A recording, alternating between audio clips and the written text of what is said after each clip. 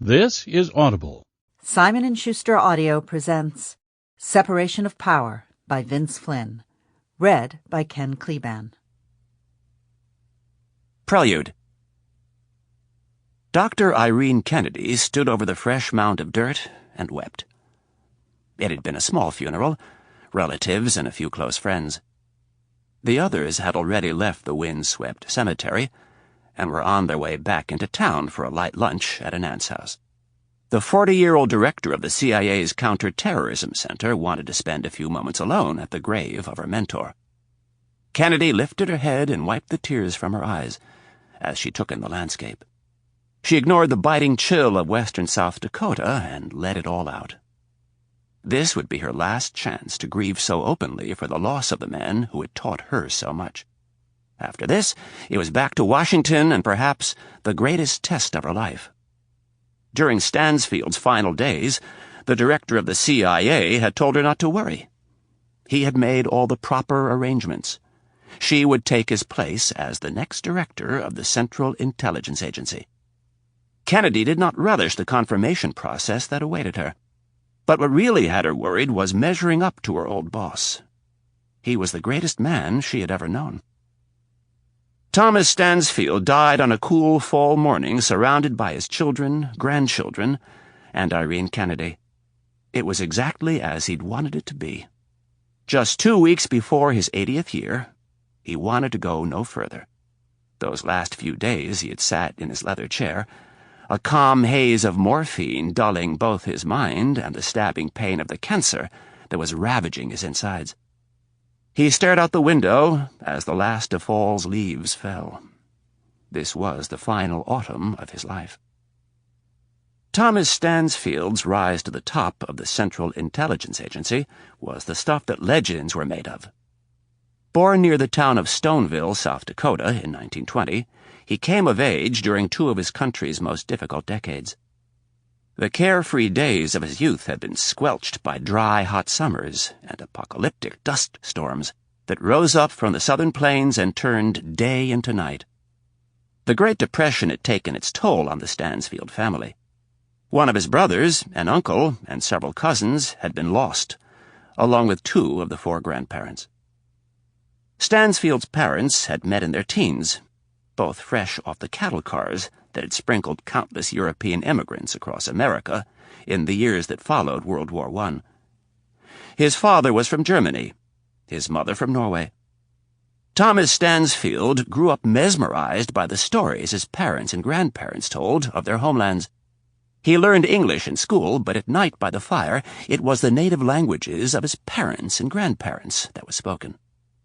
He excelled in school, and from an early age showed far less interest in farming than his brothers. He knew that someday he would return to Europe and explore his family's history.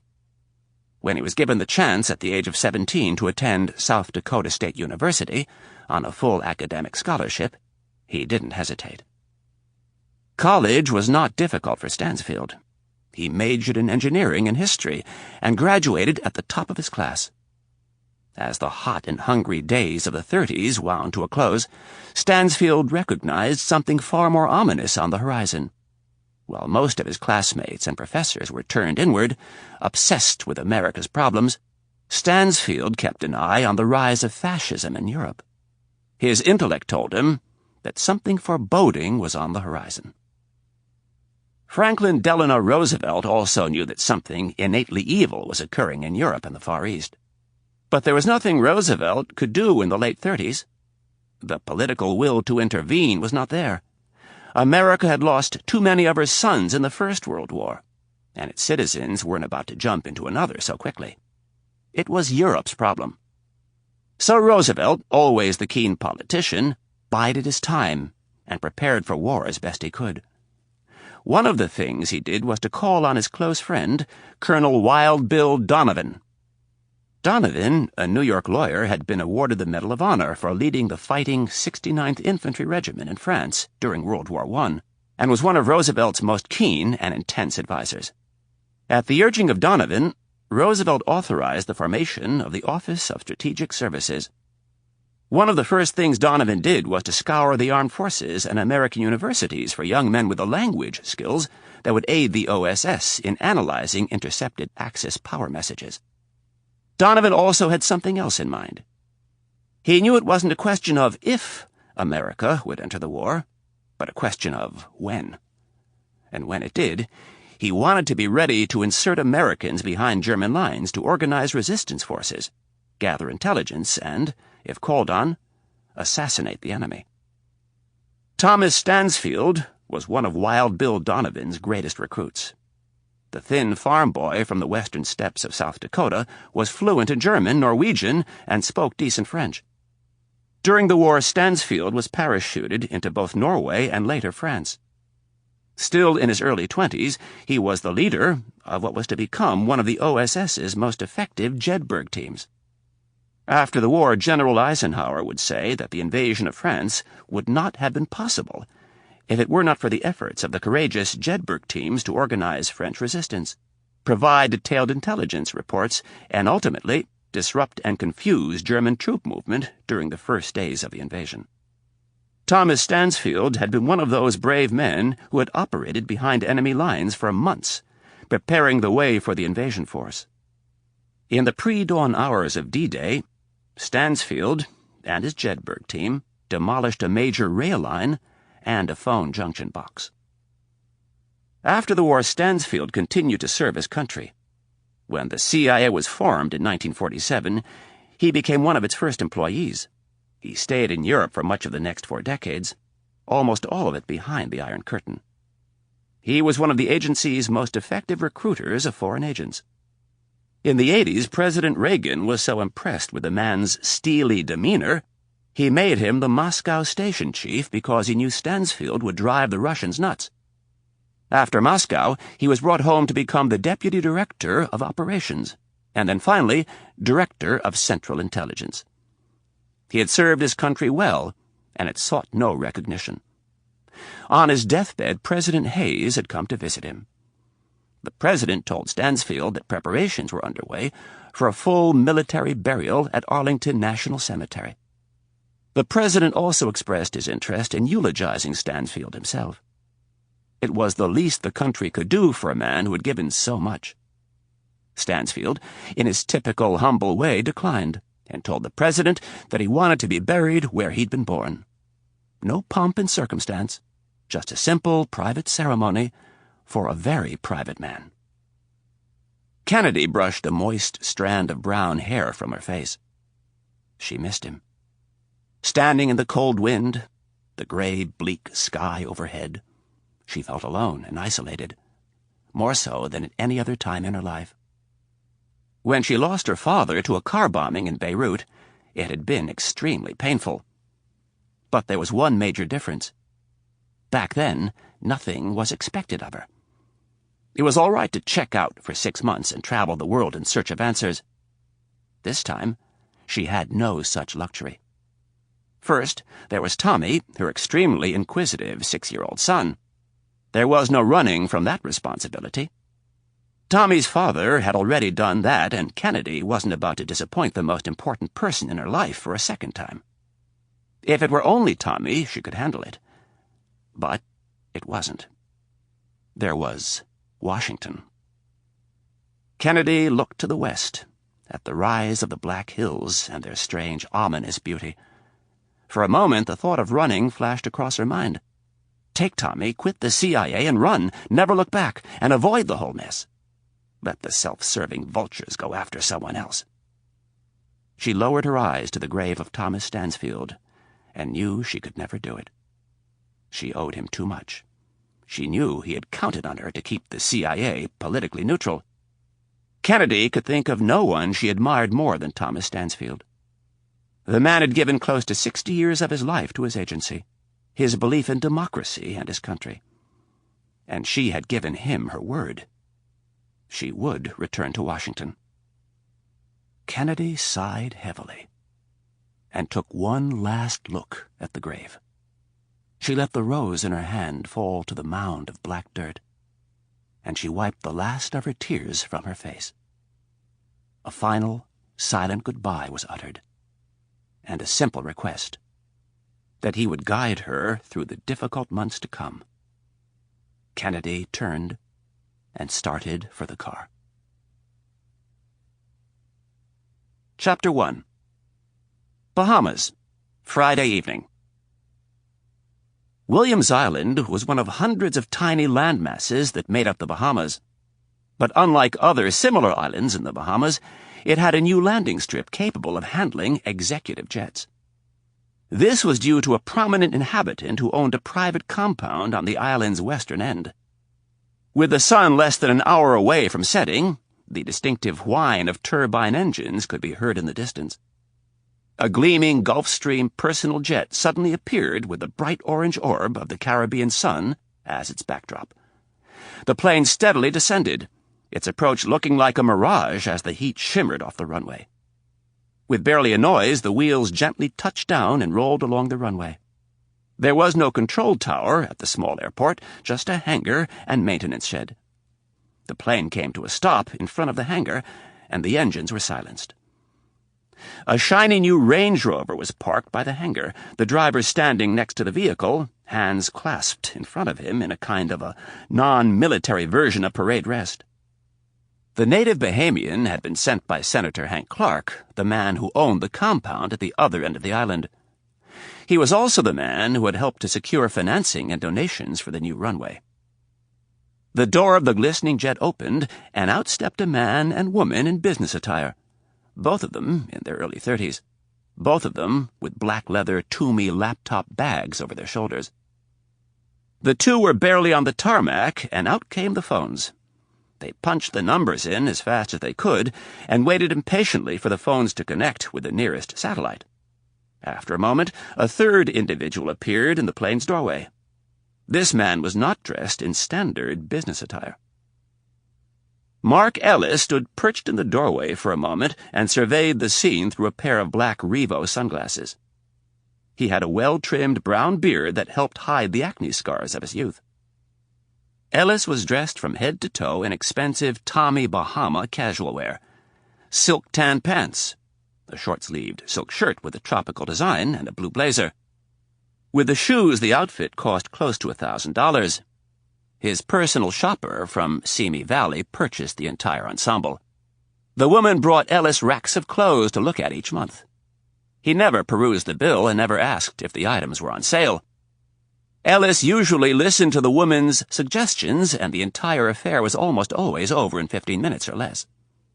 The woman would clip the tags and hang the clothes in his 1,200-square-foot master bedroom closet.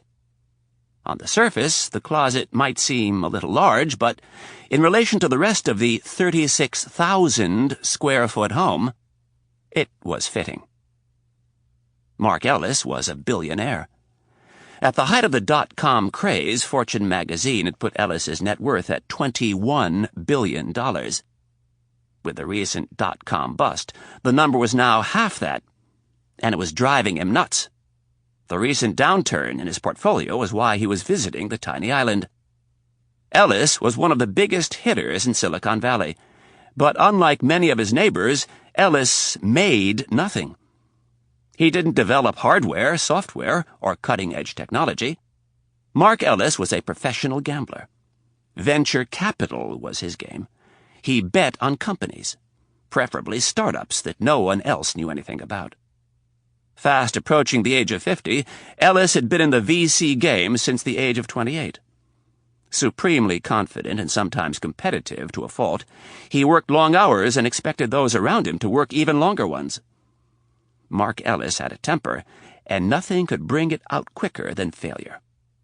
Failure meant losing, and he hated to lose with a passion that surpassed even his zest for wealth.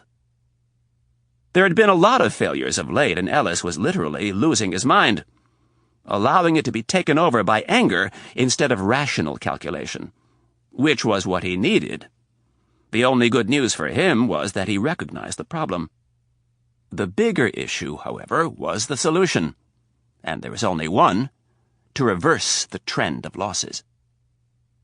Ellis stroked the edges of his brown beard as he started for the Range Rover. Despite his reputation as a gambler, he hadn't been to the track or a casino in well over a decade. As far as legal gambling was concerned, he had two big problems. He didn't like the odds, and he didn't like playing by their rules. Mark Ellis didn't like playing by other people's rules, period. Whether it was the Catholic Church, the Securities and Exchange Commission, the Internal Revenue Service, or the government in general. Mark Ellis, born in Buffalo, New York, to the son of a steelworker, believed that rules were designed to keep you down. They were designed to keep the masses in check. From an early age, he had understood this, and he had made it his personal goal in life to never live by their rules.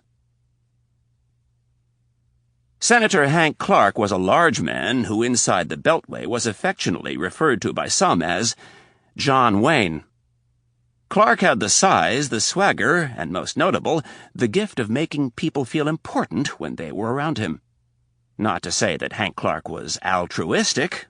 He wasn't. Clark had no aversion to making enemies in life. He just found it suited his needs much better when the other person thought he was a friend. He was, after all, a politician. Like a well-schooled assassin, he knew that it was much easier to slit someone's throat when they allowed you to get close. That was why, in an increasingly divided Washington, the Republican senator from Arizona was one of the few politicians left who could truly reach across the aisle. Clark made no public enemies, and he made very few in private. He was a likable man, and he used his amiable style to find people's weaknesses. Senator Henry Thomas Clark was a truly dangerous man.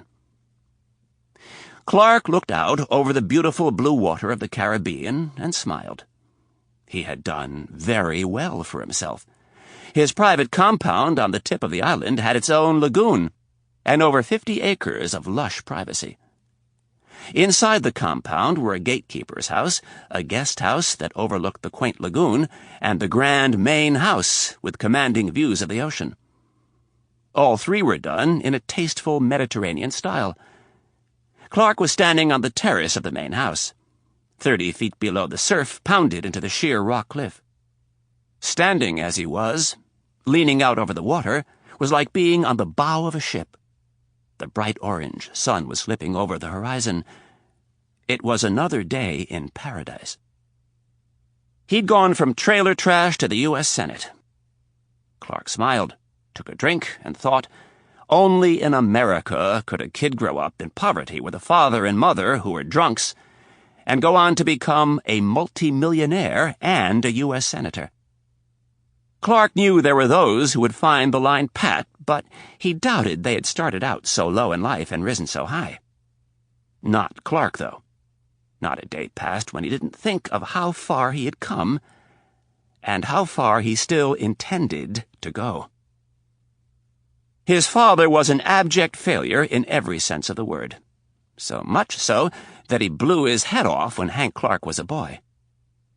The memories of his youth were a constant reminder of how bad things could be. No father, a mother who was drunk every day of the week, and the stigma of living in a trailer park. Fortunately for Hank Clark, his parents had unwittingly given him one true gift: a 90-mile-per-hour fastball and a wicked curve. That was his ticket out. A full ride to Arizona State University. After school, Clark had gone into commercial real estate and development in a fledgling suburb of Phoenix called Scottsdale.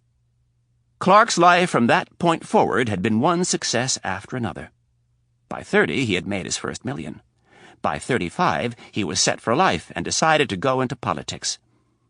He served one term in the U.S. House of Representatives, and then it was on to the Senate, where he was now in the middle of his 4th term. One would think that this would be enough for most people, but not Hank Clark. He wasn't done achieving yet. There was one more job he wanted. Unfortunately, several people in Washington weren't cooperating at the moment.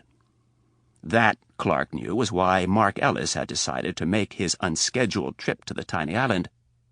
Clark was a wealthy man, but he had no intention of throwing away all of that hard-won money. That was why he needed Ellis and his friends. They had serious money. They weren't simple millionaires, they were billionaires, and they weren't shy about doling some of their billions out for access and information. Clark sighed and shook his head at the tedious road ahead. Information. That's what this whole mess was about. Knowledge truly was power, and men like Ellis understood that Clark could help give them the knowledge they needed to grow their billions and protect their kingdoms. Even over the roar of the surf, Clark heard Ellis enter the house. Clark and Ellis shared a thirst for power, and that was about it. Where Clark was calm and discerning, Ellis was volatile and brash. The man had a way of wearing people out through frontal assault after frontal assault. Nothing tricky, no feints. He just hammered you into submission. Clark found it all very interesting. He was a true tactician, and often relished outmaneuvering people like Ellis. But tonight, in the warm Caribbean air, he would prefer drinks, some light fare, and the smooth skin of a young woman flown in from Miami. Ellis strode out onto the terrace at full speed like an impetuous prince delivering bad news from some far-off front. His demeanor was very out of place in the laid-back atmosphere of Clark's private retreat, and the senator made an effort not to let his irritation show. There was no hello, no comment on the weather or the beauty of the setting sun. Ellis forcefully slapped down a copy of the San Francisco Chronicle on the small wrought-iron table near Clark and kept his eyes focused on the man. "What in the hell is this all about?" "Good evening, Mark. How was your flight?" "Never mind my flight," barked Ellis, as he looked up at the much taller and more substantial Clark. "Explain this to me!" Ellis pointed at the paper, but kept his eyes on the senator. Clark glanced down at the paper and said, "Mark, you'll have to read it to me. I don't have my glasses with me." Clark smiled as Ellis snatched the paper off the table. This might be enjoyable after all. The bull and the matador. The headline reads, "New CIA Director. Sources close to the president say that next week he will nominate Dr. Irene Kennedy to become the next director of the CIA. If Kennedy is confirmed, she will become the first woman to head the spy agency." Ellis threw the paper back down on the table in disgust. "You told me you would take care of this mess." "Yes, I did tell you that, and yes, I am taking care of it." "How? Just how in God's name are you taking care of this, Hank? You are not my only source in Washington," spat Ellis. "I'm hearing things." Clark took a drink and gauged the sincerity of the thinly veiled threat. "What are you hearing?" "I'm hearing Kennedy won't play ball. I'm hearing if she finds out about our little arrangement, she will blow us out of the water." Shaking his head, Clark replied, "As for your first point, I'm not entirely convinced she won't play ball. And as for your second point, she would never go public with our business dealings." "How can you be so sure?" With absolute sincerity, Clark replied, "She'd probably have you killed instead." Taking half a step back, Ellis gave the senator a questioning look. "You can't be serious." "Oh, I'm very serious.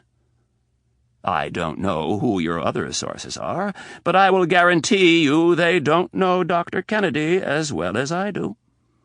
She was taught by the best.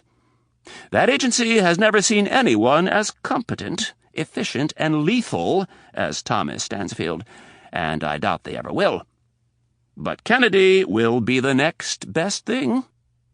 I have no doubt that Stansfield has left her with his files." Clark turned and looked out over the water. All the secrets he compiled during his 50-plus years of service in the intelligence business. I know some very powerful men in Washington who are very nervous about her nomination. Ellis clenched his fists in a show of frustration. "Then why in the hell don't you guys tell the president to withdraw his nomination and get someone in there who we can manage?" It's not that easy, Mark. These men are afraid of her. They are afraid of what she knows, and they would prefer not to draw any attention to themselves. Bullshit! I don't care how many of them are afraid of her. I don't care how many of them lose their jobs or their wives or whatever it is they are afraid of losing. How about their freedom? Clark asked, with an arched brow. What do you mean, freedom? Some of them would like to stay out of jail. Oh, come on. You'd better get some new sources in Washington, Mark. Clark started back toward the house. I'm going to get another drink. Would you like one? Ellis hesitated for a moment and then followed. My sources are fine. He stared skeptically at Clark's broad back and concluded, I see what you're trying to do. You're trying to scare me into backing down, and I'm telling you right now, I'm not going to. Clark stepped behind the simple granite bar with two large bay windows behind it. The bottles were kept on a speed rail beneath the bar. Reaching for the scotch, he said, Your little investigative firm that you use in Washington. Clark allowed himself a slight chuckle. I suppose they're fine if you're looking for a little dirty laundry on one of my colleagues, or a reporter you don't like. Or if you want to look through the garbage of one of your competitors. Clark stopped. Oh, I'm sorry, I forgot. They got caught doing that. Grabbing a glass for Ellis, he poured him some tequila. That was rather embarrassing for you, wasn't it? Clark flashed his guest a smile, and then raised his glass in a salute before touching it to his lips. Ellis muttered several swear words under his breath and took a drink. The situation the senator was referring to was a disaster for the billionaire. He had hired a private investigative firm in Washington to spy on the lobbying office of one of his chief competitors. The sleuths attempted to bribe the night cleaning crew by giving them cash for garbage. The cleaning crew reported this to their employer, and the cops stepped in and busted the employees of Liza Security. It was later learned that Ellis had hired the firm. Ellis hid behind a shield of lawyers, and no charges were ever filed. But on a personal level, the incident was the talk of Silicon Valley. Ellis avoided the social scene for months, and was on the wrong end of some very scathing jokes. Knowing no other style, Ellis refused to be deterred by the senator's embarrassing reference. That has nothing to do with what we're talking about. I don't buy this crap that a bunch of senators are scared of Kennedy. And if they are, that's all the more reason to block her. You're not making any sense. Ellis shook his head and frowned. Mark, it's basic risk-reward, intoned Clark, as if he were speaking to a teenager. Not everyone in Washington wants to raid the CIA like you do. Most of them think that Kennedy will do just fine. In fact, probably better than anyone else we could find. To them, there is no reward in blocking her nomination. He took a drink of scotch and added, Only risk. I'll offer them some reward. I'll fill their re-election coffers with cash. The senator thought about this for a second. That might work on a few of them, but not enough to make it happen. The only way to stop her nomination at this point is to find something damaging in her past. The senators on my committee will not vote against her over differences of opinion. She has too good of a reputation for the work she's done as the head of counterterrorism. Then we'd better find something in her past and end this thing before it gets started. I've looked, and there isn't anything. Bullshit! You don't get to where she is without breaking some of your stupid oversight rules. Clark knew in fact that Kennedy had trampled all over those rules, but she had done so because Clark and several other very important senators had asked Thomas Stansfield to do something about the increase in terrorist attacks against the U.S. The result was the formation of the Orion Team, an organization supported by the agency, but outside the agency. Their job in a nutshell was to take the war to the terrorists. The hunters became the hunted. To use the Orion team against Kennedy would be a very risky proposition. If she decided to take others down with her, it could get very ugly indeed. That particular information was far too valuable to trust Ellis with, though, so Clark just shook his head and said, "There is nothing. Believe me, I've looked." "Maybe your sources aren't as good as you thought," replied Ellis, who was very proud of himself for using Clark's own retort against him. Unflappable as ever, Clark flashed a big grin and said, "I am my own source." "Well, I'm going to have some people check her out." "Be my guest, but be very careful." "Why? What in the hell do I have to fear from her?" "Oh, Mark, you don't know where you tread." "Do you know anything about this woman's mentor?" "Stansfield?" "Yes." Clark grinned in admiration for the old spymaster. Thomas Stansfield was not afraid to have people eliminated. "You mean killed?" "Of course. But only those who were stupid enough to plot against him and let their identities be known." "So you think Kennedy has the same ruthless side that her boss did?" "Oh, I never said it was ruthless. Thomas Stansfield was not a ruthless man. He was very calculating. If you tried to do this country harm, or his agency, or him personally," Clark shook his head, "you were apt to end up dead." "You didn't answer my question," Ellis stated with irritation in his voice. "Is Kennedy capable of having someone killed?" "I'm not sure, but I sure as hell don't want to find out." The billionaire stomped his foot on the ground like a petulant child. "Damn it! I am getting killed! My portfolio is down 40%. My investors are down over 50%. It's bad enough that the market is in the tank, but it's unacceptable that I'm flying blind. I spent way too much fucking money on Echelon." Ellis pointed to himself and shouted, "I want a return on my fucking investment!" Clark was about to tell Ellis to calm down, but thought better of it. The man was beyond recovery at the moment. His thoughts turned to Echelon, the super-secret program started by the National Security Agency back in the 70s. Through a series of ground stations located around the globe and satellites in space, the agency began intercepting telexes, faxes, and phone calls. Using supercomputers and highly advanced voice recognition software, the NSA was able to sift through millions of calls daily and sort out the ones that were interesting. Somewhere along the way, some people got the bright idea of targeting certain foreign companies that were direct competitors of U.S. firms. The information was then passed along to, for example, a certain U.S. telecommunications company that was up against a French company for a lucrative bid. Echelon continued to morph into the 90s. Worried about the spread of U.S. technology, the super snoops at the NSA began to monitor communications in and out of Silicon Valley. Senator Clark, as chairman of the Senate Select Committee on Intelligence, got to see what was being discovered firsthand. The information he got was valuable to men like Mark Ellis.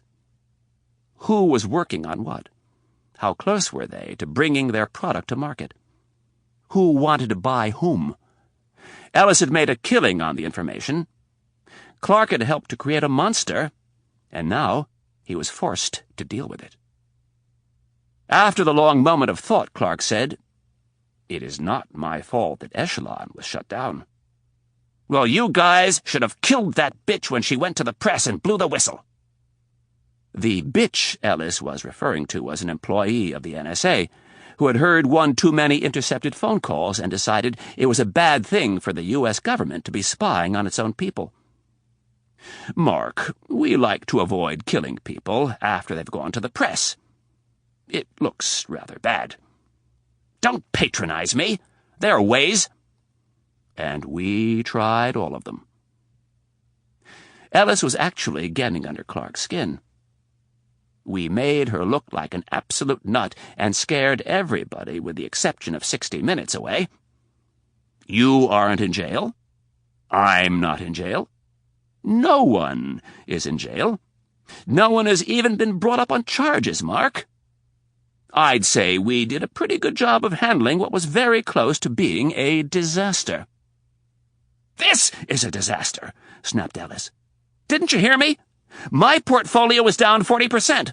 My clients are getting killed, and some of them are threatening to walk." Clark breathed a heavy sigh and placed a hand on Ellis's shoulder. Leading him back toward the terrace, he said, 2 years from now, your portfolio will be back up. 10 years from now, it will double what it was before this whole mess started. Everybody is getting killed right now." "I'm not everybody," moaned a frustrated but slightly calmer Ellis. "I want Echelon back. I want a CIA director who will play ball. I need that information." Clark kept his hand on the billionaire's shoulder as they stopped near the edge of the terrace. "Mark, I will get you the information you need. I promise." "What about Kennedy? You've told me before we have no chance of controlling her." "I said it would be difficult, not impossible." While squeezing Ellis's shoulder, Clark looked out across the water and thought of a possible solution. The trick was to get someone else to do his dirty work. He had to stay above it all. He had to stay close to the president and maintain his confidence. Then, when everything was right, he would strike.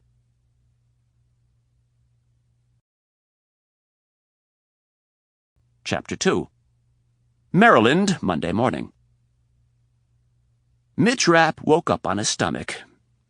He reached over to find Anna, but she wasn't there. He had no desire to move, so he simply lay there, thinking about how tired he was. His left shoulder was painfully stiff. He would have liked to think it was from the time he dislocated it playing lacrosse for his alma mater, Syracuse University. But he knew it was something a little more serious. The real damage had been done by a bullet. At 32, Rapp was a beat-up old man. He had barely taken a break since graduating from college.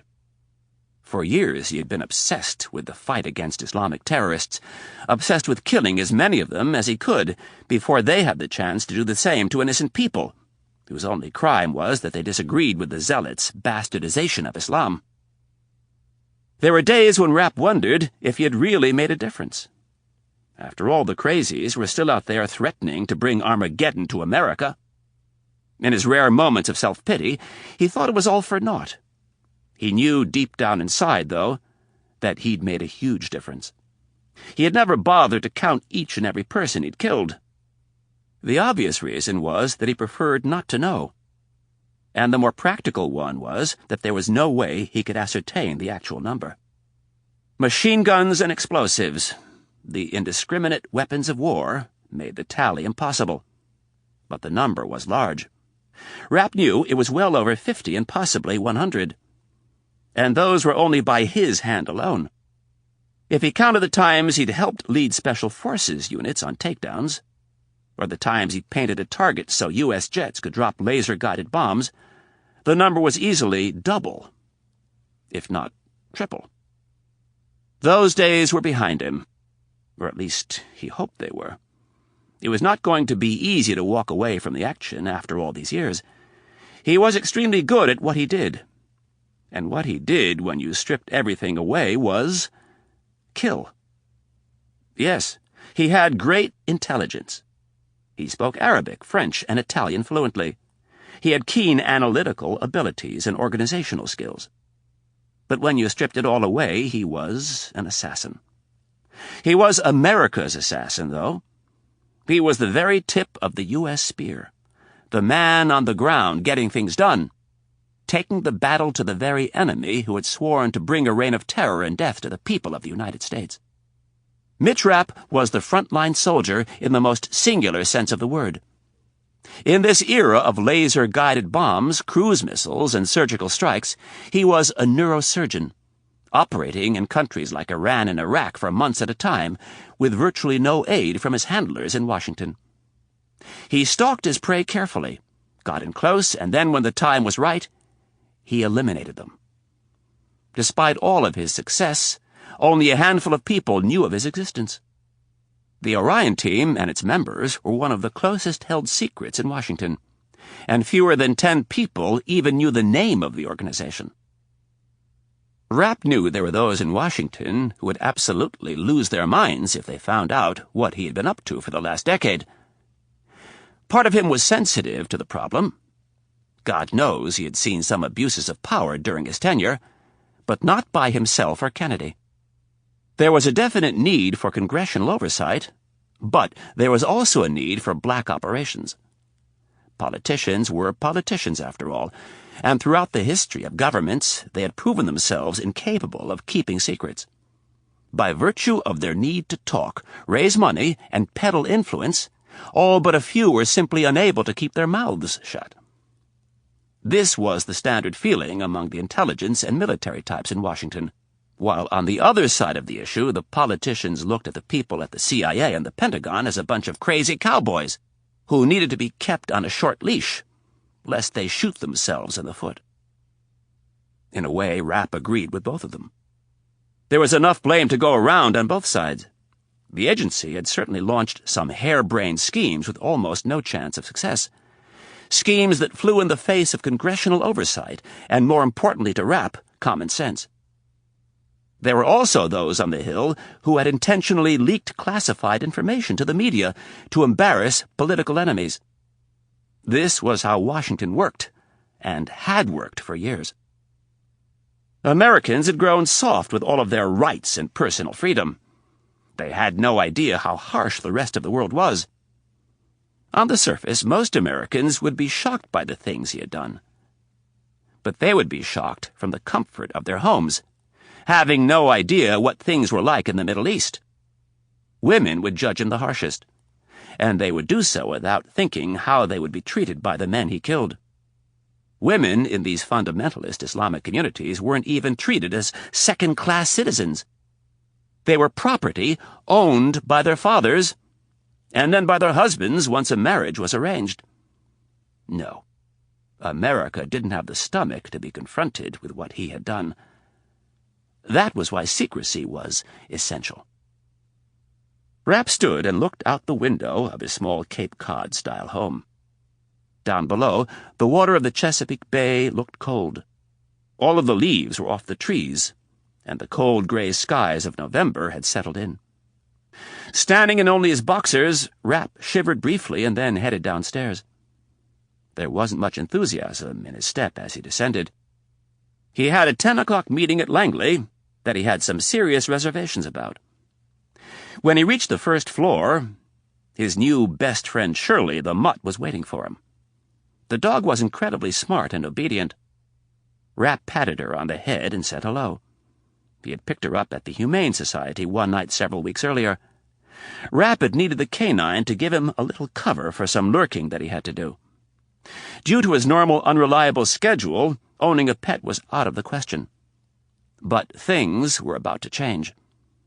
His days of globe-trotting were over, or at least he hoped. Rapp entered the kitchen to find the love of his life sitting at the table eating a bowl of cereal and reading the Post. He walked over and kissed Anna on the forehead. Without saying anything, he went straight for the coffee pot and poured himself a cup. No sugar, no cream, just straight black coffee. Anna Riley swallowed a mouthful of cereal and looked up at Rapp with sparkling green eyes. "How are you feeling this morning?" "Like shit." He moved his shoulder around in an effort to loosen it. "What's wrong?" "I'm getting old, that's what's wrong." Rapp took his first sip of the hot black liquid. Riley grinned. "What are you talking about? You're only 32. I might as well be 63 with the life I've lived." Riley studied her man for a second. They had met under the strangest of circumstances, and at the time she didn't realize how ruggedly handsome he was. But she'd had ample time to notice since. She looked at Mitch's olive-skinned body. There wasn't an inch of fat on the man. He was one lean muscle from his broad shoulders to his sleek calves. There were some flaws, although Riley never thought of them that way. Mitch liked to refer to these flaws as the chinks in his armor. Rapp had 3 visible bullet holes. one on his leg and 2 more on his stomach. There was a third, she knew, but that one was covered up by a thick scar on his shoulder where the doctors had torn him open to get at the bullet, pull out the bone fragments, and reconstruct his shoulder socket. Besides that, there was a scar left by a knife that had skewered his right side. And there was one more scar that he was particularly proud of. It was a constant reminder of the man he had sworn he would kill when he started on his crazy journey 10 years ago. It ran along the left side of his face, from his ear down to his jawline. The plastic surgeons had done a great job minimizing the mark to a thin line. But more important to Rapp, the man who had given him the scar was now dead. Riley smiled at Rapp and stuck out her arms. "I think you look great. I still feel like shit." Rapp stayed where he was, leaning against the kitchen counter.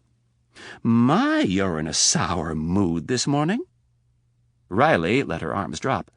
She studied Mitch briefly, and then it dawned on her what was bothering him. "You don't want to go see Irene today, do you?" Rapp mumbled into his coffee cup, and Riley said, "I knew it."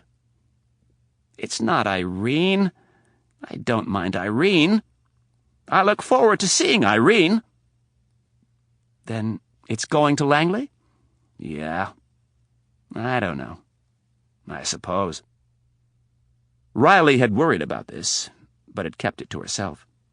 Riley was a reporter, and her job was to observe things. People, really. From what she observed as NBC's White House correspondent, she had serious doubts as to whether Mitch could make the transition from undercover operative to bureaucratic employee. He was too used to calling the shots and working on his own. At Langley, he would have to be part of a team, and he would have to take orders. But worst of all, Riley knew, was that he would have to watch what he said. Washington was a town where people often wanted to hear anything but the truth. Riley stood and went over to him, kissing him on the cheek. "Whatever you decide to do, honey, I will support you. If you want to stay at home and raise the kids, I would think that's just great." Rapp set his mug down and held up his hands, forming a T like a basketball referee. "Technical foul. No overt discussion of marriage, weddings, or children until you have a ring on your finger." Riley scoffed at him. "That's your stupid rule, not mine. You know we're going to get married, and I know we're going to get married." She pinched his waist, and with a playful smile said, "So, let's get the show on the road." Rapp grabbed her by the shoulders. "I've been just a little busy lately." He glanced over at a spot on the other side of the kitchen where just 2 weeks earlier he'd shot and killed a man. "I'd like to get some things straightened out before we take the big step." Riley waved off his caution, saying, Yeah, there's always something." She turned to leave. "I have to get to the White House. I'll call you later." Rapp followed her to the front door. "You're not mad, are you?" "No," Riley said in a light voice. "I really do have to get to work, and you—" She grabbed him by the chin. "Have to get ready for your meeting." He rolled his eyes, and she kissed him on the lips.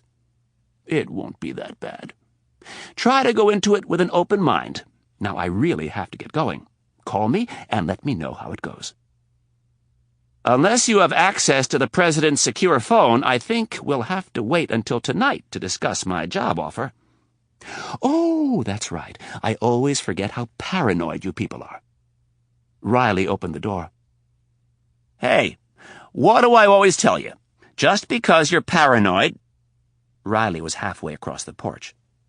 Without turning around, she yelled, I know. Just because you're paranoid doesn't mean someone isn't following you." Rapp smiled as he watched Anna open her car door. Shirley followed her and did a quick lap around the car. "I love you," he yelled. Riley stopped, and with a genuine smile, she looked at Mitch in his white boxer briefs and said, "I love you too. Now get back in the house and put some clothes on before the neighbors see you." 3. The White House, Monday morning. The sun shone brightly through the colonnade windows of the West Wing's cabinet room. The gray morning skies had cleared a bit. It was a classic Washington photo op. The president's handlers had set it up, and the commander-in-chief had gone along without endorsement or complaint. It was a part of the job, and he had learned to tolerate it. The cameras were like a bad back. They were always around, and there wasn't much you could do about them. President Robert Xavier Hayes was seated in his leather chair at the middle of the long table, his back to the windows. His chair was taller than all the others, just in case anyone forgot who the most important person in the room was.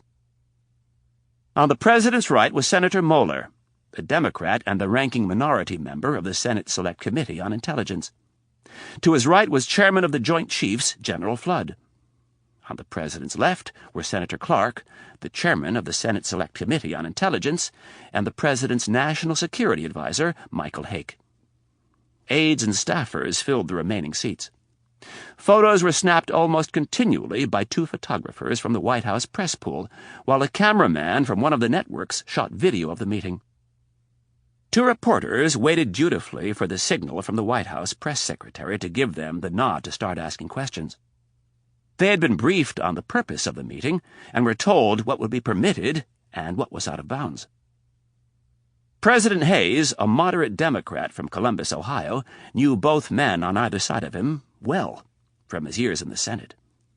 He conversed freely with them and even cracked a few jokes while the cameras snapped away. It was what was called in Washington a staged love fest. The two parties coming together, putting aside their differences and doing the right thing. President Hayes was handsome in a clean-cut way. A shade over 6 feet, he had thin brown hair that was turning grayer by the month. Hayes stayed thin by putting in 30 minutes on his treadmill or bike 4 or 5 days a week. He almost always worked out first thing in the morning, knowing it was usually the only time when someone wasn't trying to get a piece of him. Hayes checked his watch and then nodded to the press secretary, signaling that it was time to start the questions. Because space was often limited, it was not possible for the entire White House press corps to attend every event. Instead, there was a pool out of which reporters and photographers would take turns covering events, and then share the material they collected. It was Anna Riley's lucky morning to unearth the obvious. The White House correspondent for NBC hit the record button on her dictaphone and smiled at Hayes. "Good morning, Mr. President. Will there be a memorial service here in Washington to honor Director Stansfield?" "No. Director Stansfield was adamant before he died that he wanted a simple private burial in South Dakota.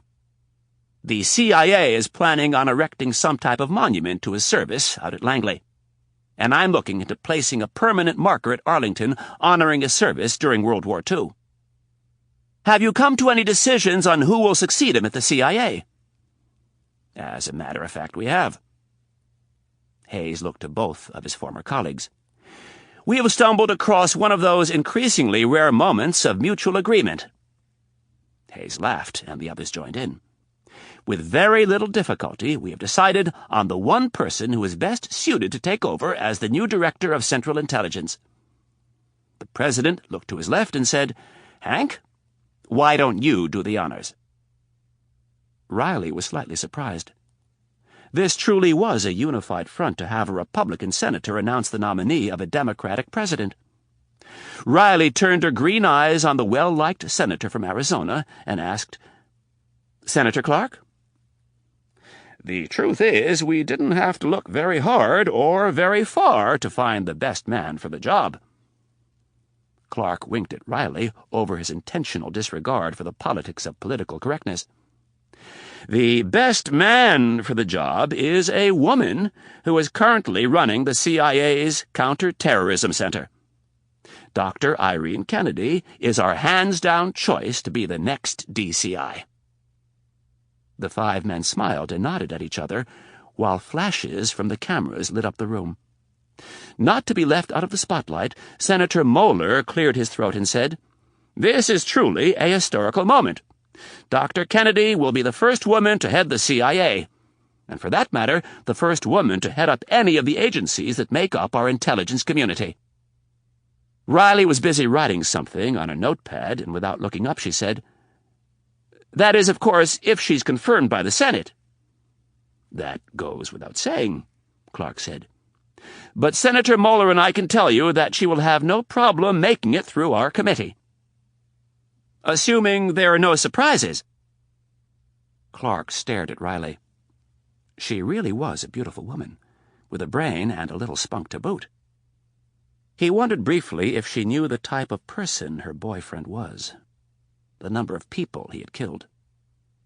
"There are no guarantees in this town, Ms. Riley, but assuming there are no surprises, I am very confident that Dr. Kennedy will sail through the confirmation process." Riley directed her gaze at the President. "Was Dr. Kennedy your first choice, Mr. President?" Without hesitation, Hayes replied, "Yes." "Was Dr. Kennedy Director Stansfield's choice to succeed him?" Director Stansfield felt that Dr. Kennedy was more than up to the task. Smiling, Riley said, "I assume that means Kennedy was Stansfield's choice." Director Stansfield thought that Dr. Kennedy was more than qualified to head the agency. The President answered Riley's question in such a way as to leave little doubt that he would not answer the same question if it was asked a third time. Riley took the hint and checked her notes. "Will Deputy DCI Brown stay on as the number 2 person at the agency, or will he be leaving?" Michael Hake, the President's National Security Advisor, fielded the question. "I spoke to the DCI this morning, and he said he will stay on for as long as he is needed." "Does that mean that he plans on leaving as soon as Dr. Kennedy is confirmed?" "No. Brown has the utmost respect for Dr. Kennedy and is looking forward to working closely with her." "Is he disappointed that he didn't receive the nomination from the President?" Riley didn't look to Hayes for an answer. She kept her eyes on Hake. Hake knew he had to throw Riley a little bone here, or she would keep digging. "Of course he's a little disappointed. Brown is extremely qualified. We were fortunate enough to have 2 great candidates to choose from. Brown respects the choice of Dr. Kennedy and is looking forward to helping her transition into the top spot." "I would like to add something here," interjected Senator Clark. "Brown has been invaluable to the CIA, the Senate Intelligence Committee, and this country." Clark leaned forward to elicit a nod from Senator Moeller. "There is no reason why just because one of them got the job, the other should have to leave. If Brown were to decide to vacate his position, I would be extremely upset. I would expect Dr. Kennedy to rely heavily on Brown to get the job done." Clark's words were intended for one person, and one person only: Irene Kennedy. He could ill afford to lose Brown right now. Kennedy needed to understand that if there was any house cleaning to be done, Brown was to remain untouched. Riley flipped to the second page of her spiral notepad. "There have already been some rumblings from the Hill about Dr. Kennedy taking over the top spot at the CIA. Are you sure this confirmation is going to be as easy as you think?" "I'm not familiar with these rumblings," the President said. "Would you care to identify the rumblers or rumbler you're referring to?" Riley smiled briefly at the President and said, "Chairman Rudin has gone on the record stating that he thinks nominating Dr. Kennedy as the next DCI is a huge mistake." "The last time I checked, Chairman Rudin was in the House, not the Senate," said the President flatly. He had a recent history of run-ins with a fellow Democrat, and he was none too fond of him. Riley looked a little confused. "Yes, but he is the chairman of the House Permanent Select Committee on Intelligence." "He sure is. But that also means he will have nothing whatsoever to do with the confirmation of Dr. Kennedy." "But he runs the committee that approves the agency's budget. Aren't you the least bit concerned that Chairman Rudin considers Dr. Kennedy a disastrous choice?" The President forced a smile. "I wouldn't be alarmed, Anna. Chairman Rudin isn't truly happy unless he has something to complain about." Hayes winked at Riley and then turned to his press secretary. On cue, the press secretary sprang into action and ushered the press pool from the room, leaving the president and his guests to discuss business in private. Chapter 4. Rapp showered and took his time getting dressed. He put on a dark gray 3-button suit, a white shirt, and a burgundy tie. He left his house a little later than he should have, but he didn't care. As he worked his way around the Beltway, from the east side of town to the west, he kept the radio off and tried to go over the details of his last mission one more time. During Rapp's affiliation with the agency, he had always felt secure that his identity was kept a very close secret. He moved freely around Washington without fear of being recognized by someone who might know that he did more than run a small international computer consulting business. The only people he really associated with were the handful of other world-class triathletes who lived in the Baltimore-Washington area. They trained with each other from time to time, but even that had stopped several years earlier when Rapp retired from the sport. As Rapp picked his way through traffic, he sifted through the details of what had happened on that last mission in Germany. That was where it had all started to unravel. Just a month earlier, Kennedy had called on him to handle a very delicate mission. A German industrialist named Count Heinrich Hagenmiller had been caught selling highly sensitive equipment to the Iraqis, the kind of equipment that was crucial in the manufacturing of nuclear weapons. Rapp's job was fairly straightforward, not unlike others that he had done before. He flew to Germany, where he met up with a husband and wife team, Tom and Jane Hoffman. They had been in place for a week running surveillance on the Count. Posing as agents from Germany's federal police, the BKA, they gained access to Count Hagenmiller's estate during a party that the Count was throwing. Rapp entered the mansion with Jane Hoffman, while her husband waited outside in the car. Everything had gone as planned. The Count had left his guests and joined them in his study. He was accompanied by his lawyer and a bodyguard. None of this had been a surprise. Rapp killed the Count with one well-placed shot from his silenced .22 caliber Ruger pistol, and then disabled both the lawyer and the bodyguard without having to kill them. When Rapp turned to ask Jane Hoffman to help him cuff the lawyer, he found himself looking down the barrel of her gun. This was where everything fell apart. She shot him twice in the chest, the bullets sending him back and over. He hit the ground hard, and with a whiplash effect, his head slammed against the bottom rung of the bookcase ladder, and everything went black. What the Hoffmans didn't know was that Rapp had bulletproof Kevlar sewn into the liner of his leather jacket. When he awoke almost 5 minutes later, the Hoffmans were gone. The bodyguard was dead, and a pool of Rapp's blood covered the floor from the gash on the back of his head. Rapp's next course of action came instinctively. Create a diversion and run like hell. He set fire to the study, destroying his own blood, and then stole a car that one of the guests had arrived in.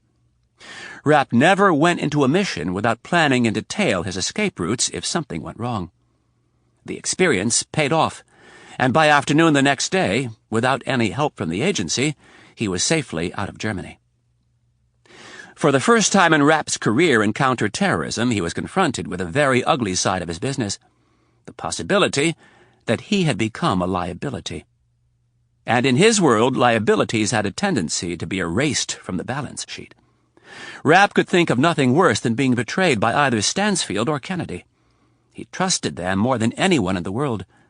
Fortunately, upon his return to America, he discovered that his handlers had not betrayed him. There was another problem, a leak. Somewhere, somehow, someone had found out about him, and they had set him up. Stansfield and Kennedy discovered that a man named Peter Cameron had hired the Hoffmans to kill him. Rapp was just about to confront Cameron's neck when he discovered him dead in his office. In the weeks since Cameron's death, they had learned some interesting things about the former employee of the CIA, but they had run into a dead end when it came to finding out who he had been working for. Kennedy had a special team within the agency who were still poring over every detail of Cameron's life in hopes of finding out who had hired him and why. But Rapp knew not to expect much from them, Cameron had been killed by the man who had hired him. Rapp was sure of it. Rapp wanted out. There would be no more targets, no more assassinations. He wanted to be done with death and move on to creating some life of his own. He loved Anna more than anyone he had ever known. It was destiny that he'd saved her life and they'd fallen in love.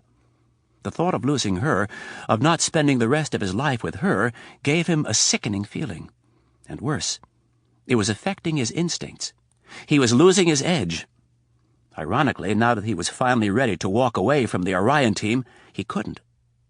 Right now, there were just too many unanswered questions. He had to find out who in the hell had hired Peter Cameron and why. It was one thing to have to look over his shoulder when he traveled in the Middle East, but it was an entirely different matter to do it here in the U.S. It would be no way to raise a family, worrying every time he left the house that someone would harm his loved ones. No. Rapp knew he would have to see this thing through to the end. Most probably, a bloody one. By the time he arrived at the main gate of the CIA, he was already 5 minutes late for his 10 a.m. meeting. As he approached the intimidating checkpoint, he stayed to the left and got into one of the employee lanes. At the barrier, he stopped his car and showed his fake credentials to a black-clad man from the CIA's Office of Security. The man had an MP5 submachine gun slung across his chest and a bulky automatic in a nylon holster at his hip. A dozen more of his compatriots were out on post monitoring the gate, and there were even more standing behind the tinted bulletproof glass and brick of the blockhouse that was dressed up to look like a fancy highway way station. The unseen men and women inside carried even bigger guns, plus a stash of Law 80 shoulder-launched rockets, just in case some heavy vehicle tried to crash its way onto the grounds. The CIA took its security very seriously. The man studied Rapp's credentials for a moment and then handed them back to him. "Have a nice day, sir." Rapp nodded and drove ahead, passing through the bright yellow spring-loaded crash barricades. The heavy steel devices were designed to pop up at a moment's notice to bar any unauthorized entry and potential car bombers. He proceeded to the underground parking garage of the old headquarters building, where he had to again show his credentials. He parked in a spot reserved for visitors to the director's suite, and passed through an unmarked door into a small lobby. Another guard was waiting and gestured for him to enter the elevator. Rapp stepped in by himself, and the doors closed. The elevator went straight from the underground garage to the director's suite on the 7th floor. When the door opened, 2 stocky men in suits were waiting for him. The shorter of the two looked Rapp over from head to toe and gestured for him to enter the office of the director's administrative assistant. Rapp did so without comment and stepped into the spacious office. The woman behind the desk stood and surprised him by saying, "Good morning, Mr. Rapp. Could I get you anything to drink before your meeting?" Coffee would be fine. He wondered how the woman knew his real name. "Any cream or sugar?" "No, thanks, just black." She pressed a button on one of the 3 phones and said, "Dr. Kennedy, Mr. Rapp is here for your 10 o'clock. "Thank you, Dottie. Send him in." Dottie got up from behind her desk and poured Rapp a mug of coffee in a blue Central Intelligence Agency mug. After handing the mug over to Rapp, she showed him into Dr. Kennedy's office and closed the door. Kennedy was at the far end of the long office amid a bevy of file boxes that were stacked on the conference table. Rapp had been in the office on only 2 previous occasions and glanced around to see what had changed since Stanfield's death. It appeared not much. The old spook's photos and awards were still hanging on the walls. He wondered if this was an oversight or a sign that Kennedy was having trouble letting go of her old boss and mentor. Kennedy grabbed her jacket from the back of one of the conference table chairs and put it on. She was wearing a stylish gray European suit with flared, notched lapels. The color was very similar to Rapp's suit. The uniform color scheme would have made a student of George Orwell smile knowingly. "Sorry about the mess. They moved everything from my old office while I was at the funeral." Kennedy smiled sadly. "Orders from Thomas. Even from the grave, he's still running the show." Kennedy held her arms out and offered her cheek to Rapp. He held the coffee mug clear and wrapped his free hand around her waist. After kissing her cheek, he said, "I'm sorry I couldn't make it to the funeral, but things are a little—" "No need to explain." Kennedy squeezed him tightly. "You're still not used to showing your face in public. Thomas, more than anyone, would have understood." "Well, you know, I always had a lot of respect for the old codger." Kennedy released him, stepping back and motioning for Rapp to take a seat on the couch. "He had an immense amount of respect for you, Mitch." She sat in an overstuffed leather chair.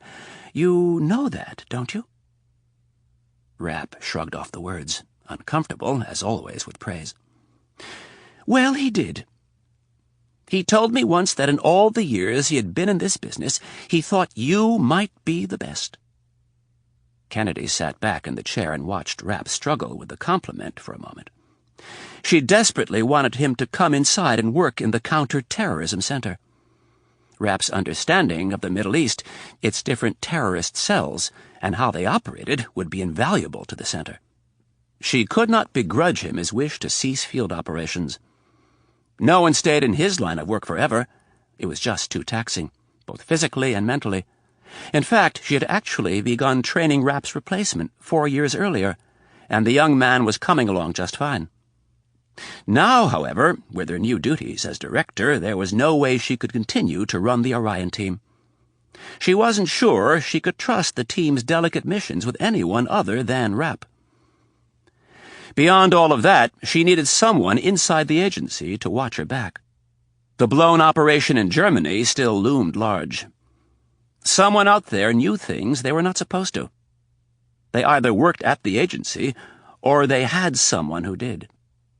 Kennedy thought it was the latter, and so did Stansfield. Before his death, he had warned that Rapp was not the ultimate target in Germany. Yes, someone wanted him dead, but not for the common motive of revenge. Rapp was meant to be found dead next to Count Heinrich Hagenmiller.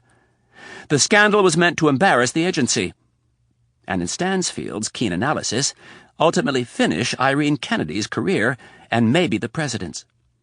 The prize, as Stansfield had put it, was the directorship of the CIA. Someone, for reasons unknown, didn't want Kennedy to take over as the head of the world's premier intelligence agency. "How's Tommy?" asked Rapp of Kennedy's 6-year-old son. "He's fine, still growing like a weed. He asked about you the other day. You should come by and see him." "I know," Rapp grimaced. "Things have just been a little difficult lately. The last thing I'd want would be for some of my problems to become his." Kennedy appreciated his thoughtfulness and told him so. They would get around to discussing their mutual problem later. "How is Anna?" "She's great." "Have you talked to her about the job offer?" "Yes." "And? What does she think?" "Well, anything is better than what I'm doing right now. But I'm not so sure she thinks it's such a good idea for the long run." "Working for the CIA?" Kennedy asked. "Yeah, I suppose. You know, she's a reporter. She'd never admit it to me, but they think we're a bunch of fascists." Kennedy nodded knowingly, tucked a stray lock of her shoulder-length brown hair behind her ear, and with a smile said, "And they're all a bunch of communists." "Pretty much. Except now they prefer to think of themselves as socialists, since the whole communism thing didn't turn out too well." Rapp laughed at his little cheap shot, and Kennedy joined in. Privately, Kennedy wondered how Mitch and Anna would deal with the difficulties of two careers that were so diametrically opposed. Kennedy could see Anna's friends poking fun at her boyfriend who worked for the CIA. She had repeatedly envisioned a horrible scene where some smart-ass reporter, who'd had one too many glasses of Chardonnay, decided to prove his intellectual superiority by making light of Mitch's career. The dream always turned out the same way. The smarmy man ended up on the floor in a pool of blood, with his nose no longer in the center of his face. Kennedy pushed the picture from her mind and got back to the subject at hand. "Look, I'm not going to hold you to what you told Thomas before he passed away. I don't think it was fair of him to pressure you at that time. I know you have some reservations about coming to work here at Langley, but I want you to know that you would be invaluable to the Counterterrorism Center." Looking down for a second, she added, "And Mitch, I could really use your help." It was the last part that got to him. Rapp had an overwhelming sense of loyalty when it came to Kennedy. He knew he couldn't say no to her when she made it personal, but he had to at least try. "I've been doing some thinking. Hear me out for a second." He shifted and crossed his legs. "I've worked outside the agency for years and have been very effective. I'm not so sure it wouldn't be better for me to remain out of sight and continue to help in a more subtle way." Kennedy had thought of this, and so had Stansfield. Neither of them liked the idea because of the logistical issues it created. Kennedy and Rapp needed an official cover so they could converse in the privacy of her office on a moment's notice. "We haven't filled you in on all of your new job requirements. You'd be far more than just an analyst in the CTC." Kennedy paused.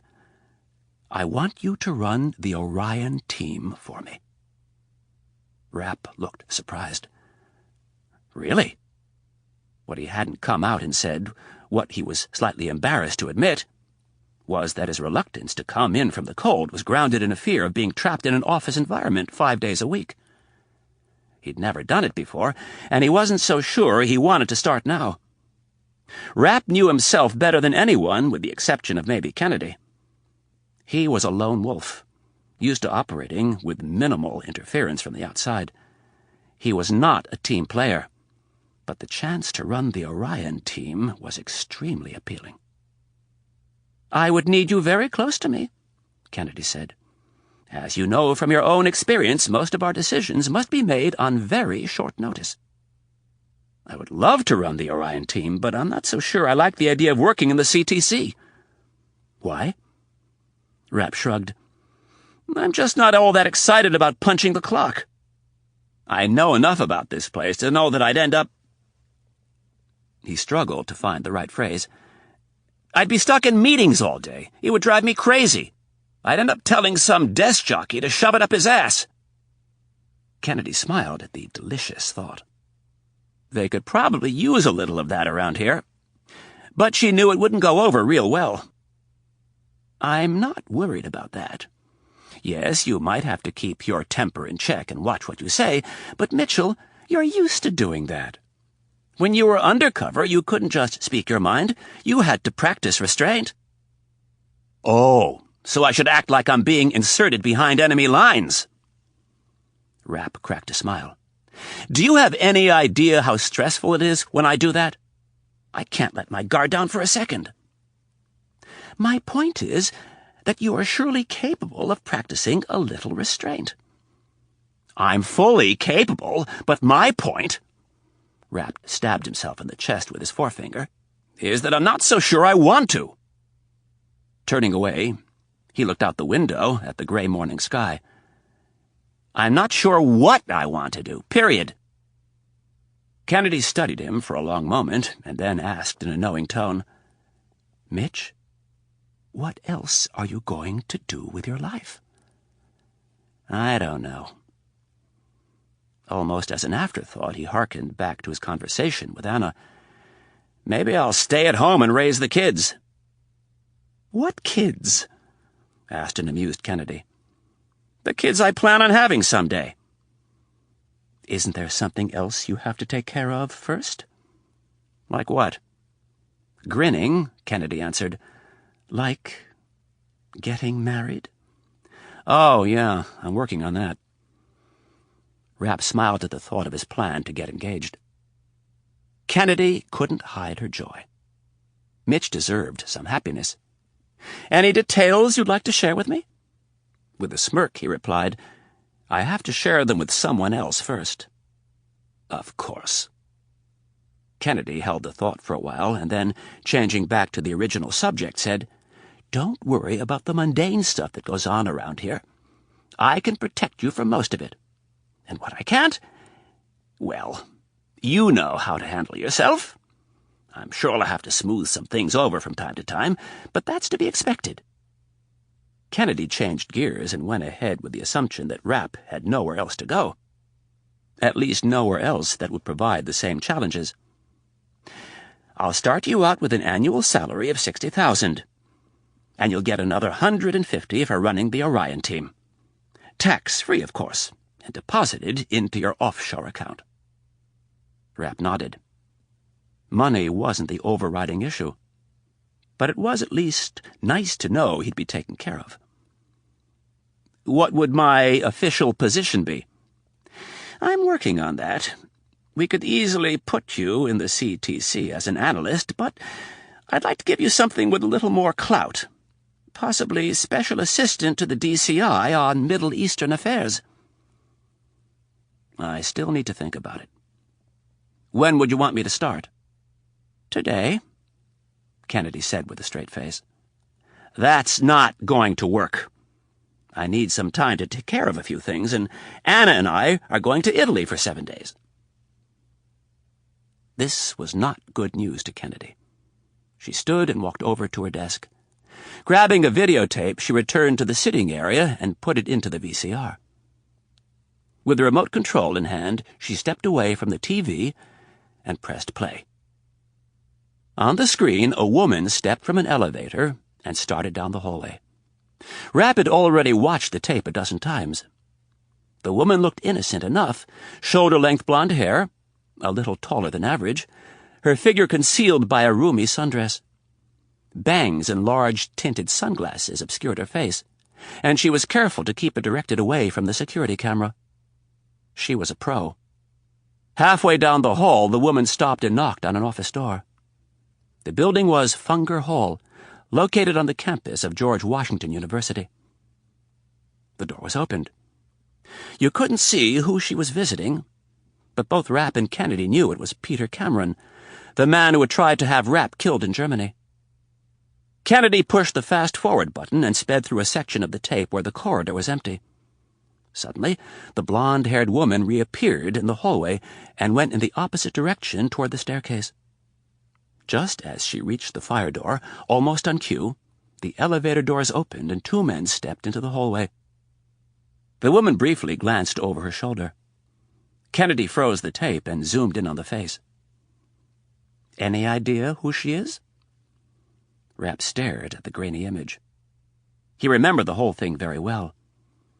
It had been less than 2 weeks since he'd stepped off that elevator with Scott Coleman. They had only moments earlier discovered the identity of the man who had failed to kill Rapp in Germany, and then attempted to lure him into a trap at his own home. The man was Peter Cameron, and by the time Rapp and Coleman made it to his office, he was dead. A sharp object had been shoved through his ear and into his brain. Cameron's death had been extremely painful, but quick. In response to Kennedy's question about the girl, he shook his head and said, "No." It was a lie. He knew the second they found Cameron's dead body who she was. The way she moved, the way Cameron was killed, it all pointed to one person. Her name was Donatella Rahn, and Rapp owed her much. "I'm having Marcus run a search on her against known assassins." Feigning indifference, Rapp simply nodded. Kennedy sat and pointed at the TV. "She is our only link right now. Somebody hired Peter Cameron to make sure you didn't make it back from Germany. They wanted the CIA to be embarrassed. They wanted the Orion team exposed. And if our thinking is right, your dead body would have been all the proof they needed. Whoever is behind this knows things they aren't supposed to." Rapp rolled his eyes at the obvious. "And what exactly do you want me to do about it?" With a genuine smile, Kennedy said, "I want you to go to Italy and ask Anna to marry you." She paused and took joy in the surprise she saw on his face. It would be nothing compared to his next reaction.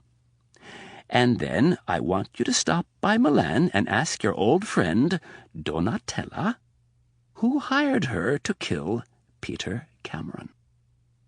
The grin that had spread across Rapp's face melted away at the mention of Donatella.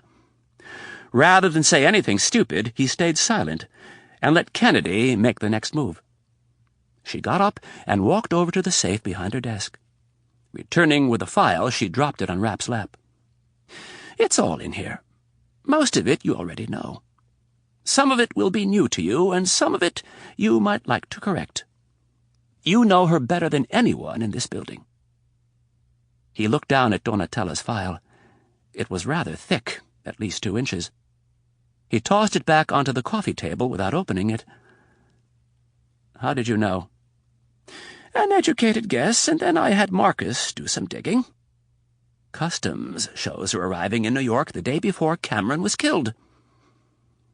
She tilted her head and asked, "Why didn't you tell me?" "I wasn't sure," shrugged Rapp. "It didn't have anything to do with the fact that you were involved with her?" He thought about it for a second and said, "I'm not sure. On some level it may have, but—" Rapp gave up on trying to explain. Kennedy pressed on, asking, "But what?" Rapp respected Kennedy a lot, so he chose his words carefully. "You have enough to worry about right now. I wanted to run this down on my own and make sure before I brought it to you." "You didn't trust me." Kennedy stared unflinchingly at him. He looked away and said, "I trust you." "Then what's the problem?" "The problem is that you have a leak." Rapp sat forward on the edge of the couch. "No one was supposed to know I was going to Germany, but someone did. I know Donatella. She'll talk to me. If it really was her who killed Cameron, I'll know. If you send someone else to pick her up, either they'll end up dead or she will. And that's the last thing we need right now." She wasn't pleased to have to admit it, but he was right. Still, though, she didn't like being kept in the dark. "Do you want me to send along any help? Have some of our people over there keep an eye on her until you get there?" "No. The fewer people who know about this, the better." Kennedy nodded and thought about the importance of Rapp's trip.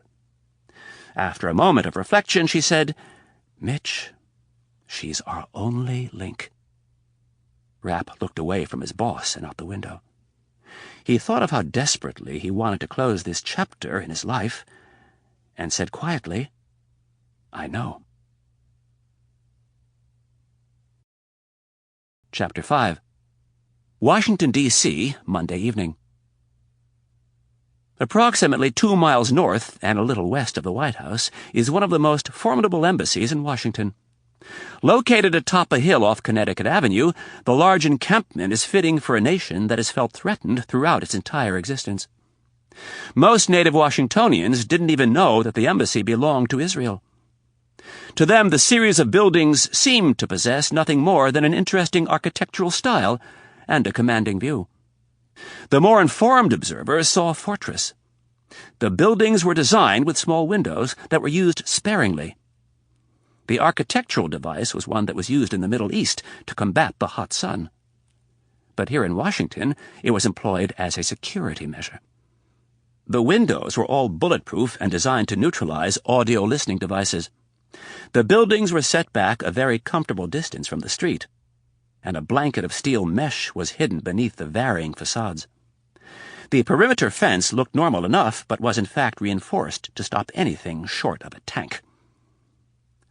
The Israelis had ample experience with car bombs, and that experience contributed greatly to the design of the embassy compound. Humans are creatures of survival, and there is perhaps no greater modern-day example of a tribe fighting for its survival than Israel. The Western world is very familiar with the horrific atrocities perpetuated against the Jewish people by the Nazis in World War II. Unfortunately, in Israel's opinion, the West considers the Holocaust a historical event. The Nazis are gone, and Israel now has a country of its own.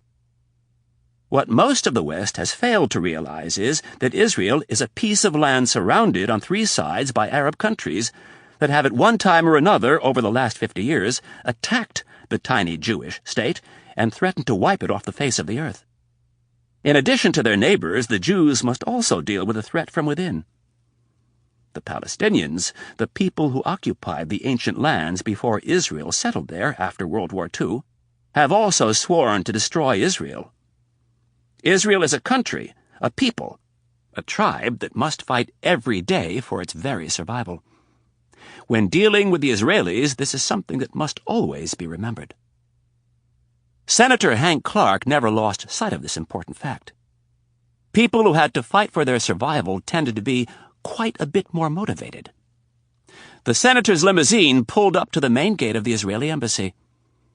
As the limo's headlights bathed the sturdy gate and the security personnel, who were dressed in tuxedos, he thought of how much he admired the Jews and their tenacity. After the car was thoroughly checked, it was allowed to pass.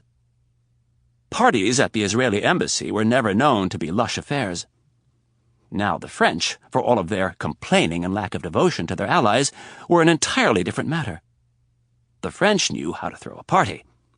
The Israelis tended to be quite a bit more serious about life, and their parties had a rather austere atmosphere.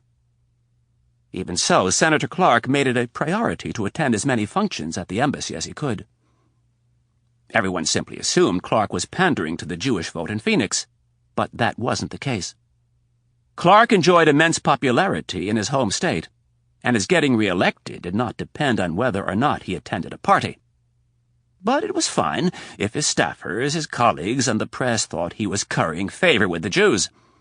Like most things with Clark, one had to dig a little deeper to find his real motive. The tall senator stepped into the main foyer of the embassy by himself. He had left wife number 3 at home.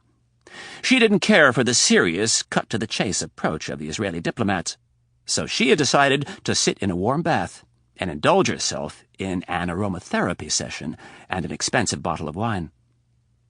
This suited the senator fine.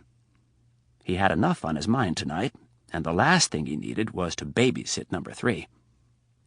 In fact, Senator Clark would love nothing more than to replace number 3 with a number 4, but he was afraid it didn't fit into his current plans. The American people would give him a pass on 2 divorces, but a 3rd would really be pushing it. Clark had barely made it through the entrance when the Israeli ambassador's underlings besieged him. Hands were firmly squeezed. Clark doled out a few backslaps and greeted everyone with his best smile. One of the more senior diplomats, who knew Clark better than the others, helped whisk him away so he could take care of the first order of business. 30 seconds later, Clark was standing in the large ballroom with a tumbler of ice-cold scotch in his hand. A full head taller than almost everyone at the party, Clark scanned the crowd for the face he doubted he would see. The man he was to meet with tonight did not like to be seen in public. After about an hour of schmoozing, Senator Clark was led away from the other guests by an unremarkable man in his 40s. The senator had no idea who the man was and had no interest in finding out. After a brief stop at the men's room, Clark was handed off to another individual who led him past the shin-bait security personnel and into the working part of the embassy. None of these security officers asked for identification, much less looked at him. Everything had been arranged, Clark knew, by the man he was going to meet. By the time they reached the elevator, the sounds of the party were a distant roar. The entire embassy was considered a secure facility by Shin Bet, the Israeli agency charged with handling security for all of the country's embassies and consulates. But nowhere in the embassy was security taken more seriously than in Sub-Level 3. The entire floor was without windows and partitioned from the rest of the facility. It housed the offices of the military's various intelligence organizations, Amman, AFI, and NI, as well as those of Mossad, Israel's vaunted foreign intelligence service. The area could be accessed in only 2 ways, by a single elevator or staircase. The staircase, however, could only be used in the event of a fire, which to date had never happened. All traffic to and from the floor was by way of the elevator. Clark stepped into the elevator by himself and descended 4 stories beneath the earth to an area where electronic eavesdropping was more difficult. When he stepped from the elevator, he was greeted by a sterile combination of bright lights, white floor, and white walls. The only noticeable feature in the room was a heavy secure door with a camera mounted above it and an automatic fingerprint recognition pad to the right. Clark heard the metallic click of the lock on the door being released, and he opened it. Standing on the other side was a woman who Clark guessed to be in her mid-30s. Without speaking, she gestured for the senator to follow, and they were off. Midway down the corridor, the woman took a right and then stopped several doors later. With a polite smile and an open palm, she motioned for Clark to enter the dim room. Clark found his friend sitting at the other end of a rectangular 10-person conference table. He stepped into the room. The thick, spring-loaded door closed automatically with an airtight click. The walls and ceiling were covered with a gray foam that looked similar in pattern to the inside of an egg carton. The senator knew the foam was designed to keep whatever was said inside the room, which was exactly what both men wanted. The man at the far end of the room closed the file he was reading and switched his cigarette from his right hand to his left.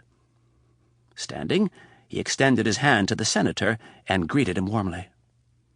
"Good evening, Hank. It is a pleasure to see you, as always." "Thank you for making the trip, Ben. I really appreciate it." Ben Friedman shrugged, as if to intimate that traveling halfway around the world from Tel Aviv was no big deal. Friedman gestured for Clark to sit, and he turned to a small portable bar that was behind him. Like Clark, Friedman also enjoyed his alcohol. "I had to come anyway. I need to see the president in the morning." He poured 2 drinks and then eased himself into the chair at the head of the table. "Anything important?" "I'd say so," Friedman replied with a troubled look. "Can you tell me about it?" "It involves Iraq. You will hear about it soon enough, but let's not talk about my problems right now. Let me hear yours." Friedman was a pit bull of a man in both personality and physique. He was aggressive, tenacious, and loyal. If he did not love you, he was a man to be feared. But if he did love you, he was as dependable as a eunuch guarding a Vestal virgin. Friedman loved his country first and foremost, and after that he loved those who helped protect Israel. Senator Clark fell into the latter category. Friedman kept his head shaved and rarely wore a tie. Most of the time, like tonight, he wore a pair of dress pants with a plain short-sleeved dress shirt. A good 50 pounds overweight, the 5'10" spy liked to keep his shirts untucked. Not only did he find it more comfortable, in the often oppressive heat of Tel Aviv, it also helped to conceal the gun he always carried in a holster at the small of his back. Born in Jerusalem in 1949, Friedman came of age just in time to distinguish himself in the famous Six-Day War of 1967. He was in a front-line unit that was overrun during the initial hours of the war.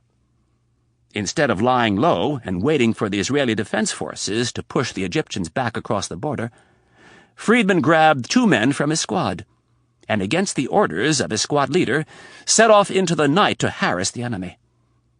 They succeeded brilliantly in their mission, infiltrating the perimeter of a mobile Egyptian command post and wreaking utter havoc. His bold actions did not go unnoticed, and after the famous Six-Day War, Amman, Israel's military intelligence organization, got their hands on him. By the age of 30, Friedman had risen to the rank of colonel, and had fast gained a reputation as a man who got results. It was then that he had been recruited, or, as some in the military felt, stolen by the Mossad. Over the next 2 decades, Friedman became a legend within the Mossad. What was even more miraculous to some was his uncanny ability to avoid highly embarrassing situations. Whether it was luck or cunning, no one could be quite sure. But then Friedman had risen to the very top of what many considered the most effective intelligence agency in the world. He was a man to be respected and feared. He was the Director General of the Mossad, and rarely did a month pass where he didn't send someone to their death. Friedman took a sip of his Polish vodka, and looking at his guest, surmised that he would most likely keep the trend going. Tilting his head slightly, Friedman asked the chairman of the Senate Select Committee on Intelligence, "What troubles you, my friend?" "Oh, many things, but one thing in particular." "Dr. Kennedy?" Yes and no. She is an issue, but at present there's someone who is a bigger priority." A thin, mischievous smile creased Friedman's lips. "Mr. Rapp?" Shaking his head, he added, "I told you. You should have never got him involved in all of this. He is far too dangerous a man." "Yes, you were right about that, but we can't turn back the clock." Clark hesitated for a moment, as if he were struggling to suppress a bad memory. Friedman had indeed advised him to avoid Mitch Rapp. He had been very specific on that point, warning him that 4 continents were littered with the corpses of people who had gone toe-to-toe with America's top assassin. At the time, Clark had thought that Friedman had refused out of some respect for Rapp, some common bond they had forged while fighting the same enemy. That was the rationale the senator had used when he had been stupid enough to trust Peter Cameron. Just the thought of Cameron caused Clark to grimace. He had recruited him personally. As the trusted chairman of the Senate Intelligence Committee, there wasn't much that Clark couldn't get his hands on. He had chosen Peter Cameron after several years of studying the man's every move. Cameron was a 24-year veteran of the CIA's Office of Security, the CIA's own little private Gestapo. One of the Office of Security's chief jobs was to watch the watchers, to spy on the spies. Cameron knew things and had contacts that the senator was more than willing to compensate him for. After more than 2 decades of mediocre pay, Cameron leapt at the chance to become a well-paid mercenary for the senator. It had been Cameron's idea to kill Rapp and leave him in Germany for all the world to discover. Despite all of his suppressed anger, Clark had to be honest with himself. The plan had been a bold one. Clark had shadowed Rapp and Kennedy and intercepted the orders. Cameron had used his contacts inside the agency and paid them well. Clark was sure of that, for he had been the one handing over the suitcases of cash. If the plan had succeeded, Chairman Hank Clark would have presided over the most sensational hearings this country had seen in decades. The facts Clark was prepared to slowly unearth would have destroyed President Hayes and wounded the Democratic Party for at least the next 2 general elections. It would have allowed the senator to virtually handpick the next director of the CIA, a director who would be more than willing to open up the treasure trove of secrets formerly known as Echelon. And more important than all of it, the entire affair would have allowed Hank Clark to launch his bid for the White House. He would have had the money from Ellis and his associates in Silicon Valley. The nationally televised committee hearings would have given him the all-important face time and name recognition. And his party would have been beholden to him for bringing the Democrats to their knees. It was a lock. They had come so close. If only Peter Cameron had succeeded. Clark had failed to listen to Friedman, and he was now paying for it. When the Germany operation blew up in their faces, Cameron assured Clark that he could handle the CIA's top killer. Clark had given him one more chance, and Cameron had screwed that up too. Disguised as FBI special agents, Cameron and his cronies had picked up Anna Riley and brought her to Rapp's house. Once again, Cameron underestimated his target, and before the night was over, more men had died at Rapp's hands. That was when the senator had decided to cut his losses. In a brief coded email to Friedman, Clark had arranged for Peter Cameron to meet his maker.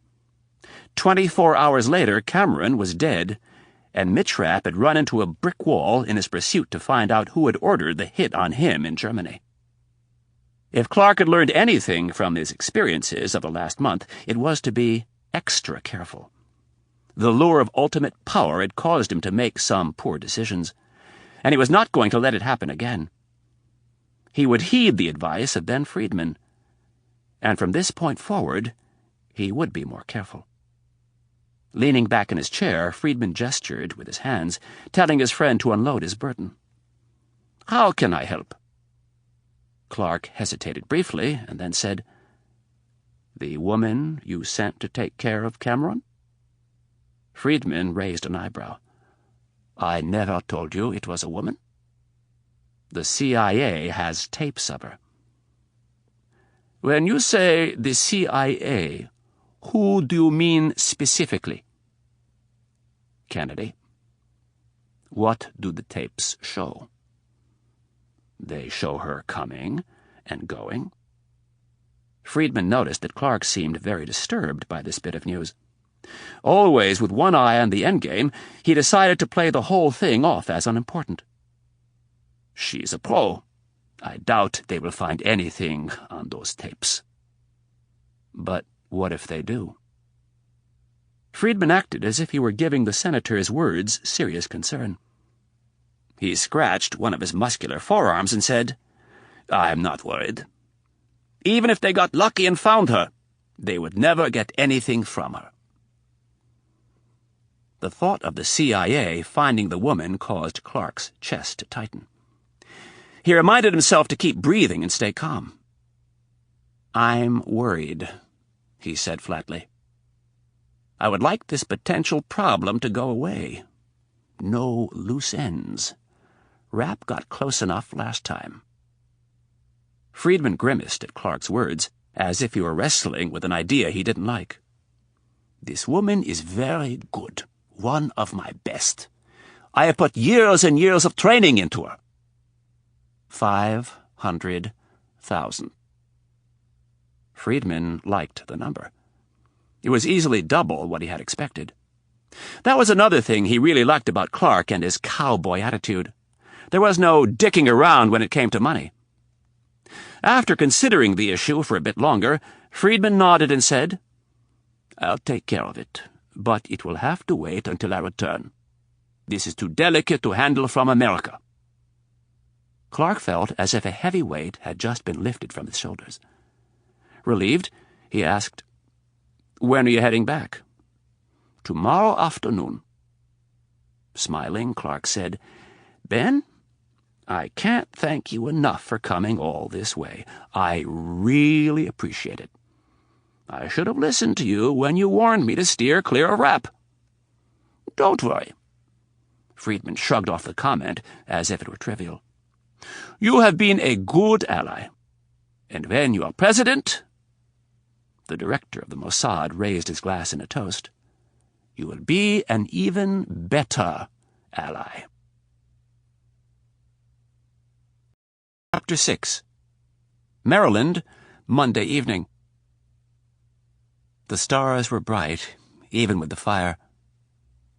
Anna had given him a portable wrought-iron fire kettle for his birthday, and Mitch had put it to good use. The temperature was around 50 and dropping. Rapp sat on the deck of his small cottage overlooking the Chesapeake.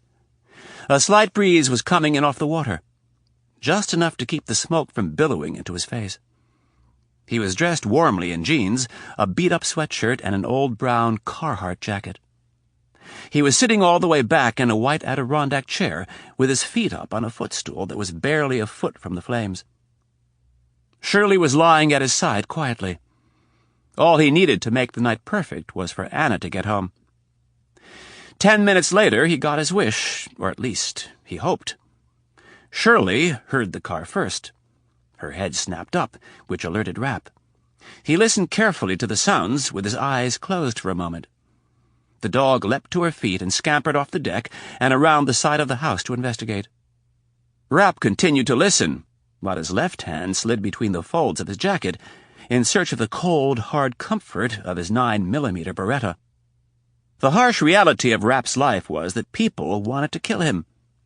During the first 10 years of his career in counterterrorism, he could always count on coming home and letting his guard down. His job required it. The weeks and sometimes months that he spent abroad on missions was absolutely draining. The sheer amount of information he had to memorize for a mission was sometimes overwhelming. Maps, codes, specifics on his target, the local authorities, political groups, and competing terrorist groups. It all had to be memorized. And that was before being inserted. Once he was in the country, it got even worse. Without letting others see, he had to be hyper-aware of everything that occurred around him. Imagine walking through a sea of people in the vibrant city of Damascus. Not only did he have to track those he had been sent to kill, but he also had to constantly look over his shoulder to make sure no one was following him. This was no easy task in a part of the world where 90+% of the men had black hair and mustaches, and most of the women were covered from head to toe in the traditional Muslim wrap. If his true identity were discovered, he would be painfully stoned to death without a tribunal, and that would be the easy way out. If he were caught by the police or a foreign intelligence service, he would be brutally tortured, and not just slapped around and screamed at. This was the Middle East. No part of his body would remain unviolated. He would be forced to endure the most inhumane conditions imaginable. Rapp regained control of his wandering imagination and pushed the horrible thoughts from his mind. This was why he needed a safe place. A place where he could let his guard down and recuperate.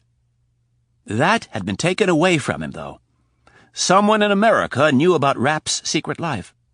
They had tried to kill him twice now, once in Europe and once back in the States.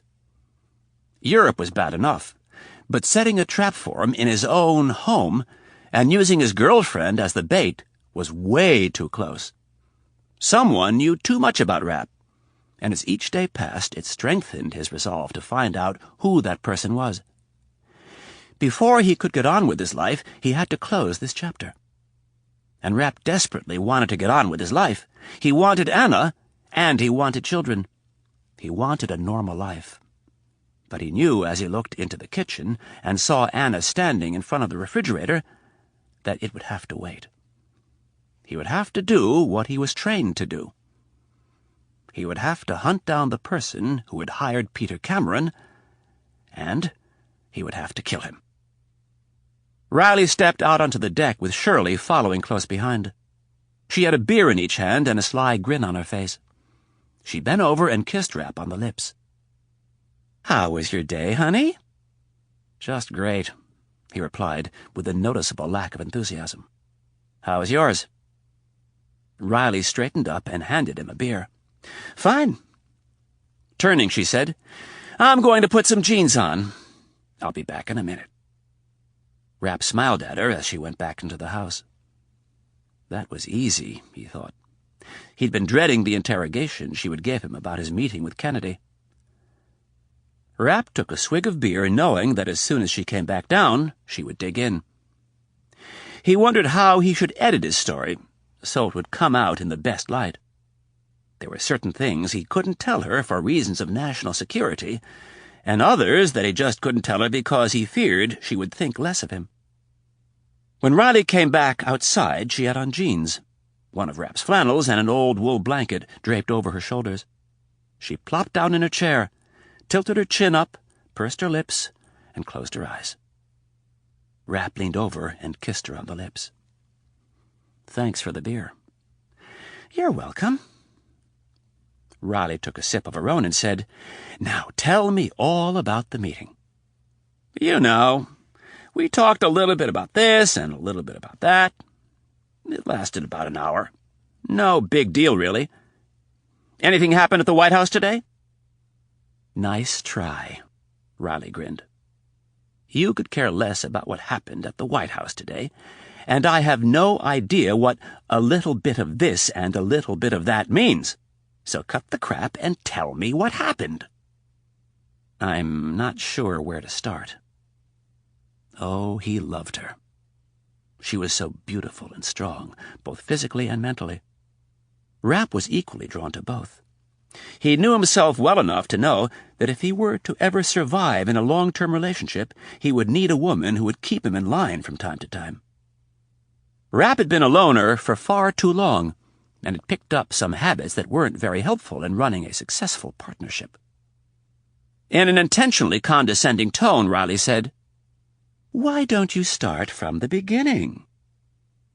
"Well, I wore my gray 3-button suit and that tie you bought me for Father's Day." Rapp stopped and looked at her with a shitty grin.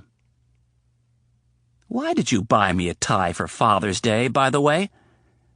We never settled that. Was it wishful thinking on your part, or were you trying to imply that I may have some children that I don't know about? I've got all night, Mitchell, my darling. We can do this the easy way or the hard way. You can just tell me, or I can wear you down hour by hour. Rapp smiled as he took another drink. I can hold out. Oh, I'm sure you can. But two can play at that game. Riley gave him a devilish smile and turned her attention to the fire. What's that supposed to mean? Asked Rapp, with a little more eagerness than he would have liked to show. No sex. Rapp groaned. Oh, God. Don't you pay any attention to all of those stupid relationship books that you and your friends read? They all say the same thing. Never, and I repeat, never use sex as a weapon. I'm not using it as a weapon. Riley shook her head. If I decide to abstain, I will do it on religious grounds. And what would those be? Rapp laughed. That I shouldn't be giving myself so freely to a man who I am not married to, much less engaged. Riley quickly took a drink of beer to hide the smile that was spreading across her face.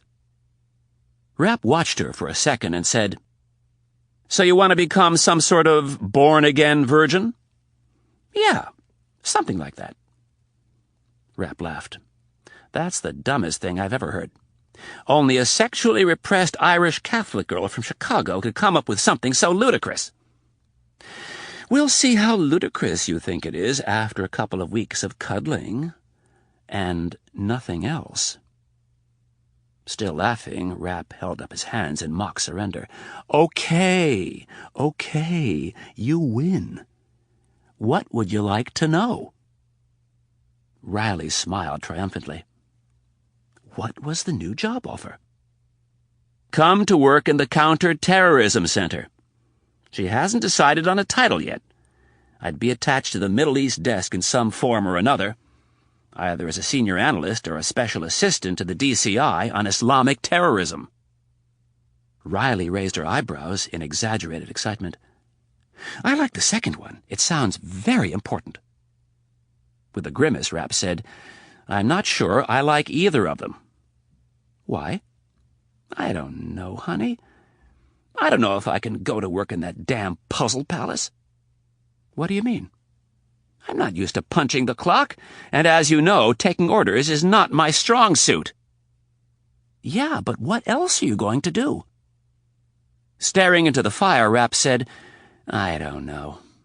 I'll stay home and raise the brood. Oh, no, you won't. Riley shook her head. The last thing I want is a brooding husband raising the brood. You'll go nuts, Mitchell. You need challenge in your life. Don't get me wrong, I think you'll be a great father. But a Mr. Mom, you're not. Yeah, I know, but... Rapp stopped and took a drink. But what? I don't think I'm cut out to play all of the Mickey Mouse games they make you play at Langley. Riley reached over and touched his hand. I think you should do it. At least give it a try. Really? Rapp said, a little surprised. Yeah, and don't forget, you've got the director in your corner if anything goes wrong. Rapp studied her. What? I just didn't expect you to tell me to take the job. We all have to do something, honey. You were very good at what you did for the last 10 years.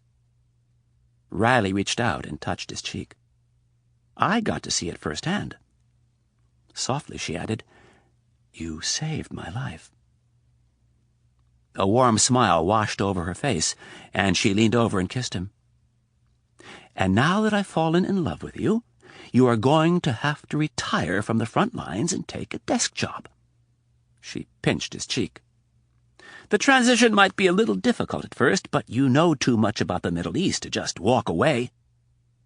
It doesn't bother you at all that you'll have to tell your family and friends that I work for the CIA? Are you kidding me? Riley grinned. My girlfriends all drool over you, as it is. When they find out you're a spy, they're going to lose it, she laughed. No, I'm serious. Won't it affect how you're treated at work? You know, sleeping with the enemy?" "No." She shook her head, and then, after thinking of a couple of potential problems, added, "And if it does, I'll deal with it." Thinking about what she had just said, Rapp slowly nodded his understanding. "Well, that makes me feel better about it." "Good. What else did you talk about?" Rapp thought about Kennedy asking him to take over the Orion team, but that was strictly off limits. He had never uttered the words to her, nor would he. "Not much else. Just salary and some administrative stuff." Riley gave him a skeptical look. "Come on, what else?" "Nothing that I can talk about." "Mitchell?" "Anna?" Rapp replied in a mocking tone.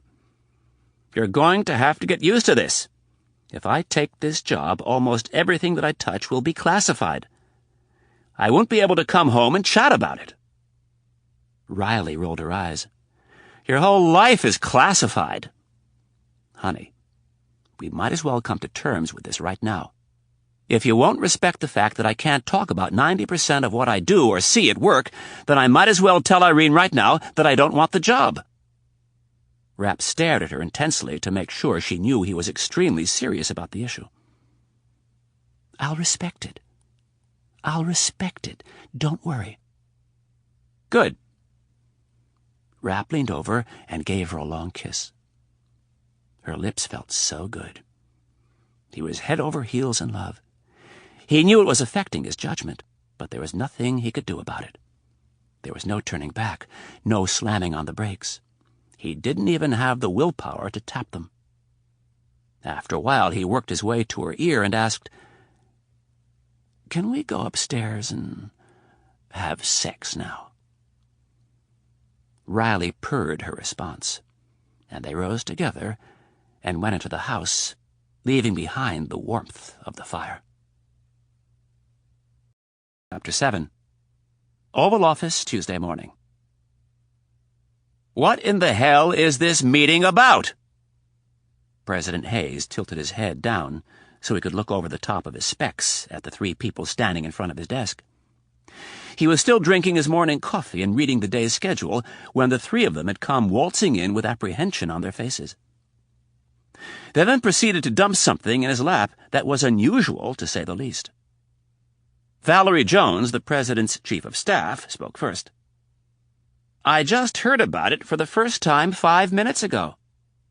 Jones turned to look past Michael Hake, the president's national security advisor, to Irene Kennedy. Kennedy spoke. "I received the call early this morning.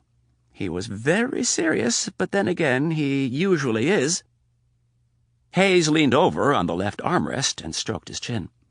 This whole thing was strange, a first for him in his relatively short career as president. Nothing good could come of it. He was sure of that. Looking up at Kennedy, he asked, "Have they ever done something like this before?" Kennedy thought about her dealings with the Israelis over the last 2 decades. "They request backdoor meetings with us from time to time, usually for the obvious reasons. They don't want the press or any opposition to find out." Kennedy shook her head slightly. "But I don't seem to ever remember them going straight to the top." "This can't be good. The director of Mossad flies to the United States and pretty much demands to see me. I don't see anything positive that can come out of this." Hayes looked up at his NSA. "Michael, what's going on over there? Any flare-ups in the peace process that I haven't been told about?" "No. It's the same old thing. Arafat demands X, Y, and Z and then walks away from the table. The bombs start to go off, and then a month later they sit back down at the peace table and start over again." "It's not that," Kennedy said in a thoughtful tone. "If it had something to do with the peace process, they wouldn't fly Ben Friedman all the way in from Tel Aviv. Their ambassador would take care of it, or the prime minister would call." She paused and thought about another possibility. "No," she said, making up her mind. "Ben Friedman means real trouble. Something is going on over there that we don't know about, something serious." "Great. the president mumbled. With more than a little frustration, he said, "And none of you have any idea what it is." "Sorry, sir," was all Hake could say. The president thought about the situation for a moment. He was tempted to pick up the phone and call the Israeli prime minister, but caution got the better of him. The PM was due to visit the U.S. in 2 weeks. There was obviously a reason for sending Friedman. The president looked to Hake and said, "Get General Flood over here. I want him to sit in on this."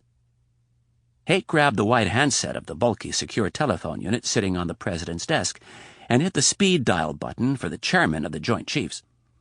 Seconds later, General Flood was on the line, and the National Security Advisor was explaining the situation. The general said he would be there just as quickly as his limousine could take him across the Potomac. President Hayes checked his watch. It was 8:15. "Friedman will be here at 9? "Yes," Kennedy answered. "All right. Between now and then, I would like the three of you to try and come up with some idea of what this is all about." President Hayes snatched his glasses from his face and glared at 3 of his most trusted advisers. All he got in return were blank stares. Colonel Friedman and his bodyguard caught a taxicab on Connecticut Avenue. Friedman could have easily requisitioned one of the embassy's limousines for the trip, but he preferred to keep a low profile. Anyone arriving at the White House in a limousine was sure to get his or her photograph taken. There were other cities where Friedman wouldn't dare to move about unless he was entombed in an armor-plated limousine, but Washington was not one of them. All of the various groups of the Middle East knew the rules. To attempt an assassination on American soil would be suicide, both financially and politically. As the taxi headed toward the White House, Friedman stared out the window at the embassies they passed. The concentration of power in this town was unlike any other in the world, and Friedman was here to make a huge power play. He respected America. It was, after all, his country's greatest ally. Every year the Americans pumped billions of dollars into the Israeli economy, and the military aid they supplied was invaluable. But then again, America had riches beyond her needs. There were many in Friedman's country, though, who felt the Americans could give more, that they could do more to secure the borders of the only true democracy in the Middle East. Friedman was one of those people. Trusted with the security of his tiny homeland, Friedman would stop at almost nothing to get what was good for Israel. He respected America, but in the end that respect was greatly overshadowed by his ultimate loyalty to the Israeli cause. America wasn't always willing to do everything they asked, and that was where Friedman often came in. The ugly secret was that the Mossad spied on the U.S. Not only did they spy, but from time to time, they also ran covert operations against their greatest ally. That's not what this meeting was about. At least, not yet. Played in the best possible light, it was about 2 allies taking on a common enemy. In the perpetually cynical eyes of Ben Friedman, it was getting the U.S. to do Israel's dirty work. The taxi dropped them off 2 blocks from the White House, and the 2 men nonchalantly approached the northwest gate. They cleared security and were escorted to the White House Situation Room by one of the president's aides. Without having to be asked, Friedman's bodyguard headed down the hall to the White House mess. His boss was secure inside the White House. The man would use the opportunity to get a cup of coffee and see if he could overhear any useful conversations. When Friedman entered the small conference room in the basement of the West Wing, he wasn't surprised in the least that there were only 5 people in attendance. He was a little surprised, however, that no one rose to greet him. He took note of the mood and the lopsided seating arrangement. The president was where he expected him to be, at the head of the table. Kennedy was opposite, the commander-in-chief at the other end, and the chairman of the Joint Chiefs. The National Security Advisor and the Chief of Staff were all on one side of the table. Friedman draped his overcoat over one of the 4 empty chairs on his side of the table and looked at Kennedy to break the frigid air. Smiling, the head of Mossad said, "Thank you for arranging this on such short notice, Irene." Kennedy nodded, but offered no words. Friedman took the hint and sat. their moods would change when he showed them what he had in his briefcase. Turning to the president, he said, "Thank you, Mr. President, for meeting with me. I hope you know we wouldn't have asked if it wasn't extremely important." Like Kennedy, Hayes nodded, but gave no answer. Yes, the Israelis were their friends, but Hayes was not as blind to the often selfish goals of the Jewish state as some of his predecessors. He had given specific instructions to the others. No warm greetings were to be extended to the head of Israeli intelligence. Friedman had called this meeting, and it would be his responsibility to do the talking. "Have you noticed anything alarming out of Baghdad recently?" Friedman looked to Kennedy. Before Kennedy could answer, the president said, "Mr. Friedman, I'm rather short on time this morning. I think it would serve us best if you told us what this is all about." Friedman placed his elbows on the table and said, "We have unearthed some very alarming news, Mr. President, and I'm afraid you aren't going to like it one bit." Friedman reached for his briefcase. After entering the combination, he popped the clasps and retrieved a large red legal file. The file was sealed with a string and wax. Friedman broke the seal and extracted a sheaf of papers with a 4x7 black-and-white photograph clipped to the front. Sliding the photo over so the president could view the image, he said, "This is Park Chow-Lee. He's North Korean. As you might imagine, he sticks out like a sore thumb in Baghdad. Park is a doctor." Friedman extracted several more photos and slid them in front of President Hayes. Where the first photo was posed and clear, these were taken from some distance and were slightly grainy. "That first photo, Mr. President, of Park in the white lab coat, is him walking into the Al-Hussein Hospital in Baghdad."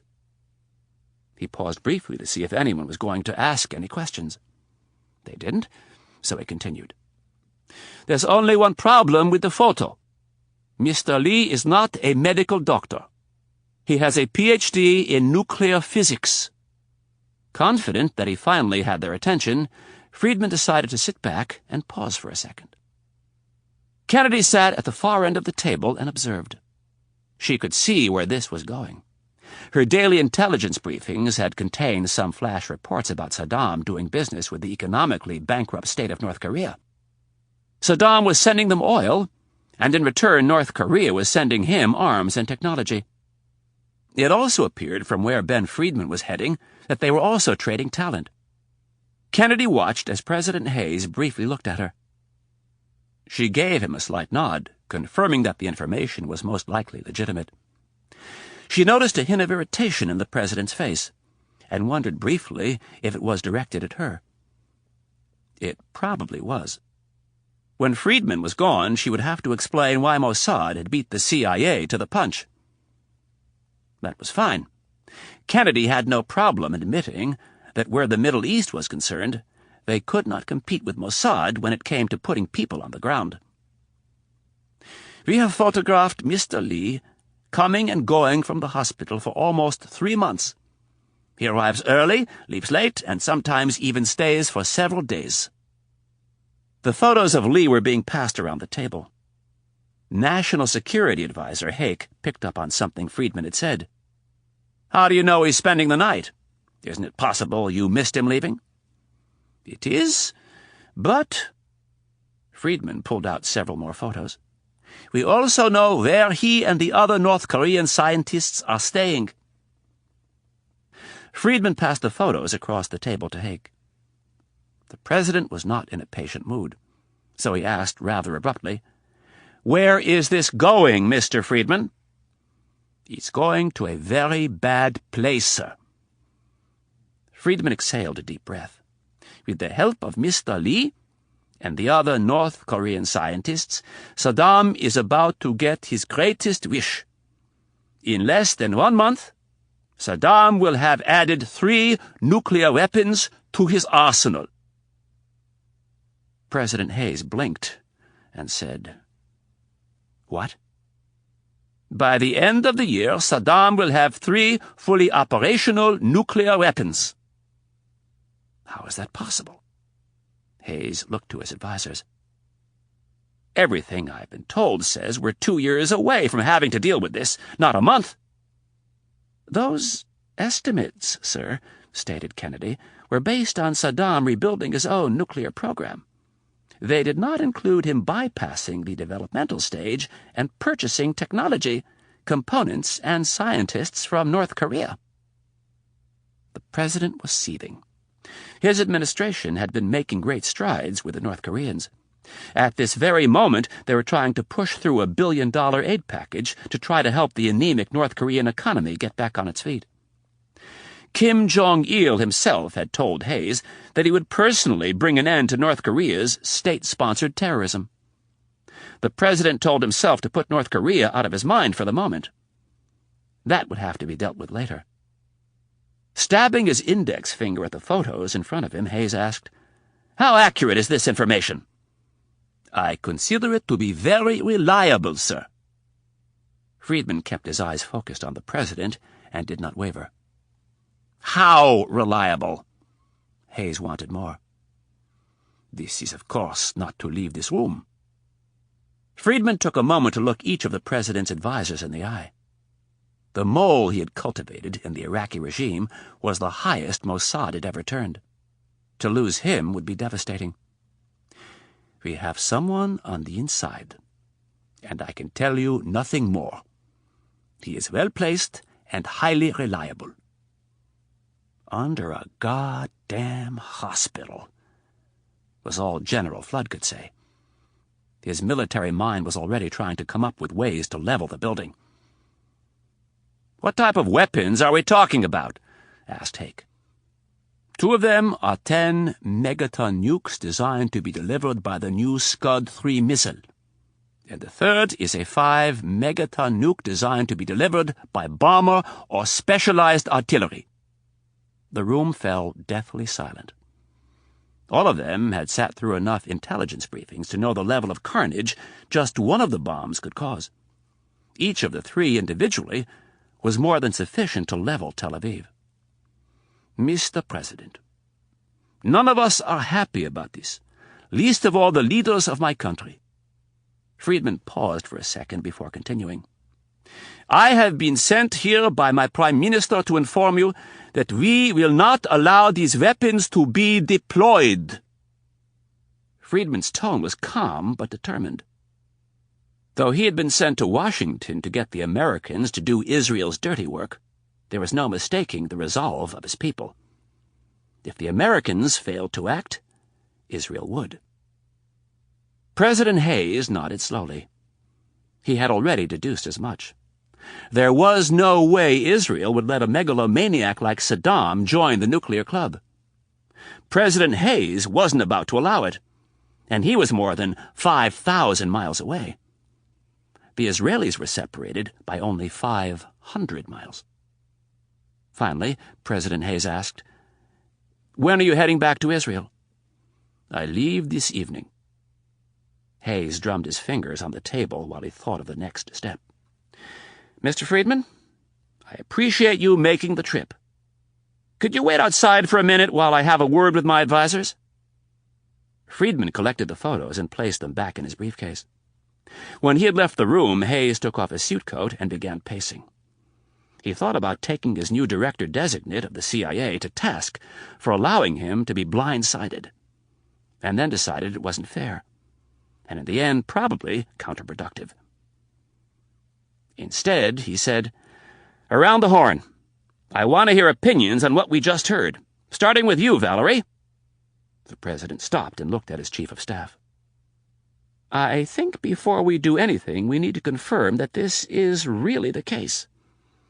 "Oh, it's for real," moaned General Flood. The bear-sized warrior had his elbows on the table and his face buried in his hands. "They would never send Ben Friedman all the way to Washington if it wasn't.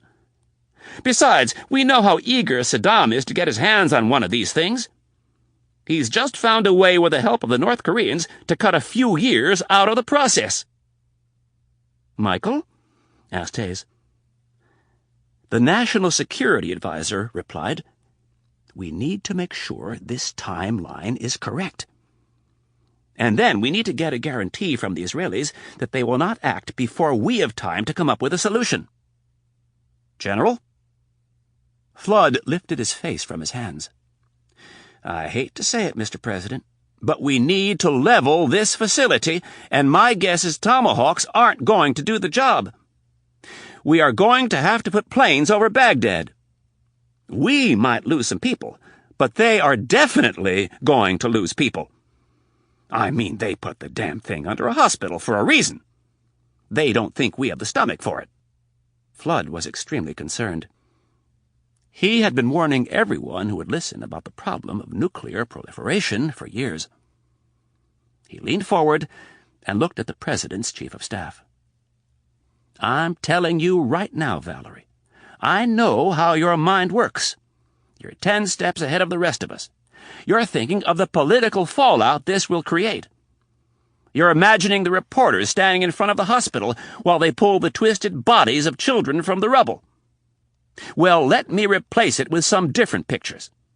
Imagine an entire U.S. Navy carrier battle group patrolling the Persian Gulf. Now, blink your eyes, and they're gone. Over 7,000 men and women vaporized. Imagine a nuclear warhead exploding over the oil fields of Saudi Arabia. Now imagine the entire world economy plunged into a depression, because those oil fields are rendered useless for the next 100 years due to radioactivity. Flood paused just long enough to catch his breath.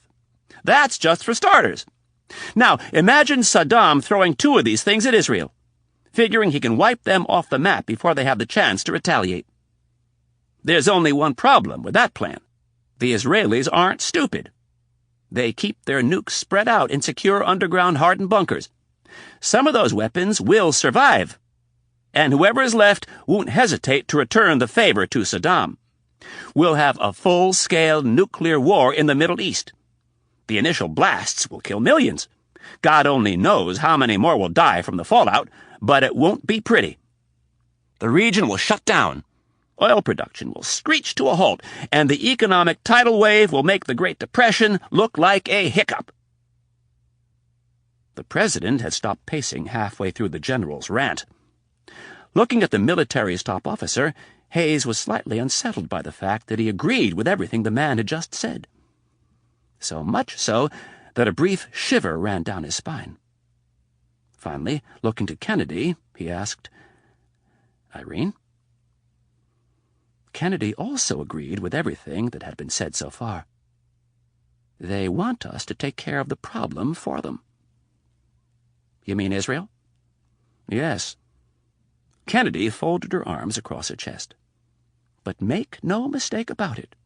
If we don't act, they will. Shit. The President walked back to his chair and sat. He tried to decide on a course of action. Leveling a hospital with God only knows how many innocent civilians inside was not a pleasant thought. But taking no action at all, and being confronted with one of the scenarios that General Flood had described, was horrific. For the first time in his presidency, he was honestly scared. He would have to call the Israeli Prime Minister at some point, but that could wait for a day. The list of people he would have to tell domestically was long, but due to secrecy concerns, most of them would have to wait until the last possible moment. The best move right now was to delegate and manage. As if he were pulled out of a trance, the President lifted his head and said, Irene, I want you to take Friedman back to Langley and debrief him personally. Get as much information as you can from him, and then as quietly as possible try to confirm it. But before you bring any of your people in on this, I want you to call me and tell me what you've learned. Pointing at the chairman of the Joint Chiefs, the President said, General, put your best people on this, and give me some options. I want to be prepared to move at a moment's notice if needed. Whoa, cautioned Valerie Jones. Let's slow down a bit. Don't you think we should explore some diplomatic options? We've made a lot of progress with the North Koreans lately. Maybe we could put some pressure on them to pull their people out. I mean, hell, we have an awfully big aid package we can hold over their heads. Jones stopped when the president started shaking his head. "We're not going to call North Korea. We're not going to call Saddam, the Jordanians, or the Saudis, and we most definitely are not going to call the UN. If Saddam gets the slightest whiff that we're onto him, it's over. He'll move those bombs, and we're back to square one." The president shook his head. "No. We've given him enough chances. He's been told to stop pursuing weapons of mass destruction, and he has ignored the international community at every turn. This time, he gets no warning. Those bombs have to be taken out." Chapter 8. Maryland, Tuesday morning. Congressman Albert Rudin walked through the men's locker room of the Congressional Country Club with a white towel thrown over his shoulder and a pair of shower sandals on his feet. Rudin grew up in the days where swimming at the YMCA required literally nothing. Swimsuits were not just optional, they were forbidden. A towel was for drying oneself, not wearing. Consequently, the 68-year-old politician from Stamford, Connecticut, was not shy about parading through the locker room buck naked. Gravity had taken its toll over the years, and his skin hung loose from his bony runner's body. It was not a pretty sight. Rudin normally worked out at the Congressional Gym on the Hill, but today he wanted to talk to one of his colleagues from the Senate, and he wanted to do so in private. That was why he had requested that his friend meet him in the steam room of the golf club. The locker room was a virtual ghost town from November to March every year, and that was what Rudin wanted. A recent string of events in his life had caused him to reassess who his allies were. Rudin opened the door to the steam room and stood there for approximately 5 seconds. His purpose was to let enough steam out and make sure no one was lurking in the room. Finally satisfied that he was alone, he entered the room and laid his towel down on the tile bench. With great deliberation, he began kneading his loose skin as if he were working some lethal poison from his pores. Representative Albert Rudin was a cranky, crass old politician who was having a very bad year, the worst he could remember in a long time. And it was all the fault of a centrist president who had turned his back on the base of his party. Albert Rudin had been a loyal soldier to the Democratic Party for over 30 years, and this just wasn't fair. All he was trying to do was his job. Rudin was the chairman of the House Permanent Select Committee on Intelligence. It had been his one request for all of his hard work. It was not much to ask for. The House Intelligence Committee wasn't one of Washington's glory jobs. Most of their meetings were conducted behind closed doors, and rarely were cameras ever allowed in the hearing room. If Rudin had been greedy like the others, he would have asked to sit on the appropriations or judicial committees. But he hadn't. He had simply asked to run the Intelligence Committee. All he wanted to do was serve his party. It was Albert Rudin's goal in life to see the CIA shut down and dismantled. In his mind, there was no bigger waste in the federal budget than the black hole that was known as Langley. They spent billions a year on gathering intelligence. And what did the government get in return? Nothing. The vaunted CIA had failed to predict the two most significant events of the last 20 years, the fall of the Soviet Union and Iraq's invasion of Kuwait. Rudin sometimes felt like he was losing his mind. It seemed that the more vociferously he pointed out Langley's failures, the more people shunned him. It drove him nuts. It was right there for all to see.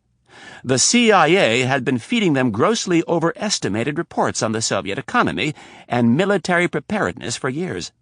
And in Rudin's keen mind, there was only one reason for them to do so. The CIA and the Pentagon were conspiring against their own government. They didn't want their budgets cut, so they went out and grossly exaggerated the strength of the evil empire.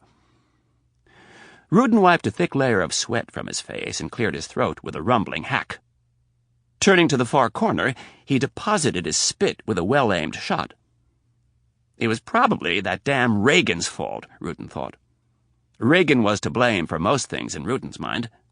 If there was ever a face that could be put on evil, it would be that of Ronald Reagan. Rudin had little doubt that the former president had directed the CIA and the Joint Chiefs to inflate the Soviet Union's numbers so they could get the budget increases they were after. After Reagan, it had been his successor, Bush, a former director of the CIA, who had decided to cozy up to Saddam Hussein. The maniacal leader went from being a trusted ally to enemy number one overnight. It was just another example of how duplicitous and incompetent the CIA was. Rudin was right. He knew it in his deepest being. The others were wrong. Even members of his party had turned their back on him, and it was all because of that damn Thomas Stansfield and President Hayes. At least Stansfield was dead. But that didn't solve his problems.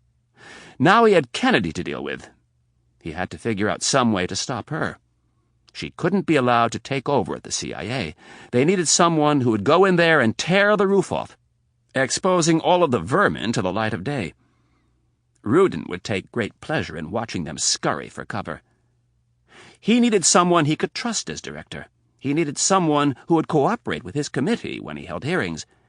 He needed someone who would clean house. Kennedy was not the answer, but his hands were tied. Just weeks earlier, he'd received the most vicious ass-chewing of his life at the hands of President Hayes. The rest of the party leadership had been present for the event. In Rudin's mind, it had all been unwarranted.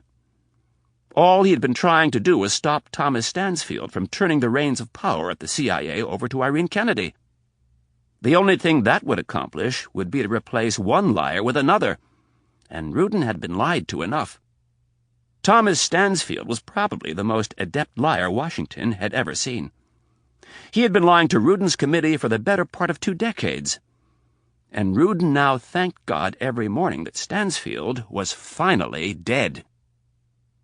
That, however, didn't help the fact that the president had announced Dr. Kennedy as his successor. Rudin had tried to prevent that.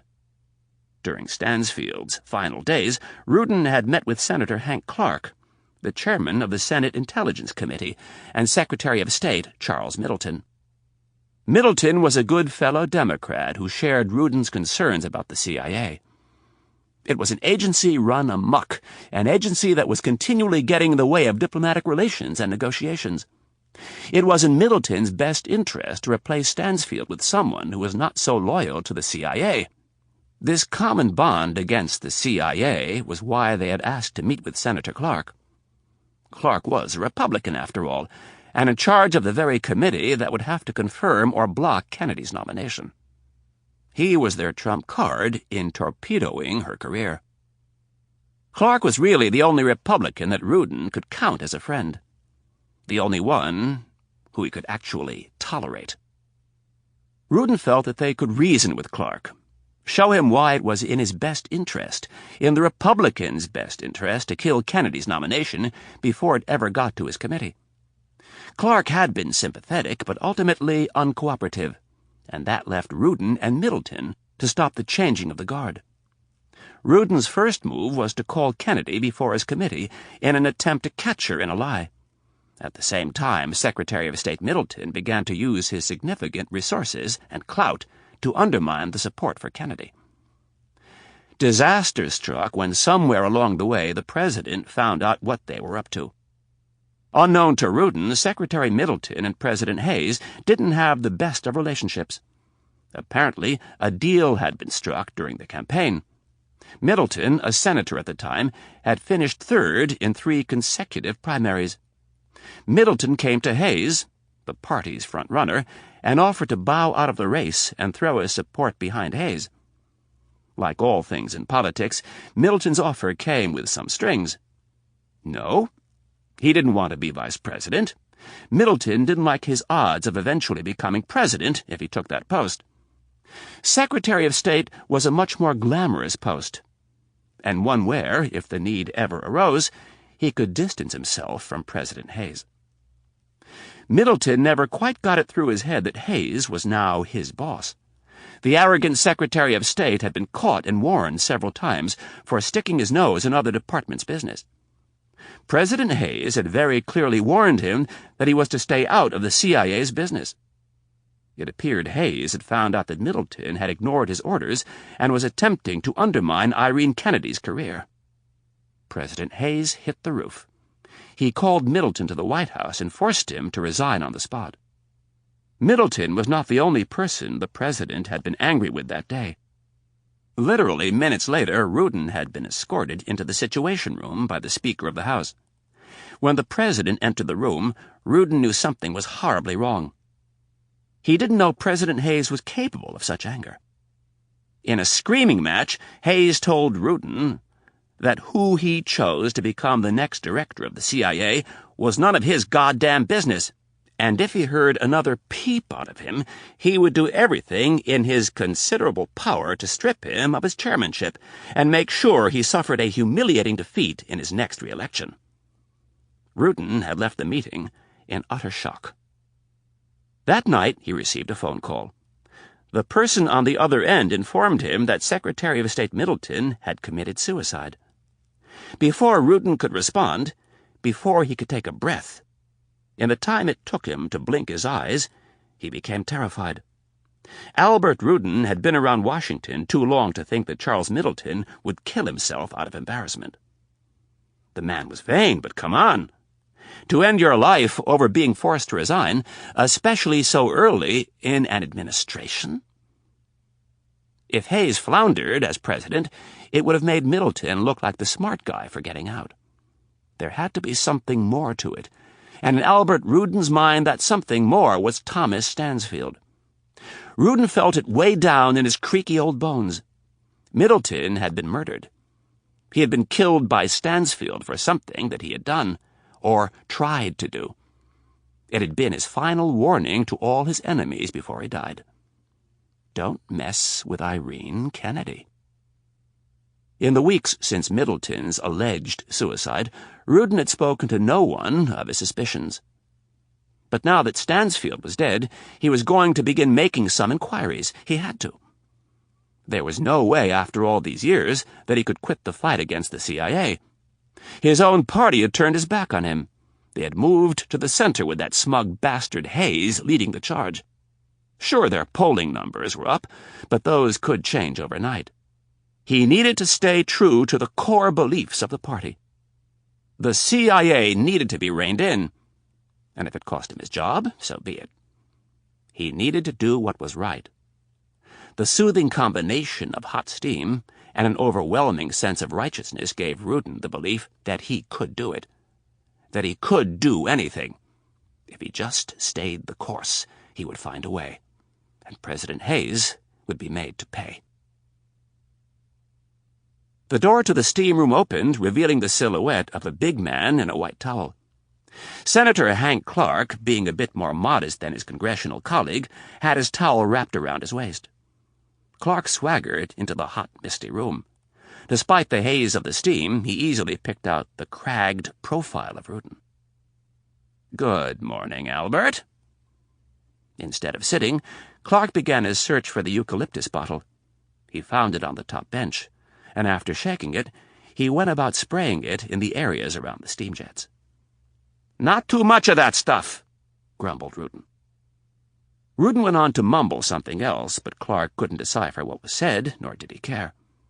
Albert Rudin was a chronic grumbler, and Clark had learned to ignore it. He had, in fact, learned to ignore many of Rudin's irritating habits.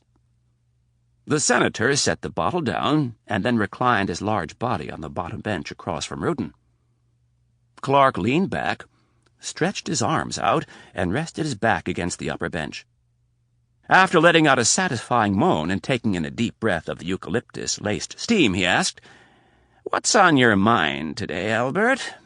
And why are we meeting in the steam room? You haven't decided to come out of the closet, have you?"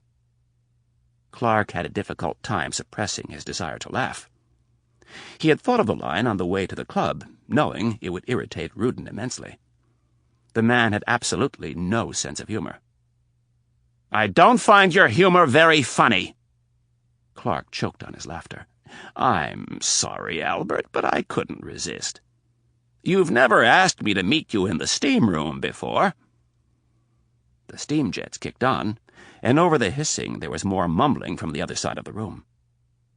Rudin finally decided to enunciate his words and said, "You'll have to excuse me, but I'm a little paranoid these days." "And why is that?" Clark began rubbing the warm water into his face. "You know why." Rudin's words had more than a hint of accusation in them. He struggled over whether or not he should raise his suspicions over Charles Middleton's suicide. After a brief pause, he decided he needed to test the water a little. "I saw the footage of you at the White House the other day. How in the hell could you sit there next to that phony?" "Which phony are you referring to? There's an awful lot of them in this town." "The biggest phony of them all, Hayes!" The president's name came out like a hiss. Clark let his head fall back and looked up through the steam at the ceiling. "Come off it, Albert. There are far bigger phonies in this town than Robert Hayes." "Not in my book." All Clark could do was shake his head.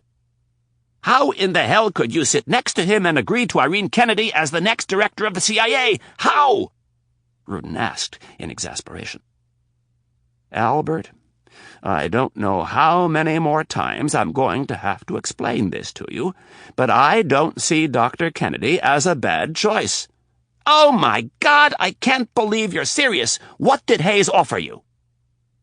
"I resent your implication, Albert. He offered me nothing.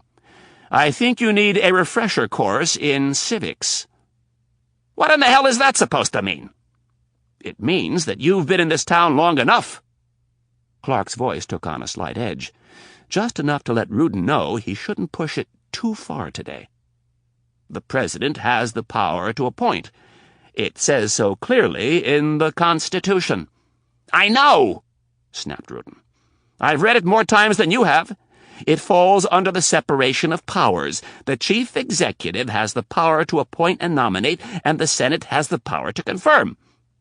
The fundamental principle is separate but equal," hissed Rudin.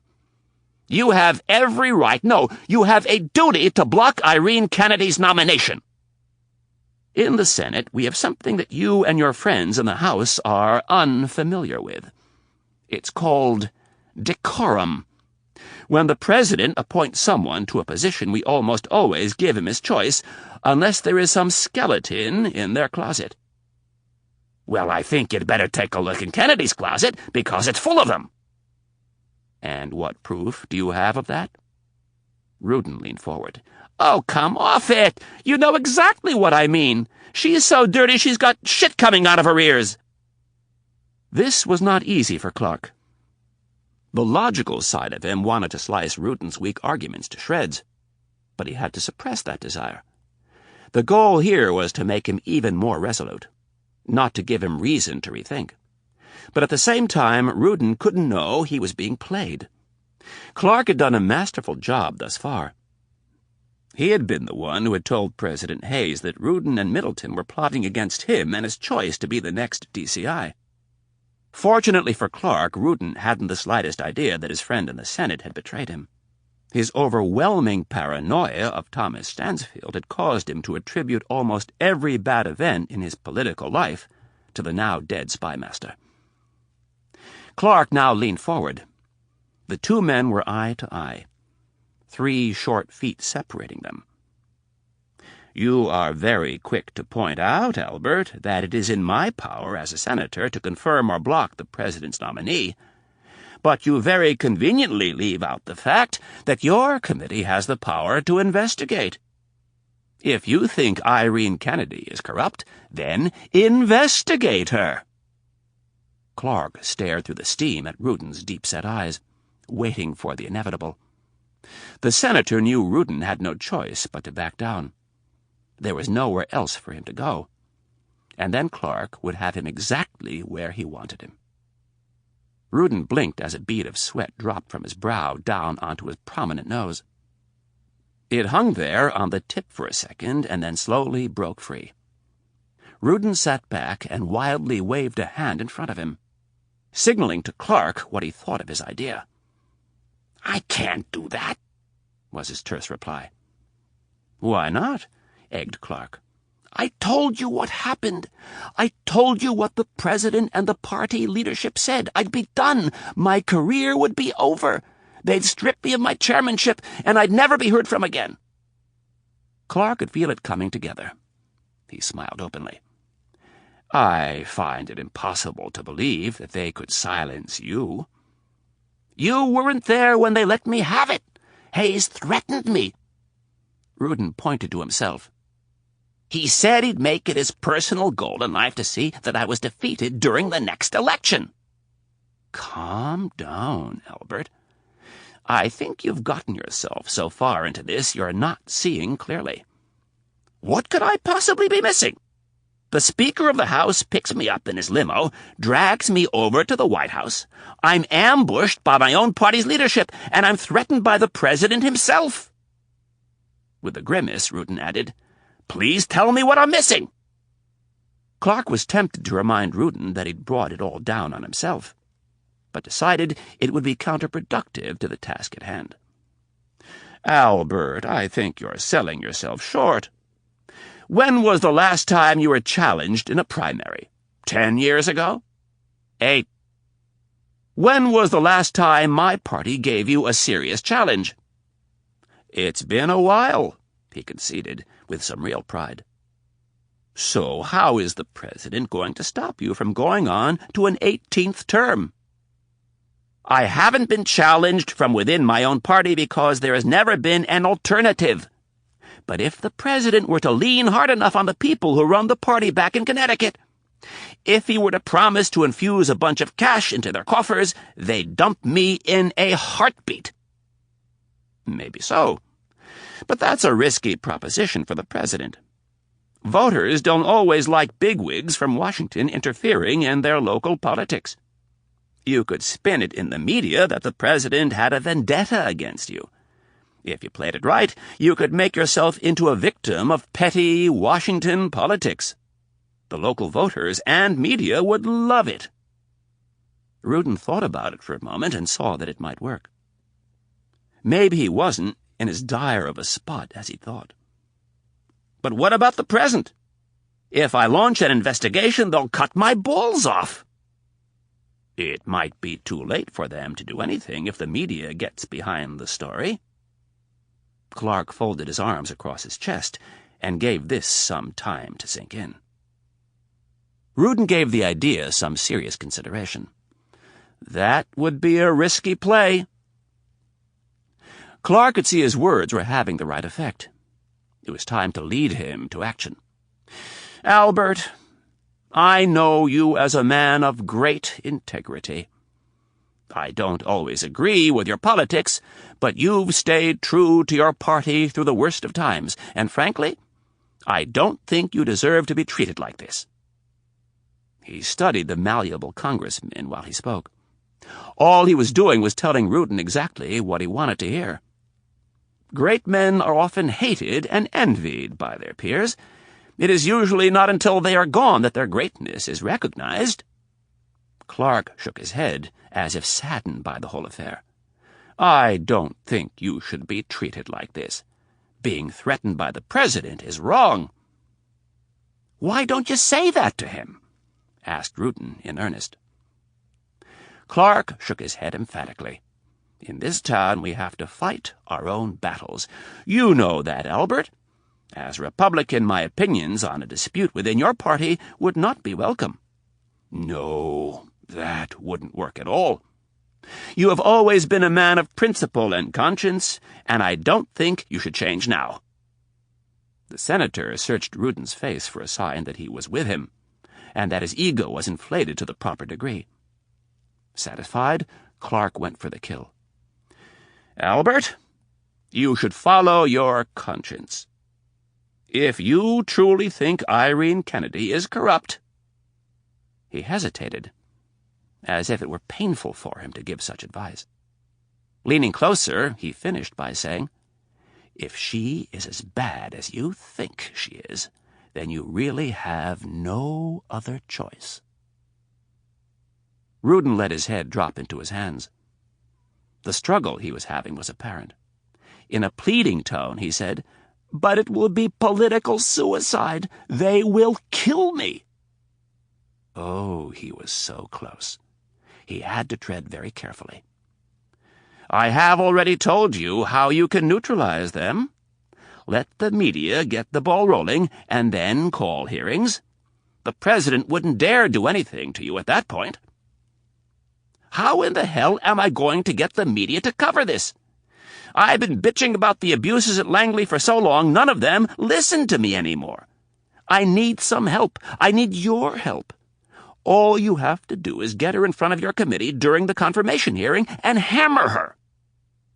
No way. Clark shook his head vigorously. I'm going to tell you this for the last time, Albert. I like Dr. Kennedy. I think she will do a good job. If you think she's as bad as you say she is, then it's up to you to prove to the rest of us that she's rotten. But I can't! Rudin practically shouted. Regaining some control, he said, I know what I know, but I don't have the kind of proof that I could take to the press.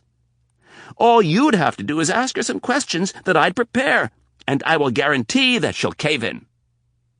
In your wet dreams, Clark thought to himself. Irene Kennedy was not the type of person to wilt under the bright lights of a confirmation hearing. Not unless she was confronted with real evidence. Clark decided that a little anger was needed. Raising his voice, he said, Albert, I'm not getting involved in this. If you want to derail her, then it's up to you. I'm here as your friend, but if you ask me again to ambush her in my committee room, in front of the cameras, after I've given my word to the president, I will get up and leave. Rudin backed down. All right. I understand your position, but what the fuck am I going to do? When I heard that bastard Stansfield had cancer, I jumped for joy. I thought finally we can clean out that rat's nest. And now this, it's just too much for me. I've given too much of my life to public service. I just can't sit back and watch the blatant corruption continue. There was a long silence. Finally, Clark decided Rudin was ready. I feel bad for you, I really do, he said. It's just that I've given my word. The senator looked away thoughtfully, as if he were struggling with a tough decision. There is one thing I can do that might help.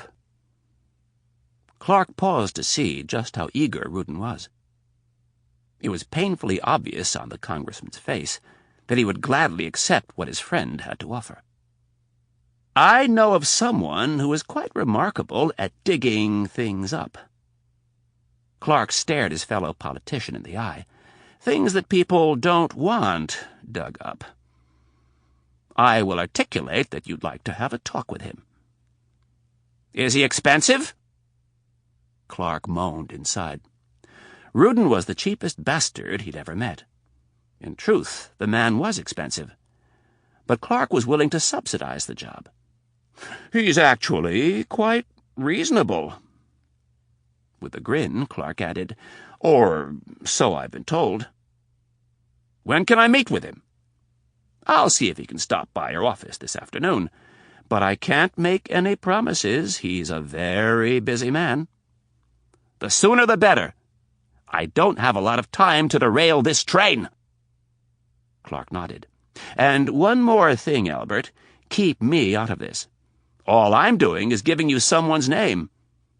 What you do from this point forward is up to you. Don't worry, Hank. I'll never forget that you were there for me during my darkest hours. With a soft smile, Clark said, Don't mention it.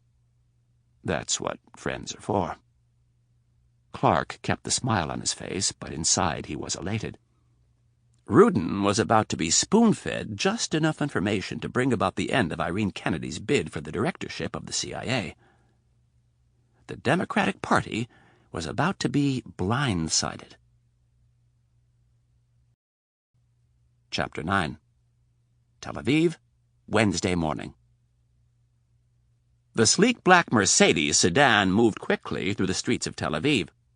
The sedan had tinted bulletproof windows, anti-mine flooring, and armor-plated sides and roof. Ben Friedman sat in the back seat by himself. 2 Mossad bodyguards were in front, one driving, the other riding shotgun. A small arsenal of weapons was stashed throughout the vehicle in case of an attack, which was a very real threat. So real that Friedman had 2 armor-plated cars, the Mercedes and the Peugeot. Friedman was switched from one car to the other throughout the day, always in an underground garage or a secluded area away from prying eyes. Colonel Ben Friedman, the Director General of Mossad, was perhaps the most hated man in the Middle East. Yes, characters like Saddam Hussein and Yasser Arafat had their enemies, but they were Arabs. And make no mistake about it, the Middle East was overwhelmingly Arab. The multitude of factions and tribes that made up the Arab people had fought each other for millennia. The feuds ran deep, rich in historical lore. Despite the tiniest of differences from one group to the next, they rarely got along. There was, however, one exception, and that exception was an almost universal hatred of Israel. Amongst Arabs, the most hated and feared organization in all of Israel was Mossad. They were a den of assassins and thieves given official sanction by the government of Israel to conduct an illegal war against the Muslim peoples of the world. This reputation did not bother Ben Friedman. In fact, he did everything in his power to perpetuate the fear. If one of the fallouts was that he had to lead a life in which he was constantly surrounded by bulletproof composites and heavily armed men, then so be it. The Arabs had sworn to crush the Israeli state, and he had promised to defend it. They were in a war, and had been for over 50 years. This sham of Middle East peace perpetuated by American do-gooders and soft Israeli politicians had made his job more difficult. But Friedman was not one to complain. He was always adapting, always preparing for the next battle.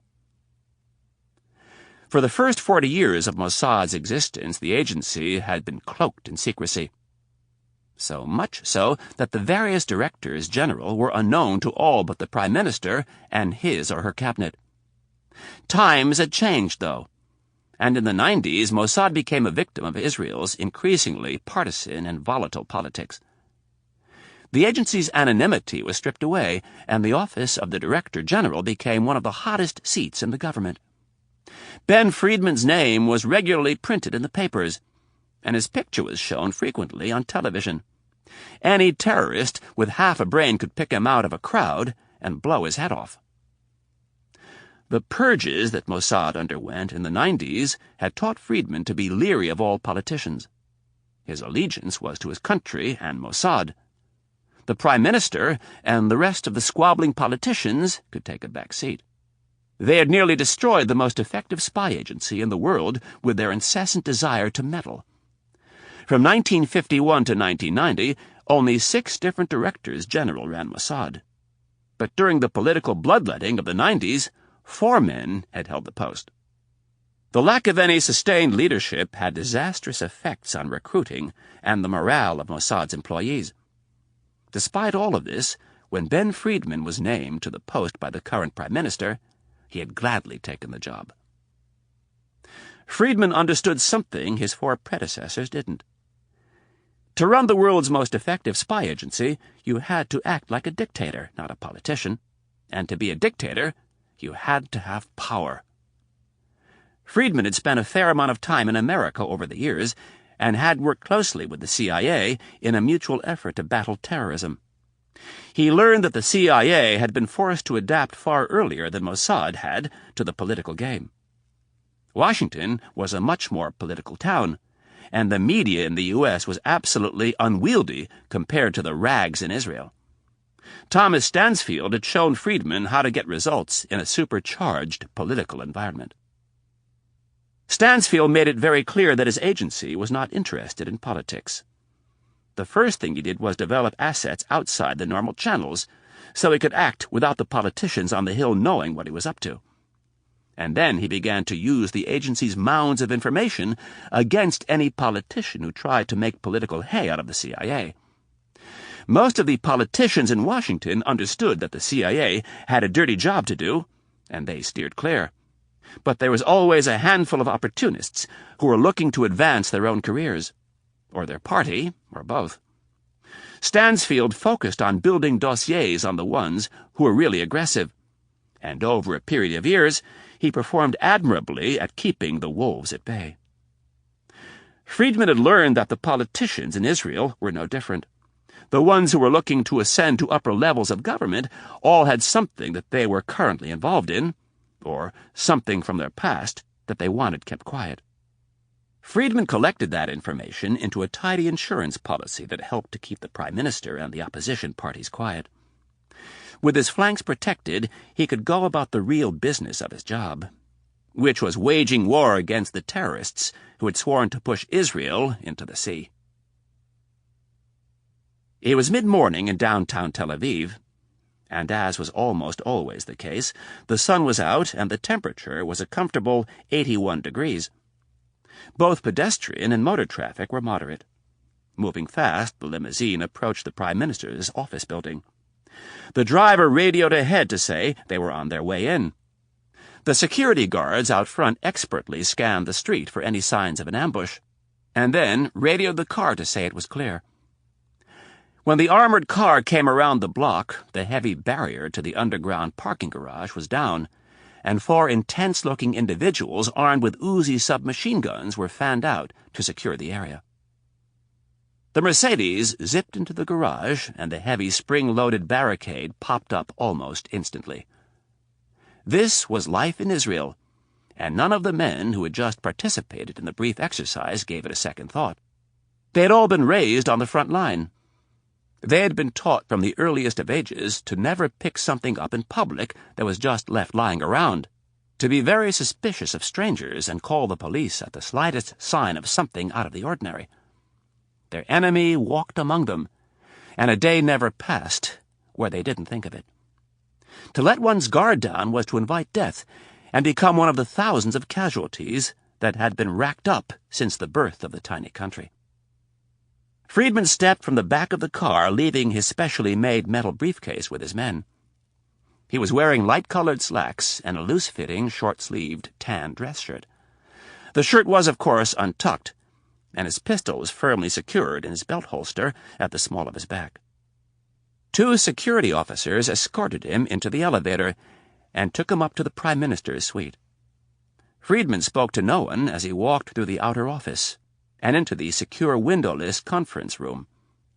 He sat in one of the chairs and drummed his thick fingers on the shiny wood surface. A moment later, David Goldberg entered the room and sat. The former Army general was a no-nonsense hard-ass. Heavy-set, and set in his ways, he was the head of the conservative Likud party. Despite holding just 19 seats in the 120-member Knesset, Goldberg had been elected by the overwhelming majority of the Israeli people. They had grown tired of the ever-increasing concessions made by the Labour Party in their dealings with Yasser Arafat. Goldberg had been swept into office on a wave of national unity and given a charter to put the bloodthirsty Palestinians in their place. This was a campaign promise he intended to keep, and Goldberg was smart enough to know he couldn't fulfill it without the aid of Ben Friedman. Goldberg had a mane of thin white hair, which framed a tan face and heavy jowls. Physically, he shared many of Winston Churchill's characteristics. He was a large man, but not muscular. If anyone bothered to look under his clothes, they were apt to discover a body like a pudgy baby's. Some might perceive this as a weakness, but those who understood Goldberg knew better. The man had a biting temper and the balls of a bull. He had distinguished himself on the battlefield during the Yom Kippur War, and had never forgotten the despicable sneak attack by Israel's Arab neighbors on one of the holiest days of the Jewish year. Israeli governments had changed frequently over the last 2 decades, racking up one failed peace accord after another. And when each gambit for Palestinian and Israeli harmony failed, and the blood began to flow, the country turned to Goldberg's party for guidance. Like Churchill, his country had no use for him unless things were dire. Goldberg smoothed his tie and let his hand rest on his belly. Leaning back, he asked, So tell me how things went with the Americans." Friedman had refused to call Goldberg after his meeting with the president. Knowing all too well the capabilities of the NSA, he had opted to deliver his news in person. "It got off to a slow start, but I think our goal will be achieved." Goldberg liked President Hayes' tough record on terrorism, but was suspicious of the man. In the year that he'd been in office, he'd made it quite clear that he would not be pushed around by the American Jewish lobby. Goldberg understood better than most that Israel's ace in the hole had always been their fellow Jews in America.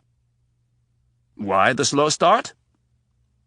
"I don't think President Hayes liked the fact that it was me and not you making the call." "Surely he understands why I didn't call him." "Like I said, after I told them what we've discovered, his attitude changed." "And what was his response?" Friedman grinned, remembering the tension on Hayes's face. "He was not happy." Goldberg found these conversations with Friedman very tedious. The man never simply told a story. You had to extract information from him bit by bit. "What did he say?" "Nothing. He didn't need to, though. The anger on his face said it all." "Who else was at the meeting?" "Dr. Kennedy, General Flood, Michael Hake, and Valerie Jones."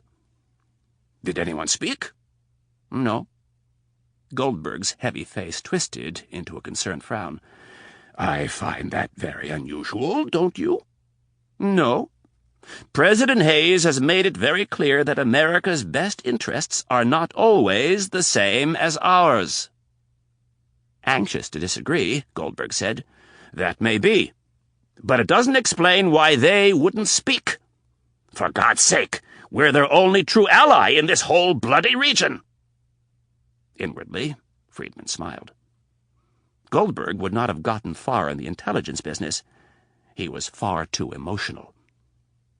"The president clearly didn't like the way I requested a backdoor meeting. My guess is he instructed everyone to keep their mouths shut while I was in the room." With a shrug, he added, "This is not unusual, David. Being the head of Mossad often guarantees a frigid welcome, even in one's own country." Goldberg nodded his acceptance. Friedman was right. There were members of his own cabinet who turned mute when the intimidating Director General of Mossad entered the room. "So what was the outcome?" "I spoke with Dr. Kennedy afterward. They are taking this very seriously and will be in contact with us. She asked that we be patient and do nothing until they have a chance to find a solution." Goldberg sprang forward in his chair, concern on his face. "Didn't you tell them exactly what I told you to? There is only one solution to this problem, and it isn't diplomacy or economic sanctions. Military action is the only solution." Friedman held out his hand and gestured for his prime minister to calm down. "Don't worry, David. I intimated your every word to Dr. Kennedy. As I told you before I left, with Saddam's recent show of defiance, President Hayes is looking for an excuse to bomb Saddam. And this is a very good one." "But those bombs can be moved." Goldberg had not calmed. "If Saddam gets the slightest whiff that we, or the Americans, know about the bombs, they will be scattered across Iraq in a second." Goldberg slammed his fist down on the table. "This is our only chance." "And you don't think the Americans know that?"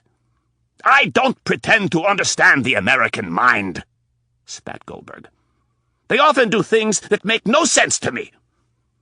"Well, not this president. He hates Saddam for reasons that we know all too well. And he is going to do exactly as I told you." Goldberg shook his head and thought about Friedman's plan. "I don't know. I can see them going to the UN or pulling some stunt like going on television." He wagged his finger at Friedman. "Never underestimate the ego of an American politician. They love to grab the spotlight. and I don't think I'm being irrational by worrying that President Hayes might decide to go on TV and announce to the world that Saddam is in the final stages of completing a bomb. It would be the safe route for him to take, to build another coalition. Hell, the damn Arabs would line up against Saddam in a heartbeat. The Saudis and the Iranians fear him as much or more than we do. Friedman calmly shook his head. He can gain their support after he turns that hospital into a mound of sand. None of us want him to join the nuclear club. President Hayes is a very decisive man. He doesn't relish what he has to do, but he knows it's the right thing. "What about the hospital?" pleaded Goldberg. "The Americans are loath to be sullied by the pictures that will follow." Friedman hesitated to respond for a moment, knowing that Goldberg had a good point. There is no doubt this aspect is troubling, but they know to do nothing is worse. I'm not saying they will do nothing. I'm saying that their course of action will be to take to the airwaves, not to the skies. I know what you're saying, David, but I disagree with you. I know this president. The bombs will be falling within 2 weeks, and the Americans will have solved our problem for us. The Prime Minister lowered his chin and studied Friedman. His jowls spilled over the collar of his white dress shirt. I wish I could share your confidence, but I don't. I have already asked our Air Force to make preparations for a strike. I will not sit around and wait for the Americans to act. And if they try to take this to the UN or go to the media with it, I will send in the planes immediately. I will not give Saddam a chance to move those bombs. Goldberg's words brought a smile to Friedman's face. He admired the man's fighting spirit. If there were more like him, they would have never gotten themselves into this mess with the Palestinians. "What do you think is so funny?" asked an angry Goldberg. "You misunderstand my smile, David. It is one of admiration. The Americans will attack exactly because of what you just said. They know if they don't take care of the problem, you will. And that, my friend, is a problem they don't want to deal with. President Hayes will order the strike and take care of our problem for us. Just be patient and give them the time they need to put it together. I will give them some time, but I will not be patient. Under no circumstances will I allow Saddam to bring those weapons into service. If it means we have to go to war with Jordan, Syria, and Iraq, I would welcome it. Our Air Force would make mincemeat out of their flyers, and our Army would crush anything they throw at us." "And what about Egypt?" asked Friedman. "They have no stomach for fighting. They know what will happen if they try to cross the Negev. They will be slaughtered just like the last time they tried. Besides, they are not as easily influenced by Saddam as Syria and Jordan are." Goldberg confidently shook his head. "No, they will do nothing. You are a fighter like me, Benjamin. You know deep down inside the Arabs want nothing to do with us. We have pummeled them one too many times. They would rather talk tough and do nothing." The Prime Minister's words brought a smile to Friedman's face. He agreed with everything Goldberg had just said. It was very nice for a change. "You are a tough old warrior, David. The people of this country probably have no idea how lucky they are that you are in charge during these difficult times." Standing, Friedman looked at his Prime Minister and said, "The Americans will come through for us. I promise." Chapter 10. Washington, D.C., Wednesday morning. It was unseasonably cold in the nation's capital, even for November. The president had asked Irene Kennedy to arrive earlier than the others. He wanted to have a few words alone with her. At 7 a.m., the White House was a relatively calm place. It was still 30 minutes to an hour away from the start of another busy day. The Secret Service agents and officers were dutifully standing their posts, but that was about it. The deluge of media, employees, and visitors were still sleeping or getting ready for another day at the nation's most famous residence. Kennedy entered the West Wing on the ground floor. She was dressed in a conservative but stylish dark blue suit. Under her arm she carried a locked pouch containing the President's Daily Brief, or PDB, as it was known by all in the national security community. The brief was essentially a daily newspaper put together by the CIA's top analysts. It was a highly classified document and was distributed to only the most senior people in an administration. Each copy was collected at the end of the day and destroyed. Normally, someone junior to the director of the CIA delivered the brief. But Kennedy had decided to handle it herself this morning. She made her way up to the first floor and into the President's private dining room off the Oval Office. President Hayes was waiting for her. An array of newspapers spread out on each side of his place setting, a bowl of grape nuts in the middle, and a piping hot cup of coffee on his right. Hayes was a very organized and determined man. He had told Kennedy recently that he wasn't going to let the job destroy his health like it had his predecessors. He spent 30 minutes on the treadmill and bike 4 to 5 days a week. In fact, this was when he normally reviewed the PDB. This morning, however, he had scheduled several early meetings. The situation in Iraq had him on edge. When they were done with their coffee, they were to head down to the Situation Room to receive a briefing from General Flood and his staff. Thus far, Kennedy had talked Hayes into keeping the amount of people involved in the crisis to a bare minimum. The Secretary of Defense was in Columbia until Saturday. He would be briefed when he returned. The Joint Chiefs and the secretaries of the various services were to be kept in the dark until the last minute, and the remaining members of the cabinet, with the exception of Michael Hake, were also to be left out of the loop. Kennedy had convinced the President that the last thing they wanted to do was give Saddam a heads-up that something might be coming his way. The President didn't bother to look up from whatever paper he was reading when Kennedy entered the room. "Good morning, Irene. Have a seat. Would you like anything to eat?" "No, thank you, sir. Coffee's fine." Kennedy poured herself a cup from the sterling silver pot sitting in the middle of the table. These early morning meetings with the President in the small dining room were becoming a weekly event. Kennedy was starting to feel very comfortable in her dealings with the man. "What's new today?" Hayes shoved a spoonful of the tiny brown rock-like cereal into his mouth. "Well," Kennedy extracted a key from her jacket and started to open the pouch. "Pakistan is making threats again to launch another offensive to take back the disputed land with India."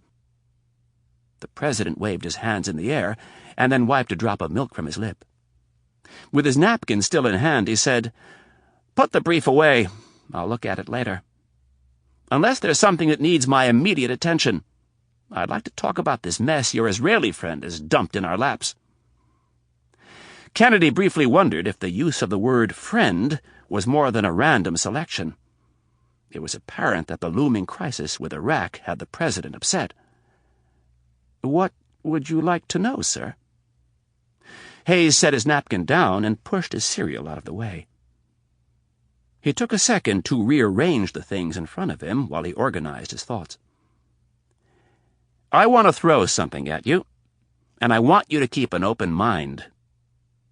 Hayes made direct eye contact and added, "I want you to give me your honest answer." Kennedy kept her expression neutral, her brown eyes locked on the President's. She nodded for him to continue. "Can we trust the Israelis on this thing?" Kennedy instantly disliked the question. It was fraught with problems, too broad to give a well-crafted answer. "Could you be a little more specific, sir?"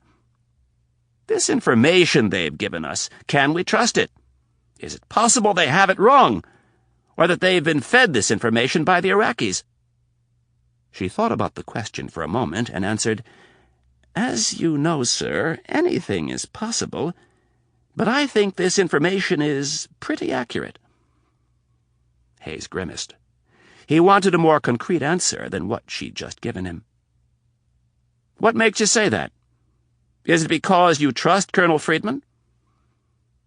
Kennedy got her first hint of what might be bothering the President. "I trust Ben Friedman, sir, but only so far. I know better than anyone where his loyalties lie. He does nothing unless it helps Israel. That's what worries me. I don't like being manipulated by any country, but I especially don't like it by a country that owes us its very existence. Quite a few of my predecessors allowed Israel to lead them around by the nose, and several of them weren't even aware of it. Not me. Hayes angrily shook his head. I won't allow it. I want to make damn sure this information is correct before we start dropping bombs. Do we have anyone in Baghdad who can confirm what Friedman told us? This is awkward, sir. Kennedy hesitated for a second. Our resources in Iraq are limited. As you know, we have a few people in the regime who are on our payroll, but to ask them to look into this would be extremely risky. Isn't that their job? Asked the President with a hint of irritation in his voice. Isn't that what we pay them to do? Yes, Kennedy conceded, but for them to go outside their area of concern and start asking questions... Her voice trailed off, and she uncharacteristically grimaced.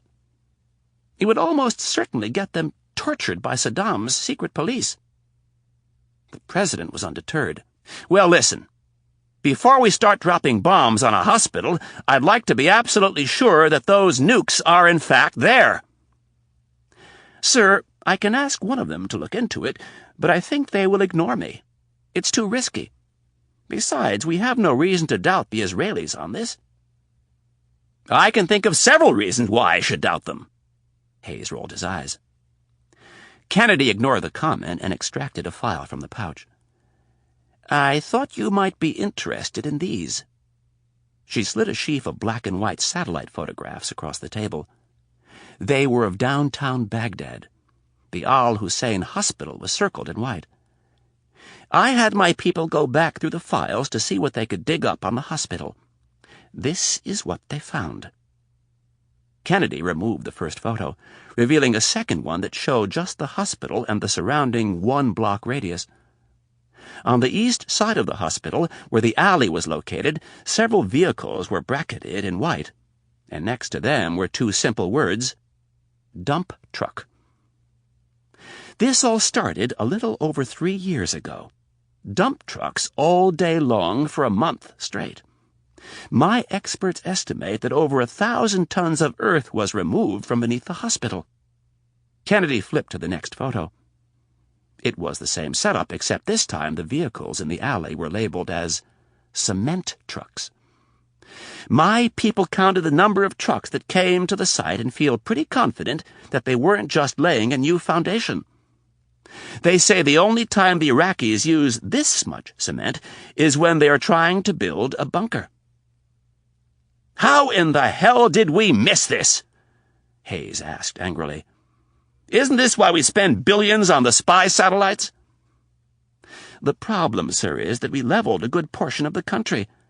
Since the end of the Gulf War, it's been a non-stop succession of dump trucks and cement trucks. The President flipped through the remainder of the photographs without comment. When he was finished, he took his time putting them back in a neat stack and then handed them to Kennedy. You think this corroborates what Friedman told us? Yes, I do. The President stood and walked over to the window. He gazed across the way at the executive office building. Kennedy watched him in silence, speculating if he wasn't telling her something. She was in the midst of wondering if the Israelis had done something she didn't know about, when the President turned around and spoke. How many people are in this hospital? I'm not sure, sir. Her answer was less than truthful. One of her analysts had given her a range, but she didn't think now was the time to tell the President the number. Hundreds? Possibly. The President turned around again and looked out the window. Kennedy felt for him. It would probably be aviators who would drop the bombs, but they were trained from day one of flight school to deal with it. Not the President. He was ultimately the one who would be ordering those people to their deaths. Kennedy feared that he was going through the hospital wondering how many children would be killed, How many mothers, fathers, and grandparents? It was an ugly business they were in. Without looking away from the window, the president shook his head and said, "You know, right now I really hate the Israelis for putting me in this position." Kennedy frowned at the president's words. Emboldened by a career of making difficult decisions, she said, "You don't mean that, Mr. President." When Hayes turned around, she said, "The Israelis didn't put this facility under a hospital. Saddam did. He is the one who has put those people in harm's way. He's the one who's put us in this position." Chapter 11. Situation Room, Wednesday morning. General Flood was traveling light, so as not to attract too much attention. He'd brought along only 4 aides, one each from the Air Force, the Navy, the Marines, and the Army. When the President and Kennedy entered the Situation Room, the 5 military men were arrayed around the far side of the table. Simultaneously, the warriors snapped to their feet. "Good morning, gentlemen. Please be seated." The President pulled out his leather chair at the head of the table and sat. Michael Hake, the President's National Security Advisor, arrived on their heels. He and Kennedy sat next to the President. The President's Chief of Staff had not been invited to the meeting, and General Flood was very appreciative. He didn't want the President to be distracted by Valerie Jones inserting political issues into the meeting. The task at hand was to apprise Hayes of his military options and give him a realistic estimate of the time it would take to move the right assets into position. General Flood was seated opposite the President at the far end of the table. He was an imposing man at 6'4" and almost 300 pounds. Flood leaned forward, placed his forearms on the table, and started. "Mr. President, as you have requested, my staff and I have prepared several contingencies for you. The first plan is one you are familiar with. Within minutes of you giving us authorization, we could launch a salvo of Tomahawk cruise missiles that would level the target. This plan has only one redeeming quality, in my opinion. It guarantees us that we won't lose any air crews." Flood paused briefly. "We are also of the opinion that a strike with Tomahawks would not guarantee the destruction of the primary target." The President wasn't sure what the General meant, so he asked, "Please elaborate?" "Dr. Kennedy has provided us with satellite imagery that suggests a command and control type structure was created underneath the hospital. Tomahawks don't work against these types of hardened targets. We would merely level the hospital and incur some collateral damage." "General," growled the President with a look of disapproval on his face. "I'm sorry, sir," apologized the General, who had momentarily forgotten the President's severe dislike of sterile military terms. "We would merely level the hospital and kill most, if not all, of the people inside. We would, of course, also run the risk of an errant Tomahawk hitting something other than the target, but depending on how many missiles we use in the attack, the chances of that happening is somewhere in the neighborhood of 5 to 10%. "What's the next option?" "The next one involves using F-117A stealth fighters from the 48th Fighter Wing out of Holloman Air Force Base in New Mexico. These platforms would give us maximum stealth and the ability to deliver precision-guided munitions to the target. Our odds for success in taking out the nukes are much better, but still somewhat limited." "How so?" asked the President. "To go after a hardened target like this, we need to use penetration bombs. The weapons bays of the F-117s are limited as to the size of the bombs they can carry. The largest penetration bomb they can deliver is the GBU-27B. It's a good weapon, and in most cases I think it would suffice. But with this strike, sir," Flood adopted an uneasy tone, "I'm afraid we're only going to get one chance to take these things out." The President nodded. "I share your concerns and agree that we are only going to get one chance at this. If we send in the stealth fighters, what are our odds for success?" General Flood looked first to his left and then to his right. "We have some disagreement on what the number might be." The general nodded to a man in a dark blue Air Force uniform. "Mr. President, I'm Colonel Anderson. It is my opinion that a flight of 4 F-117s, each one armed with 2 of the 2,100-pound GBU-27B laser-guided paveway bombs, would be more than enough to destroy this target." "So you're talking 8 bombs?" "That's correct, sir." "And you're confident that the nuclear devices will be destroyed?" "I am, sir. This is the weapon we used on many of the hard targets during the Gulf War, such as aircraft shelters and command and control centers." "How confident?" The colonel thought about it for a moment and replied, 90%, sir." The president wasn't sure he liked the answer.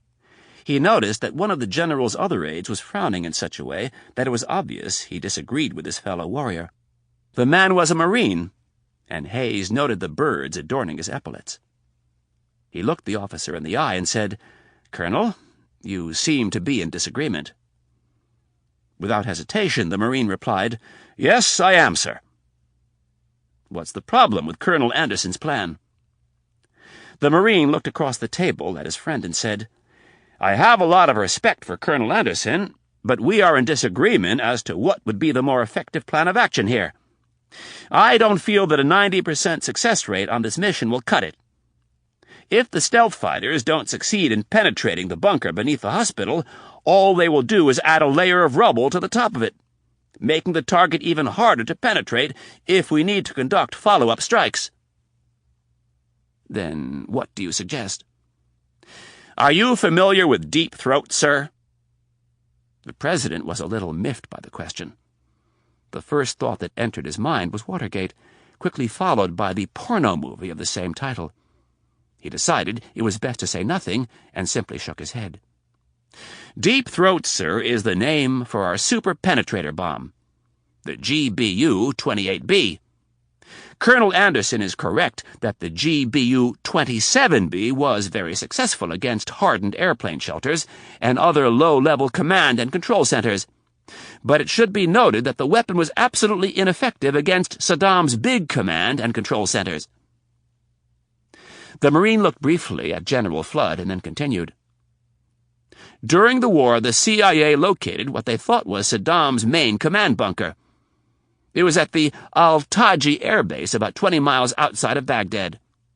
Early in the air war, we launched 3 separate sorties with F-117s carrying GBU-27B laser-guided penetration bombs. We dropped over 20 bombs on the target, sir, and we barely put a dent in it." The F-117 strike was sounding less appealing by the minute to the president. "We realized that if we ever wanted to get at Saddam and his generals, we would need a bomb that could penetrate these superbunkers. The Air Force's Air Armament Division was asked to find a solution, and do it quickly. In record time, they came up with Deep Throat, a 4,700-pound behemoth that was twice as long and twice as heavy as any other penetration bomb in our arsenal. It was so big, in fact, that the stealth fighter couldn't carry it. The bomb was designated the GBU-28B.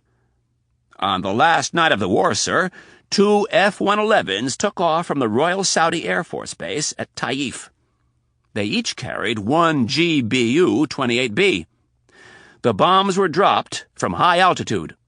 One missed, and the other scored a direct hit." "What were the results?"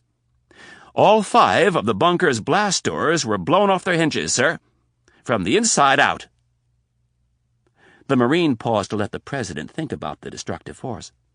"The target was obliterated." "Who was in the bunker?" "Dr. Kennedy can answer that question better than I can, sir." "Irene?" "At least a dozen of his top generals, some of Saddam's family members, and a number of high-ranking politicians."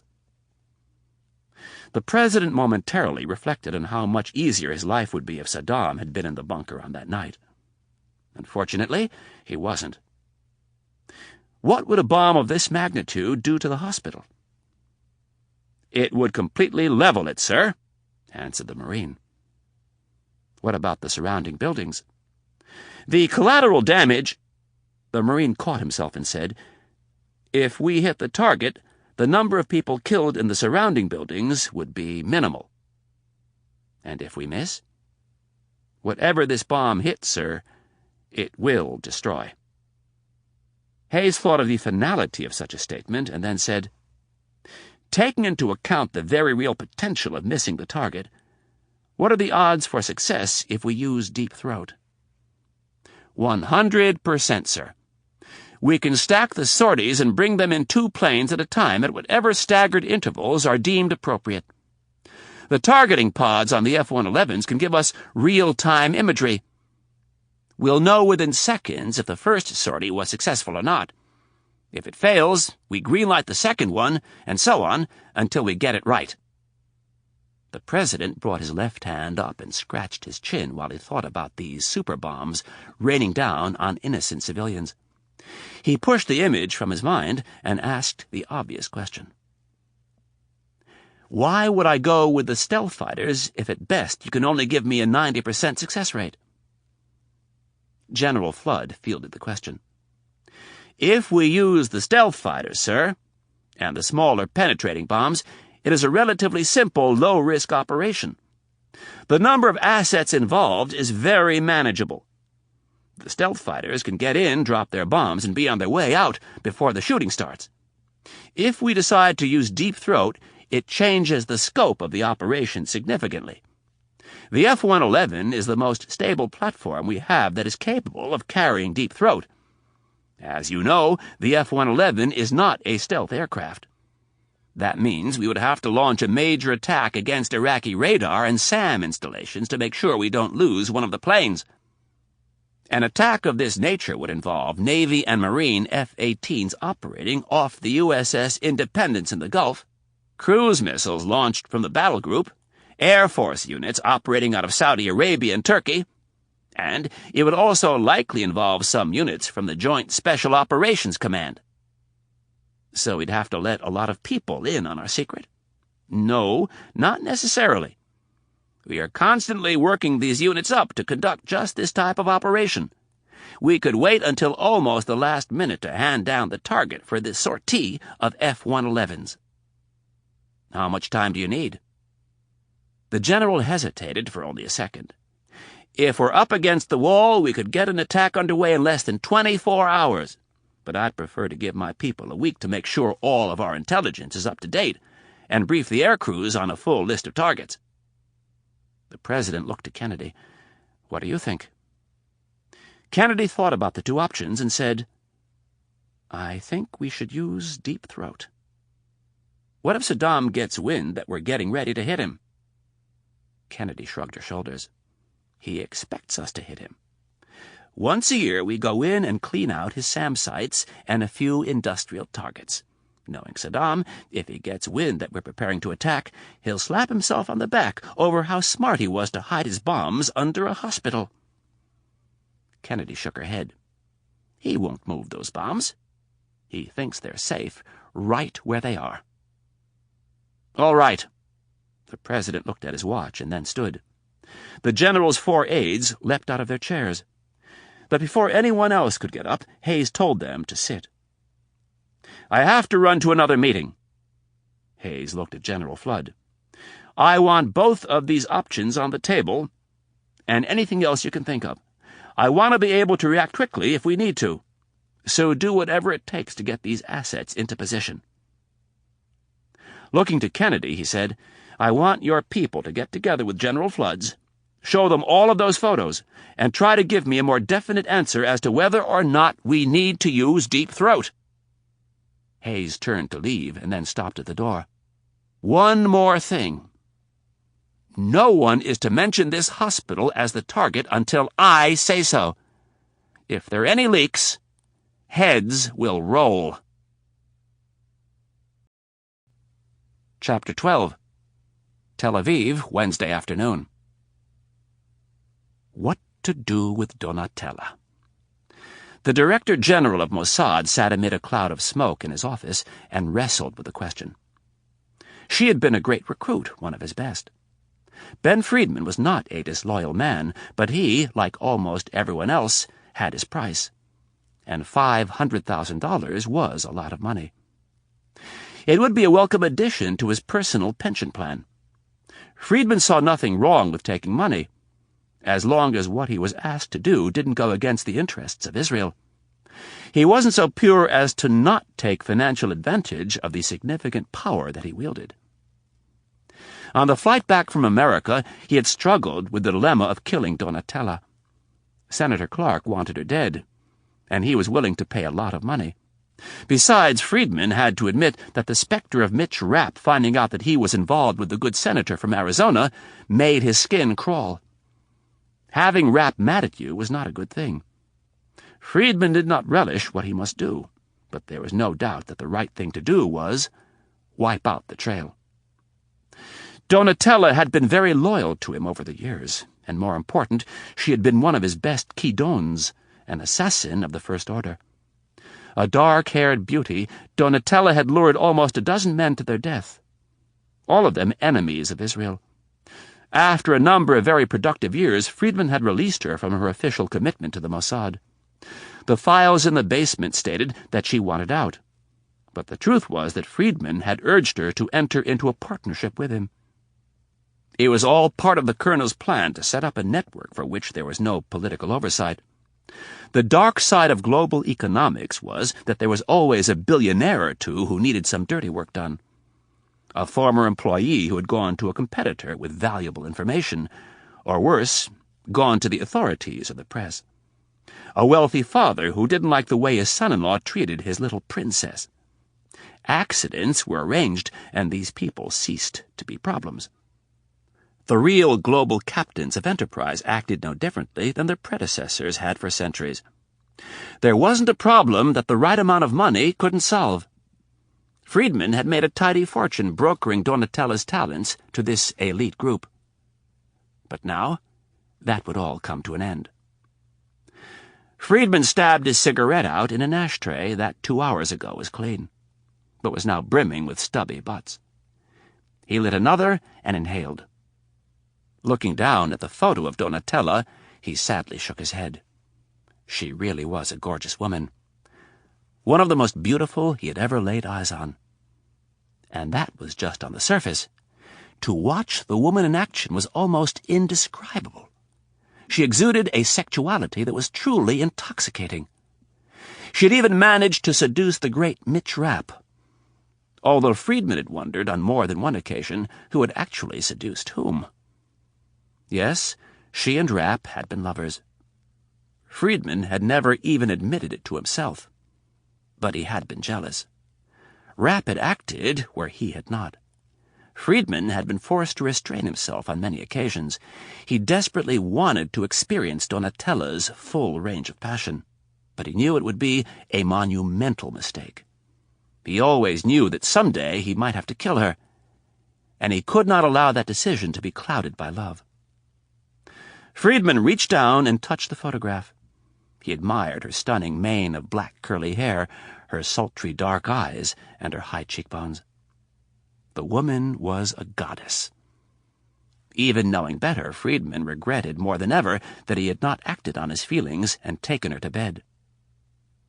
It was a shame to have missed such an opportunity. The intercom on the desk buzzed, and a woman's voice announced, "Mr. Rosenthal is here to see you." Without taking his eyes off the photograph, Friedman reached out and pressed the intercom button. "Send him in." The head of Mossad looked down at the image and sadly shook his head. What a waste. But it had to be done. Mitch Rapp could not be allowed to find out that he'd been involved in any of this. Mark Rosenthal was one of Friedman's most trusted quidons. At 32, he had been with the Mossad for almost 15 years. He had always been small, and even now could pass for someone in his early 20s. When he had joined the Mossad at 19, he could have passed for a 12-year-old. And that was exactly what he did. Friedman used the teenager to run sensitive information in and out of the occupied territories, and to scout out areas before raids were launched.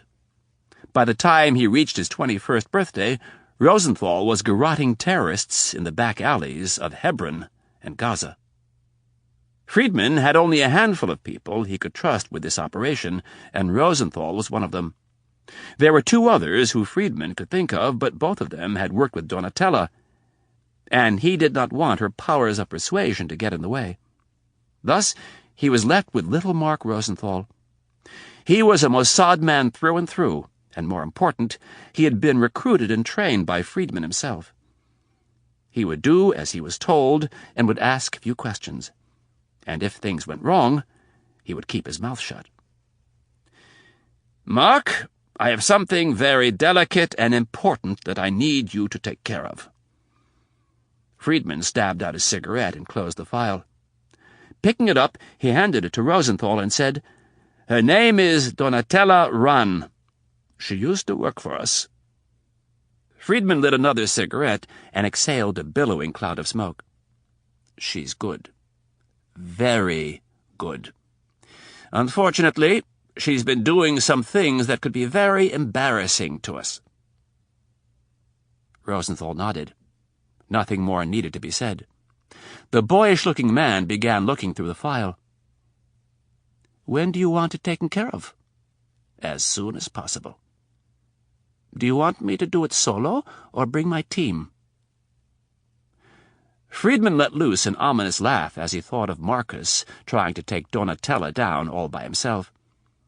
It was possible, but not wise. "Bring your team, Marcus. This woman is very dangerous. She's killed more men than both you and I combined." The comment elicited an arched eyebrow, but nothing else. "What about the body?" "Use your judgment. If you can, I'd like you to dispose of it yourselves. If things get hairy, leave the body and get out." Having worked in the field for years and detesting interference from HQ, Friedman tried whenever possible to give his people the freedom to make decisions themselves. While still looking at the file, Rosenthal said, "I can be in place by tomorrow morning." "Good." Friedman pointed the tip of his glowing cigarette at Rosenthal. "Use only your best people, and take care of it as quickly as possible." The colonel leaned back in his chair, took a drag off his cigarette, and then added, "And of course, don't get caught." Capitol Hill, Wednesday morning. Senator Clark sat behind his massive desk in the Hart Senate office building. It was cold and windy in the nation's capital. He stared out the window, studying the weather, putting off for at least another moment a more pressing problem. The last vestiges of fall hung stubbornly from the burly oak trees on the grounds across the way. Only a few dark sodden leaves were left. Winter was on the nation's doorstep, and the thought of it brought a sense of dread. Clark did not do well in cold climates. A native of the Southwest, he thought that D.C.'s winters were anything but mild. To Clark, if it snowed for even a day, the city was too cold. Looking out the window at the gray sky, he decided he would get out of town for the upcoming weekend. Either Phoenix for golf, or down to the island for a little fishing. Wife number 3 had something planned in New York, so he didn't have to worry about trying to convince her. He would be on his own, which at present was what he preferred. Number 3 was becoming increasingly confrontational and demanding. This was something he couldn't understand. He had come into the marriage knowing exactly what he wanted, and he had made his intentions very clear. For Christ's sake, he was sleeping with number 3 while he was still married to number 2. What did the woman expect? That after all these years he was going to change just for her? Well, he wasn't going to change. Things would have to be managed. Another divorce at this juncture was out of the question. It would torpedo his chances at running for president. He would have to strike a deal with her at some point. He had, of course, made her sign an ironclad prenuptial. Under that agreement, she would get $1 million lump sum payment and another $250,000 a year until she remarried. If things got ugly, he could put some more money on the table and get her to play nice for a few more years. That would be a last resort, though. The real jewel to entice her with would be the White House. Being First Lady, after all, wasn't a bad deal. A voice from the recesses of Clark's constantly plotting mind came up with another option. Have her killed. No, he told himself. She's not that bad. At least, not yet. The morbid idea gained a little more weight with him as he thought of the potential advantages. The grieving spouse role might really help him connect with the soccer moms. The more he thought about the idea, the more potential he saw. Wife number 3 was an extremely attractive and polished woman. They looked very good together. At least they did when she was happy. But she had a bitchy streak in her that was impossible to hide. When she was mad at him, she liked to make it a point to tell others. That could become a real liability during a long campaign. The press sooner or later would pick up on it and pile on. Clark doubted number 3 had the mental toughness to withstand such a barrage. No. He would have to decide on a course of action long before it came to that. Clark returned his focus to a file on his desk and decided the problems of wife number 3 would have to wait for now. At present, he had a more pressing issue that needed his attention. Mark Ellis and the other money men from California could not be put off indefinitely. They expected a return on their investment, and they had their sights set on the CIA and its treasure chest of valuable industrial secrets. The problem for Clark was not a new one. He needed to affect the outcome of an event without anyone knowing that he'd had a hand in it. He'd built his entire political career on this simple concept. He had gained the president's confidence by professing his support for Kennedy. And now it was time to get someone to do the dirty work. Someone was going to have to take Kennedy down. And Congressman Albert Rudin was just the man. Clark had planted the seed in Rudin's head during their last meeting. His own party was wronging him. His years of loyalty had been casually tossed aside by the party's leaders, and for what? For the nominee to a post that any one of 1,000 people could fill. Clark sensed that Rudin was ready to take the gamble of his political life. He was ready to go against the party in order to save the party. At least that was the self-righteous reasoning that Rudin would use. All the congressmen from Connecticut needed was one good push. No, Clark thought. He didn't need a push. He needed a trail of crumbs. Clark looked down at the file on his desk and grinned. The information in the file would become that trail. Clark closed the file and pressed the intercom button on his phone. "Mary, would you please send in my next appointment?" The senator stood and buttoned his suit coat. When the door opened, Clark walked around his desk to meet his visitor. Extending his hand, he said, "Good to see you, Jonathan." The deputy director of the CIA shook the hand of his patron. "Good to see you also, Hank. You look nice and tanned." "I was down at the island last weekend." Clark was distracted for a split second as he thought of his meeting with Ellis. "I'll have to have you down sometime. You'd love it. Do you like to fish or sail?" "Both." "Good, then. If all goes well in the next few weeks, we'll have to fly down and celebrate our victory." Clark gestured to a wing chair. "Have a seat. May I get you anything to drink?" "No, thank you." Brown sat in the chair and watched as Clark walked around the coffee table and sat down on the large brown leather sofa. Clark unbuttoned his jacket and laid his arms out casually across the back of the couch. "This is the part where it gets tricky, Jonathan." With a laugh that was more nervous than humorous, Brown said, "I thought we were already in the tricky part." Clark chose to ignore what he took as a sign of weakness and pushed on. "Rudin is ready to jump, or almost ready. All he needs is a little push from us, and he'll bring Kennedy's confirmation to a screeching halt." Brown knew Clark didn't call him to his office to simply fill him in. "Where do I come in?" "I'm meeting with someone tomorrow. Former FBI. His name is Norb Stevekin." Clark winked. Very trustworthy. The former federal judge wasn't impressed that the man had worked for the FBI.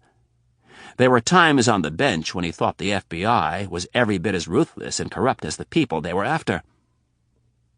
What does he do now? He's an investigator. For whom? For whoever happens to be paying him. Brown accepted the senator's answer. He'd learned long ago that Clark had acquaintances from virtually every walk of life. Who's paying right now? Clark batted away Brown's concerns with a wave of his hand. You don't need to concern yourself with that. The important thing is that when you talk to him, you need to seem very reluctant to give him what he needs, at least at first. And what does he need? He needs information that Congressman Rudin can use to launch hearings. Brown knew it would come to this eventually, but it didn't lessen his discomfort. Used to keeping his cool on the bench, he pressed forward. What information?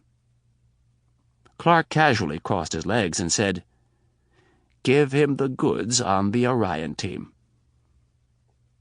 Not quite sure he'd heard right, Brown asked, You want me to tell a former FBI agent about the Orion team? Don't worry, Clark cautioned. I've convinced Congressman Rudin to meet with Mr. Stevkin. I've told Albert that I don't want to get involved in this, and I don't intend to get you dragged into it either. Then why are you asking me to meet with this Stevkin fellow? Stevkin will do what I tell him, and I'm going to tell him if you give him anything, it will be off the record. And it's to stay that way. What about sending the info to Rudin anonymously? Brown was desperate to come up with an alternative. Clark shook his head. It won't work. Albert is already in deep shit with his party. If we're going to get him to put his nuts on the line, he needs to hear this from a real person who can tell him they heard it straight from the mouth of someone at Langley. Brown expressed his apprehension through pursed lips. I don't know. It's one thing to pass information on to you, Hank, but talking to a former Fed about the Orion team doesn't sound like such a good idea. The pot-bellied Brown squirmed in his seat. People who get caught locking horns with this group tend to disappear. Peter Cameron was too cocky. You don't have that problem. I don't know, said Brown, with obvious reservation. Clark kept his voice reasonable. Jonathan, you know the plan. I promise you this is the last big step. Once Albert starts his investigation, there will be no turning back. The press will be all over this thing, and you and I both know Kennedy doesn't stand a chance at surviving that type of scrutiny. Clark pointed to his friend. And then I will make sure you become the next director of the CIA. And a very wealthy one, I might add. Brown was looking to cash in after years of public service. Besides, America was a nation of laws, and Kennedy needed to be held accountable. All right. How do you want me to do it? With a smile, Clark asked, Do you still walk that dog of yours every night? Yes? Good. You can expect Stevkin to approach you in the park by your house, probably tomorrow night. And what do you want me to tell him? Clark thought about it for a moment. I want you to act real nervous at first. Tell him you don't want to talk to him. Try to walk away. Don't worry, he'll follow. He's a very persistent fellow. Brown repeated his question. And what do you want me to tell him? Nothing, smiled Clark. At least, not tomorrow night. Tell him you need to think about it. Tell him to come back the next night, and you'll have a decision for him. Chapter 13. Maryland, Wednesday evening. Rapp was ready to go. The cab was waiting in the driveway. He had already gone out and said hello to the man, telling him he was waiting for his girlfriend to arrive, and then they could leave. Anna was late, which was to be expected. As Rapp went over his mental checklist one more time, he decided he might have to implement the 30-minute rule with her. Yes, he decided it was time. If they needed to be somewhere at 8 o'clock, He'd have to start telling her 7:30. She was 30 minutes late for everything, unless it was a live broadcast. She'd actually held up Air Force One last month for close to 15 minutes. Jack Warch, the special agent in charge of the presidential detail, had been kind enough to call Anna on her cell phone and ask her if she was going to make the flight. Anna was stuck in traffic and pleaded forgiveness. The Secret Service agent, used to these flights being delayed, had no problem buying her some time. Besides, they were going to California and would be able to make up any lost time in the air. It helped that Anna Riley was a favorite of the president.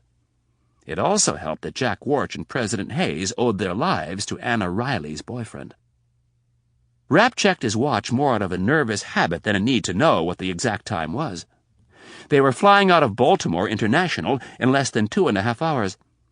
They still had plenty of time, but Rapp didn't like to be rushed when he was sneaking weapons onto a flight. From his vast arsenal, he had decided to bring his Heckler & Koch HK-4 pistol. His version was designed to carry the 9mm short round. Rapp had disassembled the weapon and concealed individual parts within various items in his suitcase.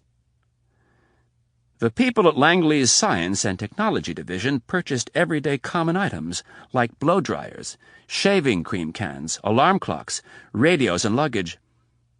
They then modified the items by creating false or hidden compartments while always maintaining each item's ability to perform its task.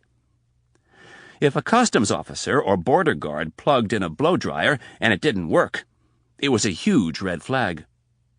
The people from S&T were experts in this field. They even went so far as to test everything they designed on state-of-the-art airport X-ray machines. They could tell you the make and model of almost every X-ray machine and metal detector used in every major airport around the world. And more important, they could tell you the best way to pack your suitcase to minimize the risk of an operator discovering an illegal item in your luggage. Anna would flip if she knew, but such was his life.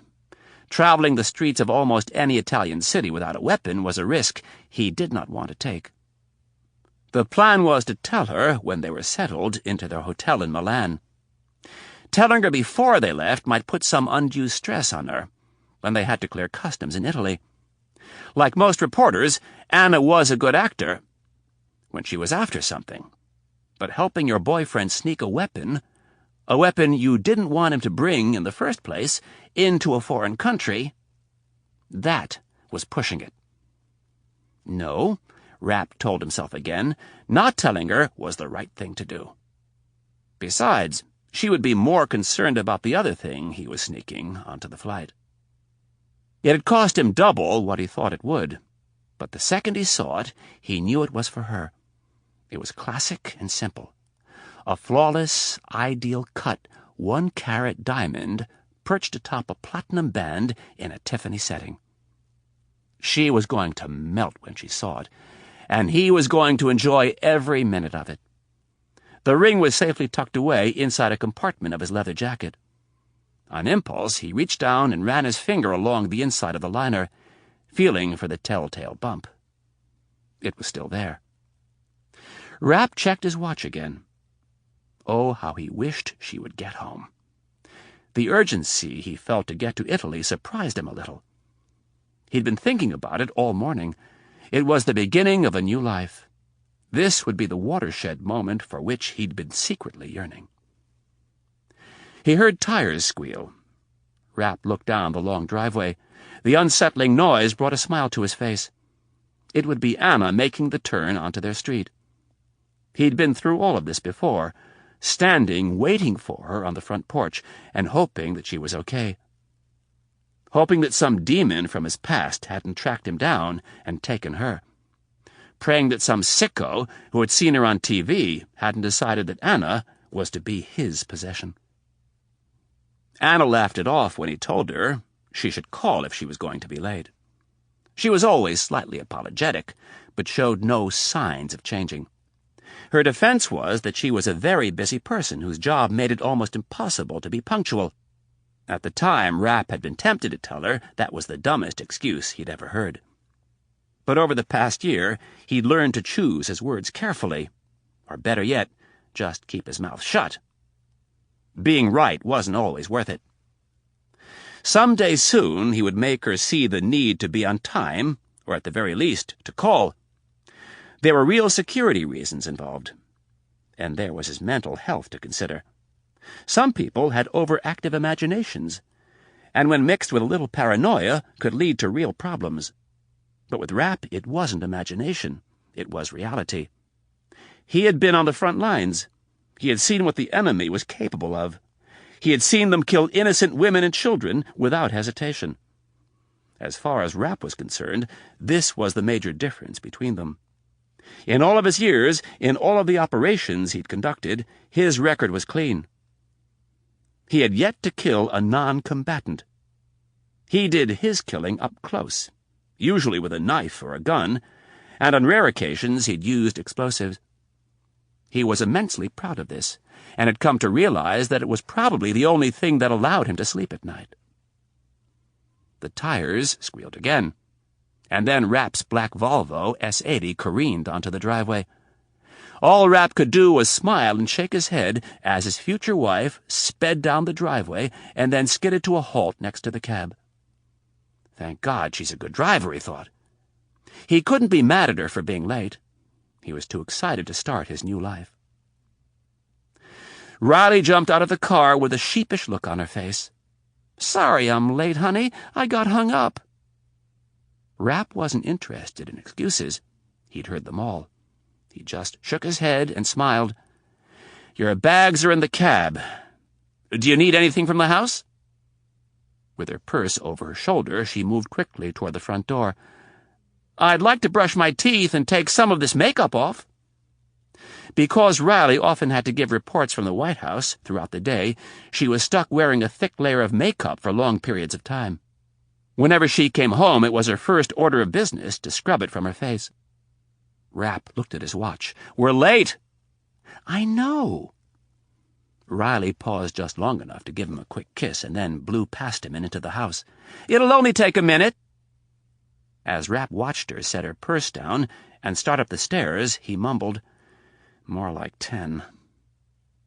Riley yelled over her shoulder, "I heard that!" and continued up the stairs. A little frustrated, Rapp said, "Well, it's true. Maybe you could reapply it on the way to the airport." Rapp had been there before. "It'll take a minute" was code for 10 to 20 minutes. She yelled down from the upstairs bathroom, "Don't worry, we've got plenty of time. Flights never leave on schedule anymore." "Is that what you told the president when you held up Air Force One last month?" Riley didn't know that Rapp knew about her little incident. She appeared at the top of the stairs with a toothbrush in one hand and a tube of toothpaste in the other. "Where'd you hear about that?" "He was in the Washington Times this morning." Rapp said this with a straight face, despite the fact that he was making it up. He knew Anna never read the Times due to the fact that she thought it was a biased newspaper. Every time this was brought up, he liked to remind her that the Post wasn't exactly known for its well-balanced staff. Riley's little knob chin dropped and she said, "Please tell me you're kidding." Rapp smiled. "Okay, I'm kidding." "Then how in the hell did you know about that?" "Never mind." Rapp gestured with his hand to get her moving. "Let's go, we're late." "I want to know how you know." She was serious. "Never mind, I have my sources." Rapp turned. "I'm going to put the car into the garage. Hurry up." Riley watched him disappear for a second and then returned to the bathroom. While she loaded up her toothbrush, she looked into the mirror and said, "You've got a 7-hour flight to get it out of him." With complete confidence that she would succeed, she stuck the toothbrush into her mouth and went to work. The big American Airlines 747 was parked on the tarmac at BIA. They waited at the gate until all of the passengers had presented their boarding cards, and then they got in line. It was one of Rapp's rules, and of course Anna had wanted to know why. Getting used to the idea that he was going to spend the rest of his life with her, he decided to explain. They were flying in first class. If they had boarded the plane right away, when the first-class ticket holders were given the opportunity to settle in, they would have been the center of attention for the other 250 flyers as they waltzed up to the gate. Mitch's way, they waited until the end and slipped on to the flight without anyone paying any attention to them. It was all about keeping a low profile. Riley had accepted the reasoning without comment. They sat at the bar and had a beer while the rest of the passengers lined up like cattle and started the boarding process. She thought about Mitch's attention to detail. It permeated everything they did as a couple. There was, of course, the restaurant thing. It was a little irritating at times. He could never sit in the middle of a room. He always had to have his back to a wall, and always, upon arriving, excused himself to go to the men's room. At first, Riley didn't notice, and then the O'Rourkes, some friends of hers, had pointed it out. Anna had asked Mitch about it, and after some weak attempts at deflecting her queries, he copped to it. It was standard operating procedure, or as Mitch liked to say, SOP. Check the bathrooms, the emergency exits, and the basic lay of the land. That way, if anything went down, you knew what your options were. There was also the gun thing. At first, it didn't bother her too much. Her father and two of her brothers were cops. She grew up with guns around the house, and in fact owned a snub-nosed .38 caliber revolver herself. She kept it locked up, but had the permit to carry it if she wanted to. She usually only did so if she'd received some weird letters or calls from a viewer. But Mitch wouldn't leave the house without a gun. Literally, if he didn't have a gun on him, it was within arm's reach. He even mowed the lawn with the gun stuck into the waistband of his shorts. When they went out on the boat, he kept a gun in the glove box. There were at least 3 guns stashed in various places around the house. She had pressed him on the issue once, hinting that he might be just a little too cautious. He had told her that the only reason he was still alive was because he was so cautious. He had gone on to tell her that if any of those people from his not-so-distant past ever showed up, she'd be very happy that he was armed. At that point, she had thrown a hypothetical at him. "What if we get married and have kids?" He thought about it for a moment and told her that some things would have to change. The answer had satisfied her at the time. Riley took a sip of her beer and looked at Mitch. Leaning in, she asked in a whisper, "You're not carrying a gun, are you?" Rapp pulled his beer away from his lips and said, "No, just my love gun." Riley laughed, and then purred like a cat. Rapp felt a slight twinge of guilt over his answer. But then again, she hadn't asked, "Are you bringing a gun?" She had asked, "Are you carrying one?" His gun was nowhere near his person. It was carefully packed away in a half-dozen pieces, stored in the bowels of the jumbo jet. They sipped on their beers for a couple more minutes, and when the line was down to just a few people, they picked up their carry-on bags and walked hand in hand across the waiting area to the gate. Rapp handed over the first-class tickets, and they proceeded down the jetway with their boarding cards. When they made the left-hand turn for the plane, they stopped at the end of the line of backed-up passengers. Rapp held Riley close and looked into her beautiful green eyes. He could tell by the sparkle in her eye and the grin on her face that she was a little popped up from her one beer. After 30 seconds, a man came down the jetway and replaced them as the last in line. Riley looked up with a telltale smirk on her face and said, a little too loudly, "Maybe he's a spy." Rapp pulled her head into his chest as she giggled louder and louder. All he could do was shake his head and smile. After she calmed down, he said, "Get a hold of yourself or they won't let you on board." "What are you talking about?"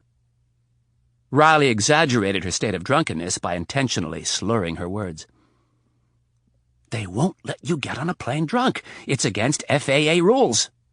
"What if I'm drunk on love?" She closed her eyes, pursed her lips for a kiss. Mitch laughed and gave her what she wanted. After that, the line moved quickly, and before long they were settled into their first-class seats. Anna was next to the window and Mitch was on the aisle.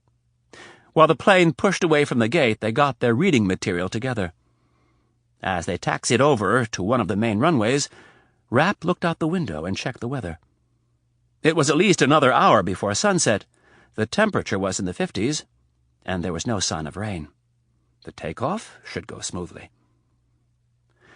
Anna started paging through one of her magazines and then stopped. She closed it and looked at Mitch. "You never told me what exactly it is that you have to take care of while we're in Milan." "Just a little bit of business. Nothing that will take up too much time." Rapp opened his book and hoped that Anna would go back to her magazine. Unfortunately, he knew it was wishful thinking. "What kind of business?" "Official business." In a mocking tone, Anna lowered her voice and said, "Top secret business." "That's right, baby," Rapp winked. "Now why don't you just sit back, look pretty, and peruse your fashion magazine? I'll take care of everything else." Riley expertly jabbed him in the ribs. "Don't give me that crap. I think you can tell me a little more than official business." "No, I can't," Mitch said emphatically. They'd been down this road before, and he was tiring of it. He leaned in close to her ear and said, "There are certain things about my job that I will never be able to tell you. I've been up front about it from the start, and you said you could deal with it. Now, are you going to abide by that, or are you going to change the rules on me?" He was right, and she knew it, but it still pissed her off. "No, I'm not going to change the rules, but I think there are times where you don't need to be so vague. I mean, you get all freaked out when I'm 15 minutes late, and you expect me to just sit in our hotel room in a foreign city while you run off and take care of official business." Riley leaned in so close her nose touched his cheek. "I mean, for Christ's sake, for all I know, the damn CIA is sending you over here to kill someone." Riley moved away and stubbornly folded her arms across her chest. Eyeing her with caution, Rapp thought about what she just said and then had to admit she had a pretty good point. He owed her a better explanation. "I'm sorry. You're right. I have to meet with someone. Someone I used to work with." "Will it be dangerous?" "No." He shook his head and meant it. He would be very cautious, but in truth, he wasn't expecting any trouble. "Does this person know you're coming?" "No." Riley frowned, not sure that she liked the answer. "Is this person someone you can trust?" "Yes, very much so." Rapp's words were sincere. "Don't worry, honey. Everything will go fine. I'll take care of it the first day we're there, and then we'll have the rest of the trip all to ourselves." The plane stopped for a moment, and then the engines came to life. A few seconds later, the big jet began to roll down the tarmac. Rapp reached over and grabbed Anna's hand. He kissed the back of it and said, "I love you." Riley kissed him on the lips and told him the same. As the plane began to lift off the ground, Rapp's thoughts turned to the person he would be meeting in Milan. Donatella Ron was much more than someone he used to work with. She was someone he used to share his bed with. For reasons that had nothing to do with national security, he had decided to keep that a secret from Anna. That was all ancient history. It had nothing to do with the situation at hand. Rapp helped rationalize the omission by telling himself that he had never asked her about her ex-boyfriends. This almost worked until he realized that she, as of yet, hadn't flown 3,000 miles to have a secret meeting with one of her former lovers. Rapp didn't like the way the argument was working out, so he pushed it from his mind. In and out, he told himself. No big deal. I'll go to dinner with her, ask her who hired her to kill Peter Cameron, and I'll be done with it. Rapp grimaced as he looked out the window and down at his favorite body of water in the whole world. The Chesapeake Bay slid by, while a large container ship worked its way north toward the port of Baltimore. Rapp knew it wasn't going to be that easy. In his heart of hearts, he hoped he was just being his paranoid self. For once he wanted something to be easy. All he wanted was a name. The name of the man who had tried to have him killed in Germany. And then he could make things right and get on with his life.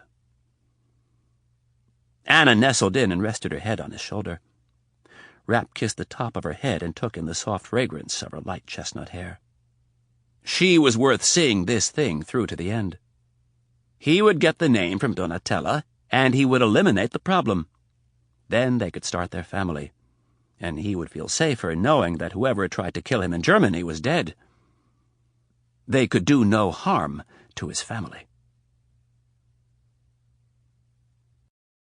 Chapter 14. Milan, Thursday morning. The transatlantic flight went well with one exception. Neither Anna nor Mitch had slept. Rapp hadn't really planned on it, but he was hoping the 2 glasses of champagne that Anna had consumed would knock her out. They didn't. In fact, the spirits only heightened her excitement for the week ahead. 2 days in Milan filled with shopping at the major fashion houses and a night at the famous Teatro alla Scala, Milan's grand opera house, and then they would board a train and head south for warmer weather and the romance of Sicily. They had talked excitedly about the trip. The anticipation of what lay ahead was absolutely intoxicating. But for fear of ruining the moment, neither of them spoke directly about engagement, wedding rings, marriage, or children. There would be plenty of time to discuss all of that later.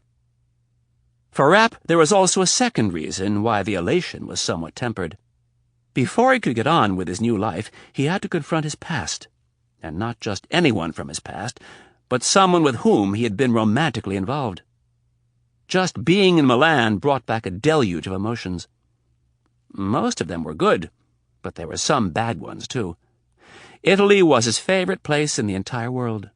The history, the architecture, the smells, the people, even the dirt. It was all so real. Getting through customs at Malpensa Airport proved to be relatively easy, as the testosterone-charged Italian customs officials were more concerned with Anna's lingerie than the various weapons that Mitch had stashed throughout his luggage. With the time difference and the 7-hour flight, they arrived in Milan just in time for the morning rush hour. On the way into the city, Anna was all eyes, taking in the sights of the capital city of Italy's Lombardy region. While at the University of Michigan, she had spent a semester abroad in Paris. During that time, she had taken a week to visit Rome, and that was the extent of her exposure to Italy. They had debated the merits of the 2 countries, Anna siding with France and Mitch siding with Italy. Rapp planned on changing her opinion by the end of the week. He would be the first to admit that France had many redeeming qualities, but unfortunately, that beauty was often overshadowed by the arrogance of its people. Not in Italy, though. If anything, the people added to the passion and history of the ancient country. There was genuine willingness to connect with and help foreigners, especially Americans. Their cab driver was a perfect example. As they plodded their way through rush hour, he pointed out, in English, the various sites of interest. During the early part of the commute, Anna was slightly disappointed at how modern and industrial Milan was. Mitch assured her that once they reached the heart of the city, she would not be disappointed. He was right. As they turned on to the Via G. Mengoni, Mitch practically had to restrain Anna from leaping from the moving cab. The Duomo loomed so large, she had to stick her head out of the window so she could take in the full height of the intricate spires. "Oh, my God! I think that is the most beautiful church I've ever seen." The cab driver nodded proudly and answered, "And one of the biggest." Anna continued gawking at the architectural marvel as the cab rolled slowly along the cobblestone street. "What's it called?" "Duomo." "I have to see it. Can we see it?" She turned to Mitch. "Can we see it right now?" Rapp laughed at her obvious excitement. "It's a short walk from the hotel. Only 4 blocks. After we take a nap, this will be our first stop." "Nap?" she asked incredulously. "I'm not taking any naps. I'm too excited." Rapp smiled and shook his head. It was nice to see her this way. Maybe this would work out for the best. If they stayed out all day, she would collapse around dinner time, and then he could sneak out and meet with Donatella. Then, if all went well, he could get the information he needed and be done with the whole mess. As they passed the Galleria Vittorio Emanuele II, Rapp knew that was a lie. The harsh reality was that in all likelihood, whatever Donatella told him would only drag him in deeper. Donatella was one link in a chain that might be very long. Rapp would have to decide for the first time in his adult life if he was willing to turn something over to others and walk away. Anna kissed him on the cheek as they rolled down the old cobblestone street. Mitch pushed the depressing thought from his mind and forced a smile onto his lips. Maybe it would be simple. Maybe Donatella could answer all of his questions and explain why he had been set up in Germany. Maybe? Mitch turned away, the smile melting from his face. This type of stuff was never easy, and it was one of many reasons why he needed to get out. The Alitalia flight pulled up to the gate at Linate Airport. It was one of more than a dozen Alitalia flights that would arrive from Rome throughout the day. Of the two major airports that service Milan, Linate handled mostly domestic flights. It was located just 2 miles from the center of the city, whereas Malpensa 2000 was more than 30. The flight had left Rome shortly after 9 in the morning and had taken less than an hour and a half to make the journey north. When the door opened, a steady stream of business people marched off the plane. An unremarkable man near the middle of the group scanned the faces of the people waiting for the flight, but was careful not to look too interested. He was dressed in a pair of olive slacks, a light blue button-down, and a blue sport coat. A pair of dark sunglasses concealed his piercing eyes. On his first visual pass of the crowd, he saw the man he was to meet. But instead of making his way over to him, he continued with the others toward the main terminal. This was Mark Rosenthal's second flight of the day. The first had left Tel Aviv well before sunup.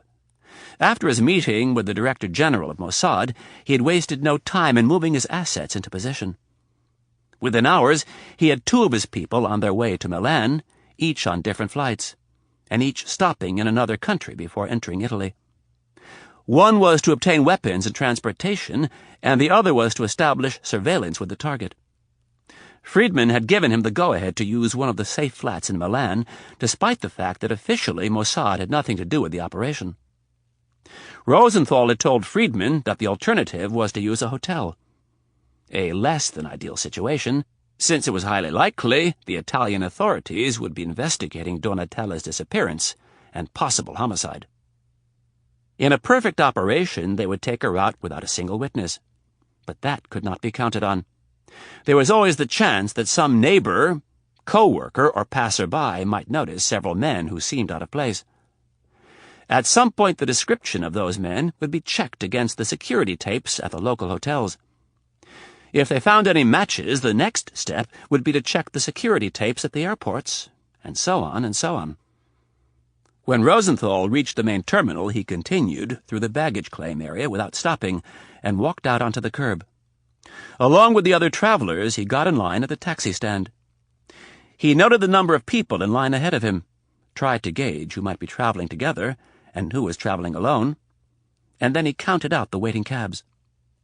Rosenthal marked the one that he would most likely be riding in and kept an eye on it. When his turn came, he took one last look around and climbed into the official white taxi. In fluent Italian, he told the driver to take him to the Grand Hotel. It was not where he was staying, but that was none of the driver's business. It was a sunny day, and unfortunately for Rosenthal, the tourists of summer were gone. It was nearing 11 a.m., and the streets were not very crowded. He frowned with concern as he looked out the window of the moving taxi. Rosenthal's early experiences as a Kidon had left an indelible mark on him. He had been assigned to penetrate the deepest circles of the enemy. There was no more dangerous assignment that could be thrust upon an agent of Mossad than to enter the Palestinian camps. He had been asked to go behind enemy lines and identify the leaders of the various terrorist cells. He'd had to assimilate with the very people he hated. Those early years had left scars. The shrinks at Mossad knew none of this, nor did anyone else. These were Rosenthal's own private demons. The solitary bravado of his early years had cracked. He hated operating alone. As a predator, he had gone from a lone wolf to developing a pack mentality. Never again would he hunt alone. He would never go back to the camps, never go back to the sleepless nights, worrying that he might let something slip in his dreams. No, that was all behind him. Now he did everything possible to stack the deck in his favor. And his discerning eye didn't like the lack of cover on the streets. Over the last 24 hours, Rosenthal had scoured the file Friedman had given him. It was obvious it had been heavily censored. Much of it was blacked out, and there were large gaps where entire operations had been omitted. Rosenthal had no doubt the old man had personally removed the information. Part of it was for reasons of compartmentalization and secrecy. But Rosenthal knew the old man too well to think that was the only reason. Friedman had removed information that might cause Rosenthal to hesitate rather than assassinate. Rosenthal was no novice. Although he had not yet reached the age of 30, he had been doing this work for close to a decade. Despite the heavily censored file, Rosenthal knew that this Donatella Rahn had done a lot for Israel. But this was the ugly side of his business. One day you're a prized asset, the next day you're a liability. As the taxi neared the Galleria Vittorio, Rosenthal told the driver they were close enough to the hotel and asked him to stop. He paid the man and got out. He gave a quick glance over both shoulders and then entered the magnificent 19th-century architectural structure. The Galleria Vittorio Emanuele II was laid out in the formation of a cross, the north-south section connecting the Piazza del Duomo and the Piazza della Scala. Instead of open air between the buildings, the large bisecting avenues were covered with an ornate iron framework and glass. It was closed to all but foot traffic. The floor was made of an intricate mosaic of colorful tiles, and elegant shops lined the walk. Rosenthal stopped into a bookshop and purchased a copy of the London Times. He loitered near the front of the shop for a moment to see if he was being followed, and then continued on his way out the north end of the structure and across the Piazza della Scala. On the other end of the plaza, he leaned against a light post and acted as if he were reading the paper. After several minutes, a maroon Fiat sedan pulled up to the curb, and Rosenthal got in. It was the man from the airport. He pulled back into traffic and said, "You're clean." "Good. And the woman?" "She's at her office. Janta followed her to work this morning. She got there at 9 and hasn't left." "What about her apartment?" "We decided to wait for you before we made that move." Rosenthal nodded. The man driving the car was Jordan Sundberg. Although he looked a good 10 years older than Rosenthal, he was actually 2 years younger. Sundberg had a thick black beard and an unruly head of curly hair. The two had worked with each other on many occasions in recent years. They were two of Friedman's favorite katzas. "Did you get the things I requested?" "Yes. It's all back at the flat." Rosenthal checked his watch. "Good. We'll make our move this evening." Chapter 15. Rapp watched Anna twirl around the middle of the beautiful room. Her arms spread, and her little chin tipped up toward the vaulted, hand-painted ceiling of the 15th-century monastic cell. She could not believe this was their hotel room and not a museum. Rapp couldn't have been happier over her reaction. Watching her spin around in circles made him think of what Anna must have been like as a little girl. He felt a brief pang of sadness that he'd missed so much of her life. It was irrational, he knew. There was no way they could have known each other. She had grown up in Chicago, and he in Virginia. Besides, if they had met, it would have virtually guaranteed that they would not be together now. Anna moved across the room and out onto the small balcony overlooking the inner courtyard. Mitch followed her and wrapped his arms around her waist. They stood together, front to back, looking down on the immaculately manicured courtyard. Every tree, every bush, every table, every umbrella was perfect. Anna reached up with her left hand and touched Mitch's face. Turning her head back, she found his lips and gave him a long kiss. As their lips parted, she said, "I love you so much." "I love you too." He squeezed her tightly and began kissing her neck. After a minute, he led her back toward the king-size bed. "What are you doing?" asked Anna in a playful tone. "I'm trying to seduce you." He held her tight, continued the kissing, and made the last step toward the bed. Anna grabbed his hands, twisted free, and pushed him onto the bed. Mitch willingly let her win and landed comfortably in the middle of the bed. With his hand held out, he gestured for Anna to join him. To his great disappointment, all he got was a defiant pose, hands on hips with a shaking head. "Come on, honey," he pleaded. "Nope. We're only in Milan for a day and a half, and I'm not going to spend it in bed." "Why not?" "Don't ask stupid questions." "Come on," he said, baiting her. "It won't take long." "Maybe for you." Rapp laughed. No, be nice." "It has nothing to do with being nice. I'm being a realist. If I get into bed with you, we'll have sex, and then you'll fall asleep. I don't want to sleep right now. I want to get out and see the city." She started for the bathroom. "Besides, you're always better when I make you wait."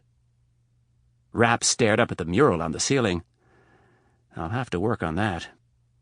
He let out a loud groan that was mostly for show, and then got off the bed. After peeling off his clothes, he strutted into the bathroom. Anna turned from the mirror where she was touching up her makeup. She looked at her boyfriend's naked body and asked in an incredulous tone, "You can't want it that bad." "You wish," grinned Rapp, as he slapped her on the butt and continued past her and into the shower. After the shower, Rapp went out into the bedroom and put on a fresh set of clothes. He stood over his suitcase and wondered what was the best way to handle his next move. He was tempted to assemble the gun and slip it into the specially designed interior pocket of his leather jacket. But he knew that was an invitation for disaster. Anna would wrap her arms around him the second they got outside, and she would check for the weapon. She always did. She had gotten used to it, at least in America. She had been raised in a house full of guns. Her father was a cop, as well as two of her brothers. Rapp had met the family, and like all good Chicago cops, they carried their sidearm with them when they were off duty. The best way to handle it with Anna was to be up front. But then again, if the room was bugged, he didn't want to get into it with her here. He made the decision to tell her when they got outside. Rapp picked up his suitcase and carried it into the drawing room. After setting it on the ottoman, he quickly grabbed the hairdryer, the can of shaving cream, and the radio and pulled them apart. In less than 2 minutes, he had the weapon assembled and the items put back together. Rapp's leather jacket was on the arm of the chair. He opened it and put the automatic into an inside pocket designed to conceal the weapon. When Anna was ready, they went downstairs to La Veranda for a quick bite to eat. They had the restaurant to themselves. It was post-breakfast and just prior to the lunch rush. Anna ordered a bowl of soup, and Mitch ordered a roast beef sandwich, for which he received a concerned look from his girlfriend. "Doesn't the mad cow thing scare you a little?" Rapp looked quickly over both shoulders. "Where? Is one on the loose?" Anna laughed and shook her head. "You know what I mean." "Yeah, I know what you mean, and I appreciate your concern. But I stand a better chance of getting hit by lightning than contracting mad cow disease." Anna decided not to make a big deal out of it. She took a drink of water and then asked, "When are you going to take care of your business?" With a serious look, he said, "I'd tried to upstairs, but you shut me down." "Oh," she smiled. "I can see you're in a real juvenile mood today." Just in love, darling. That's all. Can we be serious for a minute? Absolutely. Rapp grabbed a breadstick and bit off the end. When are you going to meet with this person? Rapp took another bite of the breadstick and said, I'm going to try to make contact this afternoon. Is this going to interfere at all with our plans for this evening? He thought about it for a second and then said, It shouldn't. Anna shot him a disappointed look. Darling, you're not being fair. I told you I had to take care of this. We're going to have a great trip, but I have to take care of this first. He took another bite from the breadstick and waited for her to give him a sign that she wasn't upset. When she smiled, he reached across the table for her hand and said, Besides, I have a sneaky feeling that you're going to be wiped out by the time tonight rolls around. Their food arrived in short order, and they ate quickly. Before leaving, Rapp ordered a double cappuccino for a little extra burst of energy and suggested that Anna do the same. He didn't care how beautiful the Duomo was. Tours made him more tired than a 2-mile swim. Anna ordered a single cappuccino. The hot drinks came in to-go cups. Rapp signed the check, and they left the hotel. It was a bright, sunny day. The temperature was in the mid-50s. It was perfect walking weather. Anna was dressed quite a bit more stylishly than Mitch. The fact that Milan was the fashion capital of the world was not wasted on NBC's White House correspondent. Instead of heading directly for the Grand Church, Rapp led Anna half a block to the north and took a right onto Via della Spiga. A short block later, they took a right onto Via Sant'Andrea. It was at about this point that the tour of the Duomo was put on hold. The first fashion designer that came into view was Hermès, quickly followed by Fendi. Rapp knew the street well, and it was having its intended effect on Anna. He was guessing that it would take them several hours to travel the next full block. They would have to run the gauntlet of Prada, Moschino, Chanel, Gianfranco Ferré, and Giorgio Armani. Prada alone could take 2 hours. Anna stood gawking at the window of Hermès. Rapp could see her struggling over what to do. Finally, she looked at him and said, I want to go in for just a minute. Rapp laughed loudly. Commercialism over Catholicism. Your mother would be very disappointed. Anna scowled at him. It'll only take a minute. Don't worry, honey, we've got all day. We can always see the Duomo tomorrow. Rapp opened the door and gestured for Anna to enter. Before following her, he looked down the street in the direction of the house of Armani. Donatella was in the building somewhere, or at least she was supposed to be. Rapp had had Marcus Dumond do a little checking before he left for Italy. Dumond was the counterterrorism center's resident computer genius. He'd hacked his way into Armani's network, and with the help of Rapp's linguistic skills, they'd figured out that Donatella was scheduled to be in Milan for the entire week. Rapp had memorized her entire schedule for the 2 days he was to be in Milan. He glanced at his watch for a moment and thought the timing might be perfect. Another 30 minutes of shopping, and he'd slip away. Rosenthal had Sundberg park the car several blocks away, and they walked to the cafe. When they rounded the corner onto Sant'Andrea, Rosenthal was pleased to see David Yanta sitting at a small wooden table, talking in his always animated fashion to 2 drop-dead gorgeous women. Models, no doubt. The city was crawling with them. Rosenthal was pleased that Yanta was talking to the women because he was hoping they would score a little sex while on the mission. He was also pleased because, in their line of work, nothing stood out more than a lone man sitting at a cafe. The picture had surveillance written all over it. As they approached the table, Yanta stood up and enthusiastically introduced his 2 co-workers to the beautiful women. The cover story and names were a variation on ones they'd used before. They worked for an international telecommunications company and were based out of Paris. They were in Milan to try and get the Pirelli Armstrong Tire Corporation to carry one of their new products.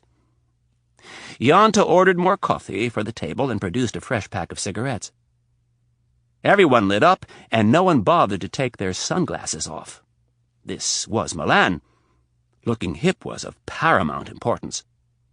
Jante continued to entertain the models with wild stories of their travels. Rosenthal watched him with some slight amusement. Jante was the biggest natural bullshitter he'd ever met. The man could strike up a conversation with anyone.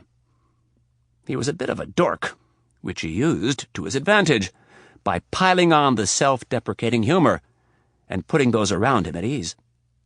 The women, more often than not, fell for this ploy. Jante always said he was playing to their instincts as natural healers. Rosenthal thought it had more to do with getting them to lower their guard and making them laugh. Whichever it was, though, it worked. As the conversation bounced around the table, Rosenthal feigned interest. From time to time his eyes strayed across the street to the house of Armani. The showroom was on the first floor, and the offices were on the floors above. Somewhere on the third floor was the office of Donatella Rahn. The file Friedman had given him outlined all the pertinent aspects of her life. Her flat was just 8 blocks away in a nice upscale part of Milan on the east side of the Giardini Pubblici. She walked to work every day. In the summers, she took her holidays at a small villa on Lake Como, and in the winter, she took ski trips to the Swiss Alps and warm weather trips to Greece. Her job required a fair amount of travel and brought her to Paris and New York on a monthly basis. She was the perfect honey trap, a gorgeous woman that the Institute could use in a variety of ways to tempt the enemy into letting their guard down. Rosenthal also guessed that they'd used her to seduce and blackmail quite a few powerful men over the years.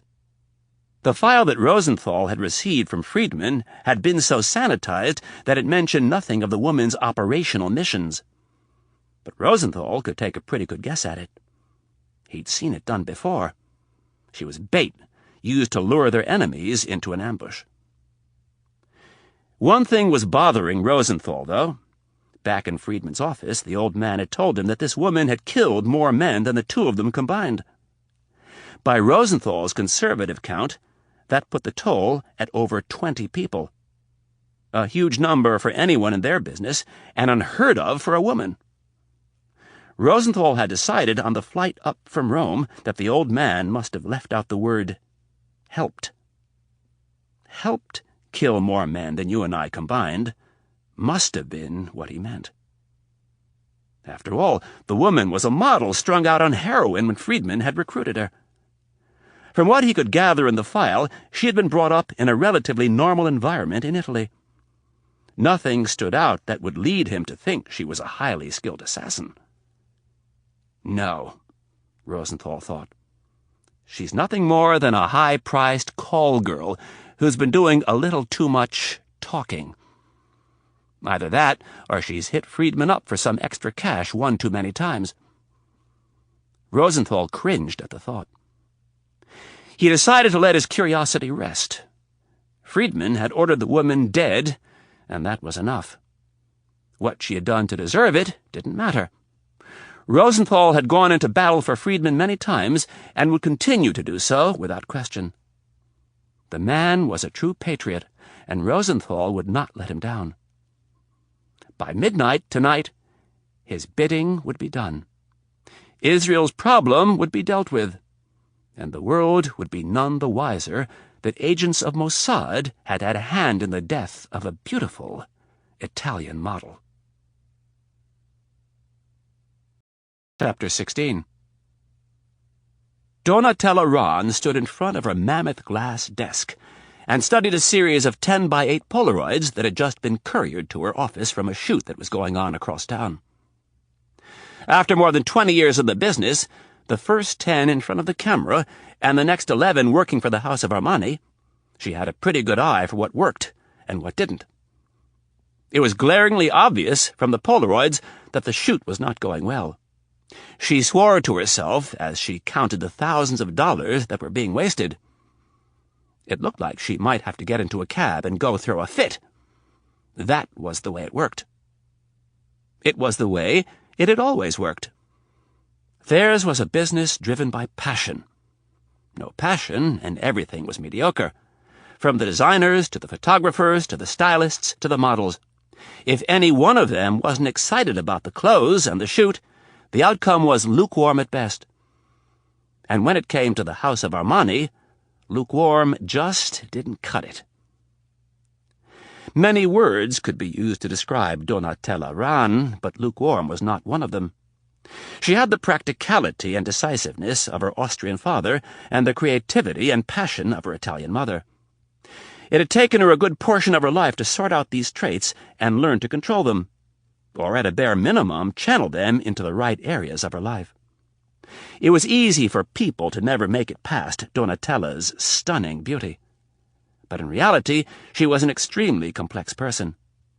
Many men over the years had failed to see that she was more than a pretty face, and they had either been left with a broken heart or no heart at all. At 38, Donatella looked and felt better than at any other time in her life. Yes, there were a few more wrinkles around her eyes, and her skin didn't have the glow that it did when she was 18. But she had grown into herself. There was an air of confidence in everything she did. This had not been there when she was modeling, at least not in the early years.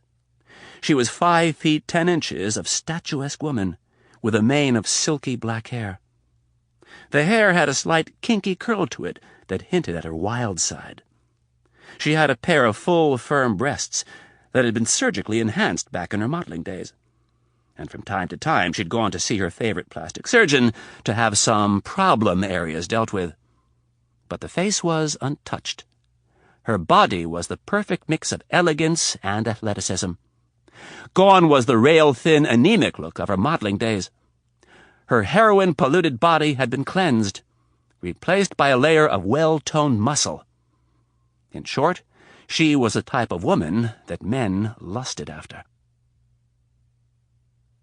Donatella's good looks were all the more amazing when one considered the type of life she'd led in her early 20s. At the time, she'd been impressionable, too concerned about her weight and about pleasing the photographers and creative directors.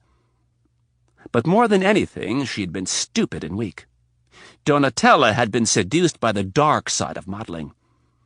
Every night of the week was a Friday night, and not just in Milan. The whole world was her playground. There were wild parties in exotic places with wealthy men. It had turned into one long party.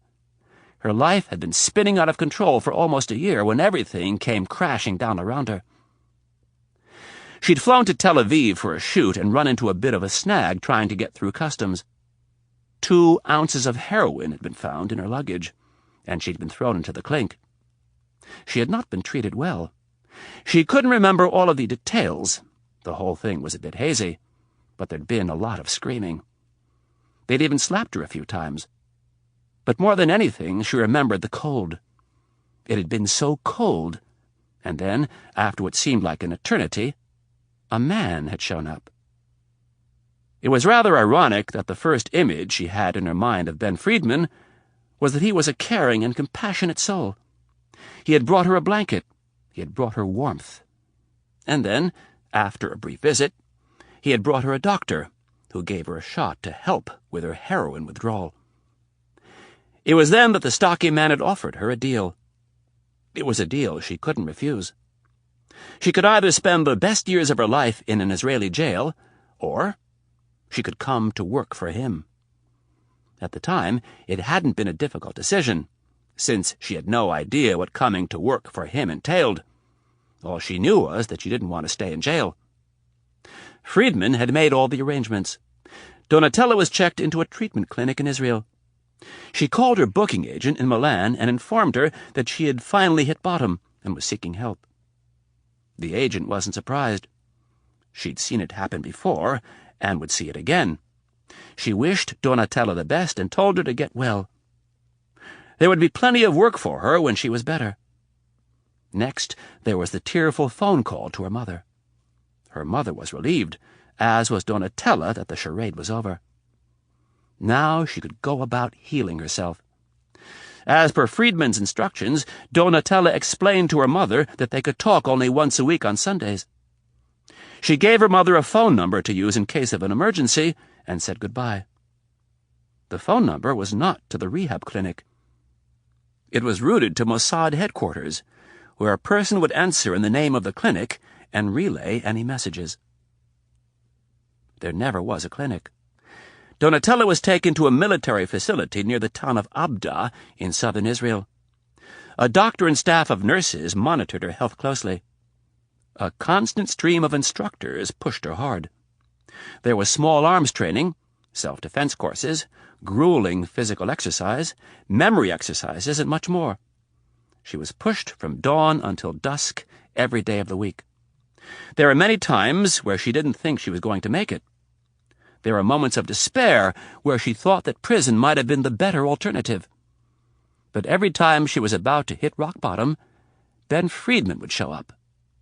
He'd made a habit of it over the years. It wasn't until much later that she caught on to his little game. He wanted to be seen as the savior, the one person she could always count on. During those cold nights at the desolate camp, Friedman would show up with a bottle of wine and some bread. He would sit with her for hours, listening to her stories, trying to find out as much about her as possible. At least, that's what she thought at the time. In reality, Ben Friedman already knew a great deal about Donatella Ron. He was testing her to find out how honest she was. As time progressed and the days became increasingly difficult, Donatella found herself looking forward to her evenings with Friedman. It was the first real intellectual relationship she'd ever had with a man. Thanks to her looks, most of the men in her life had been more interested in her body than her mind. But not Friedman. All he ever wanted to do was talk. At first, Donatella thought he might be married, and then she thought maybe he was gay. But in the end it turned out to be neither. He was simply an incredibly dedicated and professional man. Eventually, Friedman did more talking. He explained in detail the tenuous position that Israel was in. He helped Donatella explore her own Jewish roots, and he talked passionately of the horrible injustices thrust upon the house of David. Slowly but surely, over the 2-month period, Donatella grew stronger, and with each step forward came an increasing sense of devotion to Ben Friedman. Her sense of loyalty grew so strong that she would eventually kill for him, and not just once, but many times. Rapp kissed Anna on the cheek and left the Prada store. She had gladly cut him loose after more than an hour of shopping. He was slowing her down. She'd never seen such good prices on designer clothes and accessories. There was serious shopping to be done, and she wasn't going to be distracted. He'd explained to her the lay of the land and said that he would catch up with her at Chanel in an hour or so. His mission, as he told Anna, was to find a bookstore and a cafe that served good coffee. As Rapp walked down the street, he was awash in a steady stream of conflicting emotions. He was not a big fan of lying to Anna, but when it came to his profession, he found the need to omit certain details. That's at least what he'd been telling himself since they'd left Baltimore. He was definitely about to take care of a very important piece of business with someone who worked for another foreign intelligence agency. But that someone also happened to be someone he'd been romantically involved with. He debated how best to tell Anna about Donatella. But every time he envisioned the discussion, it ended in disaster. Maybe he wasn't giving Anna enough credit? After all, he never asked her about her ex-boyfriends. And on the rare occasions when she talked about them, it hadn't bothered him. She'd had a life before they'd ever met. He could hardly be jealous about men he'd never met. As he walked down the sidewalk, he decided the same should hold true for Anna. Donatella was pre-Anna. She was not the woman he wanted to marry, and that was that. Rapp nodded smugly at his own logical deduction. Satisfied that he was doing nothing wrong, he continued down the sidewalk toward the house of Armani. The smugness vanished a few steps later as he realized that meeting in secret with a former lover, while on vacation with the woman you were about to ask to marry you, was fraught with trouble. There was nothing about the picture that Anna would like. Rapp grimaced as he thought of her reaction to the whole thing. After wrestling with the idea for a while longer, he decided to stop trying to find a solution, for it was painfully obvious that there was none. He could not maintain both secrecy and complete honesty with Anna. It was impossible. He would just have to make sure his past didn't run into his future. Instinctively, Rapp forced the issue from his mind and began to focus on his surroundings. He was about to conduct a clandestine meeting, and it was time to get down to business. As he worked his way down the sidewalk, he studied the vehicles parked on the street. There was only one van parked on the block. Rapp noted the make, model, and plate number. It was all memorized in an instant. The van was on the other side of the street, so he crossed over to get a closer look at it. As he did so, he scanned the cars to be sure they were unoccupied. As he walked past the van, he studied the roof for any antennas or directional microphones. It looked to be clean. Up ahead, there was a florist and then a sidewalk cafe. Rapp walked past the florist and entered the cafe. On his way in, he took note of the patrons sitting outside. At the counter, he ordered a cup of coffee in Italian and paid for it. Rapp's Italian was decent, but nowhere as good as his French and Arabic. With the piping hot cup of coffee in hand, he went back to the flower shop. The middle-aged woman behind the counter greeted him warmly and asked if there was anything she could help him with. Rapp walked over to the rose case and expressed an interest. The woman informed him that the long-stem red roses were on sale. Rapp thought about it for a second, and then decided that red might send the wrong signal. He decided that yellow would be a safer color. He ordered a dozen of them and waited while the woman put them into an arrangement and wrapped them in tissue paper. Again he paid in cash, and with the flowers in one hand and the coffee in the other, he walked across the street. Next to the glass display windows on the first floor was a door with a security camera mounted above it. To the left of the door was a call box, and then, under the box, a sign in Italian that read, "Business by appointment only." Rapp instinctively kept his face turned away from the camera and pressed the call button. A second later, a woman's voice came over the intercom and asked him his business. Rapp told her he had a flower delivery for Donatella Run. The door buzzed, and he entered the small foyer. A flight of stairs later, he was standing in front of the woman who had buzzed him in. She was all legs, and almost every inch of them were on display underneath the glass desk where she was seated. She was very pretty, but unfortunately had the emaciated look that was popular among the fashion crowd. In most other cities, she would have probably been a model, but in Milan she was relegated to receptionist. Rapp disarmed the woman with a soft smile and said, "I'm an old friend of Donatella's, and I was hoping I could surprise her with these." Rapp held up the flowers. The woman gave him a nice smile and eyed him from head to toe, as if she were trying to place a value on him. "You look like Donnie's type." The woman gave him a flirtatious smile, and then reached for the phone. Rapp stepped forward. "I really wanted to surprise her." The woman hesitated for a moment, holding the phone at her shoulder. Finally, she set it back in the cradle and asked, "Do you know where her office is?" "Is it still down the hall at the end on the left?" "Yes." "Thank you. You're a sweetheart." Rapp gave the woman a wink and headed down the hall. As he neared Donatella's office door, he slowed his steps and took note of the fact that his heart had started to beat faster. He knew it had nothing to do with a sense of ambush or violence. It was the anticipation of seeing Donatella. They had been through a lot together, both in the trenches and between the sheets. The door was open. Rapp neither knocked nor did he enter. He just stood frozen, looking at the curvaceous silhouette of Donatella's figure. She had her back to him, standing over her desk, looking at something. Rapp watched as she placed one hand on her hip, and with the other pulled her thick hair to one side and began kneading the muscles at the back of her neck. The woman exuded a sexuality unlike anything he'd ever seen. She was wearing a pair of black leather pants that complemented her figure to perfection, a white blouse, and a pair of black spiked boots. Just the sight of her long, tanned fingers resting on her leather-clad hip brought back a flood of erotic memories. Rapp felt a tinge of betrayal for such thoughts and forced himself to get his mind back on the business at hand. There was a genuine reason why he wanted to surprise Donatella. He would know almost instantly by the expression on her face if she had been involved in the plot to kill him in Germany.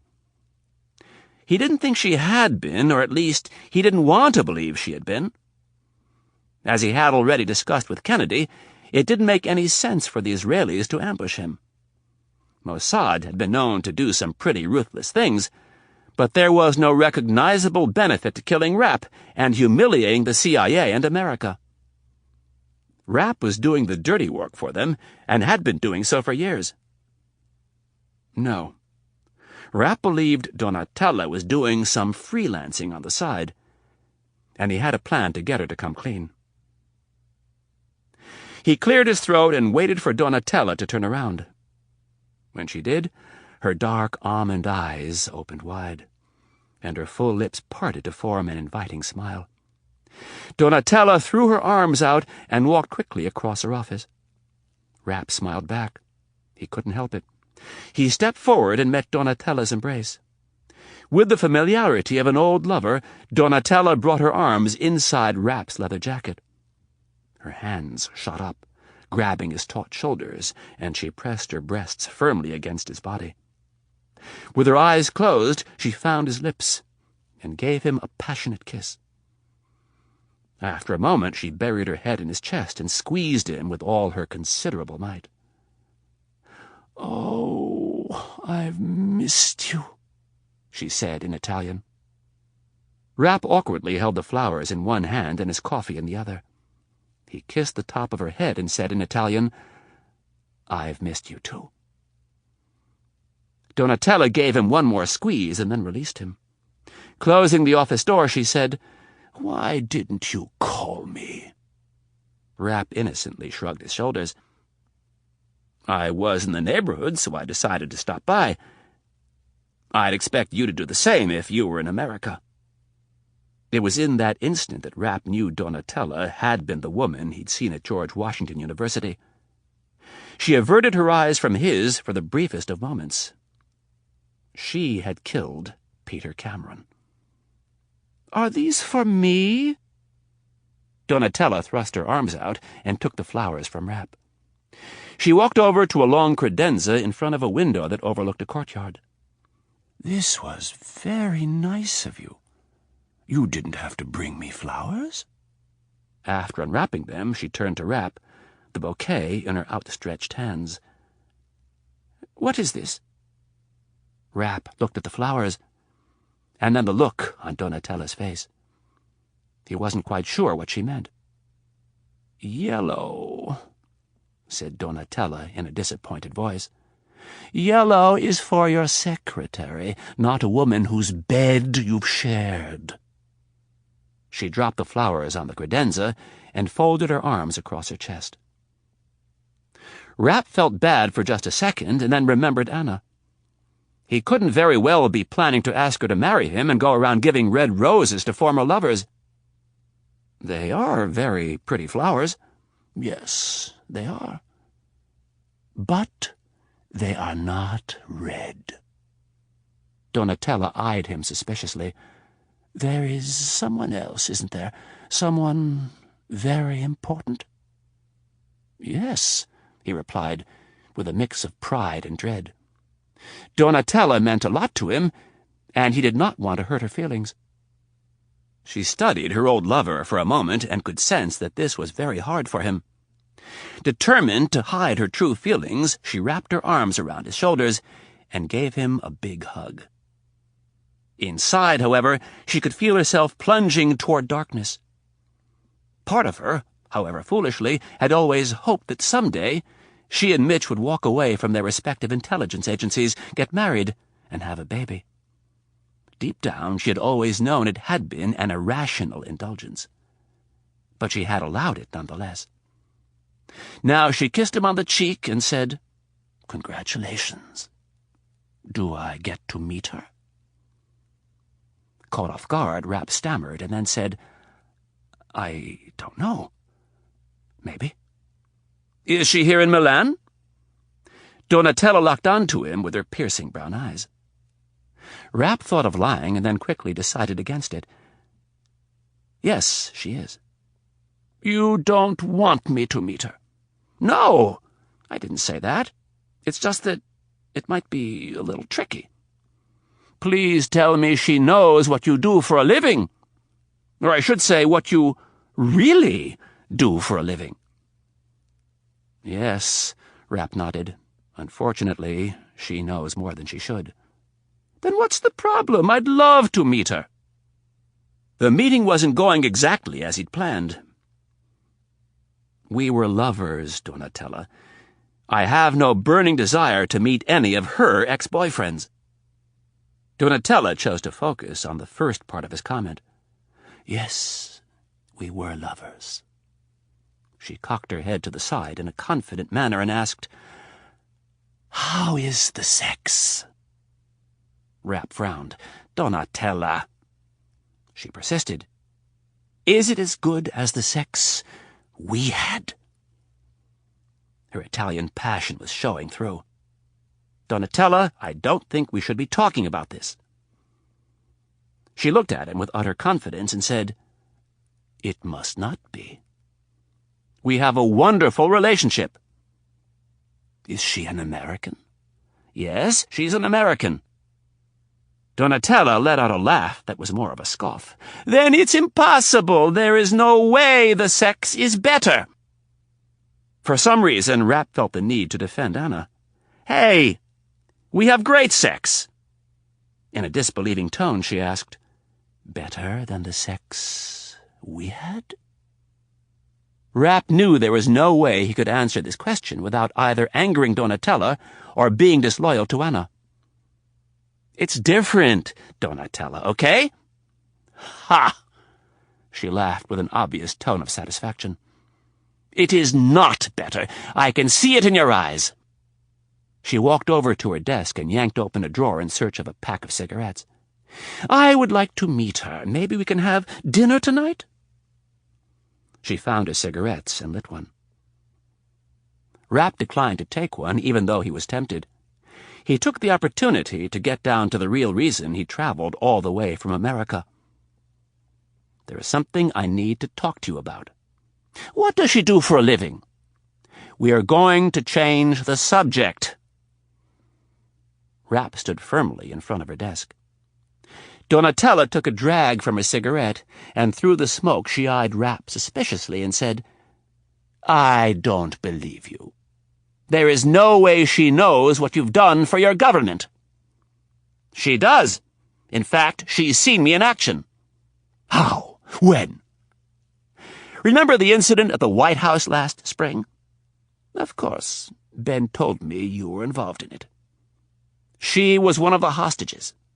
"Ah, Stockholm Syndrome." Rapp frowned. Stockholm Syndrome was a psychological term for hostages who began to sympathize with their captors. "Donatella, I wasn't one of the terrorists. I was the one killing the terrorists." "Oh, well. Then Florence Nightingale Syndrome." "No." He shook his head and smiled. "I wasn't a nurse either." "Oh." She waved her hand in frustration. "You know what I mean." "No, I don't, actually. But we don't need to get hung up on this." Rapp stopped abruptly and studied Donatella as she nervously puffed on a cigarette. With a playful grin, he said, "I didn't expect you to be so jealous." "Of course I am. And you would be too, if I was the one in love." Rapp had to be honest. He thoughtfully said, "Yes, I'm sure I would be." He went around the desk and wrapped his arms around her. Donatella stabbed her cigarette out in the ashtray on her cluttered desk. "This is a lonely fucking life we live. and now I'm all alone, and you're not." She buried her head in his chest. "You're the only man I've ever really loved. The only person who really knows me." Rapp stroked her hair. "I felt the same way about you, too. But you know, in the long run, it would never have worked out between us. We're too much alike." Donatella looked up at him. There were no tears in her eyes. She was too tough for that. "Yeah, you're probably right." She released him and took a step back. "Have you asked her to marry you yet?" "Not yet." "So are you going to ask her?" Rapp nodded. "I really would like to meet her." She read Rapp's expression and added, "I'm serious. Don't worry. I won't do anything crazy. If you've fallen in love with her, I'm sure she's a lovely woman." "She's a reporter." Rapp wasn't sure why he'd offered that piece of information. "You can't be serious." "I am." "Does she know about me?" "No," answered Rapp. Donatella thought about this twist for a moment. "You obviously trust her." "Yes." "Then I'd like to meet her." "All right, I'll see what I can do." Rapp set his coffee cup on the desk and grabbed both of Donatella's hands. "I need something from you, and it's very important." Rapp looked into her beautiful eyes and waited for an answer. Donatella could sense that something serious was on its way. She cautiously studied Rapp for a moment and then said, "I have always been there for you, and I always will be." "Thank you. You know the same goes for me." "Of course." "Were you in Washington 2 weeks ago?" Rapp saw the flicker of surprise in her eyes. Donatella's mind was reeling as she tried to figure out how Mitch could have known she was in Washington. Her disguise had been perfect, and the hit had gone down without a problem. He had to know something. Whatever the case was, she could not talk about it in her office. It wasn't secure. She held her index finger to her lips to signal that it wasn't safe to talk about such matters, and then said, "I was in New York, but not Washington. I'm sorry I didn't call, but I was only in town for a few days." "That's too bad." Rapp nodded and stepped back. He pointed to a tablet of paper on the desk and motioned for Donatella to answer him with a pen. She shook her head vigorously and said, "Oh, my God, I forgot all about the shoot." She pointed to the photos on her desk. "I have to tend to this right away. It's a complete disaster. Why don't we meet for a drink after work?" "I'd love to. Name a time and a place." "Let's say 6 o'clock. The Jamaica Cafe." "Sounds good to me." Rapp pointed to the paper one more time, but she shook her head even more vigorously than before.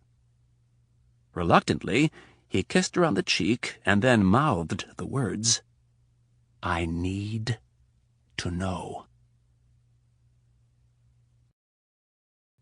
Chapter 17.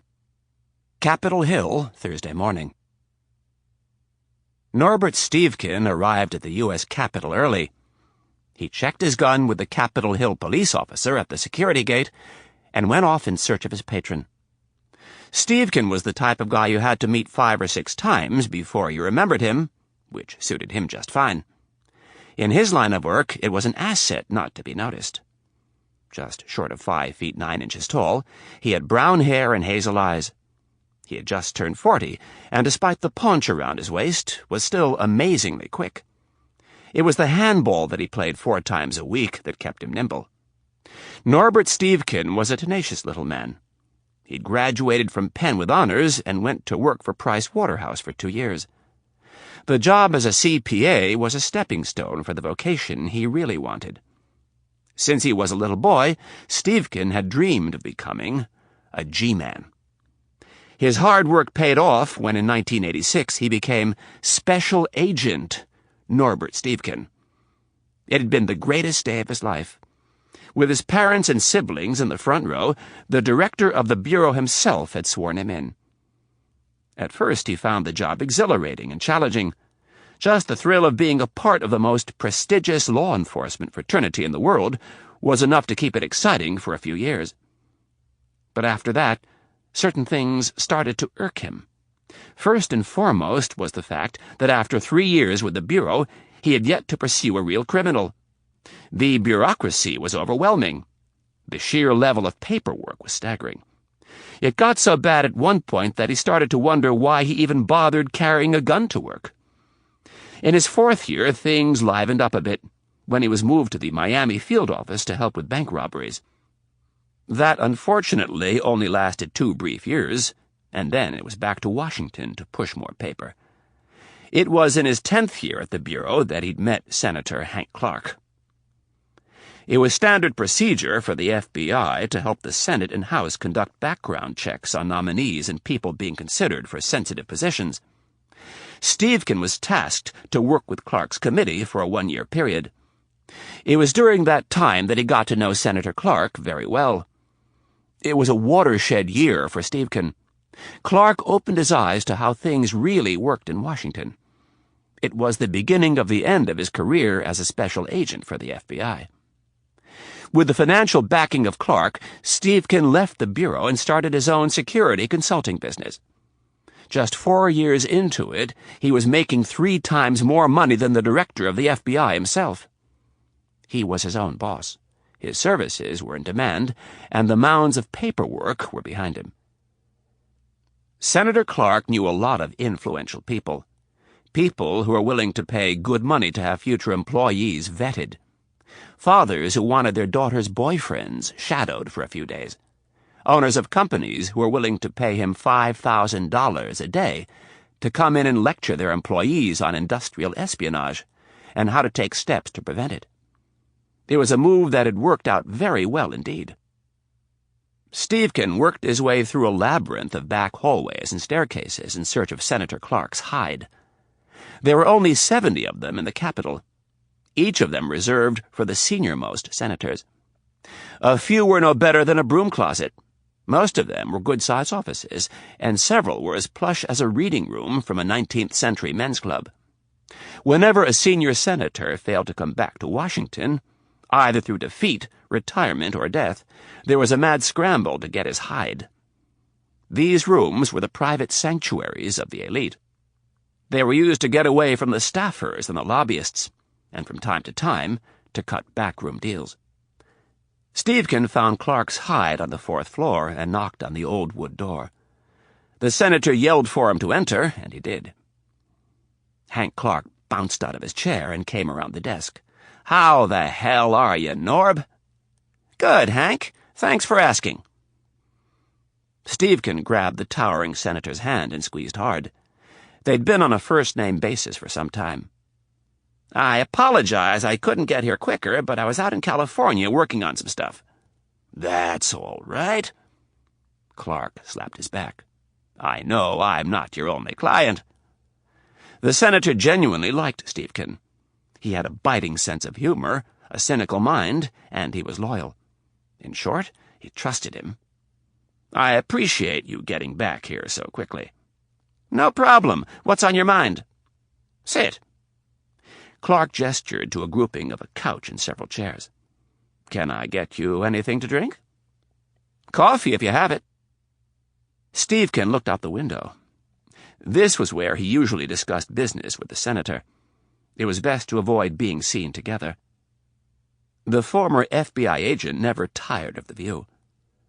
The large double-hung window was wide open to let in enough cool air to negate the old radiator that never seemed to rest. From high atop the 4th floor, the view looked to the west, taking in the full length of the National Mall. Clark poured 2 cups of coffee from a thermos and asked, "How's business been?" The 2 men sat down, Clark on a dark brown leather couch and Stevekin on a matching chair. Stevekin took a sip of coffee and said, "Great, thanks to you." He held his mug up in brief salute to Clark. "Well, you do good work, Norb. My friends have very high standards. If you didn't perform, they'd be on the phone bitching to me in a second. It's all about managing expectations. My friends have high expectations. Yes, but I never promise them anything I know I can't deliver, and most important, I always put it in writing. Stevkin took a sip from his mug. People tend to have very convenient memories when it comes to verbal contracts. Clark laughed. Yes, they do. So what's on your mind? Clark crossed his legs and tried to get comfortable. I need you to do some work for me. Stevkin nodded eagerly. Clark always paid well. You name it. It could get a little hairy. How hairy? Asked Stevkin in a mischievous tone. It involves the CIA. Stevkin set his mug on the table. I'm listening. He sat back and crossed his legs. A deliberately cool expression draped his face. Clark knew a lot about Stevkin. He was a man who loved a challenge. It was the chief reason why he didn't like the FBI. He felt bored and underutilized. Clark also knew that Stevkin had a bit of a chip on his shoulder when it came to his former employer and the CIA. He would love the chance to embarrass them. What do you think of the president's nominee to be the next director? I don't know her personally, but the word on the street is that she's pretty sharp. She is, Clark replied, and then added, very sharp. But unfortunately, there are certain people in this town who don't want to see her take over at the CIA. Isn't that pretty much always the case when one of these jobs opens up? Yes. Yes, it is. But this time there might be some legitimate concern. Such as? Clark shifted his large body again and said, This is going to be very delicate, Norb. Hank, said Stevkin with a slightly offended look on his face. As far as I'm concerned, everything that is ever said in these meetings is between you and me and the wall. I know that, Norb, but this could get rather tricky. Clark's attempts at caution were only serving to pique Stevkin's curiosity further. You know I'm not afraid to take risks. I know. Clark paused to let the tension build. He looked thoughtfully out the window as if he were struggling over the idea of getting Stevkin involved. Finally, he looked at his visitor and said, It could turn into a media circus. Stevkin blinked. He distrusted the media. He was acutely aware that it was an insatiable beast that was often indiscriminate in its destruction. Working in a field where it was best to keep a low profile, the press was something he'd gone to great lengths to avoid. Trying to think a few steps ahead, he asked, Depending on what I find, is there a chance that I'd be called before your committee to testify? No. Clark shook his head. But there is a chance you'd be called before the House Intelligence Committee.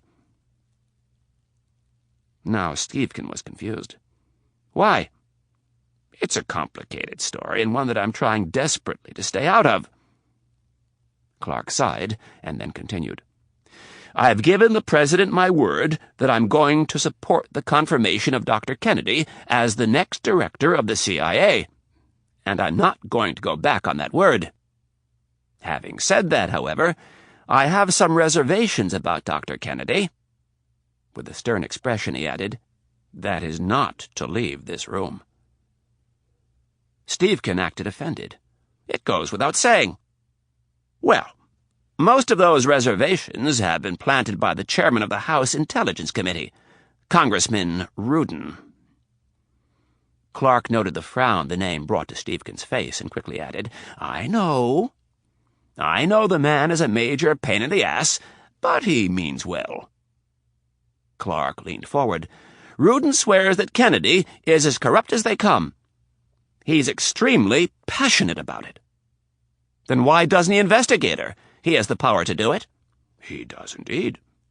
Several weeks ago, he called Kennedy before his committee and attempted to ask her some tough questions. Clark took a sip of coffee. And? And he got dragged up to the White House by the Speaker of the House and read the riot act by the President himself. Oh, the President doesn't want any trouble with his nomination. Exactly. And as I've said, I gave Hayes my word. I'm not going to go back on it and besmirch Kennedy's reputation during the confirmation hearing, all because Al Rudin has a burr up his ass. But at the same time, I would like to avoid backing this nomination if Kennedy has something in her past that could embarrass me. So you'd like me to quietly dig around and see what I can turn up? Exactly. Clark sat back and slapped his thighs. That shouldn't be a problem. I'll get started this morning. Great. Clark smiled uncomfortably and then added, There is one more favor I need to ask of you. Shoot. You won't technically be working for me. Who will I be working for? Congressman Rudin. Stephen frowned. Excuse me for being so blunt, Hank, but the man has a reputation as being a real ass. I know he is, but he means well. I promise I'll tell him to be on his best behavior, or you'll walk. The frown had not left Stevkin's face. Does he know what my rate is? I mean, the guy has a reputation of being the cheapest politician on the Hill. Don't worry about your fee. I'm going to take care of that. No. Stephen was embarrassed. I can't charge you. You've done enough for me. No, I insist, Norb. And I'm not going to argue about it with you. You're worth every penny and then some. Hank, I don't feel right taking... Clark held up his hand and cut him off. Don't say another word. I don't want to hear it. I'm paying you, and that's the end of it, all right? Clark believed that the best way to keep someone loyal was to pay them well. Stephen nodded.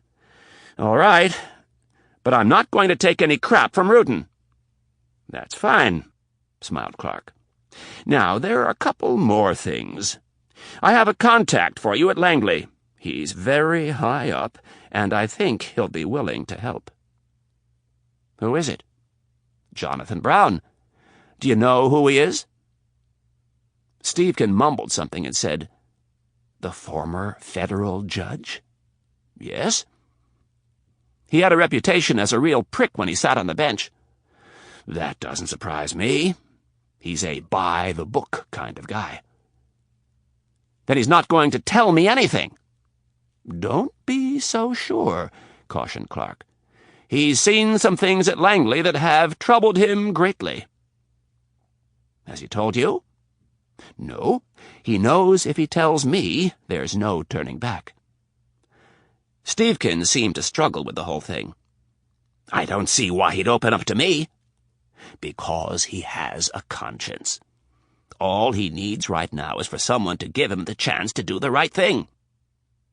Clark backed off a bit and added, Now that's assuming Kennedy has done something egregious. Maybe it's someone else. Maybe it was Stansfield. But the point is, I want to make sure before I vote for Kennedy that I'm not going to get egg on my face. Stephen accepted the answer. I think I understand. Good. The senator stood, and so did Stephen. Do you know where Wolf Trap Park is? No.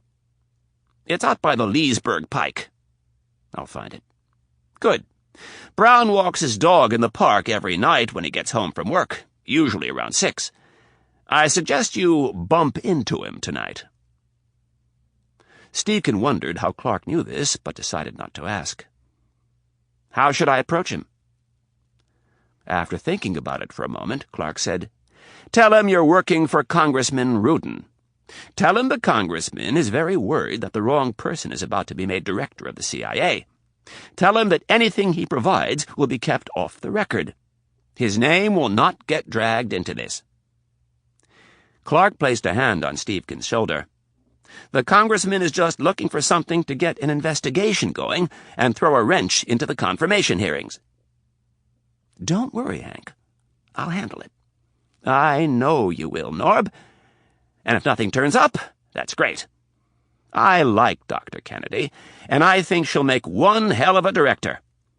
I just want to make sure she's not going to embarrass me before I cast that vote next week." "I understand." "Good. I told Congressman Rudin you'd stop by his office this morning. Can you swing over there?" "Yeah, I'll do it right now." Clark slapped him on the back. "Thanks, Norb." He was about to say goodbye, and then he added, "And one more thing. My name stays out of this at all costs. All I did was refer you to Rudin. I never paid you a penny for this job, right?" Clark winked, and the two men shook hands. Chapter 18. Milan, Italy, Thursday afternoon. Mark Rosenthal had killed the enemies of Israel in a variety of ways. By knife, by bullet, even by poison once. But his instrument of choice over the years had been explosives. There were several reasons for this. To start with, he found it practical. Explosives enabled him to maximize damage while maintaining his cover. A machine gun could be just as lethal in the right hands, but to stand in the open and hose down a group of people was to open oneself up to return fire. And that was just the start. Such an act made escape very difficult. No, Rosenthal liked bombs. He could study the habits of his targets and get the device into place before they arrived. He'd pulled off some bold operations during his years with Mossad. Rosenthal knew that during a time when Mossad had had a streak of bad luck, he was one of the few bright stars. That was in great part due to the keen instincts of Ben Friedman. Friedman had sent Rosenthal into the occupied territories to gather information. The baby-faced Jew had proven to be so effective at penetrating the Palestinian terrorist organization Hamas that Friedman couldn't resist using Rosenthal to strike back. The first bomb Rosenthal planted took out several mid-level lieutenants of the organization. But it was his second bombing that proved to Friedman that Rosenthal was an astonishingly brave warrior. The second bombing took place at a street-side cafe in Hebron. Rosenthal had planted the device in the bottom of a trash can early the same morning, and then that afternoon he met several of his Hamas compatriots at the cafe for lunch. During the meal, Rosenthal got up and went to the bathroom. In his pocket he carried a pen that doubled as a trigger for the bomb. Before leaving the bathroom, he depressed the pen cap and threw it into the garbage. The bomb was now on a 20-second delay. Rosenthal then walked back and sat down at the table. He had picked his spot carefully. Between him and the bomb was a palm tree in a concrete planter. Rosenthal calmly counted the time, and at 18 seconds he bent over, as if to pick up something he'd dropped. The blast instantly killed 3 of the 4 men he was dining with and 2 other patrons. Rosenthal escaped with a severe concussion, some lacerations from the flying debris, and some hearing loss. The fact that he himself had almost died in the bombing served to cement his standing as a soldier of Hamas. It was this bold move that allowed him to get close to Hamas leader Yehia Ayash. Rosenthal was brought into the inner circle, and 5 months later, on a bright sunny day, he took a call for Ayash on a cell phone that had been modified by the technicians back at Mossad. When Rosenthal handed Ayash the phone, he walked away and left the group. Once again, he had a pen in his pocket, but this time there was no delayed fuse. Rosenthal never looked back. He pressed the top of the pen with his thumb, and the explosion was instantaneous. The shaped plastic charge in the phone tore into Ayash's head and killed him. That was the end of Rosenthal's undercover work in the occupied territories. He was hated by all of Palestine. Friedman had taken significant interest in honing Rosenthal's skills as an assassin. The Director General of Mossad had significant experience in the arena. In 1972, 11 Israeli athletes were taken hostage during the Munich Olympics by the Palestinian group Black September. 2 of the athletes were killed right away when the terrorists burst into their dormitory at the Olympic Village. The terrorists demanded the release of 234 Palestinians held in Israeli jails. Golda Meir, Israel's prime minister at the time, refused to release the prisoners because she believed it would only invite future disasters. After a tense 5-day standoff, the German authorities made their move at the airport, while the terrorists were transferring their hostages to a plane. The rescue operation was a disaster. The 9 remaining hostages were all killed, as were 6 of the 8 terrorists. To add insult to injury, the 2 surviving terrorists were later released. Ben Friedman had been at the airport that dreaded day in 1972. He had been standing next to one of his idols, Tzvi Zamir. Zamir had been the Director General of Mossad at the time, and after the massacre in Munich, it was Zamir who had convinced the Prime Minister that it was time to take the gloves off. Golda Meir directed Zamir to hunt down the masterminds behind Black September and kill them. Over the next 9 months, the blood flowed, and Ben Friedman proved himself to be one of Mossad's most efficient assassins. His first hit was barely a month after the massacre of the Olympic athletes. Mossad wanted to send a signal to everyone, and their first target was Wael Zweiter, a PLO representative in Rome. On October 16th, Friedman came up behind Zweiter, put 2 bullets into the back of his head, and left him for dead on the street. Not even 2 months later, Friedman was part of a team that killed Mahmoud Hamshari by placing a bomb in the phone of his Paris apartment. The bomb was detonated by remote control, and the PLO representative was decapitated. Blood continued to flow, and Friedman's crowning achievement came on April 13, 1973. He was part of a select force of Mossad agents and army commandos that launched a raid into the heart of Beirut. The targets that night were 3 of the PLO's most senior officials: Mohammed Najjar, Kamal Adwan, and Kamal Nasser were all gunned down in their homes. The success of the raid had implications far beyond the deaths of the 3 leaders. Information seized during the raids led to the assassination of 3 more terrorists with ties to Black September. The success of the raid was short-lived, however. Just 2 months after Mossad had experienced one of its greatest successes, it experienced its worst nightmare. The disaster occurred in the sleepy Norwegian ski village of Lillehammer. A team of Mossad agents was sent to investigate a possible sighting of the terrorist Ali Hassan Salameh. The inexperienced group incorrectly identified the target and then proceeded to kill Ahmed Bouchiki, a Moroccan waiter. If that wasn't bad enough, 6 of the team members were subsequently captured while trying to escape. The men and women were put on trial, and 5 of the 6 were jailed. The international outcry was deafening, and Mossad was officially ordered to get out of the assassination business. But unofficially, they stayed very much involved in the dirty business, and Ben Friedman continued to be one of Mossad's best. He had used those years of experience to train Rosenthal.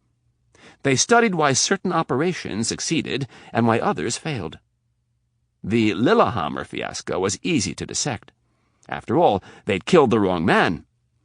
Everything started with the misidentification of the target. The entire mess could have easily been avoided with some thorough checking. After that, there was one other glaring flaw. There were too many agents involved in the operation. This was the result of too much oversight from Tel Aviv. Friedman knew that for a mission to be successful, the man or woman pulling the trigger had to have as much autonomy as possible. But they must always remember to not embarrass Israel. It was for that reason that there would be no explosives this time. It was one thing to set off a bomb in Gaza or Jerusalem. As strange as it might seem, the people of the Middle East were used to such things.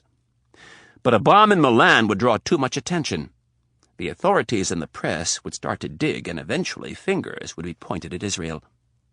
There were better, quieter ways to handle the situation. Donatella Ron would have to be killed up close. Preferably, a silenced bullet delivered to the back of her head. Before leaving Tel Aviv, Rosenthal had thoroughly read Donatella's file. He had seized on her heroin addiction and thought that there might be a way to fake her death with an overdose. As convenient as the plan sounded at first, Rosenthal had to be realistic. She was not some waif of a model. She herself was a skilled assassin. There would be no realistic way to subdue her without a struggle, and a struggle would mean noise and possibly witnesses. In addition, a struggle would leave marks on her body that wouldn't be consistent with an overdose. No, the heroin overdose was too complicated. There were too many spots where it could blow up in their faces. They needed something uncomplicated. Rosenthal had been trying to pick a spot all afternoon. He could always do it on the crowded street while she walked home from work. Rosenthal was an expert at blending into a crowd. His diminutive size made it very easy for him to move almost unnoticed. It would be relatively simple for him to stalk her, put a bullet into her heart, and keep walking. The only real risk was another pedestrian getting in the way or trying to chase him after he pulled the trigger. It was a risk that he was willing to take if he had to. As Rosenthal looked out the window of the rented car, he had something else on his mind. In front of him was the building where Donatella's flat was located. He'd been sitting there for half an hour and had just witnessed a UPS driver deliver a package. It got Rosenthal thinking. The best place to do it would be her apartment. She would have her guard down, and they would have time to clean up and sanitize the apartment when they were done. The apartment it would be. He started to prepare a mental checklist of the things he would need. After another 5 minutes of watching, he told Sundberg to take him back to the safe flat. The White House, Thursday morning. President Hayes was in the cabinet room watching his Secretary of Commerce slug it out with a group of lobbyists that represented the AFL-CIO, the Teamsters, and Amnesty International. The argument was over whether or not the U.S. should continue to grant most favored nation status to China when it came up for review in a few months. In Hayes's mind, it was a worthless debate. There was only one way the U.S. would revoke China's most favored nation status, and it had nothing to do with the high-priced lobbyists sitting around the large, highly polished conference table. China would have to cause an international incident. Even something so brazen as being caught stealing secrets from American businesses might not be enough. They would have to take military action against Taiwan, and that wasn't going to happen. The Chinese were ecstatic with their new hybrid economy. Where the former Soviet Union was in shambles, trying to make the transition from a closed socialist economy to an open one, the Chinese were flourishing. They offered something the Russians couldn't: stability. Hayes looked on with mixed feelings of sympathy and disrespect as the union representatives and lobbyists tried to state their cases. He had sympathy for them because they were truly passionate, but he also loathed them precisely because they were so passionate about a dead issue. Unemployment was at a 30-year low. The alarmists from the unions had said that NAFTA would cost millions of jobs, and it hadn't. Wages were up. Continued open trade with China was good for the American economy, and hence the American people. The human rights people had a slightly better point. But in the end, isolationism was no way to get China to treat its people better. The key was continued trade.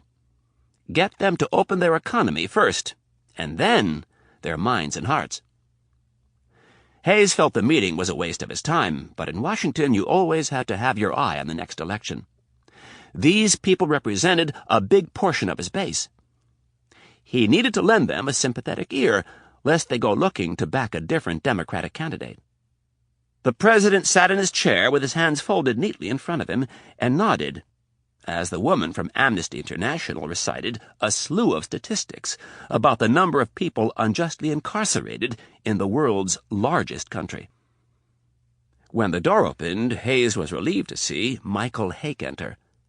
The wiry National Security Advisor came around the table and apologized to the president's guests.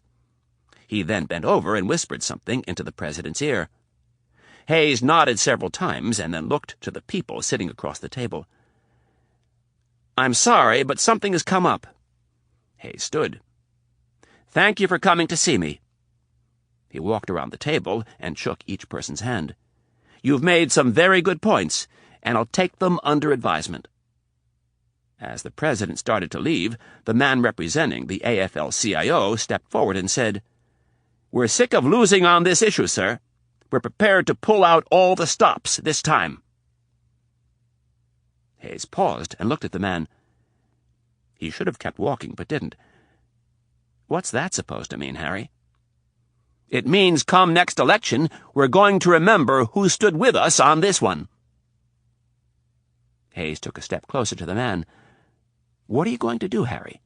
Tell your people to vote for a Republican?" Finding courage in the fact that the president had less than 50% approval rating, the man replied, "With all due respect, sir, you might not be the only person seeking the party's nomination." Instead of losing his temper, Hayes smiled at the man. He patted the union representative on the shoulder and said, "Good luck trying to get someone to commit political suicide." With that, Hayes left the cabinet room and made a mental note to keep an eye on the MFN China vote. There were maybe 3 or 4 people within the party that might try to challenge him. If any of them voted against MFN status for China, it would be a clear signal that they decided to challenge him. As they started down the stairs to the basement of the West Wing, the president asked Hake what the unscheduled visit was about. Hake informed him that General Flood had not wanted to talk about it over the phone. The 2 men continued to the Situation Room, where they found Irene Kennedy, General Flood, and 2 other Army officers waiting. The president recognized one of them, but not the other. The man he recognized was General Campbell, the head of the Joint Special Operations Command. "Mr. President, this is Colonel Gray. He's the CO of Delta Force. I think you've met on one other occasion." "Yes, of course we have." The president now remembered the warrior. He reached out across the table and took the man's hand. "Good to see you again, Colonel." As would be expected, Gray had a hardened edge to him that commanded respect. "I'm sorry to interrupt your meeting," continued Flood. "Don't worry." Hayes rolled his eyes. "You actually saved me from another 30 minutes of sheer boredom." The president sat in his chair at the head of the table, and everyone followed suit. General Flood settled his large frame into the chair at the opposite end of the long conference table.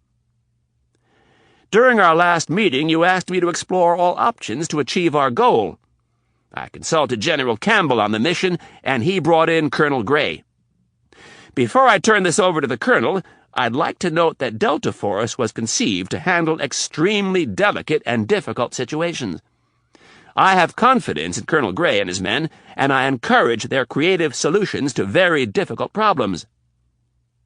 It is our job," Flood looked at the president, "to decide how and when to use them." The general glanced over at Colonel Gray and nodded for him to start. "Mr. President, you may remember during the Gulf War that Delta Force was asked to look into the possibility of going after Saddam and either grabbing him or killing him. There were 2 schools of thought here. The first was that we were at war and hence we wouldn't be in violation of the executive order banning the assassination of foreign leaders. Many of us in the military argued that Saddam was a soldier. More often than not, he wears a uniform, and he is a military dictator. The other camp argued that we would be in violation of the executive orders signed by President Reagan. The debate proved to be moot due to the fact that we could never locate the exact whereabouts of Saddam. Along the way, however, we learned a couple of interesting things. Saddam takes his own security very seriously. So seriously that he often leaves his own people in utter confusion. He has an entire fleet of white armor-plated limousines and cars that he uses like a big shell game. These caravans move about the country in a completely nonsensical pattern. During the war, we'd get a report that Saddam was in one part of Baghdad, only to find out 2 minutes later that there was a second caravan seen on the other side of town. And then, 5 minutes after that, we'd get a report that he was seen in the south meeting with leaders of his Republican Guard. The man has over 20 palaces. And we'd get reports all night of motorcades coming and going. He was impossible to track. It wasn't until after the war that something occurred to me. As warriors, we're taught to probe for the enemy's weakness. And if we can't find one, we have to find a way to use his own strengths against him. Colonel Gray grinned. I've found a way to use Saddam's strength against him. The president was hooked. Sitting up a little straighter, he said, I'm listening. Sir, Saddam's own people don't know where he is. They are used to seeing motorcades of white cars racing about the country at all hours of the day. No one ever stops them, because the only person in the whole country who travels in such a fashion is Saddam himself and a few of his select family members. The president still hadn't figured out where the colonel was heading. I don't see how you'd use this against him. If one of these motorcades contained not Saddam, but a select team of Delta Force operators, they would be able to move about the country unchallenged. Very slowly, a smile crept onto the president's face, and then he began to nod. I'm intrigued, Colonel. I'd like to hear more. Chapter 19. Milan, Thursday evening.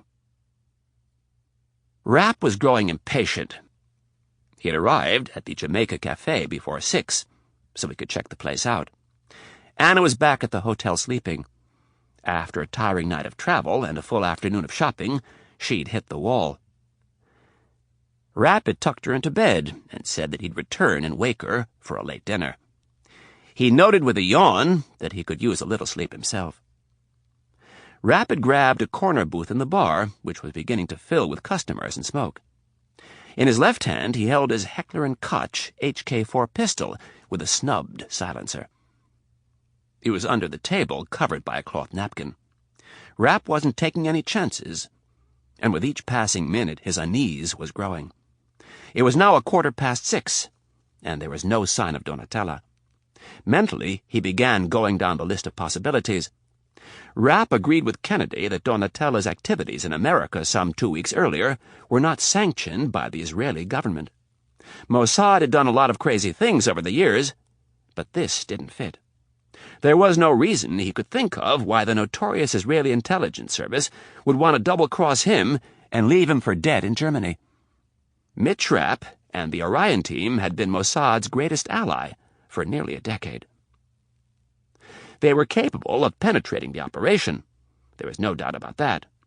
If anyone could do it, it would be Mossad. But they still didn't have the motive. And if Director Stansfield had been right, the motive was to stop Kennedy from becoming the next director of Central Intelligence. Once again, Rapp didn't see it. As the director of the CIA's Counterterrorism Center, she had been a staunch ally of the oldest democracy in the Middle East. No, Rapp thought. Donatella had to be freelancing. The big question now was, for whom? As the minutes slid by, he began to wonder if he'd ever get the answer to his question. There was the chance that Donatella was hung up at work and running late. But you did not survive long in this business by accepting the most common reason. You survived by thinking of all the possibilities and planning for contingencies. Throwing logic aside for the moment, he wondered what she would do if she had in fact been working for Mossad when she'd assassinated Peter Cameron. She'd have to run. There was no other solution. She couldn't very well turn to the Israelis and tell them he'd contacted her. They'd just as soon kill her rather than protect her. For once and for all, Rapp did away with that possibility. There was no way the Israeli government was involved in this. There was the list of usual suspects: the Russians, the Chinese, Iraq, Iran, Syria, the Palestinians, and the French. Of the group, the Russians were probably the only ones who had the assets to penetrate the operation. And once again, he didn't see the motive. All roads pointed back to America. Somebody wanted him dead. And if Thomas Stansfield had been right, that person, or persons, ultimately wanted to end Irene Kennedy's career. Rapp hadn't the faintest idea who they were. He needed Donatella to point him in the right direction. And for that to happen, she had to show up. As he looked around the bar for the 100th time, he quietly hoped that she'd been smart enough to keep their meeting earlier in the day to herself. She had to trust him one last time, and he would make sure she'd make it through without getting harmed. Finally, at 6:27, Donatella entered the noisy, crowded bar in a black pantsuit with a coat draped over one arm. Like two true professionals, they barely glanced at each other. They'd been taught the same thing. Trouble almost always comes from where you'd least expect it. Get the target to focus on one thing and then blindside them. They both warily checked their flanks to make sure no one was coming after them. Rapp watched heads turn as the gorgeous Donatella walked through the bar. His eyes expertly scanned the crowded bar, searching for faces he'd seen before, and looking for a pair of eyes that were watching him rather than the stunning brunette. Donatella smiled her devilish smile and came around to his side of the booth. She kissed him on the cheek, and then with her curvaceous hip she bumped him to the side and sat practically on his lap. Her intent was twofold. First of all, she did not want to sit with her back to the door, and second, she did not want to have to talk across the table. It would be much better if they could whisper in each other's ear. "Sorry I'm late," said Donatella in Italian. She shook her head to the side in an effort to move some of her thick mane out of the way. "What was the hold-up?" asked Rapp in her native tongue. "It was a disastrous day. We had a shoot that cost a lot of money and produced nothing but crap. And then the only man I've ever truly loved stopped by my office and told me he was getting married." Donatella flagged down a passing waiter and ordered a double Stoli martini with a lemon peel. When the waiter was gone, she turned back to Rapp and said, "All in all, it's been a really shitty day." With a fake smile, she asked, "And how was your day, honey?" Rapp felt a little guilty. "I'm sorry, Donnie. I never meant to hurt you." Taking her hand, he said, "You've always been very special to me, and you always will be." "But not that special." She stared at Rapp with her dark brown, almond-shaped eyes. Her full lips pursed, as if she might begin to cry. Rapp put his right arm around her and pulled her tight. He kissed her forehead and said, "You have to have faith that everything will turn out." Donatella pushed away. Her eyes were moist. "That's easy for you to say. You have someone. You've found the person you want to marry. And what do I have? Nothing." "You have to have faith that it will happen for you, too." "My faith was you. However foolish it might have been, I thought one day we'd walk away from all of this crap and live happily ever after." After brushing a tear from her cheek, Rapp said, "We haven't exactly seen a lot of each other over the past year." "I know. It was foolish of me, but damn it, I loved you. I still love you." Rapp swallowed uncomfortably. He knew Donatella to be a very passionate woman, but he didn't expect her to show this much emotion. "Donnie, I loved you very much, you know that. We were there for each other during some of the worst times." She nodded, but kept her head tilted down, buried in his chest. Pulling herself together a bit, she looked up and said, "I'm happy for you. I really am.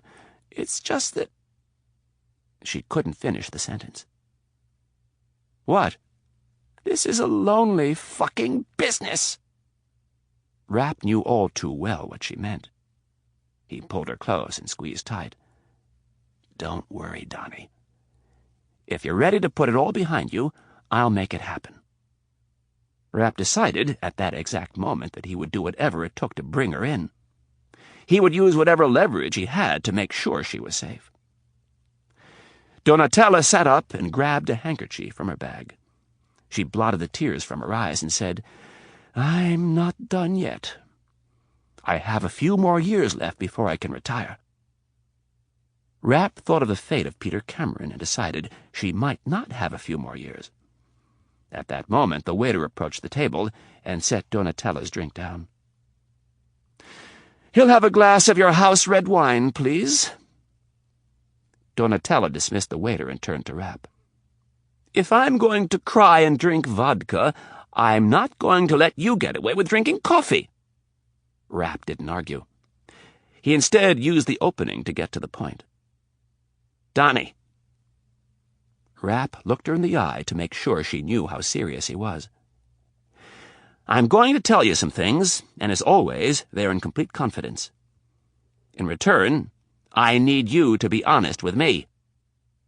Donatella set her drink down and moved back a bit. She'd been thinking about how she was going to handle this all day, and she as yet hadn't come up with a solution. "I'll do my best." What is that supposed to mean?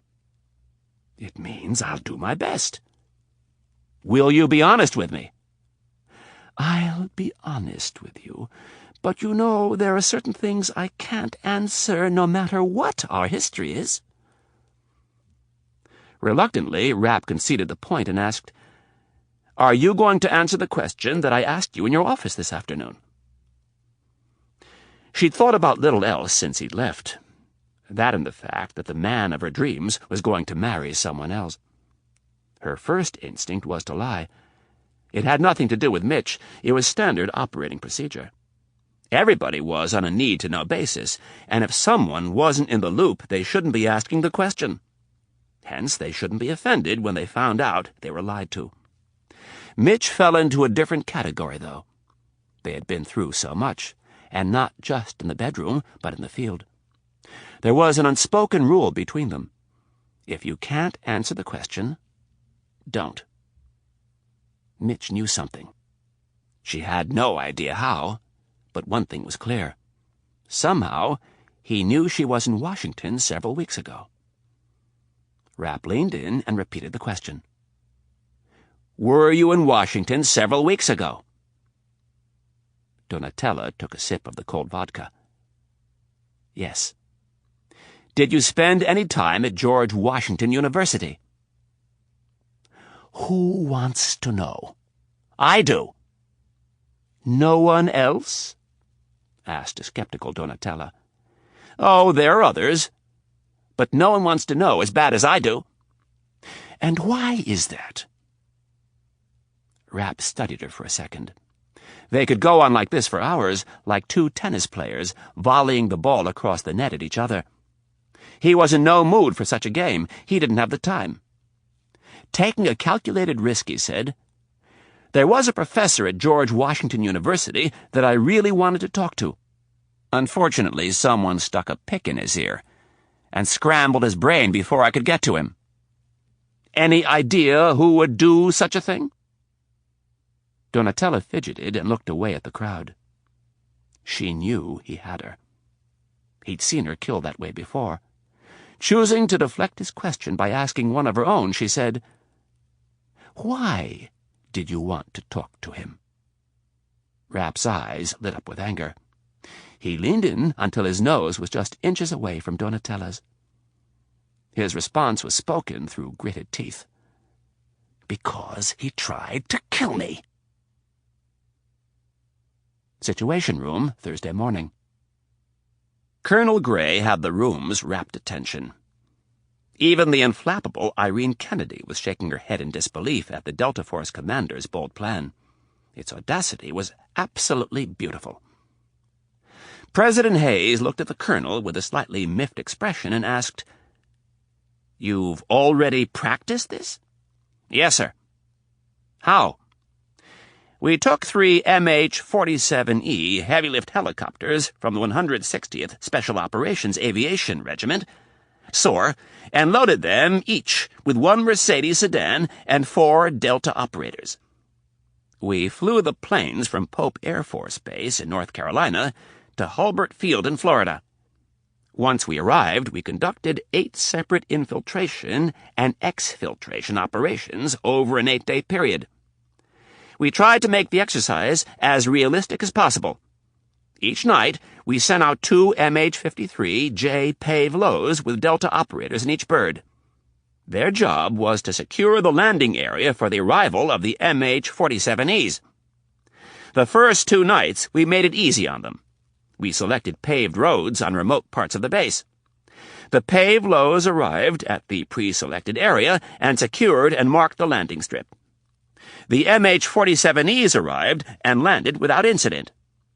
The cars were unloaded and the Delta operators took off on their simulated mission.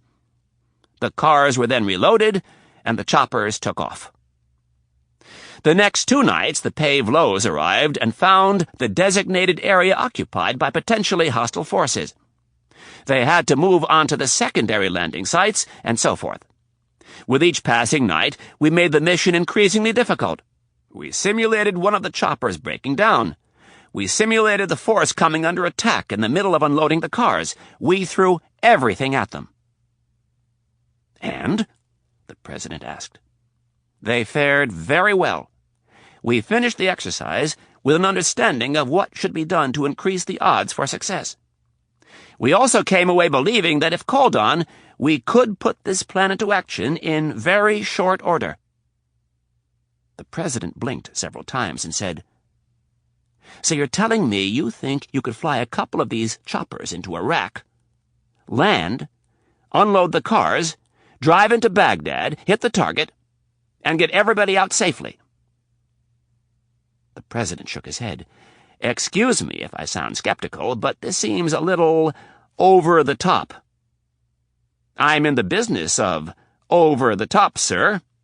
That's what you pay me for." President Hayes laughed and then leaned forward. "Colonel, do you really think you could pull something like this off?" "That depends on what type of cover you're willing to give us, sir." "What do you mean?" "If what I've just described to you represents the entire scope of the operation—" Gray paused for a second while he calculated the odds of success. "I'd give my men a 50 to 60% chance of achieving the primary goal and making it out without any casualties." The President grimaced. "I don't like those odds." "I can get them closer to 90% if you're willing to expand the scope of the operation." "How?"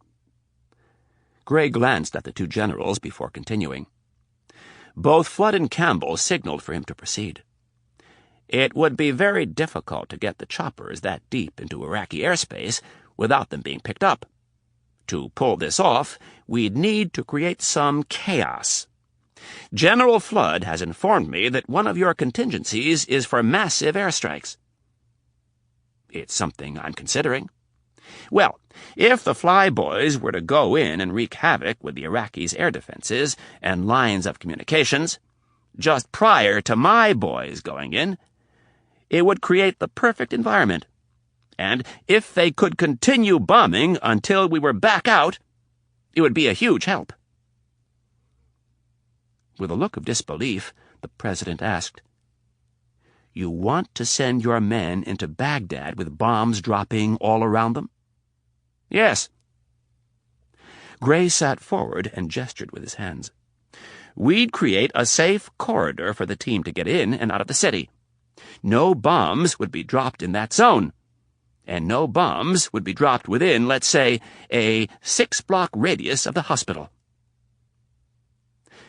"Colonel, I haven't been at this job very long, but I do know that our aviators don't always hit their target. Don't you think it's a little dangerous to send your men into a city that we're bombing?" Colonel Gray looked his President in the eye and said, "Sir, being a Delta Force commando is dangerous. No one fights for me who doesn't want to be there. If my men wanted a safe job, they'd go sell cars for a living." "Point well taken, but—" The President remained skeptical. "This seems awfully complicated and—" Hayes looked down the length of the table at General Flood. "You always tell me the more complicated these things get, the better chance there is that something will go wrong." "That is usually true, sir," answered the chairman of the Joint Chiefs. Colonel Gray wasn't to be deterred. "Mr. President, I'll grant that this is complicated, but I can give you 2 things that the Air Force can't." Forcefully, Gray continued, "Let's not forget the primary objective. We need to be sure that we destroy the nukes. I can guarantee that we'll know whether those nukes are actually underneath that hospital. The Air Force can't give you that guarantee, sir, My men can. They will get into that facility, and they will provide you with a bona fide answer as to whether or not those nukes are actually there. We can destroy the weapons on site, and since they're in a fortified bunker, I'm confident that we could pull the mission off without having to kill all of the innocent people in the hospital." Gray paused briefly to let the president think about what he'd said, and then added, "If you do it the Air Force's way, you will be ostracized by the international community for bombing a hospital. You will have no real proof that those nuclear weapons actually existed. Saddam will bus in the journalists so they can shoot footage of the twisted bodies in the rubble. There will be pictures of mothers holding dead babies covered in dust, and the entire Arab world will hate us even more than they already do. Saddam's control will be further consolidated around a wave of anti-American sentiment, and the UN will likely vote to end the economic sanctions." General Campbell interrupted his subordinate and said, "Colonel, let's stick to our area of expertise and leave the other stuff to the president and his staff." President Hayes held up his hand and said, "That's all right. That's all right. I think Colonel Gray has very succinctly stated what we've all been afraid to say." President Hayes sat quietly for a moment while he thought about the fallout from the airstrikes. The colonel was right. The current coalition against Iraq was in such a weakened state that it wouldn't take much to put an end to it. The bombing would more than likely end all economic sanctions. The Israelis had dumped one hell of a problem into his lap. In frustration, Hayes turned to Irene Kennedy and said, "I'd like to hear your thoughts." Chapter 20. Milan, Thursday evening. Donatella was speechless. In 2 large gulps, she finished a vodka martini and began in earnest her search for the waiter. She caught the man's eye as he was maneuvering his way through the crowd with a tray of drinks. Holding up her empty glass by the stem, she asked for another. Her head was swimming, and it wasn't from the vodka. At least, not yet. She was scrambling to try to figure out how she had been pulled into this. Who had contacted Ben Friedman and hired him to kill Peter Cameron? It wasn't an official Mossad hit. This was purely a freelance venture. She knew because her fee for killing Cameron was already sitting in a Swiss bank account, and Mossad would have never paid her so well. "Donnie, I want some answers." Rapp's anger had not diminished. Donatella was flustered. The hit on Peter Cameron had been advertised as an easy one, but she should have known better. The fee was too high, even for a rush job. She took a deep breath. "Why did he try to kill you?" Rapp leaned back in. "You didn't answer my question. Who hired you to kill him?" She shook her head vigorously. "Believe me, I know far less about this mess than you do." "You know who hired you. Mitchell, please tell me why this man tried to kill you." "All right, Donnie, I'll tell you. But when I'm done, you're going to tell me who hired you and why." Donatella turned again in search of the waiter, and Rapp reached up and grabbed her sculpted chin. Pulling it back toward him, he looked her in the eye and said, "Give me your word." Donatella reached up and tried to push his hand away. "Don't start ordering me around!" Rapp kept his hand firmly on her chin. "Donnie, I'm here as your friend. There are people in Washington who are really upset about this. Half of them want to put a price on your head, and the other half want to talk to your old employers in Israel." With her eyes closed, Donatella began muttering to herself. When she opened her eyes, she calmly said, "Tell me why he tried to kill you." Rapp released her chin as the waiter set Donatella's second drink down. When the man was gone, Rapp said, "This goes no further than this table." Donatella nodded. "I was on an operation recently. 2 operators were there to assist me. I was the triggerman, they were the backup. I took down the target, and then they shot me and left me for dead. A look of concern on her face, Donatella reached out to touch him and asked, "Where?" "2 shots, right here." Rapp pointed to his chest. He read the expression on her face and said, "I know, very unprofessional." He pointed to his forehead. "They should have double-tapped me, but they had reason to believe that I wasn't wearing body armor. At any rate, Cameron was the man who paid them. I don't know who Cameron worked for, and I don't know what the motivation was to kill me, but I'll tell you this. Those 2 people who double-crossed me are dead." "You killed them?" "No, Cameron did." Donatella took a drink. "How do you know he killed them?" "Someone who I trust very much saw it go down. Cameron pulled the trigger. He then turned on the people who helped him kill the 2 who he hired to kill me. And then he tried to kill me one more time in Washington." Rapp sat back. "And I was just about to get my hands on him when you showed up." Rapp took a drink of wine. "I saw you that day, Donnie. You had a blonde wig on. I stepped off the elevator as you entered the staircase at the end of the hall. Something struck me as familiar about you, but I had other things on my mind, like torturing that bastard Cameron so I could find out who hired him. When we picked the lock and got into his office, and I saw the way he'd been killed, I knew it was you." Donatella found the need for more of the cold vodka. This was not good business. There was a pattern emerging.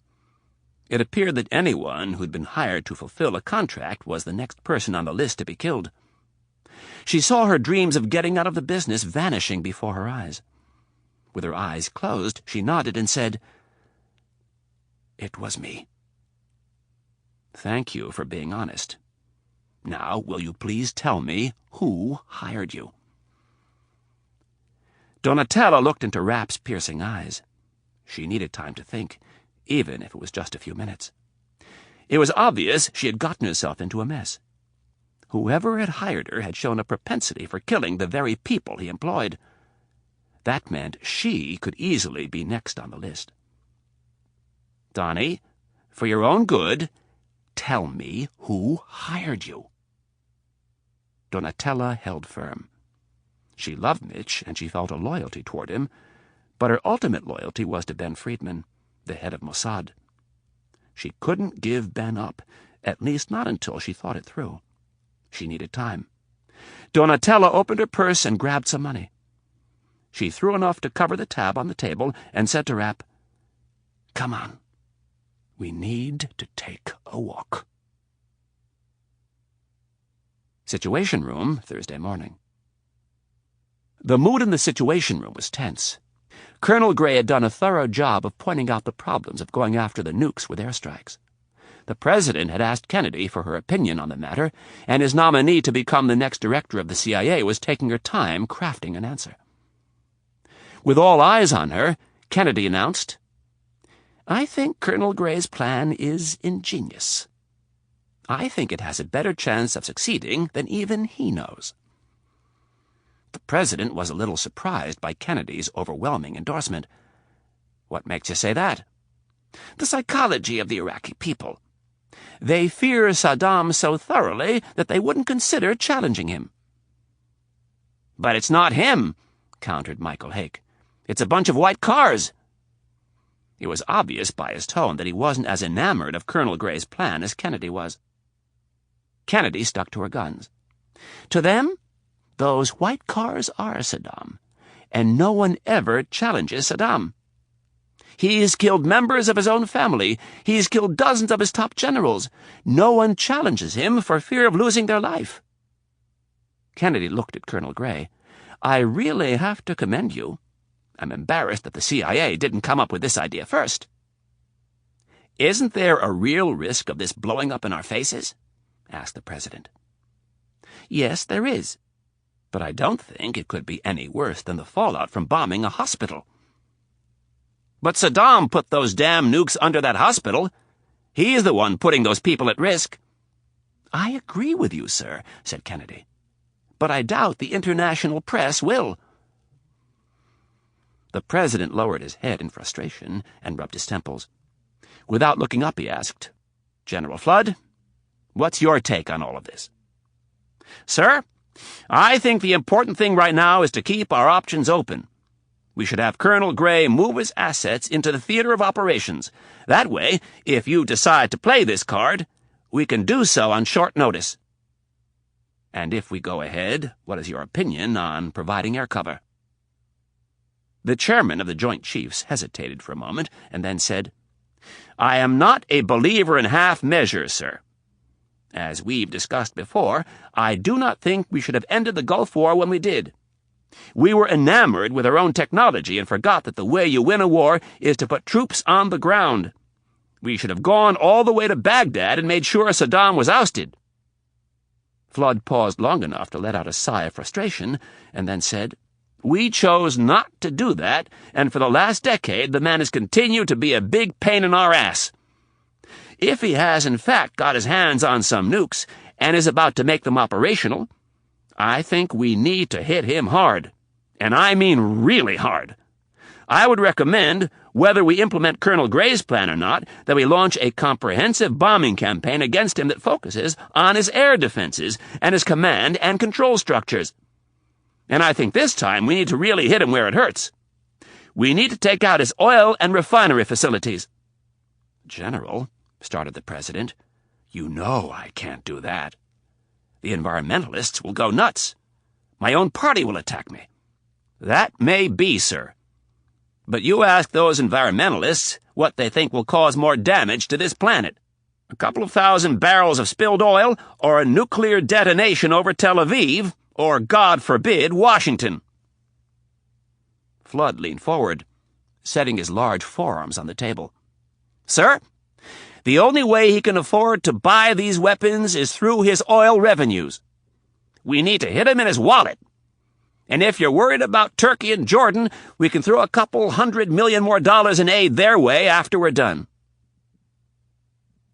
The president looked at Kennedy for her opinion. "General Flood makes a very forceful case, and in principle, I agree with everything he's just said. Unfortunately, however, we have to take politics into consideration. Right now, your administration hangs onto a razor-thin mandate. If you lose that mandate by alienating the base of your own party, you could become ineffective both domestically and abroad." Michael Hake eagerly jumped in. "I agree with Irene 100%. As much as I'd like to, we can't go after his refineries. The outcry would be horrendous." "So go ahead and bomb a hospital full of innocent people," replied the president in disgust. "But don't do anything to hurt Mother Earth. It's the stupidest damn thing I've ever heard." "Sir, I'm not saying I agree with it," said Hake. "I'm just stating the political reality." "Well, it's a shitty reality, and one that I'm very tempted to try and change." "Sir, if I may," interjected Kennedy. Looking to Colonel Gray, she asked, "How difficult would it be for your men to bring one of the nukes back?" "That depends how big it is." "I'll have my people give you an accurate answer by this evening. But for the sake of our discussion, let's assume, at the very least, you could remove the part of the weapon that we're most interested in." "You mean the warhead, of course." "Essentially." Gray thought about it for a moment. "If the weapon hasn't been assembled, my guess is one man could carry the warhead. But if it has been assembled, then things could get tricky. We'd have to spend time trying to dismantle the weapon to get at the warhead, and on a mission like this, we'd prefer to get in, plant the charges, and be out in a minute or less." "I understand. But it's conceivable that you could pull it off." The Army officer thought about it again and said, "Yes, I think we probably could." Kennedy turned back to the president. "Sir, if we were able to get our hands on one of the weapons, I know our scientists could trace the plutonium back to the reactor where it was created. There is also a good chance we could trace most of the other parts back to their origination." Hake saw an even better use for the captured weapon. And we could hold one hell of a press conference. There would be nowhere for Saddam to run. We'd have caught him red-handed, and the UN would have no choice but to be outraged. Hake looked at General Flood with a grin. You could bomb all the refineries you wanted, as long as you had proof that you stopped Saddam from having an operational nuclear weapon. Hake looked back to the president. There isn't a politician in this town who wouldn't be behind you, sir. Chapter 21. Milan, Thursday evening. Outside the bar, Rapp and Donatella fell into stride. Rapp on the left, Donatella on the right. It was an old professional habit. Both could shoot, stab, or punch with either hand, but Rapp favored his left and Donatella her right. They walked south on Via Brera. It was nearing 8 o'clock in the evening. The street lights were on. A quick thunderstorm had coated the ground with a film of water that gleamed beneath the numerous restaurant lights and passing cars. There were other people about, but not many. It looked as if the rain had sent almost everyone indoors. It was obvious that Donatella had been shaken by his words in the bar. Rapp looked over his shoulder. Her attitude and his natural instincts were telling him that all was not well. His pistol with a silencer attached was right where it should be, in case he needed to get at it quickly.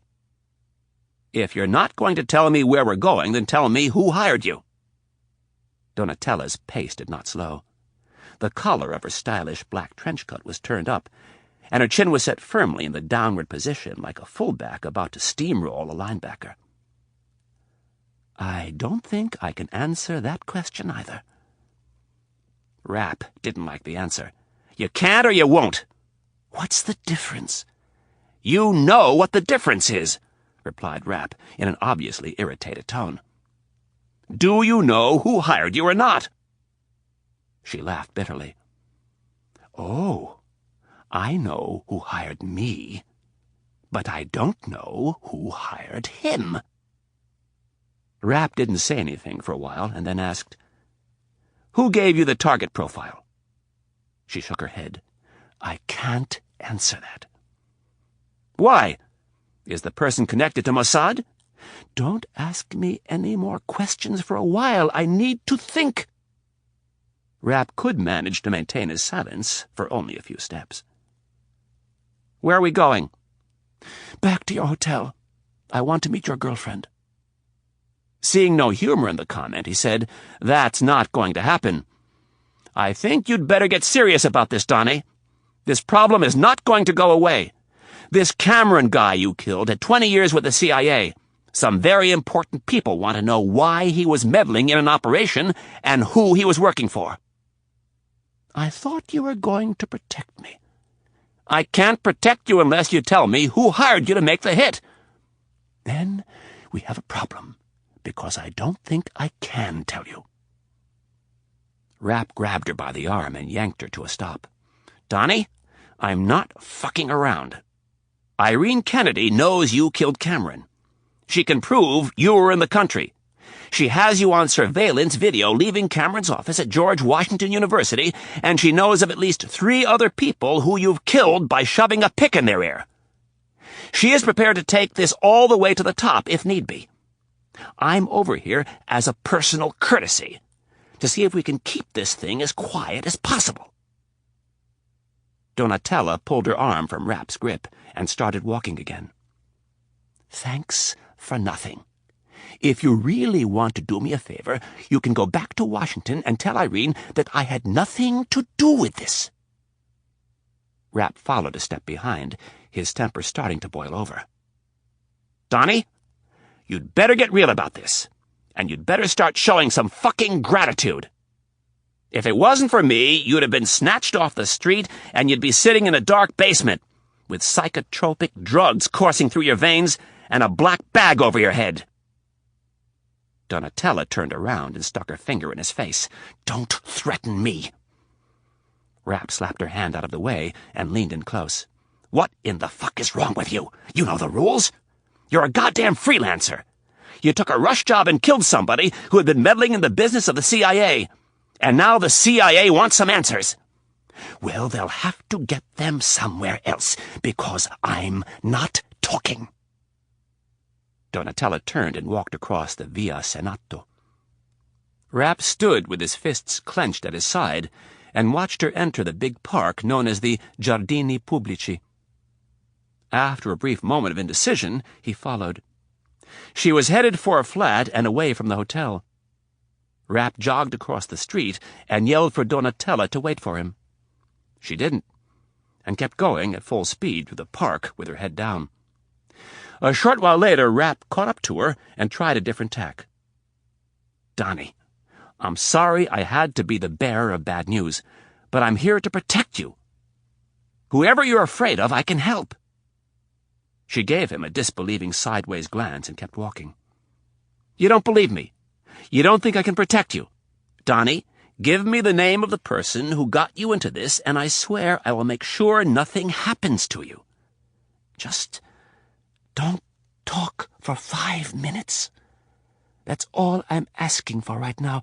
Just don't say another word until we get to the other side of the park." Rapp was about to hit her with another argument, but held back. Donatella was a very headstrong woman. She would have to decide for herself that the best thing would be to tell him who had hired her. After taking a deep breath, Rapp grabbed her hand and squeezed it. He did not envy the position she was in. Whoever had hired her had neglected to mention who was looking for Peter Cameron. Holding hands, they continued across the park in silence. The whole time, Rapp tried to think of ways to get Donatella to give him the information he needed. When they finally reached the other side of the park, Rapp said, "Donnie, I'll do whatever it takes to protect you. I can have you on an agency plane bound for the U.S. by morning. I'll give you my personal guarantee that nothing will happen to you." She took a second glance at him, but kept walking. "I can protect myself just fine. I didn't say you couldn't. I'm just offering my assistance. If I were to take you up on that offer, I'd have to give all of this up. I love this city. I love Italy. I don't want to go hide in America." Rapp thought about her predicament and decided to make a drastic offer. "Donnie, you tell me who you're afraid of, and I'll pay them a little visit. One way or another, I'll make sure they're never in a position to do you any harm." The thought of Mitch Rapp flying to Tel Aviv to threaten Ben Friedman made her laugh. If there was ever a man who would be so bold, it would be Rapp. "You think that's funny?" "No, I don't think any of this is funny. What I do think is that you need to slow down for a second. I'm not saying I won't give you what you need. I'm just saying I need a little time to figure out how to do it." During the silent walk across the park, Donatella had tried to figure out a way to give Rapp the info he needed without telling him that Ben Friedman was her handler.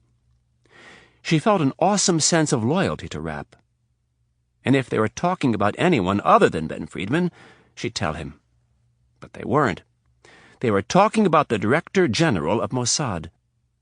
If the CIA were to find out that the head of Mossad was arranging hits in their own backyard, they would have an absolute conniption. No, she had to find another way to give Rapp what he wanted. She couldn't simply give them Ben's name. He had snatched her from the clutches of heroin addiction and imbued her with a sense of self-worth that she would never have found on her own. Donatella knew Mitch well enough to know that he wouldn't rest until he found out who had hired Cameron to kill him. Somehow, she would have to convince Friedman to tell her who had taken the contract out on Cameron's life. It was the only way out. She would send Friedman an encrypted email when she got back to her flat. And with any luck, she'd have an answer by morning. Donatella was about to speak when Rapp squeezed her hand in 3 quick successions. Her eyes immediately began sweeping from left to right, looking for trouble. Mitch had seen something, and the hand squeezing was their signal that someone was watching them. They were just around the corner from her flat. As Donatella searched for what Rapp had seen, she was slightly irritated that she didn't notice it first. This was the third time Rapp had noticed the car. The first time was near Donatella's office earlier in the day. The second was when they'd left the bar, and then now. Rapp broke into casual conversation. If anyone was listening to them via a directional microphone, he didn't want to tip them off. "Are you free for lunch tomorrow?" "I think so." "Should we meet at 11:30? Rapp gave her hand a quick squeeze. "That sounds fine." Donatella's eyes searched the street. 12 o'clock was straight ahead. 11:30 would be a click to the left. She could barely make out the form of a man slumped behind the steering wheel. The man was parked in the perfect position to keep an eye on her street, and the one they were now walking on. "That photo shoot you were talking about earlier?" "Yeah?" "I've run into that photographer 3 times this week." "Really?" said Donatella. Mitch had no idea who the photographer was, so she knew he was telling her this was the 3rd time he'd seen the car. They took a right onto Donatella's block. Rapp kissed her on the cheek and quietly whispered in her ear, "Are you carrying?"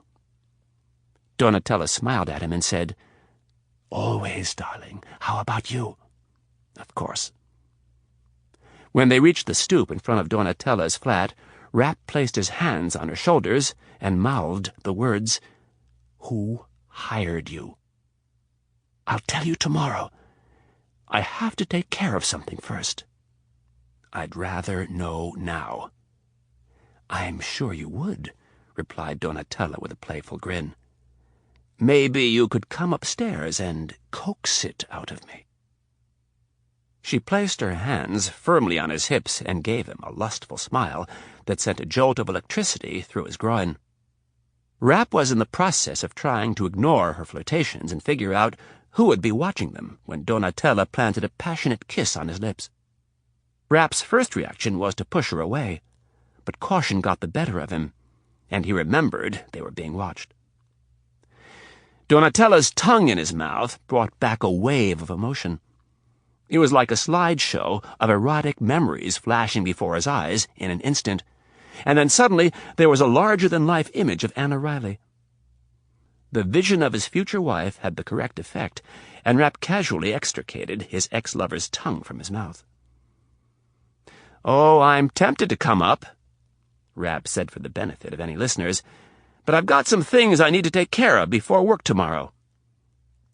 He gave a slight head jerk in the direction of the car they had discovered just moments ago. "I understand. Maybe tomorrow night I can talk you into staying." Knowing she had a captive audience, she pulled Rapp close and playfully planted another passionate kiss on his lips.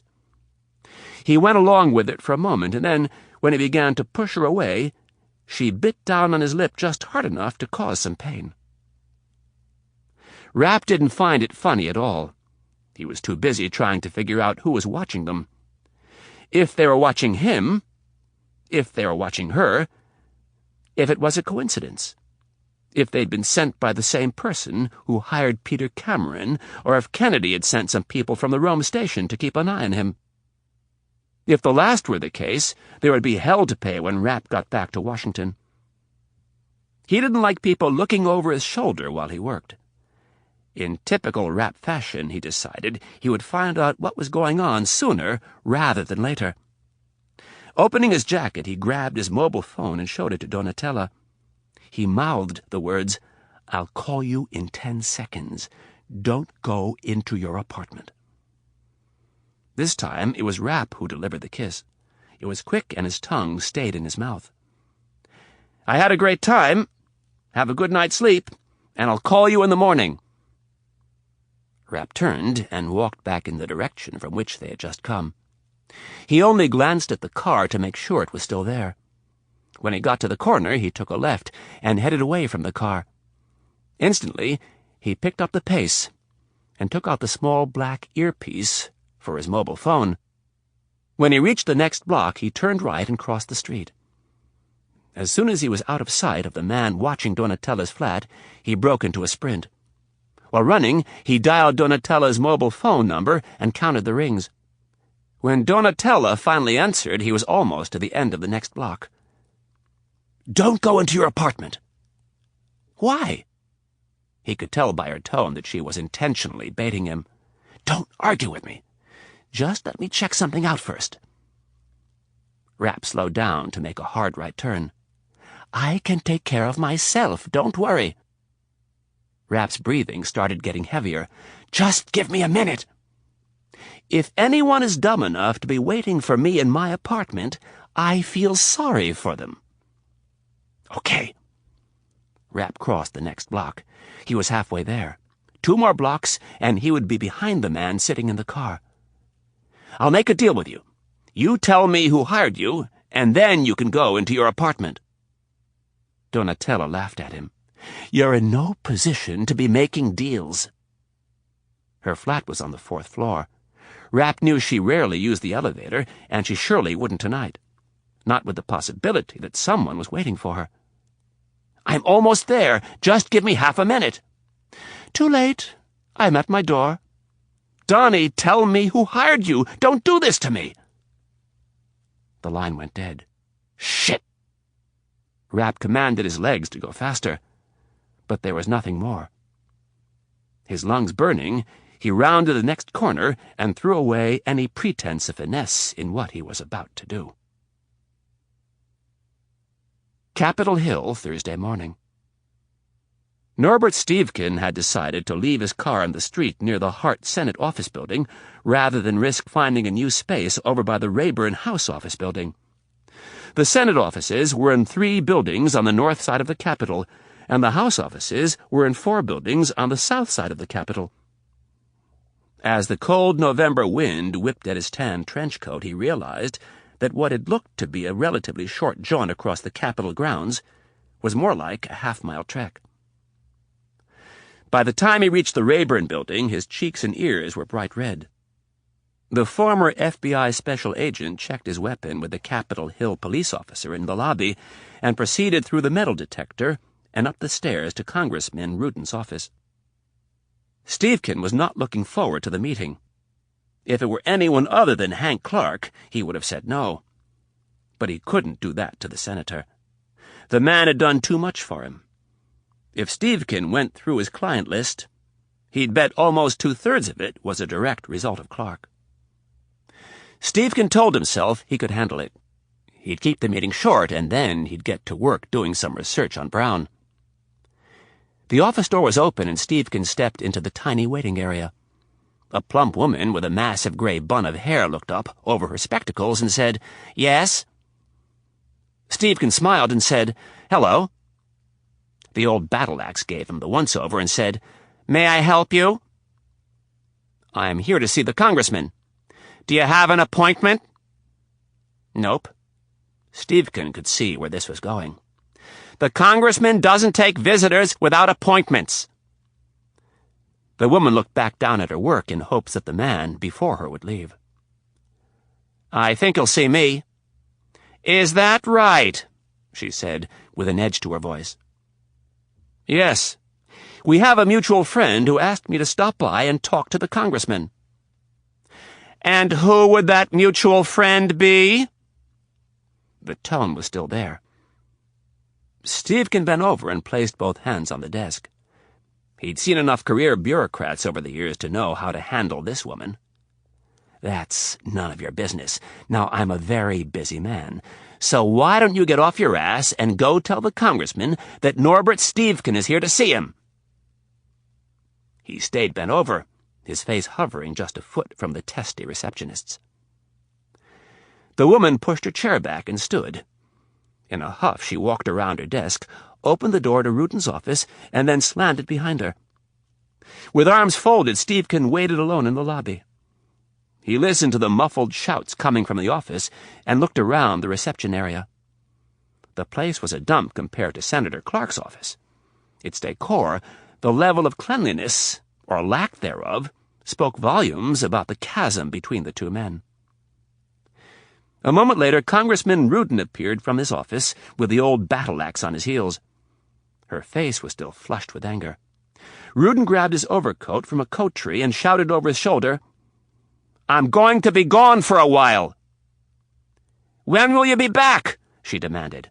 "I don't know." Rudin looked at Stevkin, and with a jerk of his bird-like head, he signaled for his visitor to follow. Stevkin winked at the congressman's assistant and then followed her boss out the door. Out in the hallway, he had to pick up the pace to catch up with the craggy old congressman. "I don't want to talk in my office," Rudin whispered the words over his shoulder. Like most law enforcement officers, active or retired, Stevkin studied people. For better or worse, he developed the habit of sizing them up in short order. Occasionally, though, he'd meet someone who really piqued his curiosity. As he and Rudin descended the stairs, he thought the congressman might be one of those people. Stevkin reclaimed his weapon from the Capitol Hill police and went outside to catch up. Rudin was already halfway up the block, standing impatiently, gesturing for Stevkin to hurry. Stevkin started toward him, and to his irritation, Rudin began to walk again. He quickened the pace, and 2 blocks later, he pulled up alongside the congressman from Connecticut. Stevkin caught up and asked, "Where are we going?" "Coffee. There's a little place up the street a ways." A half-minute later, Rudin said, "I don't like talking in my office." "Yeah, you said that." Stevkin had decided he was going to have to jerk Rudin's chain a bit. "It's those bastards out at Langley. I don't trust them a bit." Stevkin couldn't believe what he was hearing. He knew the CIA was capable of doing some pretty bizarre stuff, but there was no way they were stupid enough to bug a congressman's office. Stevkin looked over both shoulders. "It must really freak you out to talk like this out in the open." Rudin looked around. "Why?" "Directional microphones. They can pick up everything we say, even whispers." Rudin mumbled a few things and then pointed ahead, saying, "The coffee place is up here, just past 2nd Street. They traveled the rest of the way in silence. Rudin entered the shop first and approached the counter. A young white woman with dreadlocks and a pierced nose paid little attention to the congressman as he ordered an extra-large cup of French roast. In deference to his bladder, Stevkin ordered a small cup. Rudin's coffee arrived first. He grabbed his cup and went and sat at a table near the back. Stevkin noted that he'd made no effort to pay for his coffee. Stevkin gave the woman $3 and told her to keep the change. He joined the congressman at the table and took off his trench coat. He gave Rudin a chance to thank him, and when he didn't, Stevkin said, "You're welcome." "Huh?" "For the cup of coffee." "Oh, yeah. Thanks." Rudin clutched the tall cup with his bony hands and took a sip. "Hank says you're very good at what you do." Stevkin said nothing. He just stared at Rudin. "We don't have much time," said the congressman. "Kennedy starts her confirmation hearing tomorrow." "What is it that you're looking for?" "Are you familiar with congressional oversight in terms of the intelligence community?" "Somewhat." "Well, Thomas Stansfield, thank God that bastard is finally dead, he didn't much believe in congressional oversight. He tried to keep us in the dark as much as possible, especially when it came to covert operations." "And what does this have to do with Kennedy?" "She's one and the same. She's the female version of Stansfield." "I've heard she's pretty sharp." Stevkin blew on his coffee. "Oh, God," grimaced Rudin. "Don't tell me you believe that." "So what are you telling me, that she's stupid?" "No, she's not stupid. She's far from stupid." "So she's pretty sharp." "I suppose, but that has nothing to do with this. The bottom line is that the CIA needs to be reined in, and the best chance we have of doing it is right now, before she becomes entrenched." "What proof do you have that she's broken the law?" Rudin looked like he was about to jump out of his own skin. "I don't have any, you idiot! That's why I'm talking to you! You're supposed to get me the proof!" One of the things Stevkin liked most about working for himself was that he could be selective about who he took shit from. If a client was paying him a lot of money, he'd been known to let some stuff slide. But the smaller the fee, the less crap he was willing to take. Rudin wasn't paying him a cent, and Stevkin doubted the man would ever send a client his way. At least, not any he'd want. How in the hell did you ever get elected? What?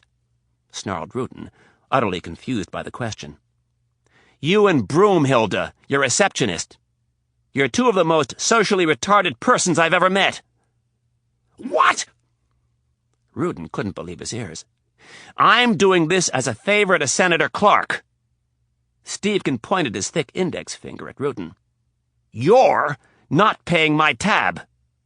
Hell, you won't even buy me a cup of coffee. I'm the one doing you a favor by meeting with you.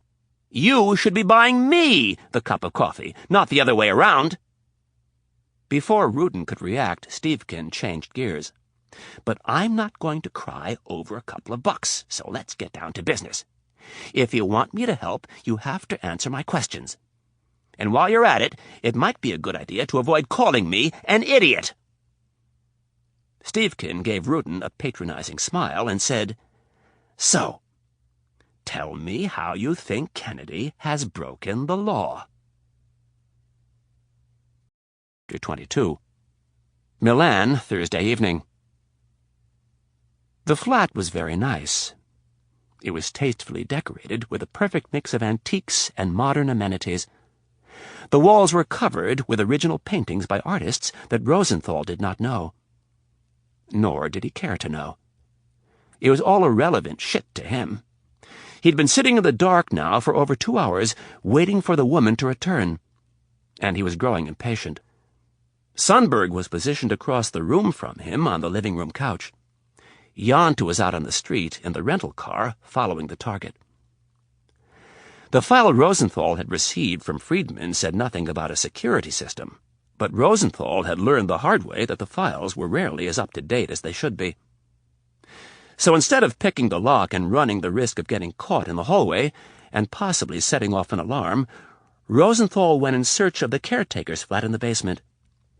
He asked the 76-year-old man if there were any available units in the building. The old man told him that there weren't any at present, but he expected one to open up after the first of the year. Rosenthal told the caretaker that he was in town from Rome, and would be moving to Milan in February. He then pulled out a wad of money and said he was willing to put down a cash deposit today if the unit was acceptable. The caretaker leapt at the opportunity to rent the flat after one showing, and the two men ascended to the top floor of the building. While they were upstairs poking around, Jordan Sundberg picked his way into the caretaker's flat and found the file on Donatella Rahn. Fortunately, there was no security system, and even more fortunately, there were 3 copies of the key to her flat. Sundberg checked the other hooks. Some of the flats had 4 copies, and others had only 2. There appeared to be no system, but just to make sure, Sundberg found a drawer filled with spare keys and grabbed one. He then took one of the keys to Donatella's apartment and replaced it with the one from the drawer. After checking to make sure he didn't disturb anything that might be noticed, he left the caretaker's flat and waited down the street for Rosenthal. For his part, Rosenthal gave the old man the cash deposit and told him he would stop by the next morning to fill out the paperwork. He, of course, would not be returning, and he hoped if the police came around asking questions, the old man would say nothing of his visit, for fear of having to turn the cash over as evidence. Either way, he wasn't worried. Rosenthal and his team would be out of the country by mid-morning, and he doubted any description given by the old caretaker would be detailed enough to give him real problems. In Rosenthal's opinion, it was a gamble well worth taking.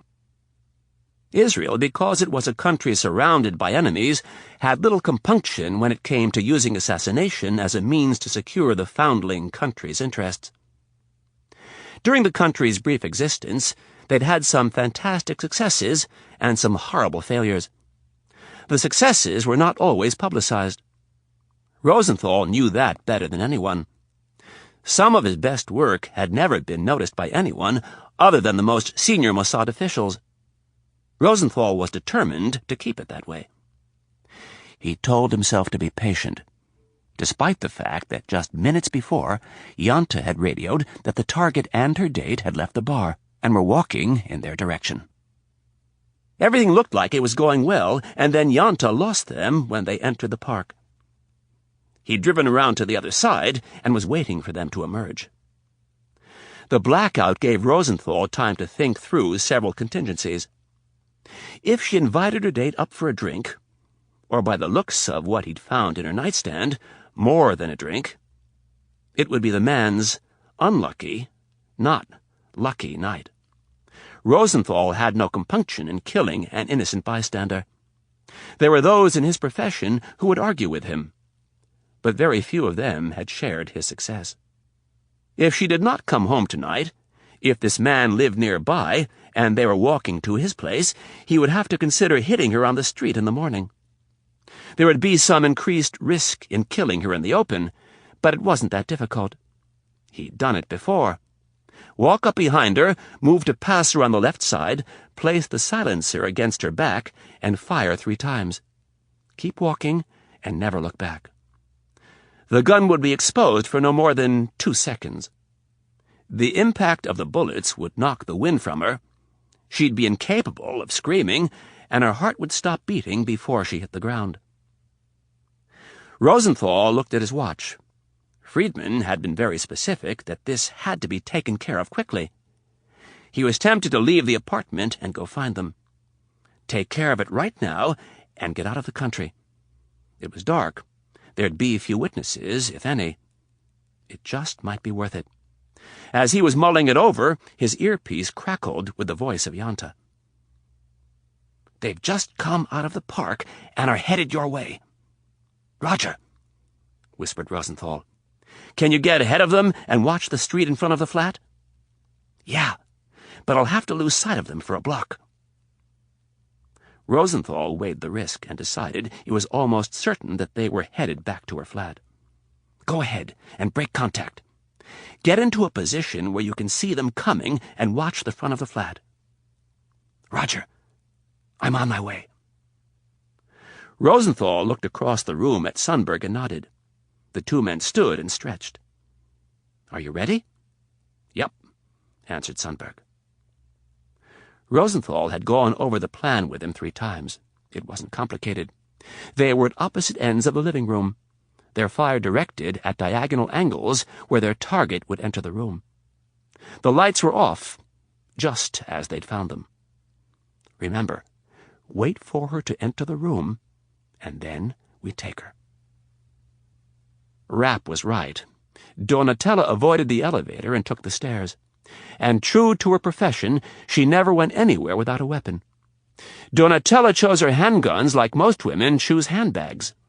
Different ones for different occasions. Her pistol of choice was the Beretta 92F 9mm.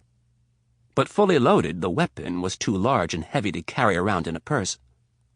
For everyday use, she carried the Walther PPK with the silencer. The weapon was light, only 20 ounces, and short.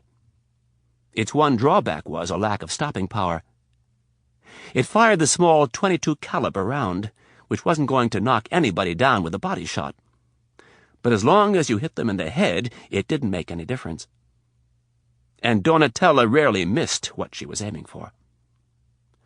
As she ascended the staircase, she kept the pistol concealed in the folds of her coat. It was cocked, and the safety was off.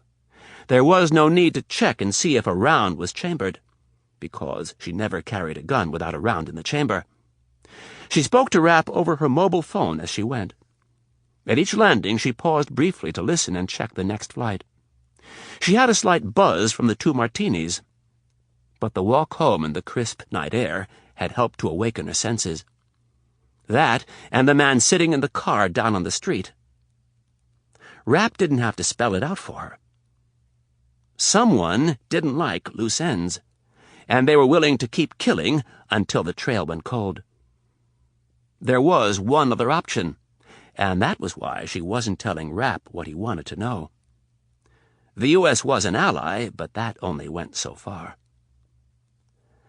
The CIA was not beyond lying to get what they wanted, and there could be no doubt that they'd love to find out who her controller was. The man sitting in the car could be someone sent to kill her, or he could just as likely be an employee of the CIA, either sent to kill her or scare her into telling Rapp who had hired her. Maybe that's why Rapp saw the man before she did. Because he knew the man was going to be there. Welcome to the paranoid world of spying. By the time she reached the 4th floor, she'd hung up on Rapp, and she'd made up her mind. If anyone was waiting for her in her flat, they were fair game. She'd go in shooting. She stood silently in the shadows of the open stairwell for a few moments, patiently searching for a sign that someone was waiting for her. She put the cell phone away and for a second thought of taking her boots off, so she could make it down the hall without noise. Then she realized if anyone was in her flat, they would have already been alerted by the man on the street. Donatella took off her coat and retrieved a knife and her keys from her purse. She threw her coat over her shoulder and started down the hall. When she reached the door to her flat, she stood off to one side and placed the key in the lock. She turned the key and pushed in the door. The 4-panel door swung open by itself while she stayed in the hallway, protected by the heavy doorframe. With one eye peeking into the narrow foyer, she looked at the credenza on the right to see if anything had been disturbed. The 3 framed photos and the flower arrangement were as she'd left them. She reached in and turned the light on, and then before stepping into the narrow foyer, she peered through the crack where the door was connected to the frame to make sure no one was waiting behind it. It was clear. She entered her flat, the heels of her boots announcing very clearly that it was a woman. She paused for a moment and then reached out with the second key and locked the closet on her left. Clearing closets was a 2-person job, and even then it was a good way to get killed. She set the keys down on the credenza along with her purse, and then, with a deep breath to steel herself, she walked toward her living room as casually as her nerves would allow. Her pistol was up and level in her right hand, and the knife was in her left, reversed so the blade was hidden against her forearm. Even now, just several feet from the end of the foyer, she could see no more than half of the rectangular-shaped room. All 4 corners were hidden from her sight. If she were waiting in someone's apartment, she knew exactly where she'd be positioned. With her left hand, she flipped the switch up, and the ceiling light and 2 lamps in the room flickered to life. Donatella paused briefly, listening for the sound of movement, her gun pointed where she thought her assassin might come from. But there was nothing. Pulling her coat from her shoulder, she swung it underhand and launched it into the room, where it landed on the arm of the couch just to the left. Like a gymnast, Donatella followed the jacket into the room with a diving forward somersault. In midair, she heard the telltale sound of a subsonic round leaving the end of a silencer. It had come from the direction she'd anticipated. In the split second it took for her to hit the ground, she knew the assassin had missed. Donatella rolled forward between the couch and the chair and sprang to her knees. Her silenced Walther was up and rapidly moving toward the source of the shot. Before she'd come to a stop, she found her target and fired a single well-aimed shot. The only thing she noticed about the man was his dark hair and his gun coming to bear on her. Up on one knee, Donatella spun to her right as her eye caught some motion, and moved her arm quickly to acquire a second target. Before she could get off a shot, she felt the stinging impact of a bullet slamming into her right shoulder. The shot knocked her off balance, and she started to fall. In slow motion, she watched her gun drop from her unresponsive fingers, and then she felt something slice through her hair. Chapter 23. Rapp rounded the last corner, and instead of taking a hard right and coming up directly behind the car, he crossed over to the other side of the street. He was breathing hard from the sprint, but ignored the pain. He was too close to getting the answer he desperately needed. Rapp saw the car up ahead on his right as he ran down the sidewalk in a slight crouch. His eyes scanned the parked cars and sidewalk for any signs of trouble. There was no turning back. He was close now. He kept his eye on the car at the next corner and then slowed enough to cut in between two parked vehicles. He darted out into the street at the perfect place. He was in the car's blind spot, moving toward it quickly. Rapp drew his gun with his left hand and took aim. With 10 feet to go, he squeezed the trigger. The bullet leaving the thick black silencer barely made a noise, and the safety glass window breaking on the driver's side wasn't much louder. At least from the exterior of the car, but from the inside it was considerably louder. The man sitting behind the wheel jerked spastically in reaction to the shattered glass. His arms flew up in a vain attempt to stop the thousands of broken pieces from hitting him. Rapp was now at the window. It had taken less than a second for him to fire the shot and get to the door. The man's hands were up shielding his face, and the glass was still tumbling from his lap to the floor of the car. Rapp reached in with his right hand and grabbed the man's wrist.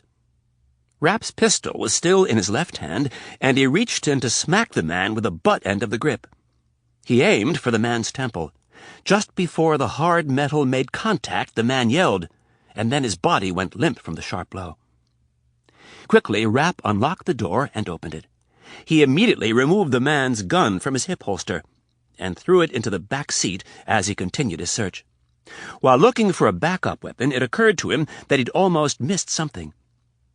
He'd been breathing so hard, and the adrenaline was coursing through his veins so fast, that it didn't register what the man had yelled.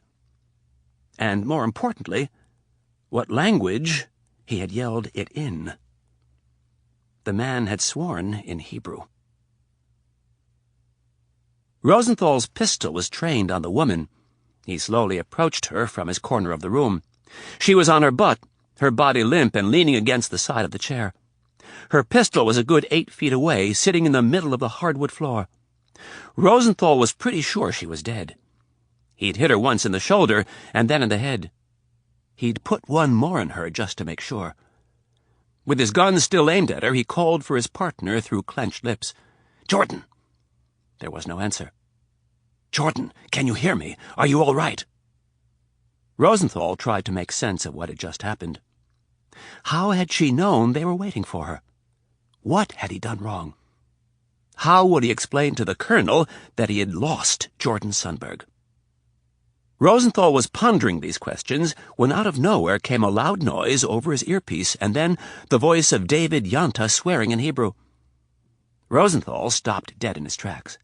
Yonta was a professional, and knew that under no circumstances were they ever to speak in their native tongue while on a mission. For him to make such a mistake, someone had to have surprised him. Rosenthal had lost one man and maybe two. He was jolted by the horrible sinking feeling of going from the hunter to the hunted in just seconds.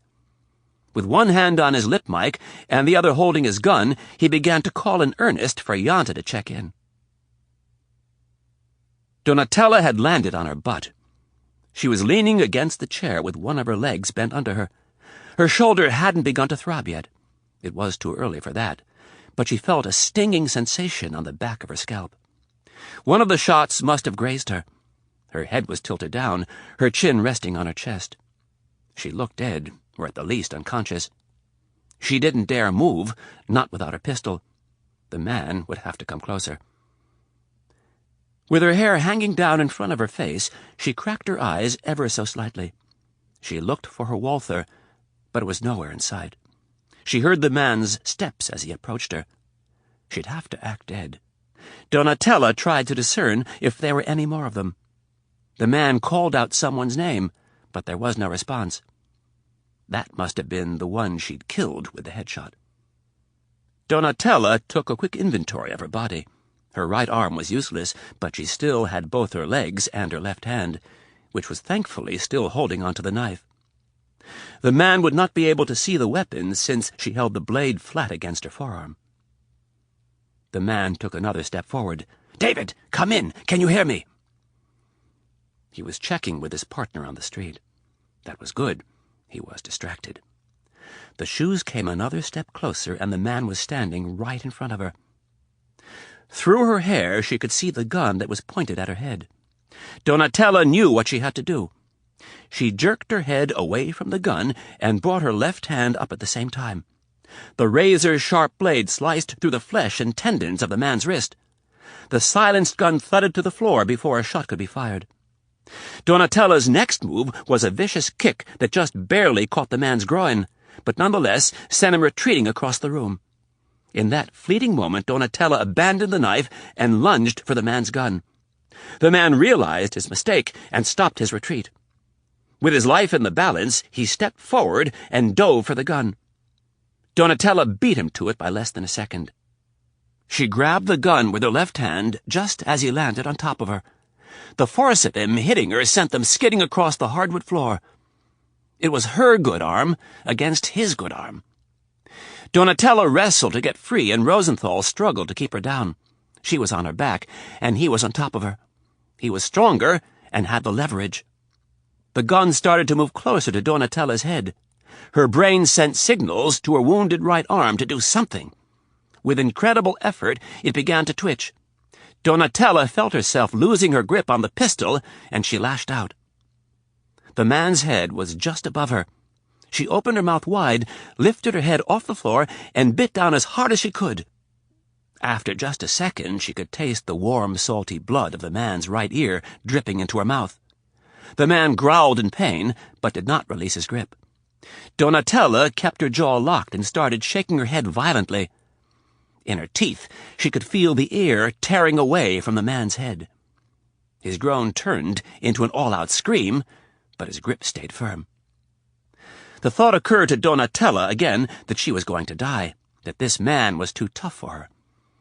It was this feeling of absolute desperation that caused her right arm to move, and when it did, it bumped into a familiar object. Donatella closed her eyes as her fingertips searched the familiar shape. After what seemed like an eternity, she had it in her hand. With agonizing pain, she picked it up and released her bite on the man's ear. His head snapped around, his ear barely still attached, flapping loosely down by his neck. He looked at her with absolute rage in his eyes. Her sweaty left hand lost the battle over his gun, and he twisted it from her grip. Any feeling of accomplishment or celebration that he might have felt was short-lived. Donatella stuck her silenced Walther 22 against the bloody spot where the man's ear should have been, and pulled the trigger. Rosenthal's head jerked violently. His eyes opened wide with the horror of what had just happened. And then his whole body went limp. Donatella did not have the strength to move. She just lay there, covered by the body of the man she'd killed. Chapter 24. Four Seasons Hotel, Milan, Thursday evening. Anna felt a little off-kilter. She'd woken on her own at 9:05, a little surprised to find that Mitch hadn't returned. Not overly alarmed, she went into the bathroom and stepped into the shower. Mitch had said he had some business to take care of, but that he'd be back around 8 to take her to dinner. Anna stood in the marble shower and let the warm water bring her back to life. She tried to figure out what time it was in Washington, and if she'd just taken a long nap or had a short night's sleep. She wasn't awake enough yet to figure it out, so she gave up after a couple of weak attempts. She was in Italy to enjoy life and hopefully to start a new one. Time didn't matter for the next 6 days. She would sleep when she wanted to sleep, she would eat when she wanted to eat, and she would have sex often. By the time she got out of the shower, she'd gone back on her first promise. She toweled herself off and squinted at the clock sitting on the nightstand in the other room. It was 9:20, and despite what she'd just told herself, time mattered. Her job was a series of deadlines, and they were deadlines you couldn't miss. When Tom Brokaw tossed it to you in the middle of the nightly news, you were alive in front of millions of people. Deadlines were there to be kept.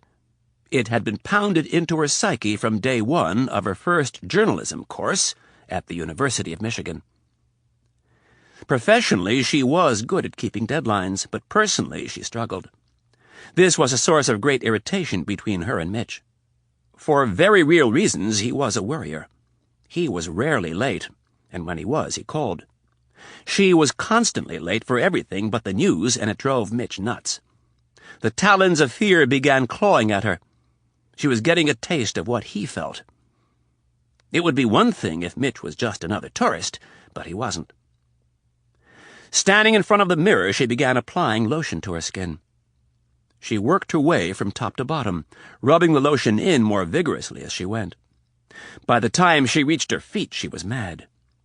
She was mad at Mitch for being late, and she was mad at herself for allowing herself to get upset. She kept telling herself to relax, but it didn't work. To help pass the time, she got dressed. She had no idea where they were going to dinner, so she put on a nice pair of dress pants, a white camisole, and a sheer gray blouse. With that done, the clock was quickly approaching 10 o'clock. With few other options, she opened the minibar and made herself a vodka tonic. Anna alternated between sitting and sipping her drink, and walking out onto the balcony and sipping her drink. The Four Seasons had a beautiful courtyard. From the room's balcony she could look down at the people dining on the terrace of the hotel's restaurant. They sat under white umbrellas and dined by candlelight.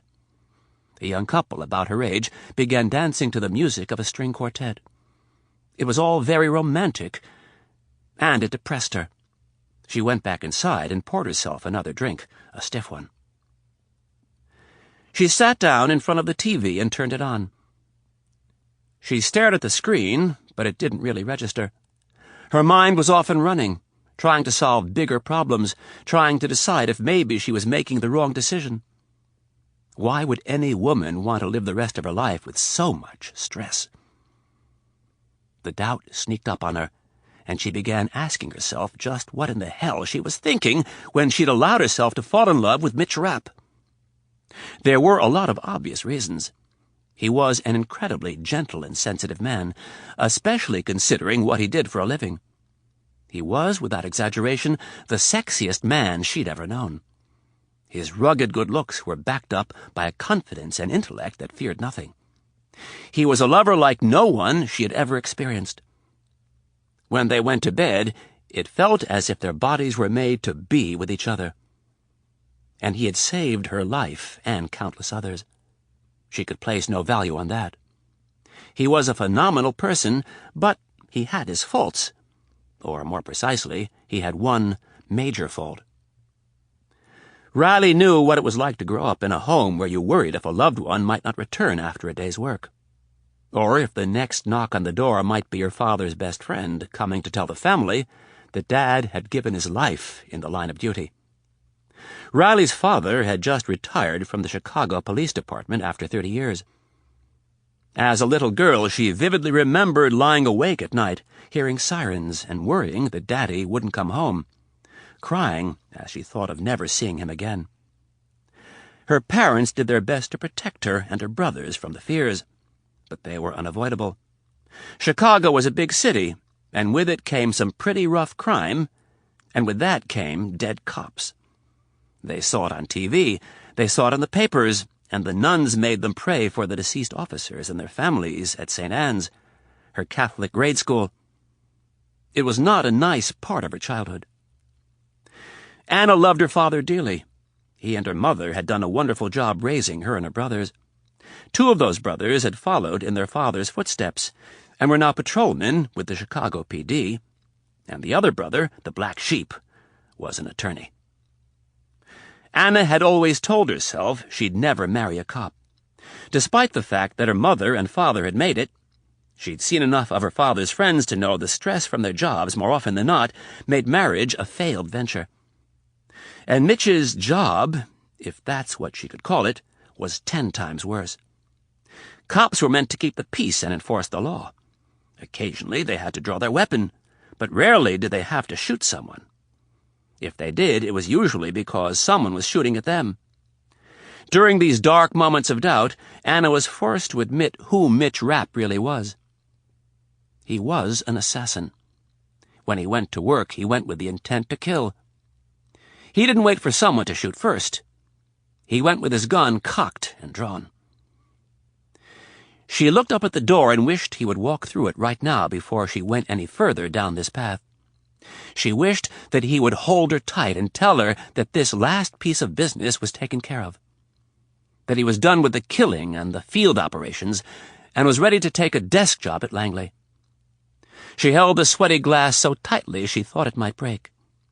Tilting her head back, she took a big gulp and finished her second drink. She got up to pour another, and as she walked toward the minibar, she prayed that Mitch wouldn't let her down. She didn't want any more nights of worrying, wondering if he was on his way to meet her, or if he was already dead.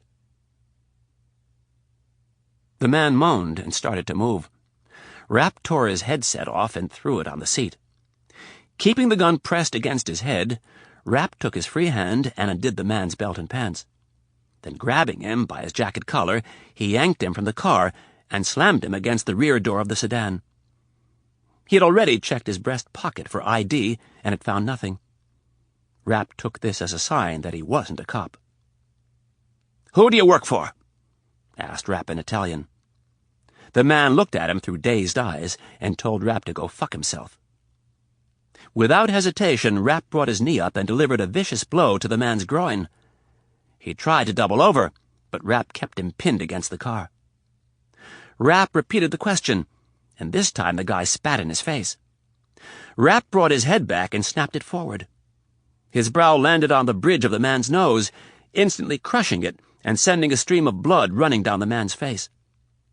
Grabbing him by his jacket collar, Rapp swung the man around and yanked the back of the jacket down so his arms were pinned against his sides. He then pushed him forward and started marching him across the street toward Donatella's flat. The man moaned in pain and spit blood from his mouth. His unbuckled pants fell from his waist, and he was forced to grab them. "Keep walking!" Rapp's pistol was stuck in the small of the man's back, right on the spinal column. One wrong move, and the guy would lose the use of his legs for the rest of his life. With his free hand, Rapp hit the send button on his mobile phone and listened through his earpiece as it began to ring. After an eternity, a very out-of-breath Donatella answered. In a clipped voice, Rapp asked, "Is everything all right?" "No." There was obvious pain in her voice. "Hold tight. I'm on my way up. Can you buzz me through the door?" "Yeah." Rapp pushed the man in the back and drove him forward. "Move it!" When they got to the door, Rapp told Donatella to buzz him in. The elevator was waiting for them, but Rapp ignored it. Shoving the man toward the stairs, he said, "All right, numbnuts, let's double-time it up these stairs. If you slow me down or try anything stupid, you're dead." With that, they started up the stairs, Rapp pushing the man every step of the way. When they reached Donatella's apartment, the door was cracked. Rapp pushed the man into the flat and closed and locked the door behind them. When he entered the living room, he saw a body on the floor and Donatella sitting on the couch with blood on her face and neck. "What in the hell happened?" "There were two of them waiting for me. The one on the floor and a second one over there behind the couch." Rapp didn't bother asking if they were dead. "Are you hit?" Donatella nodded. "Where?" "My shoulder." Rapp could tell by her posture that the wound was more than a graze. His mind was scrambling to prioritize what had to be done. A gunshot wound was serious business. They would have to get a doctor, and not just any doctor. They'd need one on the payroll. One who wouldn't report it to the authorities.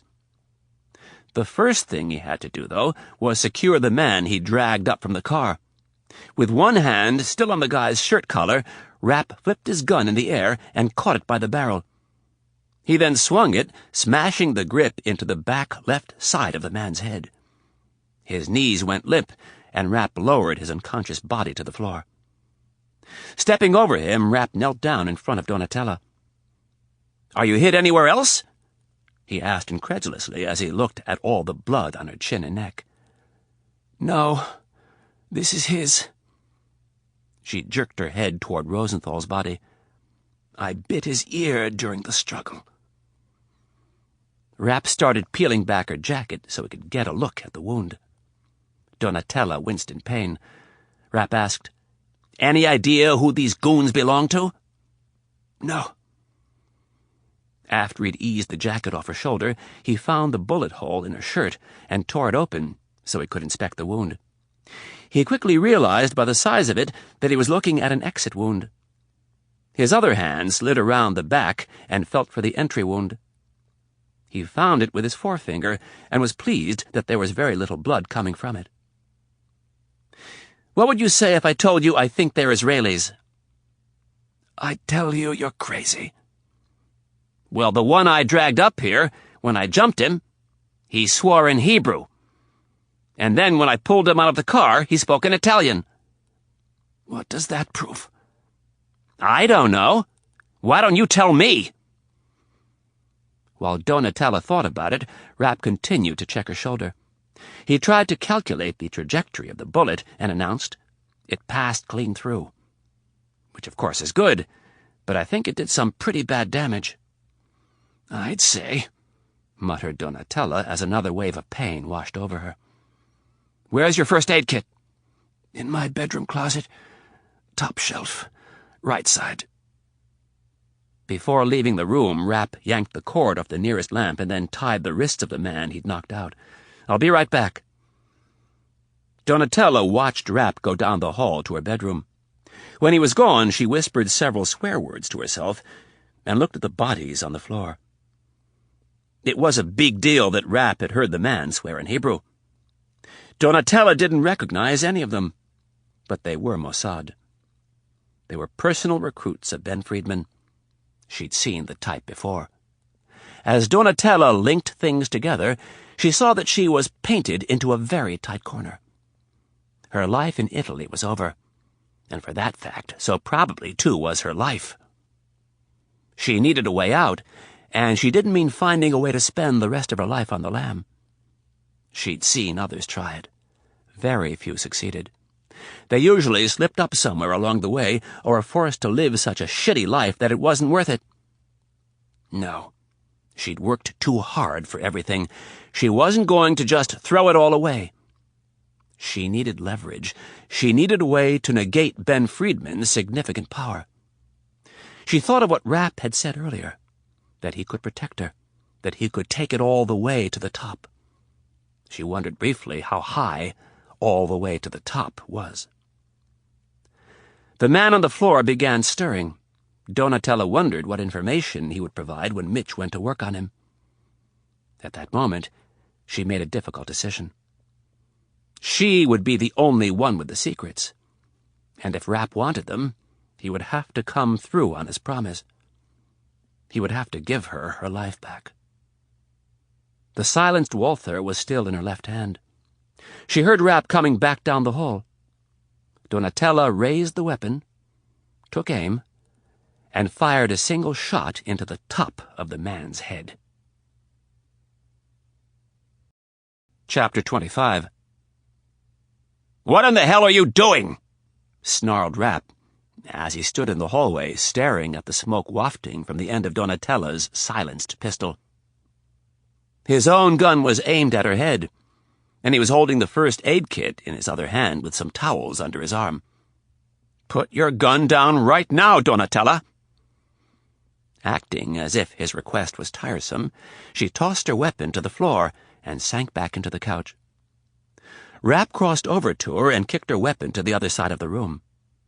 He set the first aid kit and the towels on the coffee table, looked at the man with the fresh bullet hole in the top of his head, and then turned back to Donatella. "What in the fuck was that for?" "We were going to have to kill him sooner or later." She looked away from Rapp and closed her eyes. "I didn't want you to have to do it." "The hell you did!" "I did you a favor." "My ass you did." Rapp pointed his pistol at the man whose hands he'd just tied. "You knew him, didn't you?" With her eyes closed and a grimace on her face, she shook her head. "Bullshit, Donnie!" "Stop your stupid arguing and give me a shot of morphine." She reached out for the kit with her good hand. For this exact reason, Donatella possessed a military first aid kit, complete with battle dressings, sutures, clamps, surgical staples, penicillin, morphine, and much more. Rapp snatched the kid away from her and said, "I came all the way over here to help you, and you haven't given me shit. You'd better start giving me some answers." You didn't come over here to help me. You came over here to help yourself. Oh, is that right, you little ingrate? If I hadn't stepped in, the agency would have grabbed you off the street and done God only knows what to you. For all I know, these guys were sent here by the agency. Yeah, Donnie, these guys were sent here by the agency, Rapp said in a mocking tone. That's why you executed this sap right here. I don't know them. Bullshit, Donnie. I know you well enough to know you wouldn't have just executed this guy if you weren't afraid he'd have something to say. I don't know any of these guys. She grimaced as another wave of pain washed over her. Give me some goddamn morphine. You might not know these guys personally, but you sure as hell know who sent them. Maybe. Maybe my ass, Donnie. I'm done fucking around. You're going to tell me right now who hired you to kill Peter Cameron, or I'm walking out of this apartment and out of your life. I think you're walking out of my life, whether I tell you or not. Fine. Rapp grabbed his mobile phone. Who are you calling? The agency. I'm done with you. I'll babysit you until they get some people over here to pick you up. Hey, put the phone away for a second. Why? Give me a good reason. Because I need you. Because I saved your life once. Ain't that convenient? I've saved your life twice, and tonight makes 3. If you want to get the ledger out, I think it's you who owe me. Donatella held her fist up against her forehead and closed her eyes as another wave of pain washed over her. Just give me the kit, and I'll give myself the damn shot. Donnie, what in the hell is wrong with you? I came here to help you. Why won't you trust me and tell me who hired you? Give me the shot and I'll tell you. Nope. Rapp shook his head. Fine. Donatella tried to get off the couch, but Rapp pushed her back down. Where do you think you're going? Mitch, either give me a shot or get the hell out of my way. No way, Donnie. You can either tell me who hired you, or you can tell one of the agency's doctors. After letting out a moan, she said, All right. Fine. Give me the shot, and then I'll tell you. Rapp looked at her, trying to discern her sincerity. Do you know who hired you? Yes, damn it, now give me the damn shot! Rapp finally relented and set the kit down. He opened it and found an ampule of morphine. He took the small glass container and held it in front of Donatella's face. This is your last chance. I'm going to give this to you, and then you'd better tell me who hired you to kill Peter Cameron. If you don't, you're going to wish you would have. Rapp stabbed the ampule into her thigh, and the painkiller was released into her bloodstream. It didn't take long for Donatella to begin to relax. Thank you. You're welcome. Rapp grabbed a pair of scissors from the kit and began cutting the sleeve from Donatella's blood-stained blouse. His biggest fear now was that she'd lose consciousness from the loss of blood. Where do you want to start? What do you mean? Her eyes were getting glassy. Who hired you, Donnie? Oh, we're back to that again. Yep. Rapp grabbed one of the towels and started wiping the blood away. Who hired you, Donnie? Oh, Mitch. I'm in a lot of trouble. I can help. I promise you I'll protect you. Rapp placed one of the towels on the couch. Here, lie down. He gently lowered her onto the towel. He began cleaning the wound. Whatever kind of trouble you're in, I promise I can help you get out of it. Rapp doused the wound with iodine. Thanks to the morphine, Donatella never felt the sting. You have to promise me, Mitchell. You have to promise me that no matter how bad this gets, you'll stand by me. Rapp tore open a pocket of coagulant powder and sprinkled as much of it into the wound as possible. "Donnie, do you trust me?" He looked into her beautiful brown eyes. Donatella blinked. "Yes, but I'm warning you, this is going to get very ugly." Rapp shrugged and began packing gauze into the bullet hole. "It can't be any worse than some of the crap we've already been through." "Oh, yes it can. You have to promise me that you won't leave my side until I'm safe. You have to take me to America." After thinking about it, Rapp said, "That shouldn't be a problem." He finished packing the wound and applied a field dressing to the front of her shoulder. Gently, he rolled her onto her side and started cleaning the entry wound. "I'm waiting, Donnie." Donatella was tired, too tired to continue the fight. She owed much to Ben Friedman, but if he'd sent these goons to kill her, she owed him no more. She had neither the strength nor the assets to fight him on her own, and any hope of going to him and proving her loyalty was childish. Ben Friedman was a ruthless man who would do anything to save his own ass. Donatella sighed and said, "It was Ben Friedman." Rapp let her roll onto her back. He had to see her face. "You mean to tell me Ben Friedman, the head of Mossad, ordered you to kill Peter Cameron?" "Yes." "Holy shit," muttered Rapp. He pushed Donatella back onto her side and went back to work on the wound. He and Kennedy had ruled the Israelis out. As far as they could tell, there was no motive for them to try and kill Rapp. They must have missed something. Those in the know around Washington knew that no group was better at penetrating U.S. intelligence assets than Israel. In many ways, they were America's most ungrateful ally. But they almost always worked toward the same goal when it came to counterterrorism. Was Cameron an agent for Mossad? "I have no idea." Then why would Friedman want him dead? "I don't know. You'll have to ask the person who hired us." "What do you mean, hired you? You said Friedman ordered the hit." "I'm freelance now, but Friedman still handles my contracts. He sets everything up, takes care of the money, and keeps a third of it." Cheap bastard. "So technically, Mossad has nothing to do with this?" "No. We're completely separate." "Donnie, I don't think you're very separate when you were trained by them, used to work for them, and Friedman is the current Director General." "Mitchell, I'm telling you Mossad had nothing to do with this. Someone approached Ben with a rush job, and they were willing to pay a lot of money to have Cameron taken care of quickly." "How much?" $500,000. Rapp stopped what he was doing momentarily. $500,000 was a lot of money for a contract on a former civil servant. "Did you get the money?" "Yes."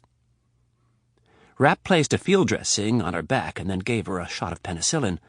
"How do you feel?" "Fine." She smiled crookedly. "I don't feel a thing." After helping her sit up, Rapp asked, "Do you think you can walk?" "At your service." "All right.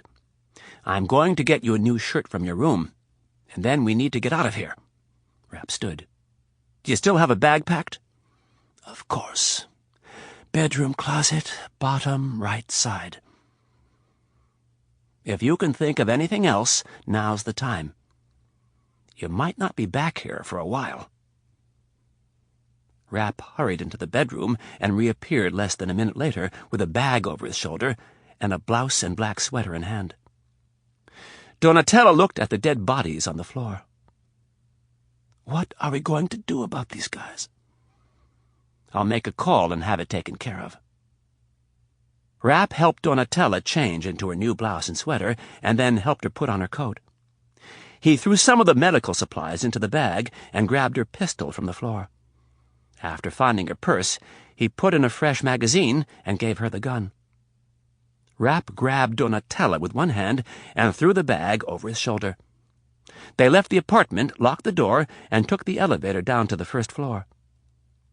As they went out into the cool night, Rapp scanned the street for danger. They headed toward the hotel, and he briefly wondered how he would explain Donatella to Anna. He tried to tell himself that she'd understand, but something told him it was wishful thinking. Chapter 26. Donatella wasn't saying much. Rapp had gripped her firmly under her good arm. He would have liked it if they could have walked a little faster, but at least he didn't have to carry her. Rapp wasn't too sure how long she'd last. She'd lost a fair amount of blood. There was no way around the problem. That blood needed to be replaced.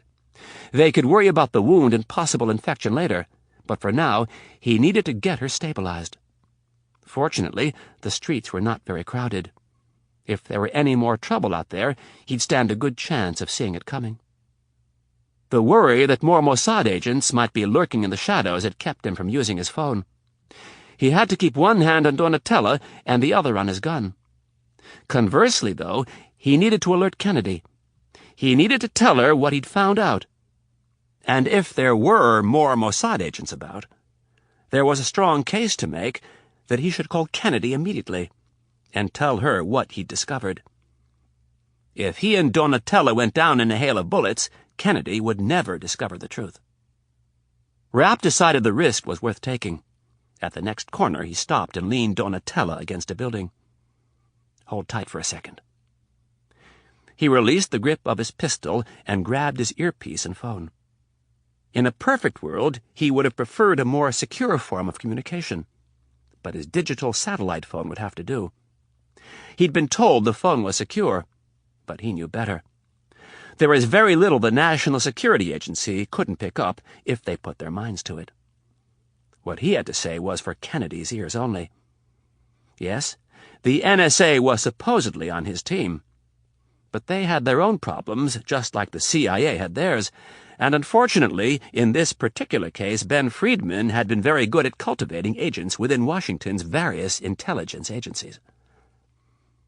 Security be damned. He had to make the call. He would have to use innuendo and personal information to communicate the message. Rapp punched in a special number, one that he'd used very rarely over the last 10 years. As it rang, he grabbed Donatella by the arm, and they started walking again. A man answered on the other end with a no-nonsense tone. "State your business." "This is an Alpha priority call. I need to speak with the DCI immediately." "Are you on a secure line?" "No." "I have your number. Hang up and stay off the line." Rapp pressed the end button on the phone and turned to check the street behind him. 2 men had appeared out of nowhere, and they were moving fast. Rapp squeezed Donatella's arm and whispered, "Look sharp. We might have company." Situation Room, Thursday afternoon. The president liked Colonel Gray's plan, and he liked it even more after Kennedy came up with the idea of bringing back one of the nukes. It was not without great risk, however. Launching cruise missiles was one thing. Anybody with or without moral character, anybody with or without some intestinal fortitude, could give the order to send in the cruise missiles. It did not test a leader's skills one iota. Sending in the planes was the next level and involved some real risk on America's part. The last thing anybody wanted to see was an American airman on Iraqi TV. Putting troops on the ground, though, that was some serious business, especially sending them into Baghdad. The president eyed Colonel Gray. "Do you know where you'd land the helicopters?" Gray produced a map and walked it down to the president. Standing over his left shoulder, he said, "Right here, 48 miles southwest of Baghdad. We know this area is deserted." "Why is it deserted?" "See this building right here?" Gray stabbed his index finger at the photo. "Yes?" "It used to be a chemical weapons factory. We bombed it, and now the area is under quarantine." Hayes looked surprised and asked, "You're going to send your men into an area that's under quarantine?" "We bombed it 8 years ago, sir. We've sent people back into the area and had the soil and air tested. It's safe." The president was tempted to ask when this was done, but instead accepted the colonel's answer. "Is there anything else in the area we need to worry about?" "Just the main road between Al-Musayi and Baghdad." Gray again pointed out the spot with his finger. "There's a secondary road right here that leads to an abandoned chemical factory." "So, you'll use the area to unload the cars." The president studied the photograph. "What if you get there and it's occupied?" "Then we move on to our secondary landing area here." Gray pointed out the next spot. "Sounds complicated, Colonel." "This isn't the part that worries me, sir." "What is?" "Baghdad, sir. I don't have anybody who's ever set foot in the city. I'd like to find someone who knows their way around. Someone who can get into the city before the op and check things out.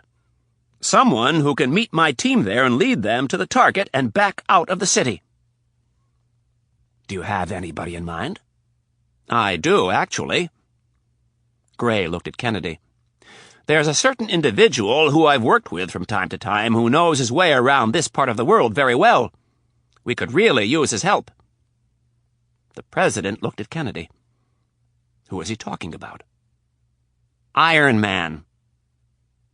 "That might be a problem," replied the president.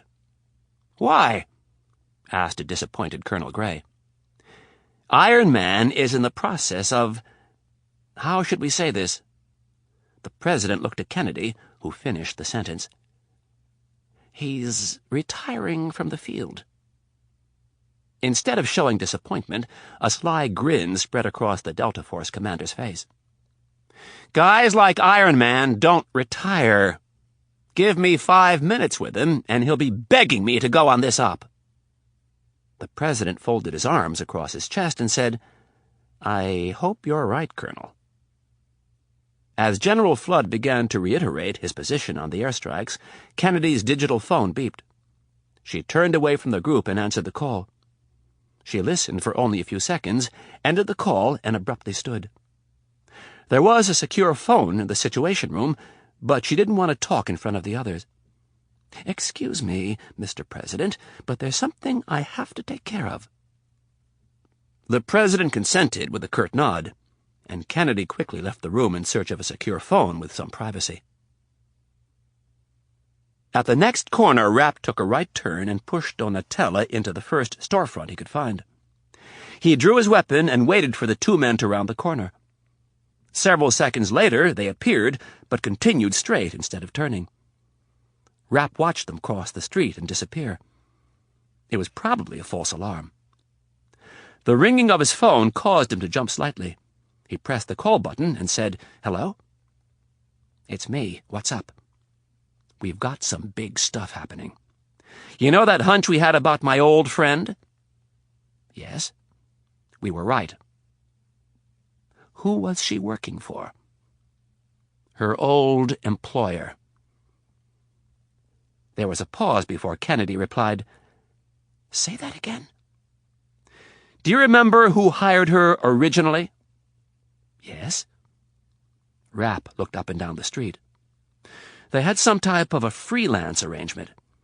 He set up the contracts, and she did the work." "Are we talking about my counterpart over there?" Rapp could tell Kennedy was having a hard time believing this. "That's correct." "Are you sure?" "Yes, and there's more. But we need to talk in person." Rapp looked at Donatella. Her eyes were closed, and she was leaning against the glass door. He was losing her. "I need a place cleaned up. Do you understand?" "I think so." "And I need a dock." "For you?" There was concern in Kennedy's voice. "No, for someone else." "Anna?" The concern grew. "No, the other person we were talking about." How serious? She'll be all right, but someone needs to look at her in the next hour or so. I can take care of that. There was a moment of hesitation before Rapp spoke again. I need to be brought in. He wasn't used to asking for help in this way. I can call the office over there and have it taken care of immediately. Be careful who you choose, and I don't want to be taken back to the office. Do you understand? Yes. Rapp was telling her he didn't want to be taken to the embassy. Where will you be? She asked. Do you remember where I'm staying? Yes. That's where I'll be. All right. And by the way, something has come up on this end. We need to get you back here immediately. That's probably for the best, but the travel arrangements need to be very private, and I'll have company. I understand. I'll get to work on the other stuff first and call you back in 15 minutes. All right. Rapp patted Donatella on the cheek to see if she'd open her eyes, and she did. He grabbed her under the arm again, and they headed off for the hotel. Chapter 27. Riley was at her wit's end. Her third vodka tonic had been consumed, and she'd switched to water. She'd gone from concern to anger, back to concern, and then back to anger. That's where she was now, her fertile imagination playing out all of the possibilities as to why Mitch was late.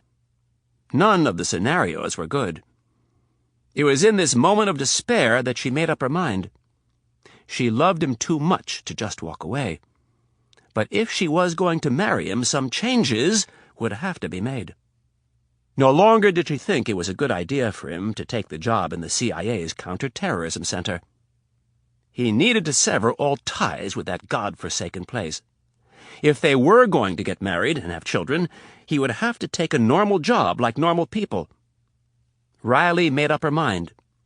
She didn't like giving ultimatums, but she was going to. It was worth it. She couldn't live the rest of her life in fear that every time her husband was late, something terrible had happened. She was pulled from her moment of decisiveness by a sound at the door. She did not leap to her feet. She kept her cool and calmed herself for the ensuing battle. When the door opened, she stared in utter confusion at the sight of her boyfriend entering the room with an extremely attractive woman on his arm. She could tell from the look on Mitch's face that something was not right. Rapp closed the door, turned the deadbolt, and latched the chain.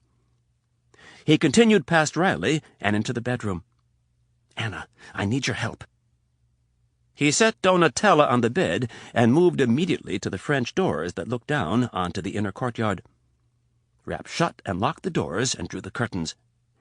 He turned to find Riley standing in the doorway, arms folded, in her defiant pose.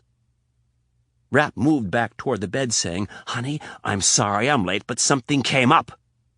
He bent over Donatella and forced open her eyelids. Her pupils were dilated, and her skin was getting clammy. In Italian, he asked her how she felt. Donatella told him she was tired. "What in the hell is going on, and who the hell is this?"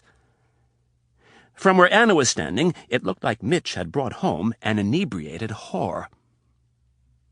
Before Rapp could answer, Donatella blurted out, in English, a response to the second part of Riley's question. "I am his lover." "What?" snarled Anna. Rapp grimaced and then began shaking his head as he went toward his girlfriend. "That's not what this is all about." Anna seized on the fact that he didn't confirm or deny the woman's claim. "How well do you know this woman?" He put his hands up in an effort to calm Anna. "Very well, but that's not what this is about." "Very well?" spat Riley. "What in the hell does very well mean?" "We had," Donatella slurred her words, "wild and passionate sex for many years." Rapp cringed and waved his hands back and forth. "Don't listen to her!" Anna's skin was flushed with anger. She yelled, "Excuse me, but I was under the impression that you were going to take care of some business, and now you show up 2 hours late with this drunken tramp. I think you have some explaining to do." Rapp grabbed Anna by the shoulders. "Lower your voice." She tried to break free from his grip, but couldn't. "Let go of me." Rapp held her tight. "Anna, she isn't drunk. She's been shot. She's on morphine, and I think she's slipping into shock. So if it's okay with you, I'd like to discuss this later." Rapp didn't wait for an answer. He released Anna and walked into the living room. He opened the minibar and grabbed a bag of cookies and a bottle of water. He came back to the bed and propped Donatella up against the headboard. "Here." Rapp held the bottle of water to Donatella's lips. "I don't know how long it'll be until a doctor gets here." She drank half of the bottle, and then Rapp handed her a cookie. When she was done with the cookie, she drank the rest of the water. Rapp laid her down on the bed and shoved some pillows under her legs to get her feet elevated. He covered her with a blanket and checked her eyes again. Hovering above her face, he whispered, "Everything is going to be fine. I want you to just lie here and rest. No more talking, just rest." Rapp turned around and found that Anna had again adopted her defiant pose. This time, however, there was a scowl on her face that told him he was in trouble. Rapp grabbed Anna by the arm and brought her into the living room. He closed the doors to the bedroom and said, "I know you're mad, but I can explain." In an extra catty tone, she said, "Please do." "That woman and I used to work together. We were—" Anna interrupted him. "Have you ever slept with her?" Rapp looked her in the eye. The thought occurred to him that he should lie, but he knew it was wrong to keep a secret like this from her. "That's beside the point. It has nothing to do with this. Answer the question." Anna took a step toward him and poked him in the chest. "Have you ever slept with her?" "Yes, but it was—" Rapp was blinking in frustration, trying to figure out a way to make her understand. She brought her hand up fast and slapped him across the face. "You bastard!" Rapp's demeanor changed instantly. He grabbed Riley by the wrist and stuck his face within inches of hers. Very slowly, clearly, and deliberately, he said, "Don't ever hit me again. I don't hit you. You don't hit me." Riley yanked her hand free. "Don't change the subject. We come to Italy to get engaged, and you take off on some meeting—" Riley mocked him by making quotation marks with her fingers. "To take care of some final business. What was that final business? One more screw with your old girlfriend?" Rapp closed his eyes. "It wasn't like that. We used to work with each other." "And you used to screw?" "Yes, but that was before I met you." "Yeah, right. I screw everyone I work with." "Stop it." "No. Do you actually expect me to believe this crap? You keep all of these secrets from me because you say it involves national security." Riley was getting louder. "And then you go have a drink with this gal who you used to work with.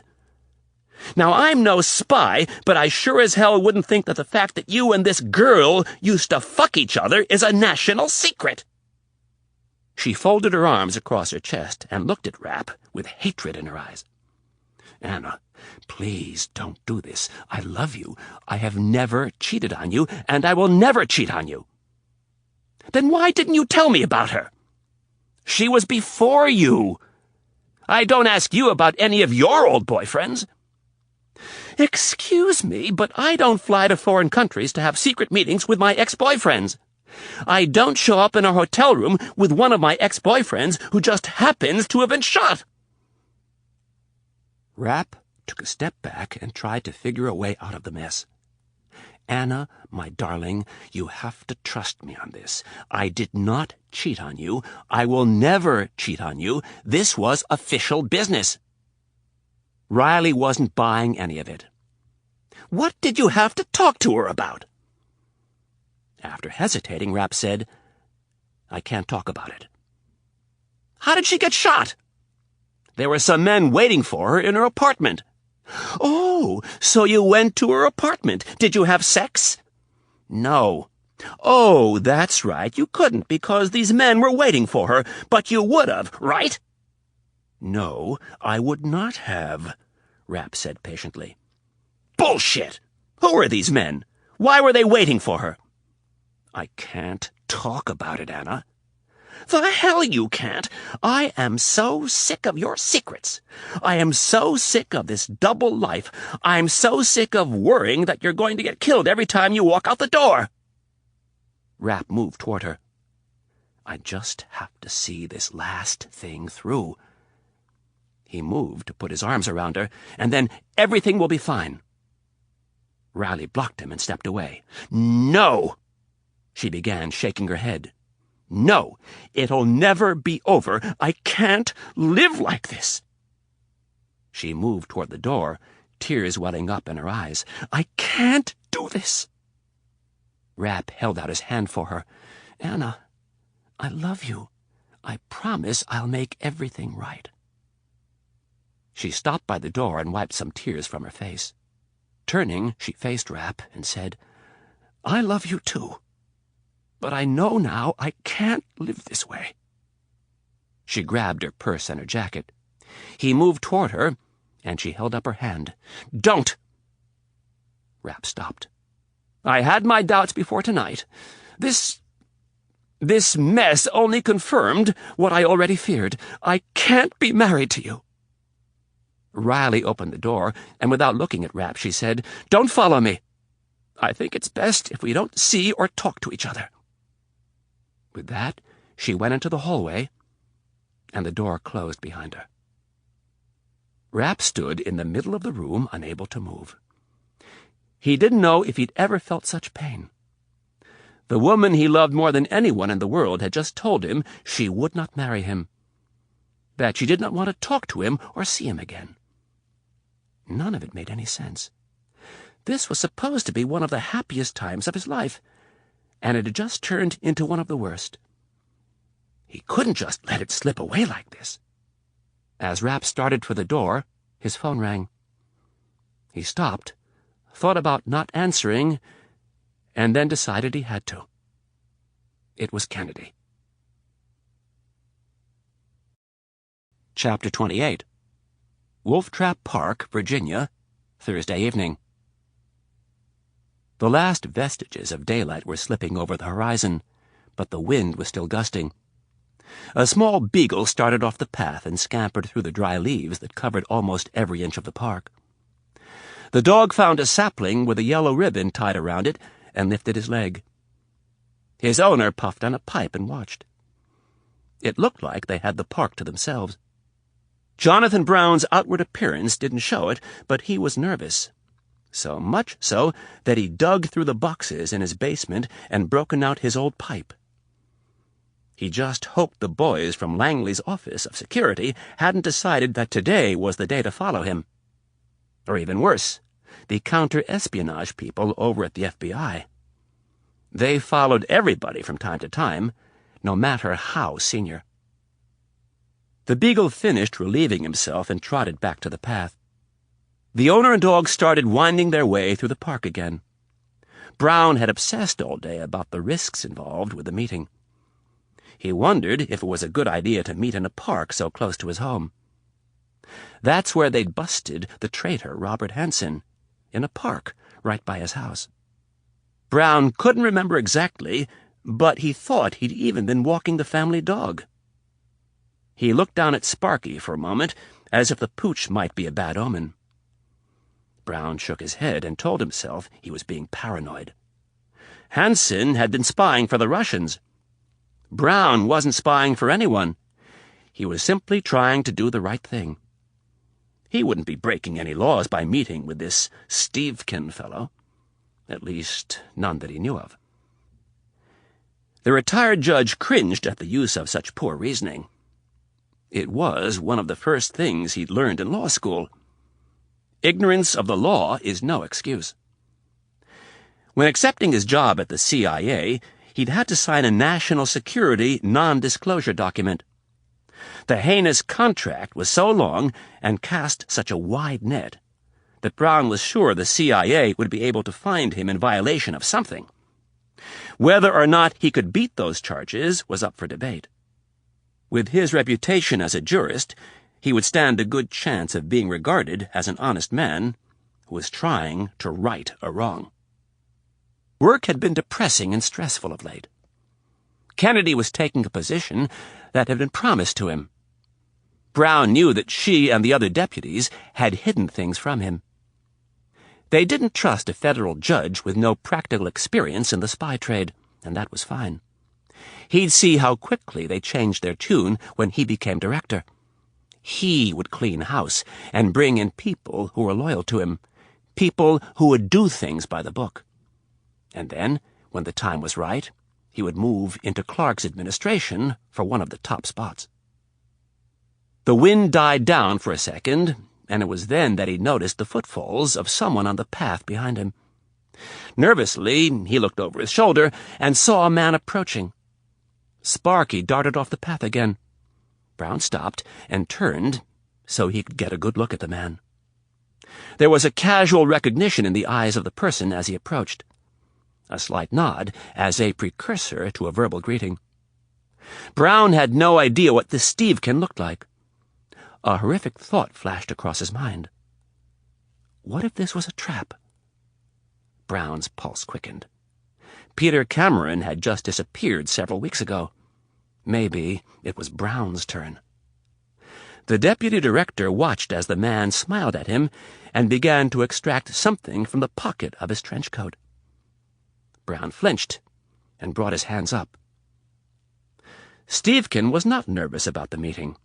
He thought it through and came to the conclusion that he was doing nothing even remotely illegal. He was a former special agent for the FBI, helping a U.S. congressman look into any illegalities that may or may not be occurring at the CIA. As Stevkin withdrew his right hand from his jacket, he saw Brown flinch. He stopped several steps away and asked, "Judge Brown, how are you?" Brown lowered his hands and said, Fine.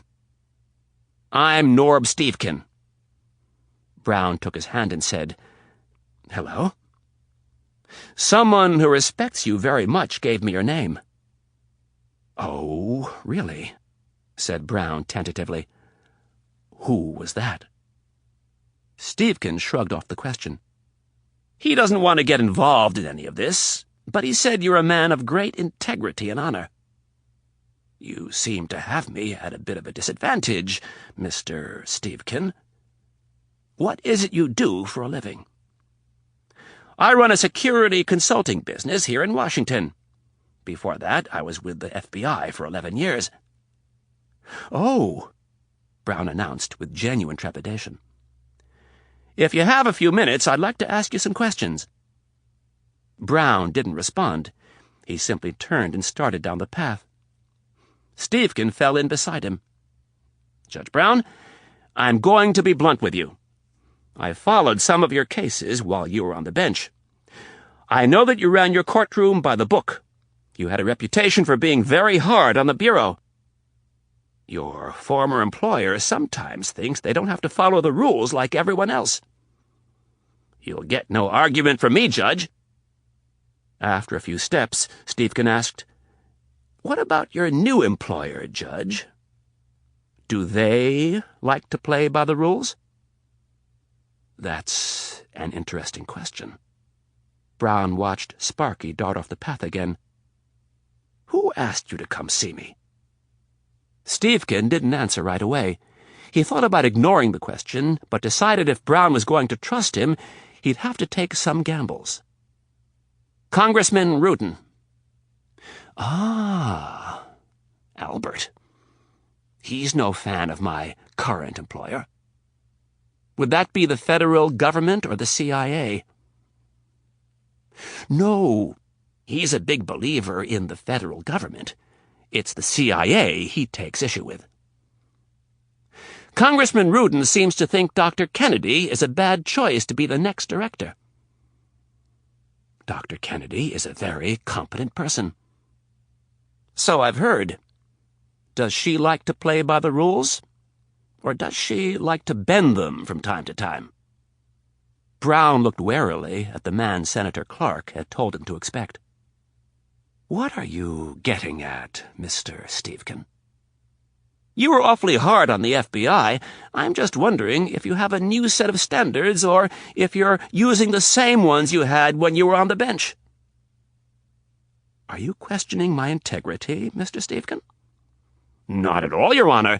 I know the difficult position you're in, but I'm here to tell you that it's only going to get worse.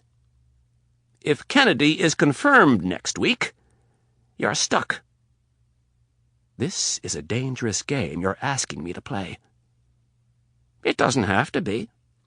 The congressman doesn't want you to get dragged into this. In fact, he thinks you should be the one going through confirmation right now, not Kennedy." "That changes nothing. Let's just say hypothetically that I'd seen some things. If I went before the congressman's committee, I'd never get another job in this town." "The congressman knows that. He has no desire to ruin your reputation and turn you into a whistleblower. All he's looking for right now is enough information to slow down Kennedy's confirmation." Stevkin stopped and grabbed Brown by the arm. "Something legitimate that he can take to the press. Something from an unnamed source at Langley." "He wants to slow down Kennedy's confirmation or derail it?" Stevkin grinned. "I'm sure he'd prefer to derail it. I've already told you he'd rather see you at the helm." Brown started walking again. "I'll need some time to think about this." "I'm sorry, Judge, but we don't have a lot of time. The Senate Intelligence Committee is scheduled to vote on Monday afternoon." Brown stopped abruptly and extended his hand. "It was very interesting meeting you, Mr. Stevkin." Brown pumped his hand twice, and then leaned in close. He whispered, "Come back tomorrow evening, and we'll talk some more." With that, Brown released Stevkin's hand and walked away. In the darkness of the coming night, a smile creased his lips. The real world of plotting and trading secrets was far more exhilarating than he'd ever imagined. Andrews Air Force Base, Maryland, Friday morning. The United States Air Force executive jet was on approach for landing. It had left the U.S. Air Force Base in Aviano, Italy, just prior to sunup. There were only 2 passengers on board. One was sleeping, and the other had been and wished he still was.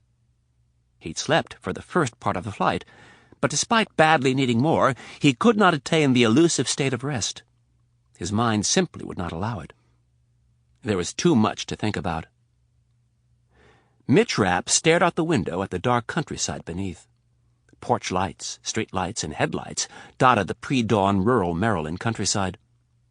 He had to admit that the power of the United States was, at times, awesome. 5 minutes after Anna had stormed out of their hotel room, a van was waiting for Donatella and him by the side door. There was no time to go after Anna, no time to write a note, no time to try and reason with her. He had to get Donatella out of Italy fast. Waiting for them outside the hotel was a man who introduced himself only as Chuck. The agency had sent him. 20 minutes after leaving the hotel, Rapp and Chuck were carrying Donatella through the back door of a clinic on the outskirts of Milan. They were met by a doctor who was on the CIA's payroll. The elderly man recleaned, packed, and dressed Donatella's wound. He typed her blood and replaced 2 liters through an IV. He gave her more antibiotics and another shot of morphine for the pain. After just 2 hours at the clinic, the doctor gave Rapp an extra liter of blood plasma to bring with him and specific directions on how to monitor her blood pressure. He told Rapp that her wound was not life-threatening and that as long as she continued taking her antibiotics and didn't exert herself for the next 4 or 5 days, she'd be fine. They left the clinic shortly before 1 in the morning and began their journey across the northern part of Italy.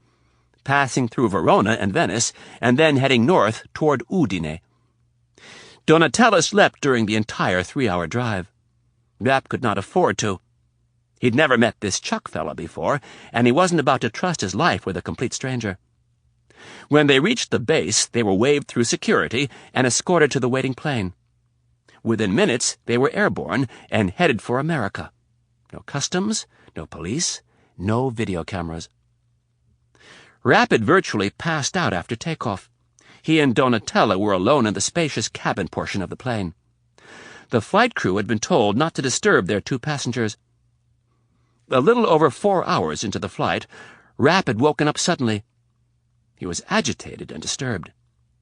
He'd been having a nightmare. Anna was in his dream. She was in his house with another man, someone he'd never seen before. They were happy, laughing, holding hands and kissing. Rapp was outside looking in. Anna noticed him in the window and shook her head at him as if to say, "You had your chance and you blew it." It hurt. He loved her dearly, but the way she'd handled things back at the hotel had given him pause. Staring out the small window of the plane, he was rocked by a barrage of emotions over the entire disaster. He was mad at Donatella and her crazy Italian passion. She didn't need to tell Anna that they'd been lovers. It was hardly the time for the confession. Rapp would like to have thought that it was the morphine talking. But he knew Donatella well enough to know that she was more than capable of such verbal confrontations when she was sober. He could be mad at her for her lack of tact and timing, but that was it. In light of the information he'd been given by her, he had to let the other stuff go. And besides, she'd been very loyal over the years. As the landing gear locked into the down position, Rapp realized that part of him resented Anna for not understanding the severity of the situation. Hell, she didn't even wait around to let him explain. People had died, Donatella had been shot, and he had just been given a piece of information that would impact the national security of the United States in ways he could only begin to imagine. The news that the head of Mossad was involved in the assassination of a former CIA employee was very serious. A lot of questions needed to be answered. Was Peter Cameron a spy for Mossad, a double agent? Was Ben Friedman acting on his own when he'd ordered the hit? Or was he taking orders from someone else? One thing was for certain. Things would get worse before they got better. Rapp had gone to Italy to get an answer. All he wanted was a name from Donatella, and he had been foolish enough to think that one name would end it. Instead, he found himself embroiled in what could become an international crisis. It was clear that Donatella needed to be protected, and she had to tell her story to Kennedy.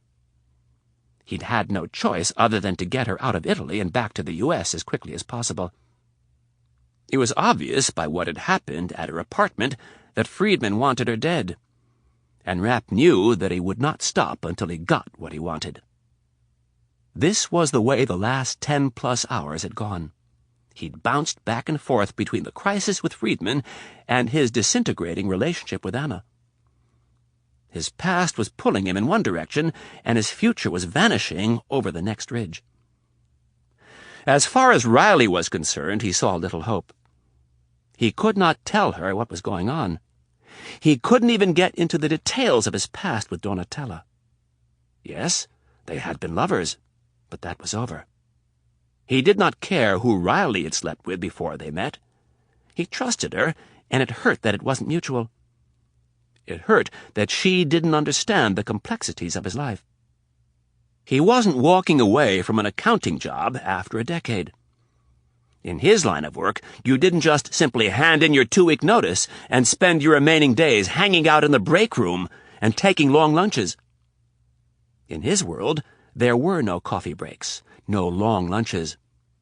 Hell, he didn't even have a desk to clean out. It was a dirty, thankless profession, and Rapp knew it sounded trite, but somebody sure as hell had to do it.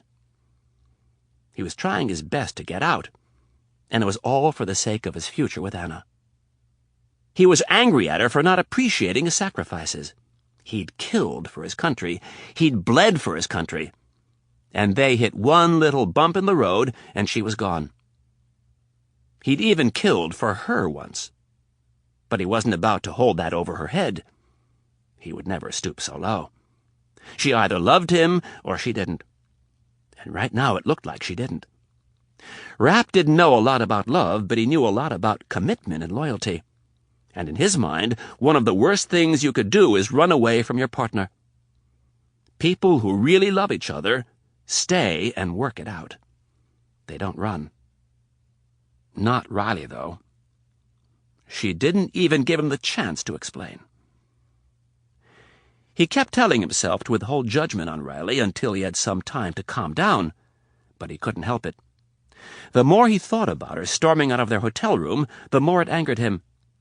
He had to ask himself if that was the type of woman he wanted to be married to, and it scared him that he didn't know the answer.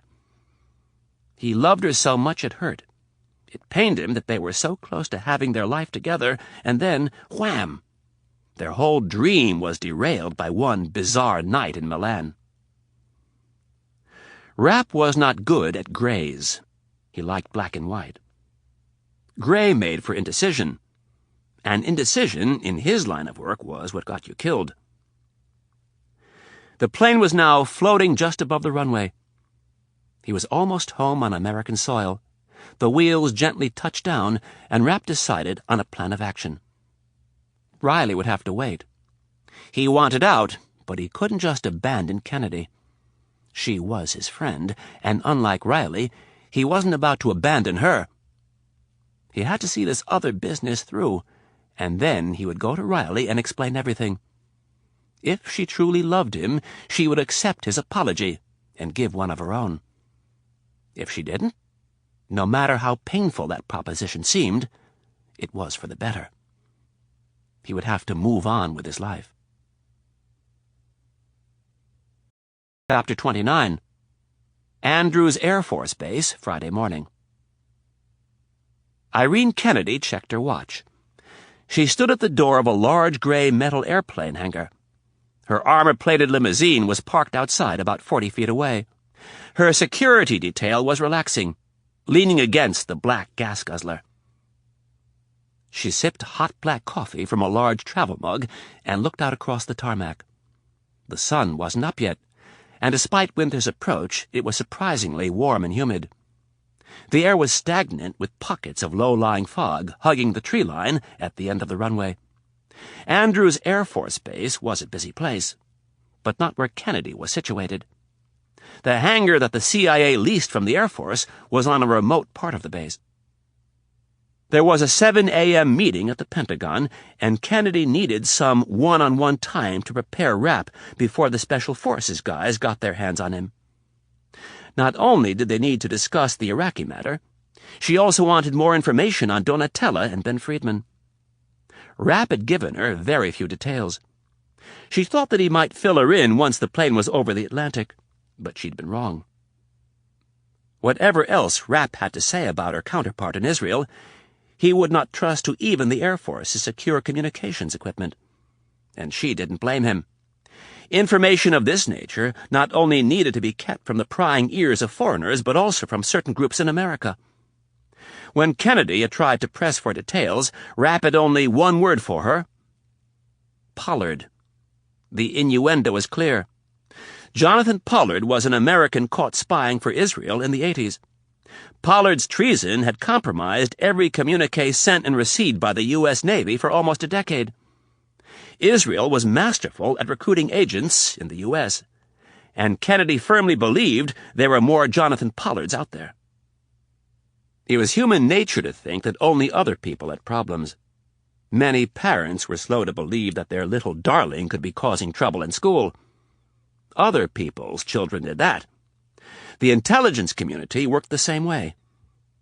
When the Navy was caught with a spy in their midst, the Air Force, the Army, the CIA, the FBI, and everybody else pretty much shook their heads and said, "They blew it." Well, Kennedy was a realist. Everybody spied, and that pretty much meant everybody was spied on. She remembered the dark days at Langley when Aldrich Ames had been caught by the FBI. Morale was not good during that period, but Kennedy always hearkened to something her boss had said. Thomas Stansfield had been the deputy director of operations at the time. His job, as it had been for over 50 years, was to recruit spies in foreign countries. During the Ames fiasco, he had told a conference room full of whining CIA executives that it was the cost of doing business. You can't go into a boxing ring and expect to never get hit. And you can't be in the spying business without getting spied on. Stansfield had been a big man. He knew how to stay above the petty, everyday dealings of Washington. He used to say that 99% of the talk in Washington was utterly worthless. To him, the key was to take nothing personally and remember the old axiom: whatever goes around, comes around. Well, he couldn't have been more prophetic when it came to the Ames case. It was no secret that the FBI and the CIA did not always get along. During the 50s, 60s, 70s, and 80s, the battles were legendary, and the Ames case only deepened the divide. The FBI adopted a very overt smugness toward the CIA. With Ames, the FBI gloated over how talented they were and how inept the CIA was.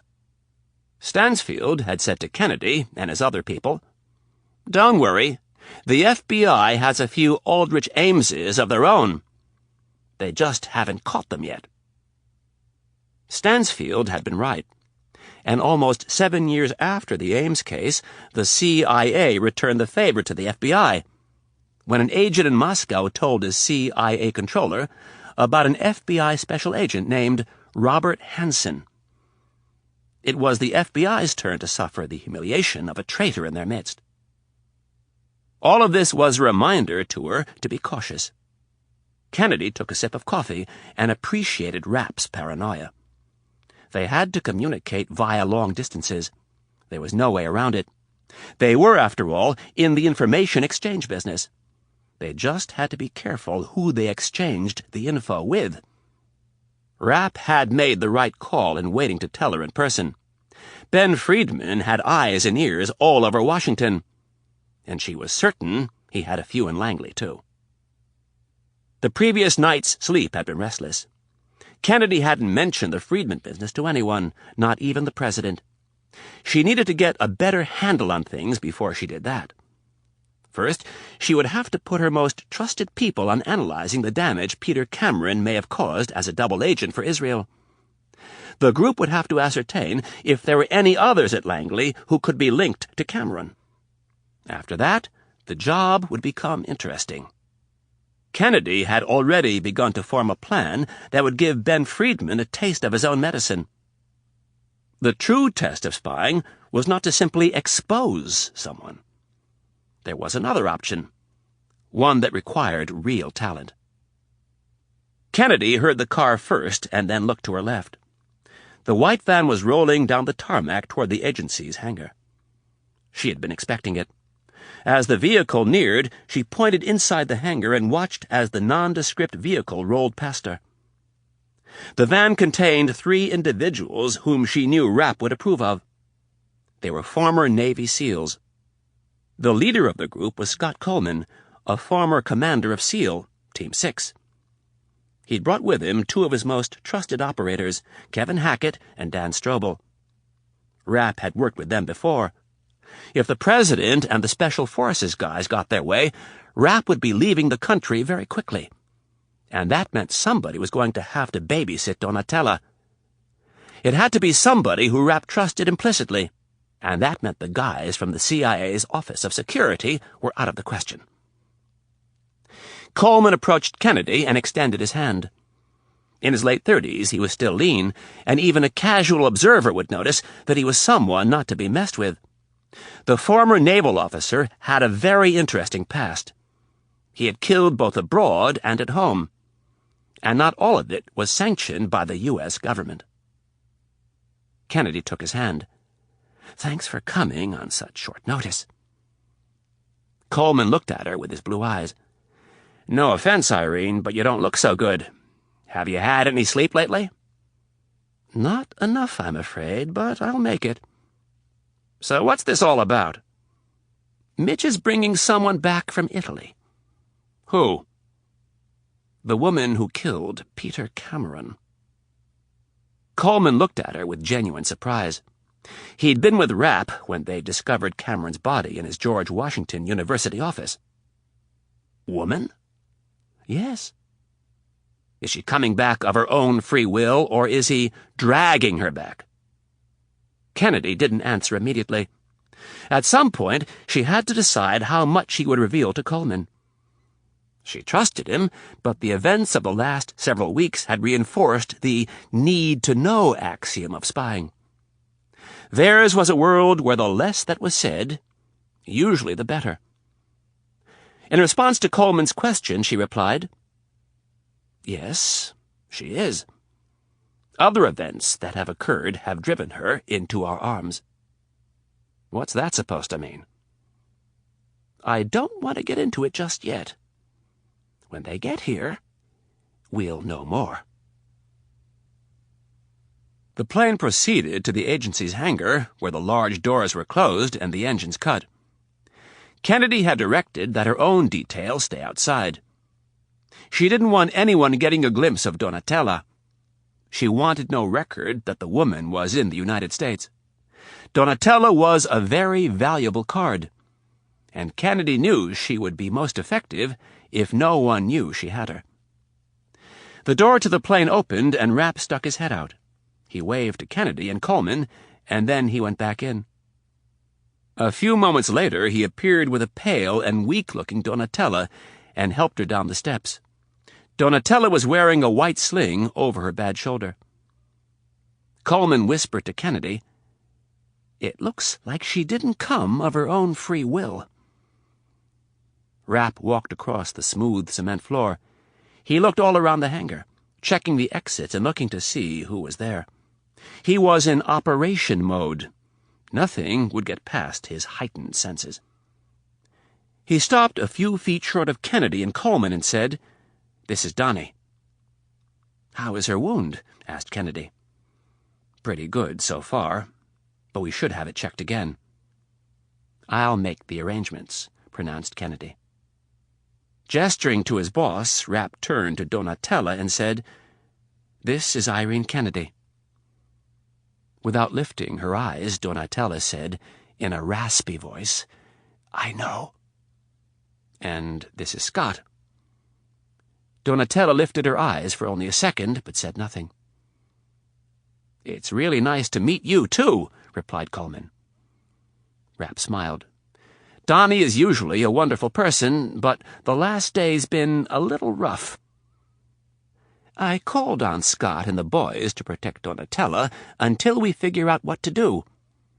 In the meantime, you and I have some business to attend to." Donatella became animated and spoke to Rapp in Italian. "I am not leaving your side." "That's not possible." Rapp put his hand on her good shoulder and held her hand. "I've trusted Scott with my own life. He and his people are good." "But he has people inside the agency." She was clearly referring to Friedman. "Scott and his people don't work for the agency." Kennedy did not like not knowing what they were saying. "Translate, please." Rapp told her of Donatella's concerns. Kennedy almost winced when he told her that Donatella had said, "He has people inside the agency."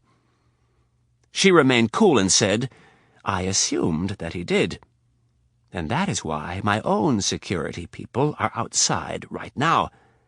I've called on Scott because he is someone I trust, and more important, he is someone whom Mitch trusts." Rapp could tell that Donatella was still not enthralled with the idea. "Donnie, you have to trust me. In order to help you, I have to do some things. I have to meet with some people, and you can't be seen. We need to keep you under wraps until the time is right." Reluctantly, she relented, and they walked over to the van. Coleman introduced Donatella to his two men, who said only hello. When they had her buckled in, Rapp asked for a moment alone with her, and the others walked away. Rapp brushed a curly black lock of hair from her face. "Donnie, don't do anything stupid." She scowled at him. "I'm serious," he said. "These guys can protect you. They're good." Looking out the window, she sized them up. "Military." "Yep, retired Navy SEALs." She sized them up again. "I know what you're thinking, and I want you to get it out of your head right now. They are my friends. Don't even think about running. If you kill them, I will kill you." Donatella would not look him in the eye. So Rapp grabbed her chin and made her look at him. "I'm serious. I want you to give me your word that you won't kill any of them. Give me your word that you won't try to run. I can help if you trust me." Rapp looked into her tired eyes. "Do you trust me?" She did not answer right away, but when she did, it was sincere. "Yes, I do." "Good. Now promise me that you won't hurt any of them." "I promise." Donatella was looking down. "Look me in the eye and mean it." "I promise." "Good." Rapp retrieved Donatella's silenced pistol from his jacket and handed it to her. "You gave me your word." "And I meant it." She wasn't able to pull the slide back, so she asked, "Is it chambered?" "Of course." She looked at the weapon and said, "Thank you." "No problem. I know you'd do the same." "I would, you know," she said, a little defensively. Rapp touched her cheek. "I know. And don't be sad, Donnie. I'm going to get you your life back." Rapp kissed her on the forehead. "I'll be checking in with you later. Be nice to Scott and the boys." Rapp got out of the van and went over to the group. "I need to tell you guys a few things about Donnie. First of all, she's armed, and second of all, she's really good." None of the former SEALs spoke, but Kennedy did. "I don't think that's such a good idea." "I'm sure you don't, but I do. If I were in her shoes, I'd want to be able to protect myself. And besides, if something goes down, believe me, you want a gun in her hand." "I don't like it," replied Kennedy firmly. "Well, you're going to have to live with it because I don't think we're going to get it back from her." Rapp and Kennedy were very close. Sometimes, like this, when Rapp spoke to her like they were siblings, Kennedy thought they'd gotten a little too close. She'd learned over the years to not take it personally, though. Mitch was a one-man show, and when things got tense, the traits that had helped him to survive in the field for all these years came to the forefront. He showed little patience. He was controlling, and any pretense of civility or respect for a superior was thrown out the window. Rapp shook Coleman's hand and said, "Thanks for helping out. Be really careful with her, Scott. She's frightened right now, and you know what frightened animals do." Coleman nodded. "Do I need to worry about her taking off?" After thinking about it, Rapp said, "No. As long as she feels safe, she'll stay put." "We'll have to make sure she stays safe, then." "Where are you taking her?" "Eastern shore of the bay. Irene has all the info." It was just like the old SEAL to pick a spot on the Chesapeake. Rapp held up his phone. "You've got the number for this, right?" "Yep." "All right. Call me if you need anything." "Don't worry, Mitch. I won't let anything happen to her." Rapp slapped Coleman on the arm and said, "I know you won't." He walked with Kennedy and Rapp over to the small door and punched the green button that opened the large hangar doors. He went in and got into the van, and Kennedy and Rapp walked outside and got into the limousine. Alone in the back seat of the limo, Rapp blurted out the question that had been eating away at him. "How is she doing?" "She's fine. She stayed at the Four Seasons last night." Before leaving Italy, Rapp had asked Kennedy to have someone keep an eye on Anna. "What did she do today?" She left the hotel and went to the Duomo." Kennedy turned to the side so she could better observe Rapp. "My person tells me she's been very emotional." He's seen her crying on 3 separate occasions. Rapp dropped his head into his hands. He did not like to hear that she was in pain, but at least she still cared enough to cry. "Do you want to tell me about it?" He shook his head slowly. "I think you might have to." "Why?" "I need to know what she knows." "Irene Anna isn't going to say anything." "I disagree, but my real concern is what Ben Friedman will do when he discovers his men have gone missing." Rapp thought of the 3 dead bodies in Donatella's apartment. "Did you get that taken care of?" "I've been told it's no longer a problem." Kennedy studied Rapp for a moment and said, "I'd feel better if Anna was back here in the States." Rapp thought he would too, but was reluctant to put any pressure on her. She had said some very hurtful things, and although they were spoken in the heat of the moment, they all had a ring of truth to them. In a solemn voice he said, "I can't ask her to come back." "Why?" "I don't want to get into it." "Is there anything I need to know?" Rapp shook his head. "What happened between you and Anna?" "I don't want to talk about it." Kennedy was reluctant to say what was on her mind, but felt she couldn't let it go. "What were you thinking when you decided to bring her along?" "That I wanted to ask her to marry me.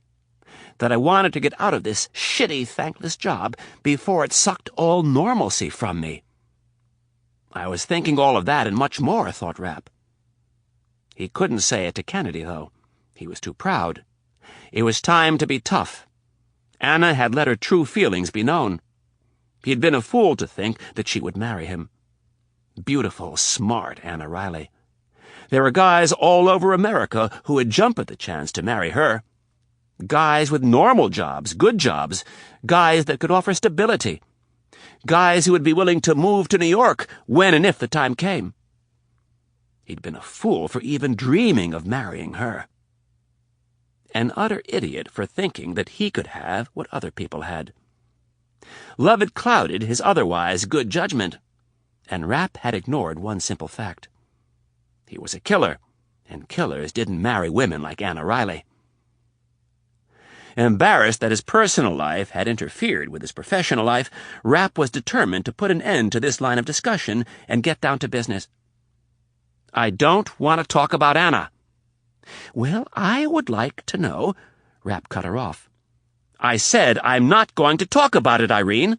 I made some bad decisions. It's over. Let's move on." Rapp's words gave Kennedy great concern. "When you say it's over, you don't mean it's over between you and Anna." "That's exactly what I mean." Rapp replied with an intensity that told Kennedy it would be unwise to probe further. It was clear that more had happened in Milan than she knew. Kennedy decided that if Rapp wouldn't call Riley, she would. With Ben Friedman in his current state of mind, she didn't think it was wise to simply let Anna roam about Italy.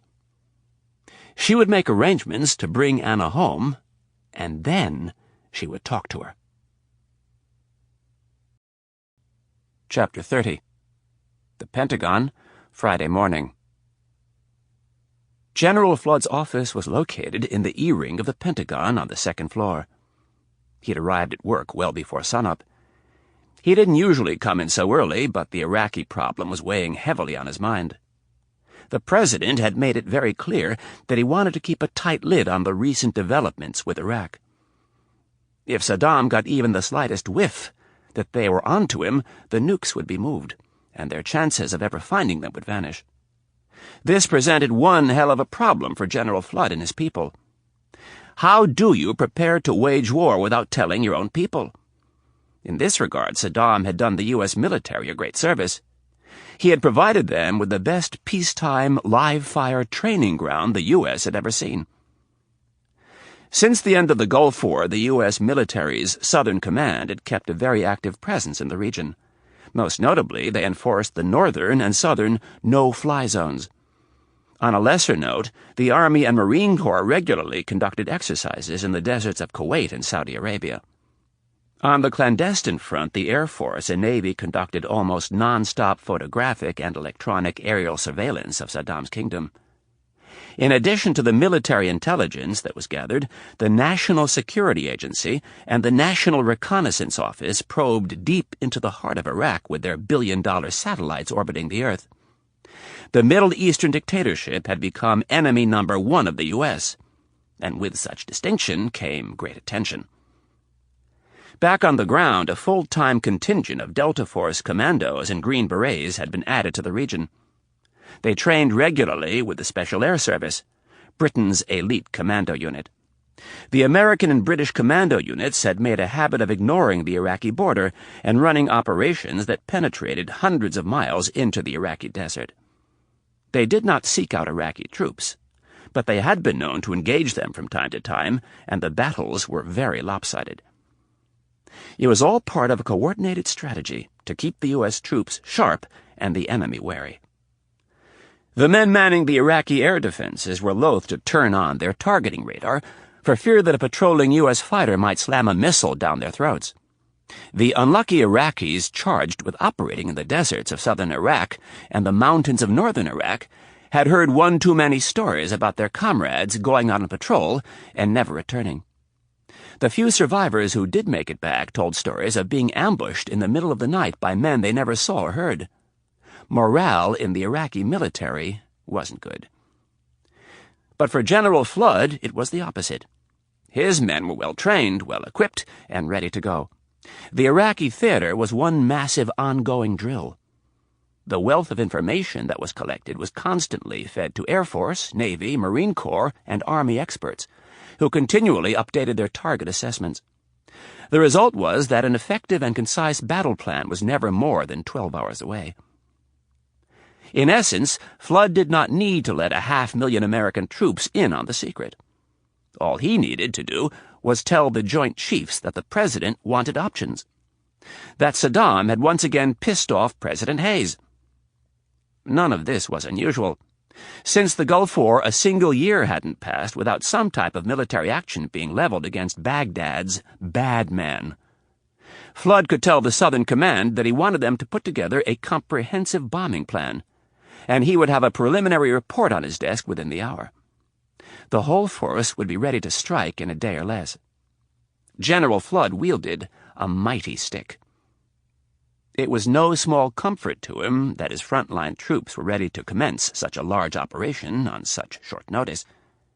It gave him the peace of mind to tackle a far more complicated problem, the problem of trying to steal 3 nuclear weapons out from under Saddam's nose. His intercom buzzed, and one of his 4 administrative assistants announced that his visitors had arrived. Flood said to show them in. He stood, and as he buttoned his green jacket, he looked down at the shelf of brightly colored ribbons on his barrel chest. He remembered in detail how each one had been obtained. Many of them were BS, given to him for things that he thought had little to do with soldiering, but there were a few that he was very proud of. A strange thought occurred to the general. How many ribbons and medals would Mitch Rapp have been awarded if he'd been in the Army instead of the CIA? Flood had seen some great soldiers in action over the years, and there was no doubt in his mind that Mitch Rapp was one of them, maybe the best. Flood desperately wanted to believe in Rapp's abilities. He'd told no one of his dreams lately, but they horrified the old soldier. He had been visited in his sleep by the specter of nuclear battle. On a nightly basis, he found himself looking out over a charred battlefield. The golden soft sand of the desert was burnt and black. The bodies of his soldiers were strewn about, thousands of them, charred from the heat wave of a nuclear detonation. General Flood had never met Saddam face to face. He'd never even talked to the man, but he'd studied him and felt he knew him well. Or at least, he knew his type. The pages of history books were sprinkled with megalomaniacs just like him. It seemed that every century could count 6 as their own. Flood was willing to risk his entire career to make sure Saddam never got the chance to use those weapons. This would be the biggest gamble he'd ever taken. Sending a dozen Delta Force commandos into the heart of Baghdad during the middle of an airstrike to steal 3 nuclear warheads was pushing the odds a bit. If the mission failed, the critics would stone him from the bleachers, and then they would go after the president. At a bare minimum, he wanted Rapp leading the way. The man with the Midas touch. He had a way of succeeding where others failed. Irene Kennedy entered the room first. Her small stature was perfect for her profession. She was not the first person noticed in a crowd. Mitch Rapp, on the other hand, was a different matter. In his black leather jacket and 2-day-old beard, he stood out like a sore thumb. Fortunately, General Flood's staff practiced discretion with his visitors, especially when they arrived before 7 a.m., and were in the company of the director-designate of the CIA. Flood met them midway across his large office. "Good morning, Irene." "Good morning, General." Flood reached out for Rapp's hand. "Thanks for coming in to see me, Mitch." "Not a problem, sir." Rapp liked Flood, so he lied. There were other things that he would rather be attending to, but he would hear the man out. "Please, sit." Flood motioned to an arrangement of 2 couches and several chairs on his right. There was a small table in the middle. On top was a basket of muffins, a coffee pot, sugar and cream in several cups, as well as side plates. "I figured you'd be hungry, Mitch. Help yourself to whatever you want." Flood leaned forward and poured a cup of coffee. "Irene?" "Please." Kennedy took the cup, but passed on the muffins. "Thank you." Rapp poured himself a cup and took a muffin. "Irene tells me you have a little bit of a problem." "I'd say so. How many times have you been in Baghdad?" "Before the war, I spent a lot of time there, but since the war, I have only been back 3 times. The general looked at Kennedy. "How much does he know?" "Unfortunately, I didn't have time to brief him. We had some other things that we needed to discuss." Flood didn't bother to ask what, but he was a little surprised that they could have something else cooking that would take priority over his current problem. "Mitch, you're about to become part of a very select group. The Joint Chiefs don't even know what I'm about to tell you. The President has asked us to keep an extremely tight lid on this." "Understood." "A week ago, one of our allies came to us with some pretty damning intelligence that Saddam is about to go operative with 3 nuclear weapons." Flood stopped so Rapp would have a chance to absorb the seriousness of the problem. To his surprise, Rapp smiled. "I knew it." "Knew what?" asked Flood. "Don't tell me you already knew." "No. I just knew sooner or later it would come to this. That's why I disagreed when we stopped back in 1991. We should have gone all the way to Baghdad and ousted the nutbag." "You don't need to tell me. I was over there with my Rangers preparing a nighttime assault on several bridges when the truce was announced. We could have been in Baghdad in 2 days, but the man who previously occupied this office, in his infinite wisdom, convinced President Bush to stop. Thanks to him, I am now confronted with a much bigger problem than the invasion and occupation of Kuwait." "How much time do we have?" asked Rapp. Flood looked at Kennedy. She turned to Rapp and said, "This information was provided by the Israelis. We have a little more than a week to take the bombs out, or they will do it themselves." In light of his recent trip to Italy, Israel was not at the top of his favorite country list. Rapp was tempted to say, "Let them," but kept his mouth shut. When he and Kennedy were alone, he would probe deeper in regard to the veracity of the intelligence provided by Israel. "I assume we know where the bombs are?" "Yes." Flood got up and went over to his desk. He came back with a file containing aerial photographs of the target. "We don't have anybody on the inside, but we've been told they are located here." Flood pointed to a building circled in red. "That's the Al Hussein Hospital." Kennedy nodded. About a year ago, they built a hardened bunker under the hospital. Rapp looked up. Saddam figured we'd never find it, and if we did, we wouldn't have the balls to bomb it. Exactly, Kennedy answered. Do you know where the hospital is? Flood asked. Yeah. Rapp threw the photos on the table. I've been in the area before. Not one to beat around the bush, Rapp added. So, where do I fit in? Flood sat back down and let out a sigh. We've already put a plan in front of the president to take out the bunker with some new bombs that are designed to penetrate command and control structures. Rapp didn't like the idea of dropping a bunch of bombs on a hospital. He liked the people of Iraq. They were caught between an inhumane dictator and a superpower that was hell-bent on destroying them. What are the odds for success? Good. My flyboys tell me they can virtually guarantee the destruction of the facility. Then why am I here? Rapp knew at least part of the answer, but he wanted to hear it from Flood. He'd done this type of stuff before. Sneak into a country, sit on a rooftop and paint the target with a laser designator. The flyboys weren't quite as good as they liked to advertise. When they really needed to hit something, they usually put someone on the ground first. Several reasons. Actually, first of all, your old friend Colonel Gray asked for you. Apparently he thinks you're pretty good at your job. Flood grinned. And as soon as the president heard your name mentioned, he insisted that you be involved. In what capacity? Bombing the target has some drawbacks. Like killing a bunch of innocent civilians. Mitch, we didn't put those nukes under that hospital. I know we didn't. I'm just pointing out the shitty reality of the situation. As always, I appreciate your frankness, and I agree with you. So do a lot of others, and that's one of the reasons we're working on a second plan. Rapp raised an eyebrow. And would that involve Colonel Gray? Yes, it would.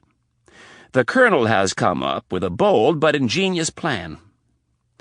Flood went on to explain the use of the white cars to ferry the Delta team into Baghdad under the cover and mass confusion of an all-out aerial bombardment. He also told Rapp that the president hoped one of the bombs could be brought back as proof that Saddam was working on acquiring the ultimate weapon of mass destruction. Flood ended by saying, This plan is quite a bit riskier than simply bombing the facility, but it offers two distinct advantages. We don't have to kill a bunch of innocent non-combatants. Exactly. And we also make sure that the bombs are taken out. We could bomb the facility and still never really know if all three weapons were in the structure at the time. Rapp leaned back, thinking about the plan, trying to calculate the odds of success, the areas where it was weak. There was no doubt that Colonel Gray had come up with one hell of a plan. After a lengthy period of silence, Rapp looked at Kennedy and said, So, one more time. Where do I come in? Chapter 31. Milan, Friday evening. She'd returned to the hotel after midnight, relieved to find that Mitch and the bitch from hell were gone. Riley was in no mood for confrontation. The feeling of relief was short-lived, however. It lasted as long as it took to take one lap through the suite. Mitch's bag was gone, and there was no note. No letter saying he was sorry. No letter saying he blew it, and that he loved her dearly. That he would do whatever it took to make it up to her. Riley had collapsed on the bed in a huff of tears. She couldn't understand what had happened. How two people with so much attraction and genuine love for each other could part so quickly. The tears turned to anger, as she placed all the blame squarely on Rapp's shoulders. She did blame herself for one thing, however. Allowing herself to fall in love with a man who would just walk out on her was the dumbest thing she'd ever done. Riley was well aware of the fact that she'd told him to get out of her life. But if he truly loved her, he would have ignored her request and proved his love. He hadn't, though. He'd left with the little Italian slut, and he hadn't even bothered to leave a note. A simple sorry would have gone a long way.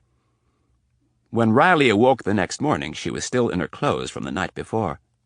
A hangover gnawed at her, the result of the 3 vodka tonics and the 3 glasses of wine she'd downed at a bar after she'd stormed out of the hotel. Her eyes were puffy from all the crying, and in general, she felt like shit, both emotionally and physically. Before entering the shower, the thought occurred to her to go home, to just pack up and get the hell out of Italy. By the time she got out of the shower, she was resolved to stay. She would not simply run home. None of this was her fault. She had 6 days of vacation left, and she was going to enjoy it. Riley dressed with the determination to make the best of the trip, to enjoy her day in Milan and then head south for warmer weather and a few days in the sun. The day had turned out to be a real roller coaster of emotions. There were tears and determination, longing and anger, second-guessing and righteous indignation. Anna Riley was, in short, miserable. She'd explored the Duomo, the magnificent cathedral of Milan that had taken over 400 years to complete. The awe-inspiring beauty of the church could move even the most emotionally stable person. In Riley's fragile condition, the tears flowed frequently, and she found herself asking God why. Why had he allowed her to fall in love with Mitch Rapp? Of all the men in the world, why him? God didn't answer her question. After spending the entire morning at the Duomo, she moved on to shopping. That helped for a while, but all too frequently she found herself looking at clothes and wondering if Mitch would like them. All in all, the day had proved one thing to her, that she loved Mitch Rapp more than she had ever realized. Her last act of bravado was to go out for dinner. Anna Riley was nothing if not stubborn, and she'd be damned if she was going to sit in her room and pout. The concierge at the hotel got her a reservation at Leo, a nice restaurant within walking distance of the hotel. The place was known for great fresh fish and an unpretentious atmosphere. Riley dressed conservatively for the evening. She didn't want to sit in her room and hide, but she had no desire to attract the attention of any male company. Upon arriving at the restaurant, she was seated at a table for 2 by the front window. She ordered a glass of Foradori Pinot Noir and began perusing the menu. She was there for all of 5 minutes when a man approached her table. He asked Riley if he could join her, and she politely declined. For dinner, she ordered penne with prawns and grilled razor clams and a second glass of wine. It was delicious. Midway through her meal, a second man approached the table and sat. He was dressed nicely in a dark suit and tie. He looked to be around 50. Riley was immediately irritated and was about to tell him to get lost when something unusual happened. "Good evening, Miss Riley. I apologize for intruding like this, but a mutual acquaintance asked me to give you a message." Anna's heart leapt. "Mitch?" "No." The man casually looked around the restaurant. "Dr. Kennedy." Extending his hand, he said, "My name is Tino Nanni. I work at the consulate here in Milan." "The U.S. consulate?" "That's correct." Riley lowered her voice. "Is everything all right with Mitch?" "I wouldn't know, Miss Riley. I've only been told to give you a message." Eagerly, Anna asked, "And what is that?" "Dr. Kennedy thinks you should return to the U.S." Anna was instantly taken aback. "What do you mean?" "I know next to nothing. I've simply been told to give you a message. Dr. Kennedy, for reasons unknown to me, thinks you should return to the U.S. immediately." "You work for the CIA?" The man winced at the acronym and looked around. "I work for the State Department, and please be careful about what you say." Riley, always the reporter, was used to asking what she wanted whenever she wanted. "I think you know more than you're telling me." "I know a lot of things, young lady." The man stood. "But as far as you are concerned, and why you're supposed to return to the States, I know nothing." He reached inside the breast pocket of his suit coat and grabbed a business card. "If you need anything, call me." He placed the card on the table and left the restaurant. Tel Aviv, Friday evening. Ben Friedman was busy pecking away at his computer. The younger people at Mossad called it surfing the web. He called it doing research. Friedman did not look natural in front of a keyboard. His bald head, broad shoulders, and thick forearms were more suited for heavy labor. His stubby index fingers pounded away at the keys. It was slow going, but it worked. A cigarette dangled from his lips, a curved hunk of gray ash ready to break free at any second. At the last second, Friedman snatched the cigarette from his mouth and deposited the spent vice in an ashtray. He grabbed his small 4-ounce coffee cup in his meaty hands and gulped down the remaining few ounces of thick black coffee. "Adriana!" He yelled his assistant's name without taking his eyes off the screen. "More coffee, please!" Friedman was worried. It had been a full day since the hit was to have taken place. Rosenthal was to have emailed him the results of the operation, and as of yet there was nothing. He was now checking the online version of Milan's newspaper, looking for what would undoubtedly be a big story. So far, he'd come up with nothing. It was possible that Rosenthal had killed her and disposed of her body without anyone knowing. That was what Friedman had asked him to do. Maybe Rosenthal had run into a few problems, and it was taking longer to get out of Italy and back to Israel. Anything was still possible. But with each passing hour of silence, the chances that things had gone according to plan diminished. At this stage, Friedman had no choice but to try to stay calm, despite the fact that his gut told him Donatella had not gone down without a fight. He'd trained her. He should have known better. It was the damn money Senator Clark waved in his face. He should have firmly told him not to worry. That he knew Donatella, and she would keep her mouth shut. Friedman had to be honest with himself, though. It was more than just the money. Donatella was a bit of a loose cannon, and sooner or later, he figured he'd have to deal with her. She knew too many of his secrets, and with her temper there was no telling when she would explode and take him down with her. No, Friedman decided. It hadn't been a mistake to go after her. It had been a mistake to not send more people. Friedman needed to start working on a cover story. Rosenthal couldn't go missing for too many more days without some people starting to ask where he was.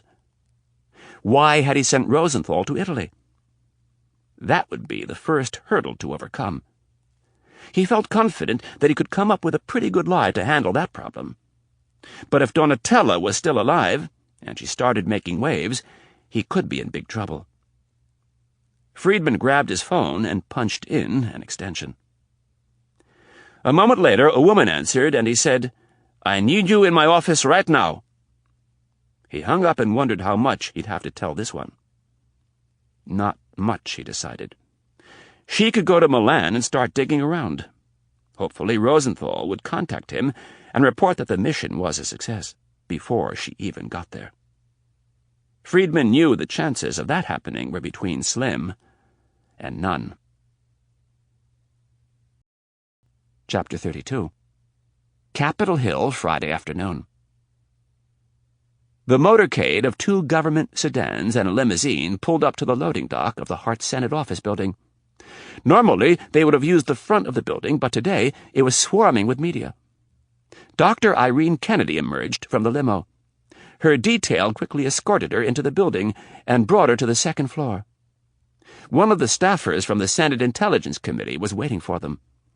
The man showed Kennedy into one of the private witness rooms at the rear of room 216, and then left her alone. Her detail also stayed outside. Kennedy wanted a few minutes of solitude before the confirmation circus started. She used the room's private bathroom to wash her hands and check her makeup. She'd applied an unusually heavy amount today, knowing that she'd be on TV. She touched up her lips a bit and put some more powder on her nose and forehead. Looking into the mirror, she told herself, "No matter what happens, stay calm, and don't be afraid to say, 'I don't know.'" Kennedy left the bathroom and took a seat at the small conference table. She knew all of the men on the committee. She'd sat in front of them countless times before and answered their questions. The only thing that was different about today was the media. Kennedy had just gotten settled in when there was a knock on the door. Senator Clark entered with a warm grin on his face. "Irene, how are you?" Clark closed the door. Kennedy stood. "Just fine, Mr. Chairman." "Irene, how many times do I have to tell you? It's Hank when we're alone like this." He placed a hand on her shoulder. "I could never get your boss, God rest his soul, to call me by my first name, but he was 20 years my senior, so I cut him a little slack." Clark winked at Kennedy. "You don't have that excuse, so from now on, it's Hank when we're alone, all right?" Kennedy nodded. "All right, Hank." "Good. Now, are you nervous at all? Is there anything I can get you before we go out there?" "No, I'm fine, thank you." Clark looked down at the diminutive Kennedy and felt a pang of sorrow for her. He really did like her. It was too bad that she was going to have to go through this. "I don't expect things to get rough. Most of the men out there like you, and with the President and myself backing you, the votes are already there. You might get a few tough questions from Schumann, but don't sweat it. That's just him grandstanding in front of the cameras." "I know. I've seen him do it plenty of times." "I'll do my best to keep him in line along with any others who might get a little unruly, but ultimately, it's up to you to handle them." "I know. I've done this before, Hank." "But you've never done it in front of all these cameras and reporters." There was no smile on his face. "Be very careful what you say in front of this crowd. One slip-up, and they'll pile on." Kennedy showed no fear. "I know." "Well, you're the only show this afternoon, so when you're ready, we'll go." Clark pointed toward the door with his thumb. "I'm ready." Clark gave her another warm smile and then wrapped his arms around her for a hug. "Good luck out there." He released her and said, "Let's go make history." Kennedy followed him out of the room. The hallway was crowded with people. Every single one of them stopped talking when Clark and Kennedy appeared. The senator towered above everyone, even the men from Kennedy's security detail. He continued through another door, and Kennedy followed him out onto the side of the dais located at the front of the hearing room. Clark gestured for Kennedy to head out to the witness table, and he continued up to take his place at the center of the long U-shaped bench with the other senators. The gallery was filled with reporters and TV crews. Today was an historic moment. The first woman ever nominated to run the CIA was about to begin her confirmation hearing. The hearing was not scheduled to be aired live by any of the networks or major cable outlets other than C-SPAN, but every network was there to get a clip for what would be the lead story on the nightly news. As Kennedy approached the witness table, she was nearly blinded by camera flashes. She'd left an entire entourage back at Langley. The people from legal and public relations had wanted to sit at the table with her, or at the very least in the first row. They wanted to be there to help manage a situation in case one arose. Kennedy had declined all requests. It was a point of pride that she go through this alone. No photo ops of men whispering in her ear, as if she couldn't answer a question on her own. Kennedy had looked forward to this day for a long time. She wasn't always sure it would happen, but that didn't stop her from dreaming. As the political climate changed in Washington over the last 2 decades, she began to realize that within her lifetime it was likely that a woman would head the CIA. It was inevitable. The old boy network that had run the agency during its first 50 years wouldn't like it one bit. Kennedy's potential to men like Allen Dulles and William Casey would have been to get them a cup of coffee and maybe type a few letters. They were different men from a different generation. Kennedy looked up at the senators seated in their high-back leather chairs. They were her judges. 16 men in total, not a single woman among the group, and all but one of them a millionaire. This didn't bother Kennedy in the least. She was in good standing with almost all of them, and the few that she didn't know well were not the type to cause problems. 1 or 2 of them might try to grandstand, but she could handle them. For the most part, they respected her, and she respected them. None of it was personal. That's what she kept telling herself. This was the business of government. The photographer sitting on the floor between the witness table and the dais continued snapping photos. As Senator Clark looked down from on high, Kennedy returned his smile and nodded that she was ready. It was comforting to have an ally chairing the committee. For some unknown reason, at that exact moment, she felt a nagging fear creep up on her. She was finally here, literally days away from taking over as the director of the most powerful espionage agency in the world. And she couldn't shake the feeling that something was going to trip her up. She had two very serious issues to deal with right now, and she certainly couldn't let the committee know about either of them. They would know soon enough about the problem with Iraq, but the president had been adamant that everyone act as if it were business as usual. There would be no request for a delay in the hearings so she could deal with these monstrous problems. She would have to sit here for the remainder of the day and answer an unending stream of questions, the vast majority of them mundane or self-serving. Senator Clark gavelled the room to order and greeted Kennedy by lowering his mouth to the microphone. After taking care of a few housekeeping matters, he asked the relatively young director-designate to rise, raise her hand, and repeat after him. Kennedy did so, and as she raised her right hand, the flashes once again erupted. These were seasoned photographers, and Kennedy knew why they wanted that shot. They needed it in case she was ever caught lying. If that happened, they needed the photo to run under the headline, CIA Director Lied to Congress. Kennedy recited the pledge and told herself to be very careful. There were so many lies, so many places where she could be tripped up. Wolf Trap Park, Virginia, Friday evening. Stevkin was freezing his ass off. If he'd been thinking, he would have worn his long underwear. But he hadn't been, of course. It was the first really cold night of the season, and he'd been caught off guard. Without gloves, he kept his hands shoved into the pockets of his trench coat. At least he'd zipped the winter liner into the jacket the day before. The temperature was already down into the 30s and was supposed to get below freezing. It was really dark out, much darker than the night before. Stevkin had been at the park for almost 30 minutes, not so patiently waiting for the judge to arrive. Since his meeting with Brown the night before, he'd done some digging. And it wasn't into Irene Kennedy's career, it was into the judge's.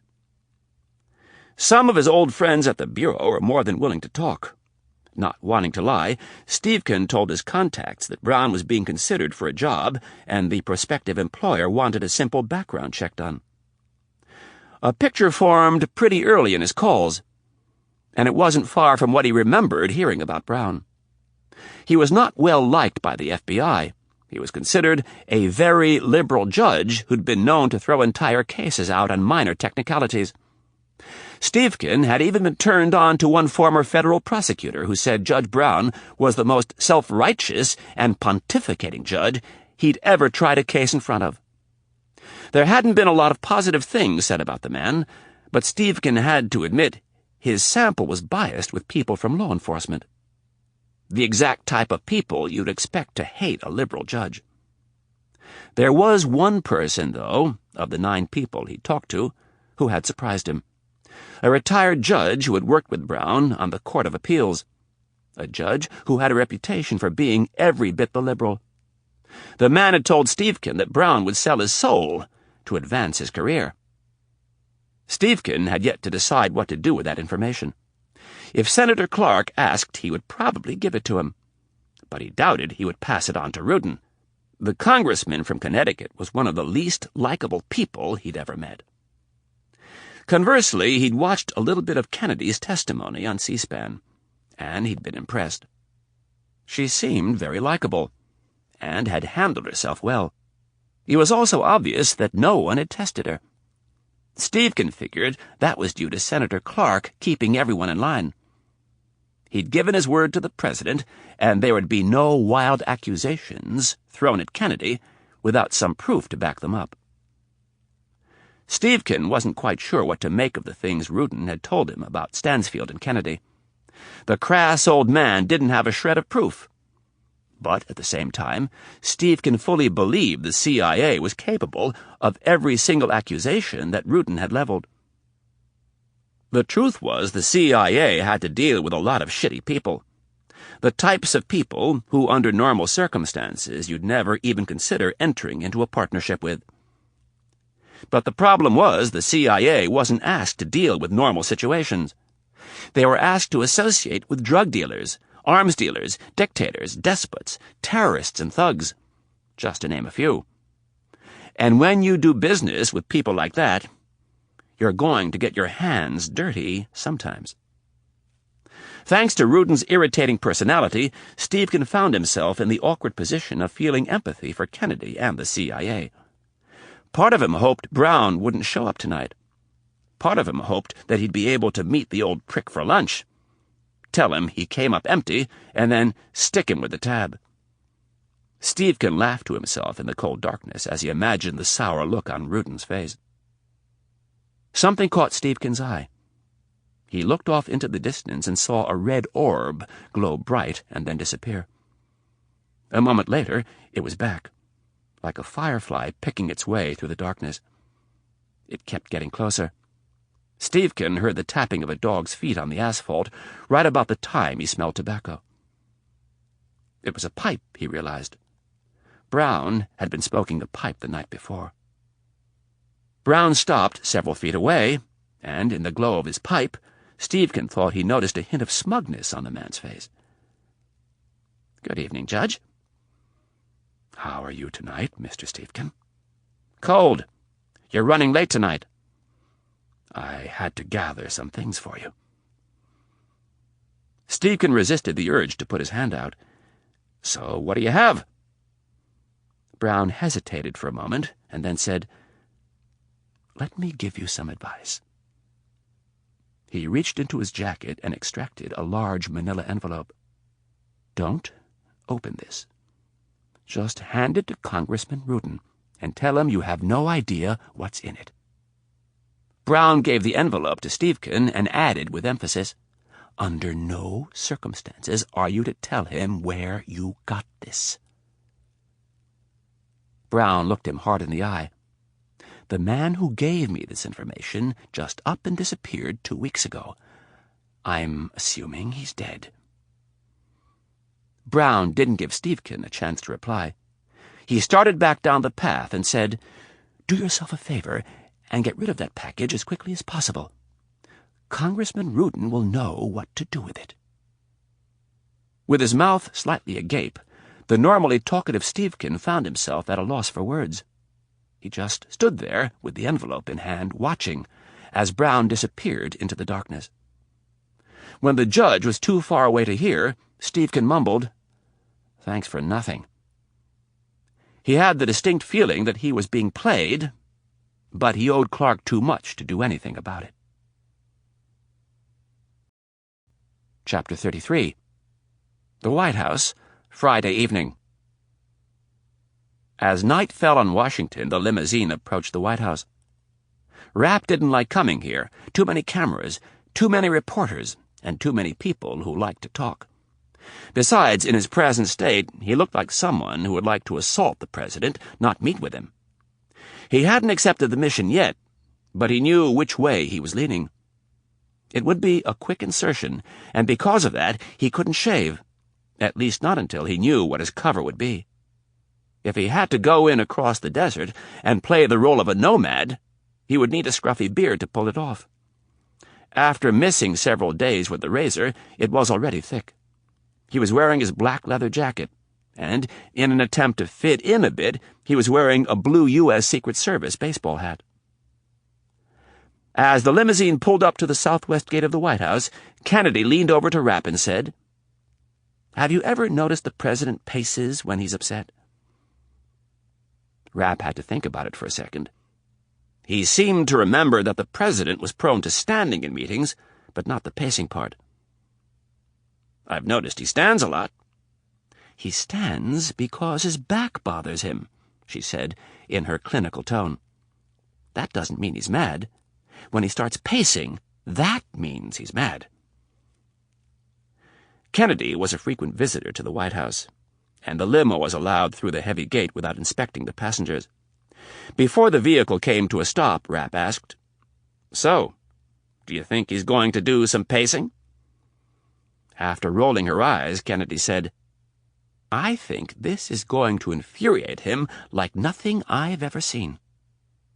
The limo stopped in front of the awning on West Executive Drive. "It's a good thing we're meeting in the Situation Room. That way he can scream his head off and no one will hear a word of it." Rapp let Kennedy get out first, and he followed close behind, keeping the brim of his hat tilted down. When they went through the door, Jack Warch, the special agent in charge of the President's Secret Service detail, was waiting for them with his hand extended palm up. Rapp took his weapon from his shoulder holster, checked to make sure the red dot was covered, and then handed the gun over to Warch. Warch thanked him, and the three of them started down the hallway. "Nice hat," Warch said with a grin. "I earned it." Rapp backhanded the Secret Service agent in the stomach, "by bailing your ass out." Warch laughed. "No arguments here." "Hey," said Rapp, "when are you going to trust me to carry in this place?" "It's procedure, Mitch, you know that."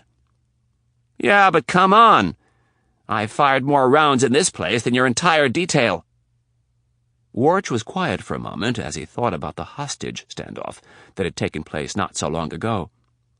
Rapp had bailed everyone out, that was for certain. "Let me talk to the President about it.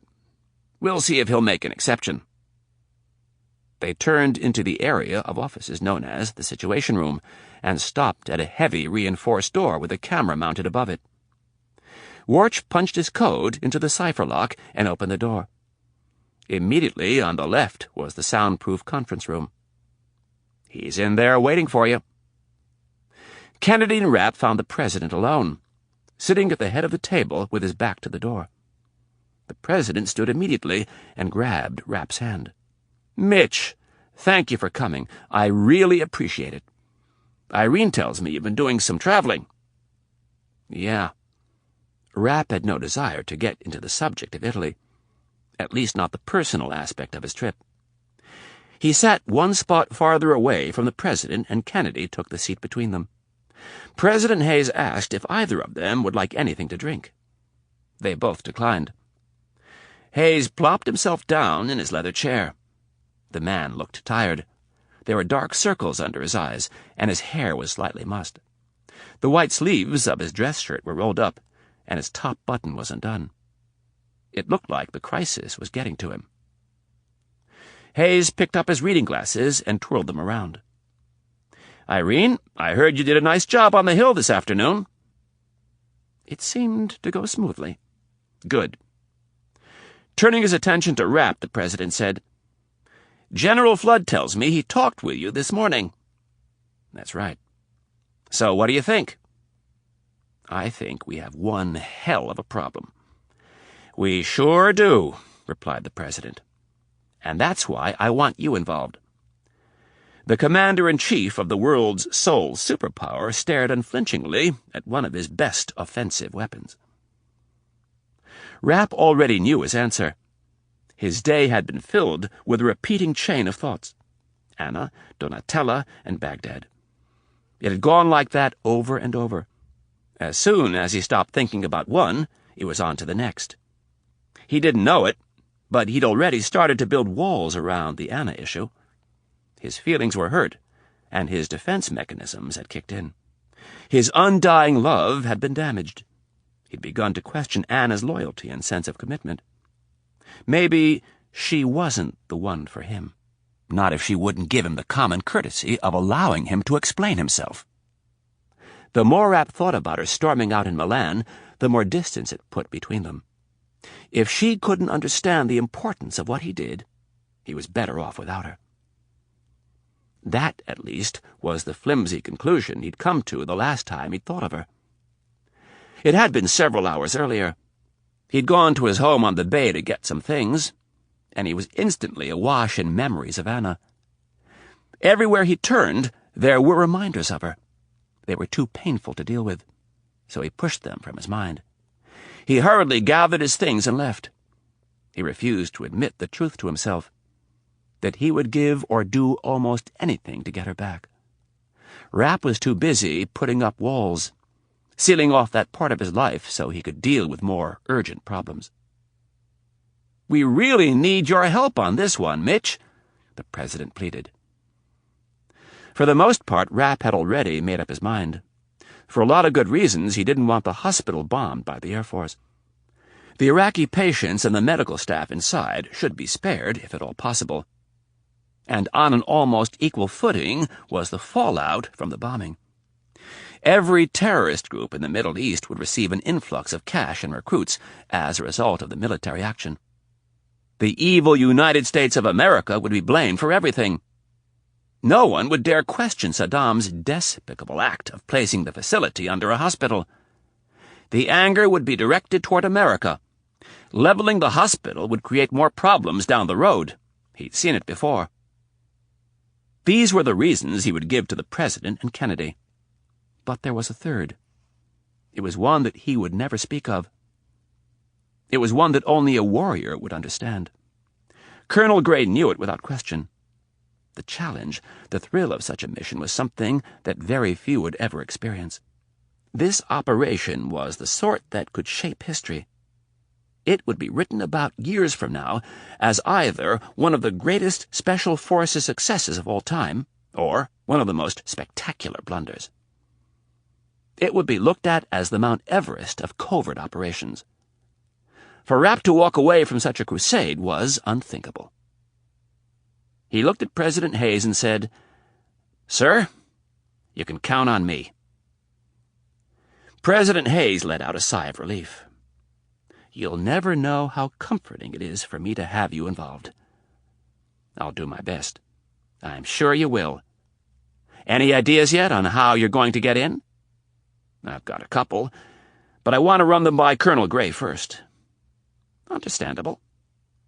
"Sir," interjected Kennedy, "there's something else we need to discuss with you." Hayes could tell by the tone of her voice that it was serious. He leaned back in his chair and formed a steeple with his hands. "Let's hear it." "We know who killed Peter Cameron." The president bounced forward immediately. "Who?" "Her name is Donatella Ran. She used to work for Mossad, and now she's what we refer to as an independent contractor." The president cocked his head to the side. "You said she used to work for Mossad?" "That's correct, sir." "What in the hell is she doing killing former employees of the CIA and American citizens?" Rapp spoke up. "She didn't know who he was, sir. She was simply hired, wired a sum of money, and given the basic information on her target. Nowhere in the information did it say that Cameron used to work for the CIA." "Who hired her to kill Cameron?" Rapp didn't feel it was his place to answer the question, so he turned to his boss. Kennedy scratched the tip of her nose with the back of her hand and said, "We don't know who took the contract out on Cameron, sir. But we know who Donatella's handler is." Kennedy looked down briefly, taking a moment to steel herself against the ensuing explosion. "Who?" "Donatella's handler is Ben Friedman." "What?" The question spat from the president's mouth, as if it had a bad taste to it. "Somebody, we do not know who, contacted Ben Friedman and took out a hit on Peter Cameron. It was a rush job, and it paid well. Friedman, in turn, gave the job to Donatella." "And she succeeded?" The president stood and started pacing. "How in the hell did we get this information?" "Mitch has worked with Donatella before." The president stopped and spun around. Looking at Rapp, he said, "You've worked with this woman? What in the hell is that supposed to mean?" "When she was with Mossad, sir, we conducted several operations against Hezbollah." Rapp was not the type to be unnerved by a little emotion, even if it came from the president. I have a lot of trust and respect for her, sir." Rapp's words caused the president to back off a bit. Turning to Kennedy, he asked, "What in the hell is Ben Friedman doing involved in something like this?" "I'm not sure, sir." Before she finished her answer, Hayes had resumed his pacing. "Why is it that I get this horrible feeling that Israel has been meddling in the affairs of this country?" "I'm not so sure, sir." Kennedy spoke carefully. "We have debriefed Donatella, and she claims—" "What do you mean, debriefed? We have her?" "Yes. She's here in the U.S. Mitch brought her back from Italy. That's where she lives." "What?" The president was beet red with anger. Rapp thought it was time to weigh in. "Sir, we had a suspicion that Donatella may have been involved in Cameron's death, so I went to Italy to talk to her. While I was visiting her, there was an attempt on her life. It would appear that she had outgrown her usefulness to Colonel Friedman." Hayes stopped pacing and stabbed his index fingers onto the surface of the table. "Irene, does the attempt on Mitch's life in Germany and the assassination of Peter Cameron have anything to do with this crap going on in Baghdad?" After hesitating, Kennedy replied, "I don't think so, sir, but I am looking into it." Now Hayes's face was really red. "Well, what do you say I pick up the phone and call Prime Minister Goldberg?" Kennedy shook her head. "I don't think that's a good idea, sir." "Well, I do," snapped Hayes. "I don't like it when our allies are involved in the assassination of Americans." Hayes pointed and added, "Especially when it happens less than a mile from the White House." Kennedy decided it was time to be more forceful. "Sir, you'll get no disagreement from me. Ben Friedman is going to have to answer some very tough questions. But as of right now, I don't think the problem in Baghdad has anything to do with this. Our satellite images tell us that something unusual was built under that hospital, most likely some type of a hardened bunker. Also, the information on the North Koreans checks out, and we know Saddam has been working toward this goal for some time. As far as the other issue is concerned, Donatella tells us Friedman set this deal up with her when she left Mossad. Friedman takes a third of the contract and everything is run through him. Donatella says the fee on Cameron was $500,000. She claims Israel would never pay that kind of money." "Then who in the hell did?" "I don't know, sir." Hayes threw up his arms in frustration. "Great! Do you have any ideas on how to find out?" "Yes, I do. When the time is right, we're going to ask Ben Friedman." "And you expect him to give us a straight answer?" "Yes, I do, sir. And I expect quite a bit more from him as well." Hayes eyed her for a second. What she had just said reminded him of Thomas Stansfield. "Would you like to let me in on your plan?" "No." Kennedy shook her head. "You have enough to worry about with the situation in Baghdad. When the time is right, you're going to play a very active role in getting the truth from Ben Friedman. Trust me." Chapter 34. Fort Bragg, North Carolina, Saturday morning. Early the next morning, Rapp boarded a CIA Learjet for the relatively short hop from D.C. down to Fayetteville, North Carolina. In his possession were 2 large duffels and a garment bag. The duffels contained various weapons and ammunition that he might need for the mission, plus a few necessities. He did not plan on returning to D.C. until the mission was over. In the garment bag was a surprise. It involved something he'd been perfecting for years.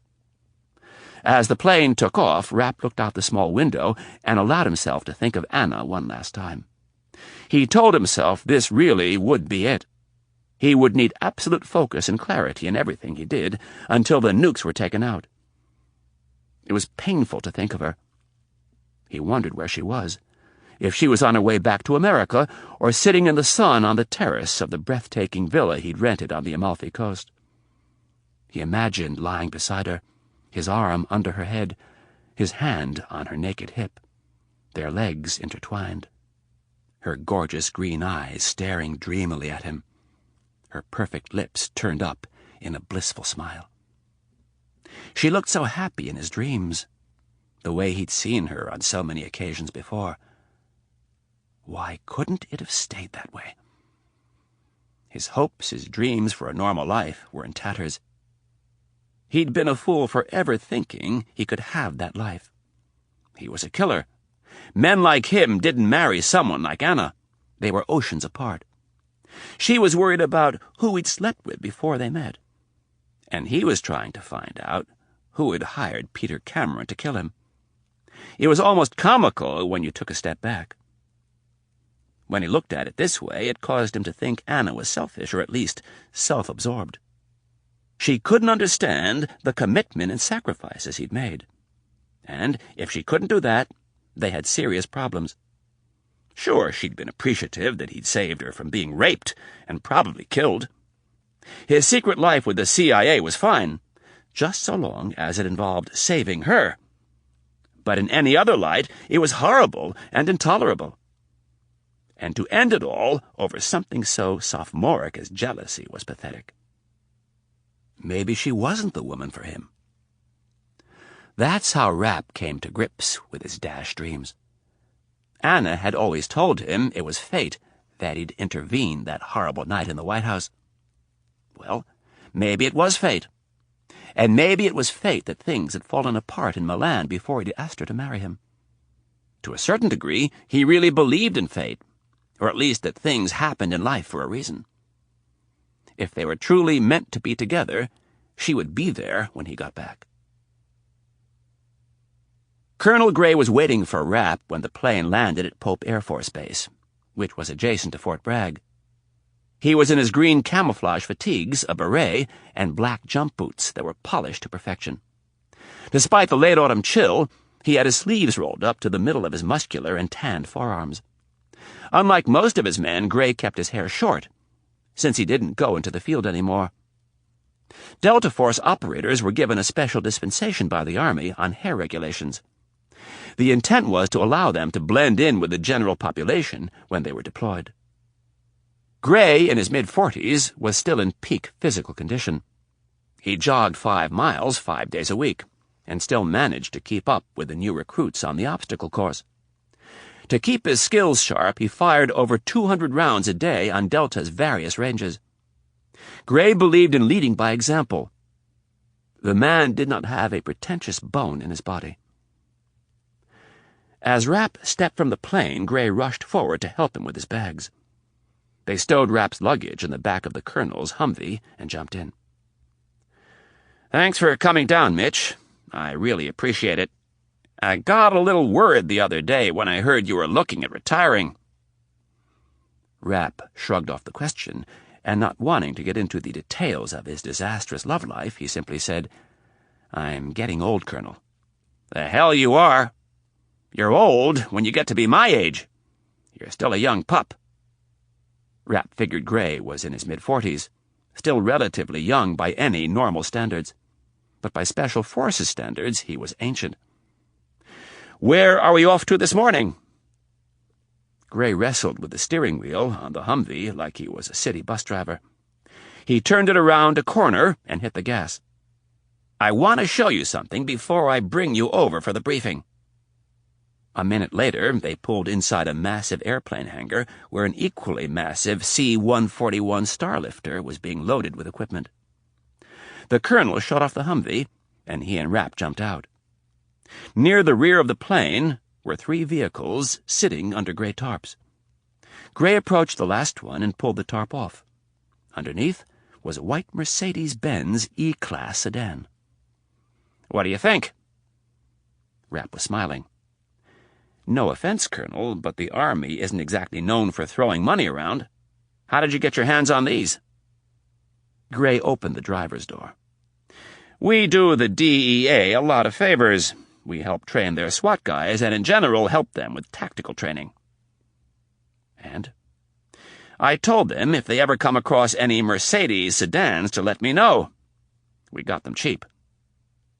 "Drug seizures?" "Yep. And that's only half of it. They're armor-plated. Some crazy Colombian drug dealer down in Miami owned them. A white one, a black one, and silver one. We painted them all white. Gray gestured to the other side of the car. Get in. I want to show you a few things. Rapp got into the front passenger seat and looked at the dash. Colonel Gray was pointing to a computer screen beneath the radio on the dashboard. The car comes standard with a GPS map system. We brought in some techno-weenies from the National Reconnaissance Office and had them program the system for every street in Baghdad and all the main and secondary roads leading in and out of the city. Rapp nodded. You have them in all 3 cars? Yep. That's huge. No more Mogadishus. Rapp was referring to an operation in Somalia back in 1993, when things went horribly wrong for a task force of U.S. Special Forces. After grabbing several top lieutenants of a warlord, the ground element of the force came under fire and got lost in the maze of streets that crisscrossed the Third World hellhole. Even with a command helicopter circling high above the city giving the ground element directions on how to avoid roadblocks and get out of the warlord's stronghold, the convoy continued to take wrong turns. Taking heavy fire, the group was pinned down for the night. By the time the operation was over, 18 soldiers were dead, and dozens more critically injured. Despite killing over 400 Somalis, the operation was looked on as a disaster back in Washington. The windows are all bulletproof, the tires are self-sealing, and we added sunroofs to the back seats so the men can fire the heavy equipment while moving. Rapp looked around the vehicle admiringly. He thought he knew the answer, but he asked anyway. Why didn't you go with limos? We thought about it, and even fooled around with the idea a bit, but it really complicated the mission profile. If we used the limos, we would either have to drive them in across the border, which presented some problems that we wanted to avoid, or we would have to load them on the C-130s and either drop them by pallet and parachute, or land the planes in Iraq and offload them, which for obvious reasons we didn't like. One of my men who'd been poring over reconnaissance photographs noticed that not all of these caravans are limousines. Some of them use sedans. Several in particular use these Mercedes E-Class sedans. Those are the ones used by his son, Uday, added Rapp. The sadistic little bastard? Yep. Where'd you get that info? Rapp grinned. I have my sources. I'm sure you do. Gray studied Rapp for a moment, with his shrewd eyes, wondering how far he should push.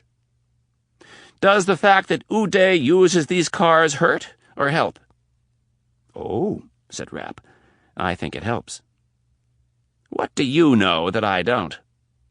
I'll tell you later, when you give me the briefing. For now, I'd like to hear the rest of what you were saying. Going to the sedan simplified things greatly for us.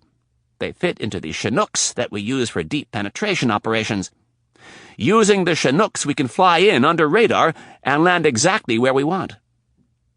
Perfect. I'm impressed, Colonel. Well, let's hope you still are when you've heard the briefing. Hidden among the tall pine trees of North Carolina is a military compound known as the SOT. It stands for Special Operations Training Facility. The 8-mile perimeter of the compound is surrounded by a double fence topped with razor wire. The no-man's land between the two fences is loaded with microwave sensors and cameras. Inside the fence line, tall earth berms conceal the movement of the people who train at the $100 million facility. The men who occupy the area are referred to as operators. The SOT is home to Delta Force, the U.S. Army's ultra-secret counterterrorism Special Forces unit. The SOT itself sits within Fort Bragg, the massive military reservation that is home to the John F. Kennedy Special Warfare Center and the Special Forces Command, the home of the Green Berets. It is from the Green Berets that Delta Force gets its operators, the best of the best. Security around the facility is very tight. Rarely is a civilian allowed entrance.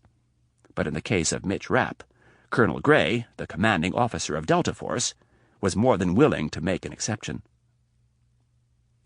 The guards at the gate allowed Colonel Gray through with a salute.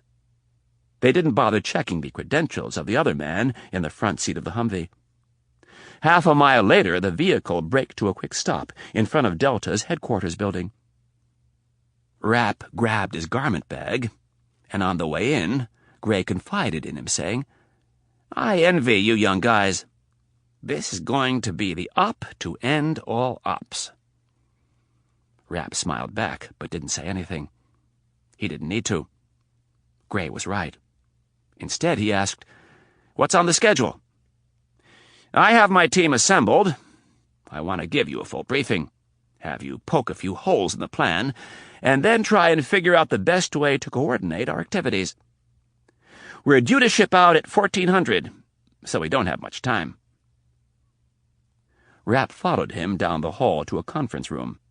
He draped the garment bag over a chair and took a seat next to Gray at the head of the table. Gray took a moment to introduce Rapp to the team's commanding officer. "Mitch, this is Major Berg." Rapp stuck out his hand. "Nice to meet you, Major." The man looked to be in his mid-30s, old enough to have served in the Gulf. "Same here. The Colonel speaks very highly of you." Rapp accepted the compliment with a nod and sat back to listen to the Colonel. "This is Mr. Cruz," bellowed the Colonel to the other 12 men sitting around the table. They all knew Cruz was not his real name, and none of them would bother asking what it was. Gray continued. "He spent a lot of time in the Middle East, probably more than all of us combined." The Colonel made eye contact with each of the 12 men. "I've worked with him personally before and can attest to his skills as an operator. I went all the way to the top to request that he help us with this." The men were impressed. It wasn't often that their CO handed out such compliments. Rapp eyed the 12 men at the table. It was obvious what they'd been trained for. There wasn't a pair of blue eyes to be found, not even hazel. All of the men had brown eyes, jet black hair, and thick black mustaches. A few of them also had beards. They were all dark-skinned, and as was the case with Rapp, after applying a healthy dose of deep brown self-tanning lotion, they would pass for Arabs. Rapp didn't have to ask about language skills. He doubted any of them spoke Arabic as well as he did, but they would all be fluent. Many of them would also speak Farsi and Kurdish. These men were trained specifically to operate in the Middle East. Rapp knew the breakdown of the unit. 12 men, 1 commanding officer, who was Major Berg, a warrant officer, and the rest sergeants. They were what was known in the Special Forces business as Operational Detachment Alphas. Delta Force referred to them as simply teams. Each individual had been in the Army for at least 10 years. There were 2 weapons specialists capable of stripping, cleaning, and firing almost every gun and rifle known to man. 2 engineers who specialized in explosives. 2 medics who could work at any emergency room in the country. 2 communications specialists whose equipment would allow the group to talk to their command via secure satellite uplink from anywhere in the world. An intelligence specialist and an operations specialist who was in charge of keeping everyone supplied and in line. The last man was the senior sergeant of the group. They were all the best at what they did, but that wasn't enough for Delta Force. Every man in the unit was trained almost to the level of their counterparts to do every single job in the unit. If someone went down on an operation, someone else needed to be able to step into their shoes and finish the job. What was often lost in the jumble of acronyms and sterile military references was the fact that these men, in addition to their highly technical skills, were lethal killing machines. The medics weren't just medics. Both of them were sniper qualified, as were the weapons sergeants and the communications sergeants. First and foremost, these men were trained to shoot. Each man on the team, including their commander, fired over 2,000 rounds a week. Week in and week out, 52 weeks a year. Their skills were kept honed for just this reason, that on a moment's notice they would be sent into action. Colonel Gray introduced each team member and then asked Rapp, "I know General Flood gave you a brief overview of the mission. Do you have any questions before I get into the details?" "I assume the team will be wearing SRG uniforms?" SRG stood for Special Republican Guard. This was the elite unit within the Republican Guard that was in charge of protecting Saddam, his family, and his palaces. The unit was made up of men entirely from the towns of Tikrit, Baiji, and Al-Sharqat, all towns with clans that had proved their undying loyalty to Saddam over the years. "Yes, they'll be in SRG uniforms with U.S. Army uniforms underneath, in case they're caught." "Good. General Flood told me a little bit about what you had in mind for me." Rapp paused while he thought about his own plan. "With the time constraints we're up against, I think it would be difficult to get me into the country without running the risk of setting off some alarms. I have no safe house to operate from, and the few contacts that we do have in Baghdad I wouldn't be comfortable using. Not for this sensitive of an operation." Rapp grimaced. This would be just the type of thing an agent would flip for. The person would be Saddam's new best friend. And if that happened, you guys could plan on a nice welcoming party when you landed. Gray had been under the impression that Rapp thought he could help. Slightly irritated, he asked, "So you don't think you could scout out the target?" "Oh, I think I could. I also think there's a chance I'd get caught, which would then compromise the entire operation. At any rate, I don't think it's worth the risk. I think your men are better off driving into Baghdad like they own the place." "But we don't even know what the door to this facility looks like," protested one of the engineers. "I can't get you that kind of info. If it's concealed like we think it is, there'll be a normal entrance from the alley, and the real door will be down a flight or two. There's no way I could go to Baghdad and get all that information for you without someone getting suspicious."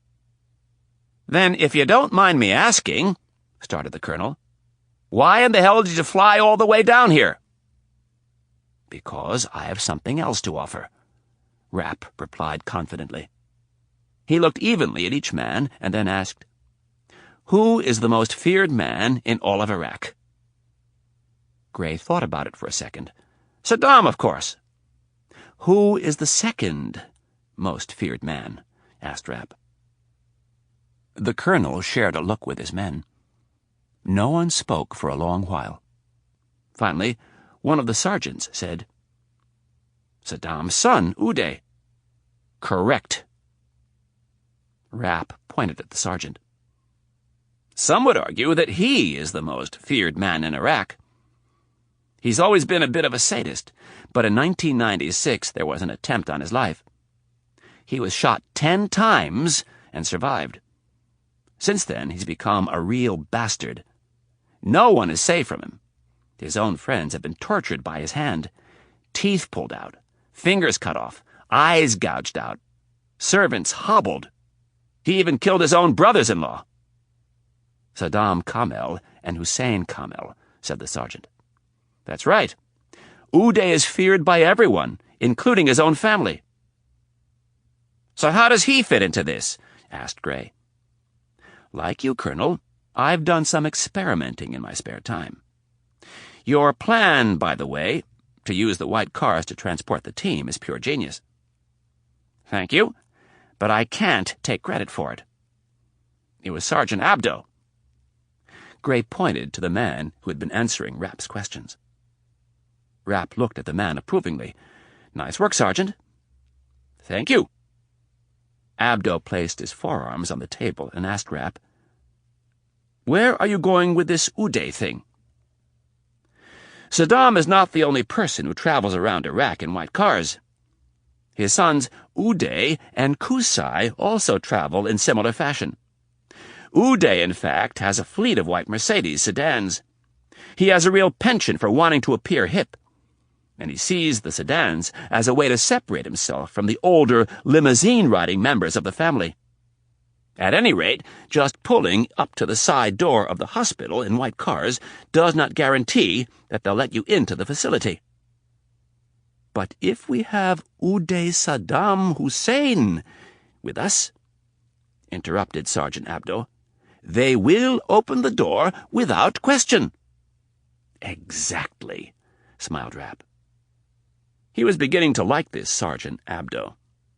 Uday has become a bit of an obsession of mine. I've studied videotapes of his rare public appearances, satellite intercepts of his phone conversations, virtually everything that we have on him.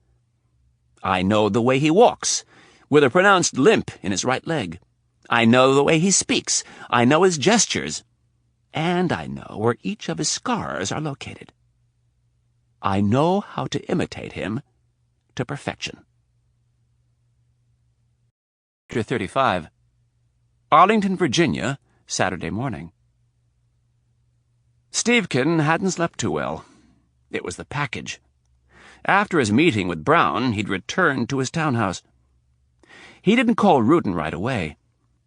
He set the letter-size manila envelope on his coffee table and twisted the top off a cold bottle of Anchor Steam.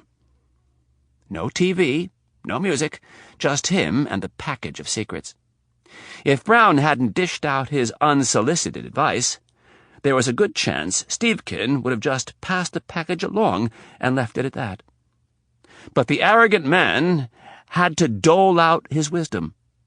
If he wasn't so full of himself, he might have realized that such a warning might only serve to entice him into looking inside the package. It was during his third bottle of Anchor Steam that Stevekin came full circle with his logic and pondered the possibility that Brown was using reverse psychology on him. After all, who in their right mind tells a former special agent not to look at something?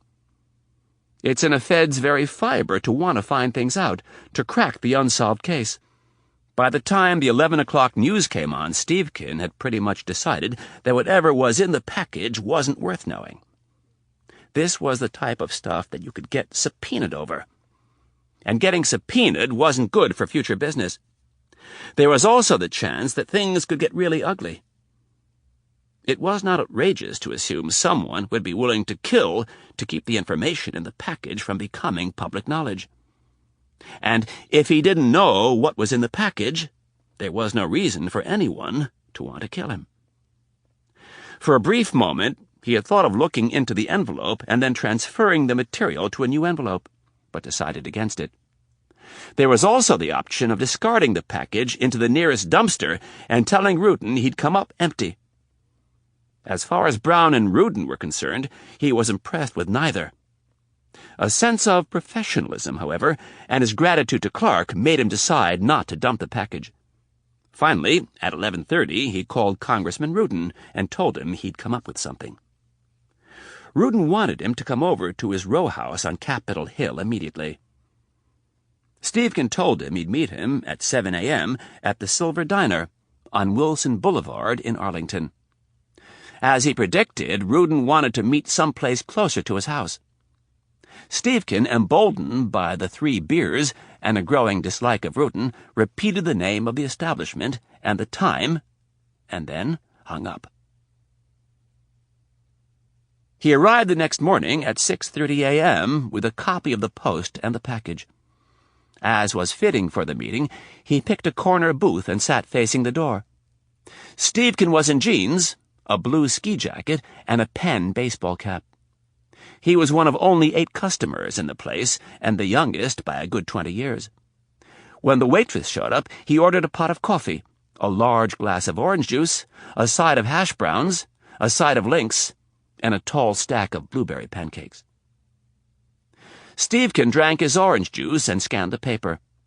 Below the fold on the front page was a headline that read, "Historical Confirmation Hearing Begins." Under it was a picture of Dr. Kennedy with her right hand raised. The article was pretty standard background-type stuff. It said Kennedy joined the CIA after her parents were killed in the U.S. Embassy bombing in Beirut back in 1983. It encapsulated her career with the agency and talked about her successes since becoming the director of the Counterterrorism Center. It mentioned that she had overwhelming support on the Hill, with the noted exception of Congressman Albert Rudin of Connecticut, the chairman of the House Intelligence Committee. Fortunately for Kennedy, the article pointed out that Rudin had no say over whether or not she would be confirmed. His pancakes and sides arrived, and he went to work on the food. He intended to be done by the time Rudin arrived. Stevkin came to the conclusion that Kennedy was probably a pretty decent person. Losing your parents to some crazed car bomber would be no fun at all. He found himself looking at the package and again wondering what was inside. His thoughts were interrupted by the obnoxious sound of someone loudly clearing his throat. Stevkin looked up and saw Rudin standing in front of the hostess stand with a white handkerchief. He placed it over his large nose and began to blow. Every patron in the place turned to see who was making so much noise. Stevkin shook his head and shoved another stack of syrup-drenched pancakes into his mouth. He made no effort to alert Rudin to his presence. The man was 10 minutes early, and Stevkin hadn't finished his meal yet. With only 8 people in the place, Rudin eventually found him. He sat down in the booth and unzipped his puffy down jacket. Not bothering to say good morning, he asked, "So what do you have for me?" Stevkin ignored his request and asked, "Why do you hate Irene Kennedy so much?" Rudin looked shocked. "What are you talking about?" "Kennedy. Dr. Irene Kennedy." He held up the paper and showed Rudin the photograph. "Why do you hate her so much?" Rudin glared at the young man and said, "You told me last night you had something for me. Now hand it over. I'm a very busy man." The waitress was headed their way, so Stevkin flagged her down. He pointed to Rudin. "What do you want?" "Nothing. I'm fine." "Nonsense." Looking up at the waitress, he said, "Bring him the same thing you gave me." "But I'm not—" Stevkin held out his hand and silenced the congressman. He repeated the order and shooed the waitress away. With an arched brow, he looked at Rudin and said, "You don't do this much, do you?" "Do what?" he snapped. "Clandestine meetings. You come in the door and start honking your nose so everybody in the whole joint turns around to see who's making the racket. You sit down and tell the waitress you don't want anything. Well, if you don't want anything, then why in the hell are you here?" Stevkin waited half a second to see if Rudin had anything stupid to say, and then added, "This is classified information." He held up the package and saw Rudin's eyes get as big as a pervert's in a strip joint. "Pull your head out of your ass and get with the program." On the outside, Stevkin looked very serious, but inside, he was laughing. Rudin had seen the treasure and couldn't take his eyes off it. He mumbled, "Sorry," and stuck his hand out for the envelope. Stevkin set it back down on the booth seat and said, "Under the table, dummy. People are looking." "Oh." Rudin put his hand under the table. "Not yet," said Stevkin. "We have to go over a couple of things first." "Like what?" Stevkin stabbed his fork into a sausage link and shoved half of it into his mouth. He washed it down with some coffee and asked, "Why do you hate Kennedy so much?" It was obvious that Rudin didn't want to answer the question, but it was also obvious that he needed to play along until he got what he wanted. "She's a liar, and I don't like public servants lying before congressional committees. It's very bad for a democracy." "You mean a republic." "What?" "Never mind." Stevkin wolfed down his last 2 bites of pancakes and wiped his mouth. As he looked at Rudin, he made a final decision concerning how he would handle things. "I want to be very clear about this. I don't know what's in this package. I haven't looked because I don't want to get involved." He flashed Rudin the inside of his jacket and said, I'm taping this meeting as proof. Whatever you have up your sleeve, I don't want to be involved in it. I got this from Jonathan Brown. You have any questions, you go to him." Stevkin slid the package under the table, and Rudin eagerly snatched it. Sitting back, he watched the congressman tear open the top and sneak a peek at the contents. He wasn't actually taping anything, but that wasn't important. Rudin would believe the threat. He'd given Brown up out of a sense of fair play. If he wanted to destroy Kennedy, he should have to show his face. The waitress dropped off Rudin's orange juice and coffee. "Your food'll be up in a minute." When the waitress left, Stevkin got up and grabbed his paper. Rudin looked at him and asked, "Where are you going?" "I'm a busy man, Albert." He pointed at his own eyes and then at Rudin. "But I'm going to have my eye on you." He started to walk away. Rudin called after him, "Hey, you forgot to leave some money." Stevkin smiled and said to himself, "No, I didn't." Chapter 36. Tel Aviv, Saturday afternoon. Surly was probably the best word to describe Ben Friedman's mood. He'd just left his wife and was on his way into the office. He'd sent a Katsa to Milan to look into the disappearance of Rosenthal and his people, and that trusted agent was back. Unfortunately, it sounded like she had little to report. As the armor-plated Mercedes raced through the suburb of Ramat Aviv, Friedman looked out the window at the ocean and wondered how in God's name 3 highly trained agents just disappear. The problem, Friedman knew, was that they didn't just disappear. There was only one logical explanation after this long. Donatella had killed them. This presented a challenging problem for the head of Mossad. 3 key dons can only go missing for so long, and then people start asking questions. The Mercedes turned away from the ocean and rocketed up a steep hill toward a bland 6-story concrete building with antennae bristling from the roof. The driver had radioed ahead, and the pop-up barrier at the gate was down. The car raced through the entrance, leaving the Uzi-toting security personnel in a cloud of dust. When Friedman reached his office, he found the Katsa that he'd sent to Milan waiting in his outer office by herself. Friedman rushed past her like a tank racing toward the front lines.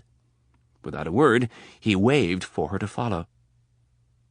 When she entered his inner sanctum, he closed the door and sat behind his desk. The Katsa did not sit. She stood practically at attention in front of his desk. Friedman yanked open his top drawer and retrieved a pack of cigarettes and a lighter. He puffed on the cigarette and offered the pack up to the woman. She declined with a shake of her head. "So tell me, Tanya, what did you discover for me?" The woman's posture and demeanor spoke of military training. She was small, with dark features, and wore no makeup. "I found some things at the safe flat, but other than that, there was no sign of them." "And the woman I told you to check on?" Friedman ran one of his meaty hands along the top of his bald head. "I called her office, and they said she was out, so I took the opportunity to stop by in person. I pretended that we were old friends and that I was just passing through Milan for the day. I put on a big show about how disappointed I was and asked if I could leave a note. While I was leaving the note, I asked where she was off to this time. They told me they didn't know. She called in abruptly on Friday to say she needed to take some personal time." Friedman puffed on his cigarette and tried to piece things together. Friday would have been the day after Rosenthal was supposed to have hit her. She was on the run, and Rosenthal, Jante, and Sundberg were all dead. Damn, she was good. Friedman chided himself for not sending more people, or better yet, doing it himself. Donatella would have trusted him. He could have got her to let her guard down and then taken her. The problem was, he had rushed into it, and now the mess was compounded. "Did you check her flat?" "Yeah, it was spotless. Nothing unusual or out of the ordinary." Friedman thought for a while longer and finally said, "All right. Thank you for looking into this for me. No problem, sir. Am I excused? Yes, but I want you to keep quiet about this entire matter. Yes, sir. The woman turned and left the office. Friedman spun his chair around and looked out at the blue water of the Mediterranean.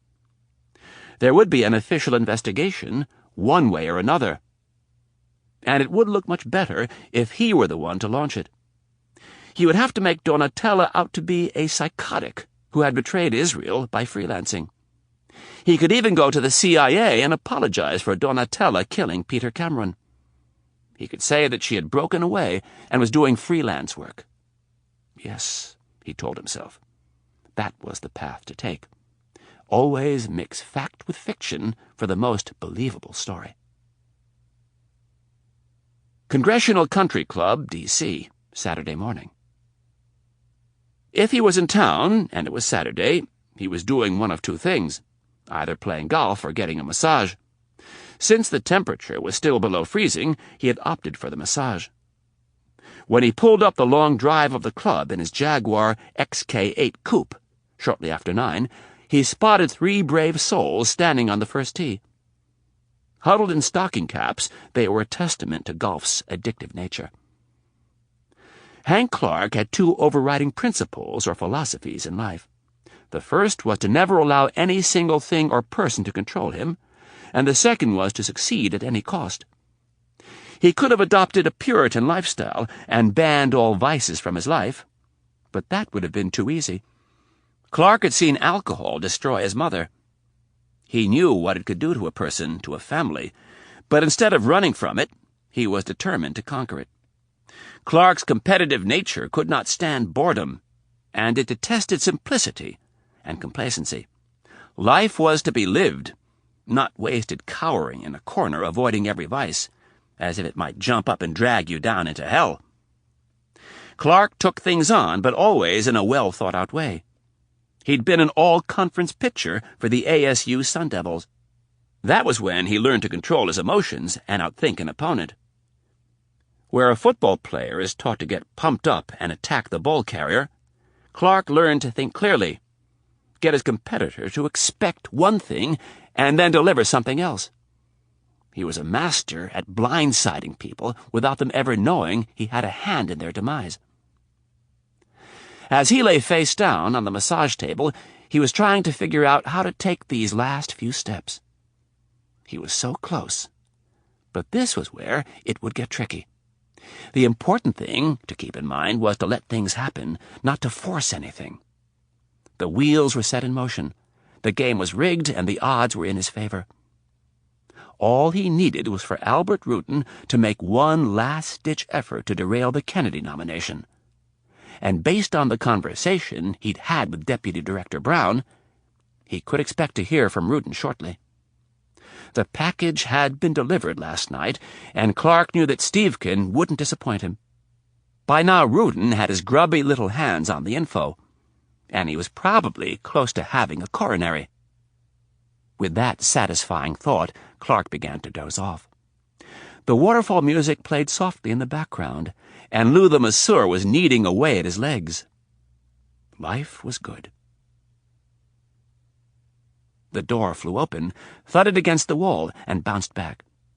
Albert Rutten stood silhouetted in the light of the men's locker room, staring into the relative darkness of massage room number 2. "Hank! Are you in there?" Clark, startled by the interruption, pulled from a deep sleep in the wink of a second, bolted up onto his elbows and growled, "What the fuck?" "Hank, I need to talk to you immediately." He stepped into the room. Through unfocused, sleepy eyes, Clark said, "Albert, what in the hell are you doing? I need to talk to you alone. I have something very important to show you." "I'm in the middle of a massage," snarled Clark, still not quite awake. "I don't care." Rutten stepped forward, thrusting the manila envelope in front of his face. "Albert, whatever you have can wait until I have some clothes on. Now get the hell out of here!" Rutten had never heard Clark so upset. Reluctantly, he retreated from the room and closed the door. He looked down at the envelope in his hand. He desperately wanted to show the contents to someone, and Hank Clark was the obvious choice. He'd been looking for him for the past 2 hours. He'd called his house, his office, and his cell phone. No one at the house answered. No one at the office knew where he was. And he didn't answer his cell phone. The club was a lucky guess. Rudin saw the senator's gleaming Jaguar in the parking lot and practically ran into the building. The locker room manager told him Clark was getting a massage.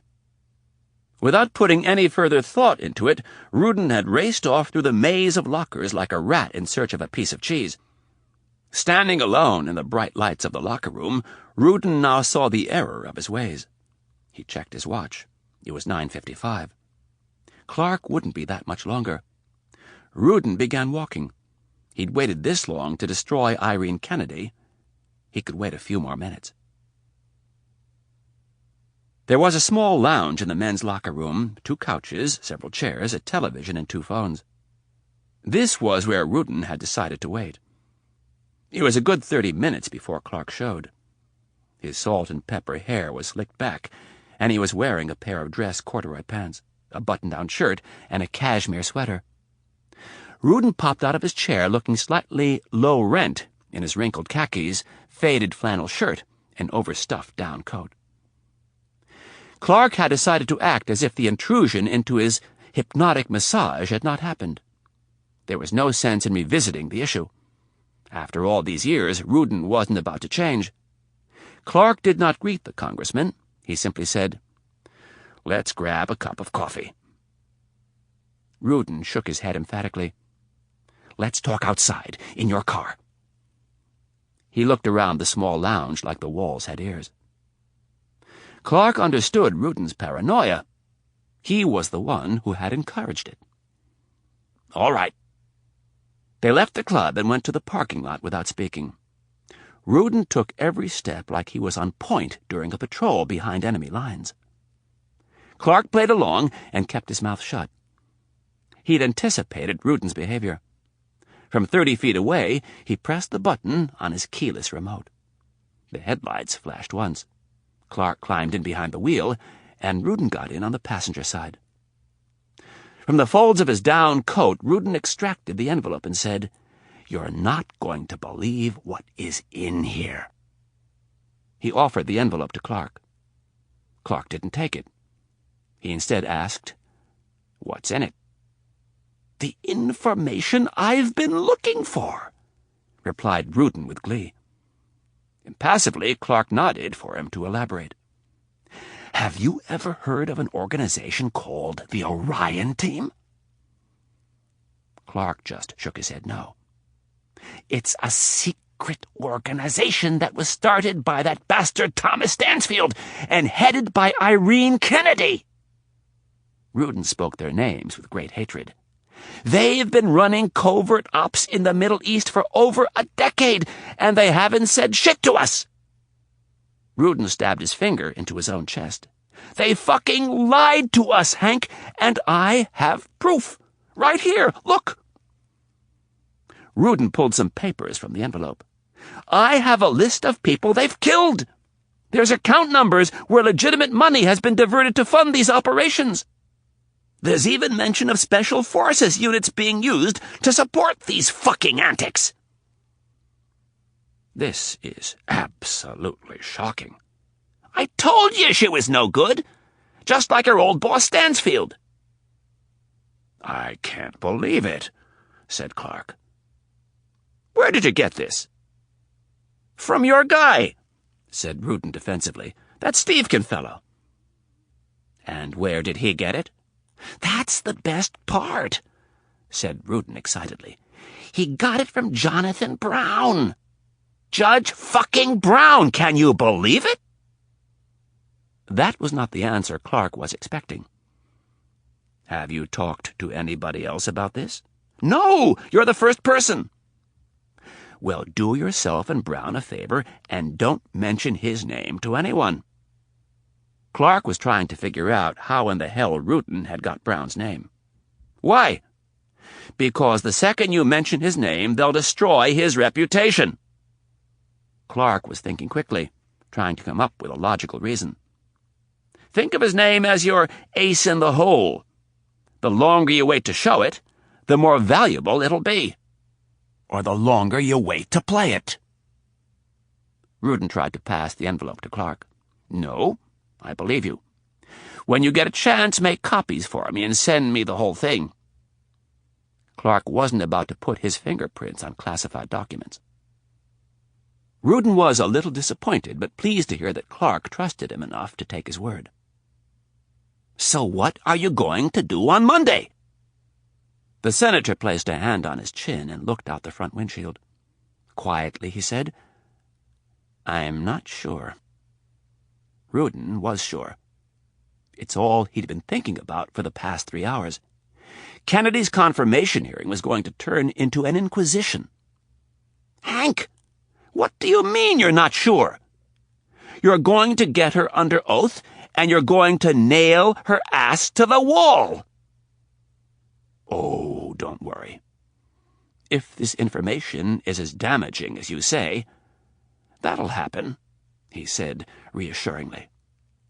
I'm just trying to make sure we have all of our bases covered first. Clark looked at Rudin and asked, Are you still scheduled to appear on Meet the Press tomorrow? Yeah. Clark paused briefly and said, All right. Here's what we're going to do. Chapter 37. Maryland, Saturday evening.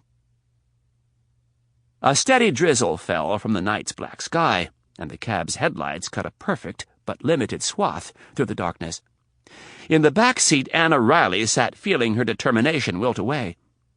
She wasn't sure what she wanted to happen, but she knew she had to meet him face to face. She couldn't run. She loved him too much. She'd poured too much of her heart into the relationship. There were too many things that needed to be said. And besides, as a matter of practicality, she had to get her car. The trip back from Milan had been a long one. Thankfully, the American Airlines ticket agent had been kind enough to honor Riley's first-class ticket without charging her for changing the return date. It probably helped her that she recognized Riley as the NBC White House correspondent. What made the flight so miserable was that she was seated next to a 40-some-year-old man from Baltimore, who spent the majority of the flight trying to put the moves on her. She heard his life story at least once, and several chapters that he deemed extra important were repeated. The experience did nothing for her resolve. Like most people with any sense, she didn't like dating. If this was what life held for her, maybe she was better off spending a few fitful nights waiting for Mitch to come home. She knew that wasn't true, but in the midst of the excruciating flight, the thought occurred more than once. With a few days to cool off, Anna had settled in on her main problem with Mitch. How well did she really know him? The question, of course, could be asked, how much did one really know anybody? But she didn't buy into that esoteric philosophy. She knew her family and her friends very well, and she thought she knew Mitch well, but she would have never thought him capable of doing what he did in Milan. Riley knew why they went to Italy. They went there to get engaged. Mitch had a little business to take care of first, and then they were off to start the rest of their lives together. The big problem was his business involved meeting with an ex-lover. She tried to put the shoe on the other foot. What would Mitch have done if she'd gone off to meet secretly with an ex while they were on vacation together? It didn't take Riley long to come up with an answer. He'd blow his top. Then why should she be so understanding? She kept coming back to the same question and the same answer. Mitch lived a different life. Secrets were part of his existence. And what made this worse was that Anna was a reporter. She had an overwhelming need to find things out, to dig, to uncover the hidden, the forgotten, and the neglected. She wanted to know things, while Mitch was content with just being there. One of his favorite lines was that talking is overrated. She'd asked him about his previous lovers one night, and he had steadfastly avoided the discussion. She had finally said, "Don't you want to know about the men I've dated?" And Rapp had claimed that he didn't. This only served to arouse her curiosity more. There was no past with the man. It was an aspect of Mitch that drew her in and drove her nuts. He only wanted to talk about the present and the future. As the cab neared his house, the house that just a few days earlier she'd thought of as theirs, she felt butterflies in her stomach that rivaled the ones she'd had on her first live remote. Out of nervousness, she hoped he wasn't home, and out of hope, she wished he were. The coward in her wanted to grab her stuff and leave, not give him the satisfaction of showing that she cared enough to talk about it. She could sneak in, grab her stuff, and avoid any confrontation whatsoever. There was another voice from within, though not quite as strong as the first, that was telling her she had overreacted, telling her that she could trust Mitch, and that whatever had happened in Milan could be explained. When the cab pulled into the driveway, Riley spotted her car parked next to the garage, and noticed that the front light was on, as well as one upstairs. She paid the cabbie and stood in the rain as he got her bag from the trunk. After a moment of indecision, she wheeled her bag over to her car and hefted it into the trunk. Then, standing under the narrow eave in front of the garage, she peered through the small square window. Mitch's car wasn't there. Her heart fell, and after a moment of melancholy thoughts, she decided to go inside and see if there was a note. Anna unlocked the front door and punched in the code for the alarm. The first thing she saw was Mitch's large Travel Pro black-wheeled suitcase, the same one he'd taken to Milan. It was on the floor and open. He was home, or at least he'd been home. She closed the front door and went into the kitchen. The breakfast bar was bare, and again she felt her heart shrink a little. This was the spot where he would have left a note. There was none. Next, she checked the answering machine. All she got for her trouble was a red 0 telling her she'd again come up empty. She felt a brief sense of panic. Snatching the handset from the cradle, she called her apartment and checked her messages. The first one was from the phone company, asking her if she'd like to take advantage of a new long-distance calling plan. That was it. With a lump in her throat, she called her work number and quickly skipped through 5 messages, none of which were from Mitch. She slammed the handset down and started for the stairs. The first tear trickled down her cheek as she reached the bedroom. Their bedroom. The bed was unmade. She tried to remember if it was that way when they left for Italy. It wasn't. She clearly remembered it had been made. In frustration, she grabbed one of the pillows and threw it against the wall. Not even a note. It was bad enough that he didn't leave her one in their hotel room, but this was inexcusable. She'd misjudged him. With salty tears streaming down her face, she went into the bathroom to gather her things. If he could be this cold and impersonal after all they'd been through, then so could she. Washington, D.C., Sunday morning. Senator Clark was in the kitchen of his mansion on Foxhall Road in the Wesley Heights neighborhood of Washington. The large chateau-style home was the senator's castle. The front of the house was covered with ivy that looked like it had been there for a century or more, and the double front door looked big enough to drive a small car through. 4 stone chimneys jutted above the hipped slate roof, 2 at each end. The 9,000-square-foot home sat on 3 perfectly landscaped acres, and was surrounded by an 8-foot black wrought-iron fence. On Sundays the help was off, so he was on his own for breakfast. After popping an English muffin into the toaster, he poured himself a tall glass of fresh squeezed orange juice, and took several gulps before heading out to get the papers. In slippers and a silk robe, he dared the November morning chill, and walked the almost 200 feet from his front door to the large black wrought-iron gate that kept unwanted visitors out. Caesar and Brutus, the senator's golden retrievers, joined him on the walk. It promised to be a good morning. His two regular Sunday papers, the New York Times and the Washington Post, were waiting for him in plastic bags. Clark returned to the house in time to hear the bell on the toaster announce that his muffin was done. He dropped the papers on the table and grabbed the muffin. He put raspberry jam on one half and peanut butter on the other. It was the same thing every Sunday. Orange juice and a muffin first, and then coffee with the paper. Rituals were a good thing. Wife number 3 was never involved in this little ritual because she never got out of bed before 10 on Sundays, and he doubted that he'd see her before noon today. She didn't just have one too many glasses of wine last night. She'd had one too many bottles. He was going to have to talk to her about laying off the booze. The campaign for the presidency would be in full swing about a year from now, and it wouldn't do to have her stumbling around, making an ass out of herself. As he took a bite of the peanut butter-covered muffin, he asked himself what he was thinking when he married her. Unfortunately, he knew the answer. She was very attractive, and in politics it never hurt to have a good-looking lady on your arm. If the boozing didn't get better, though, he'd have to figure something out. Again, he contemplated the idea of her having a little accident.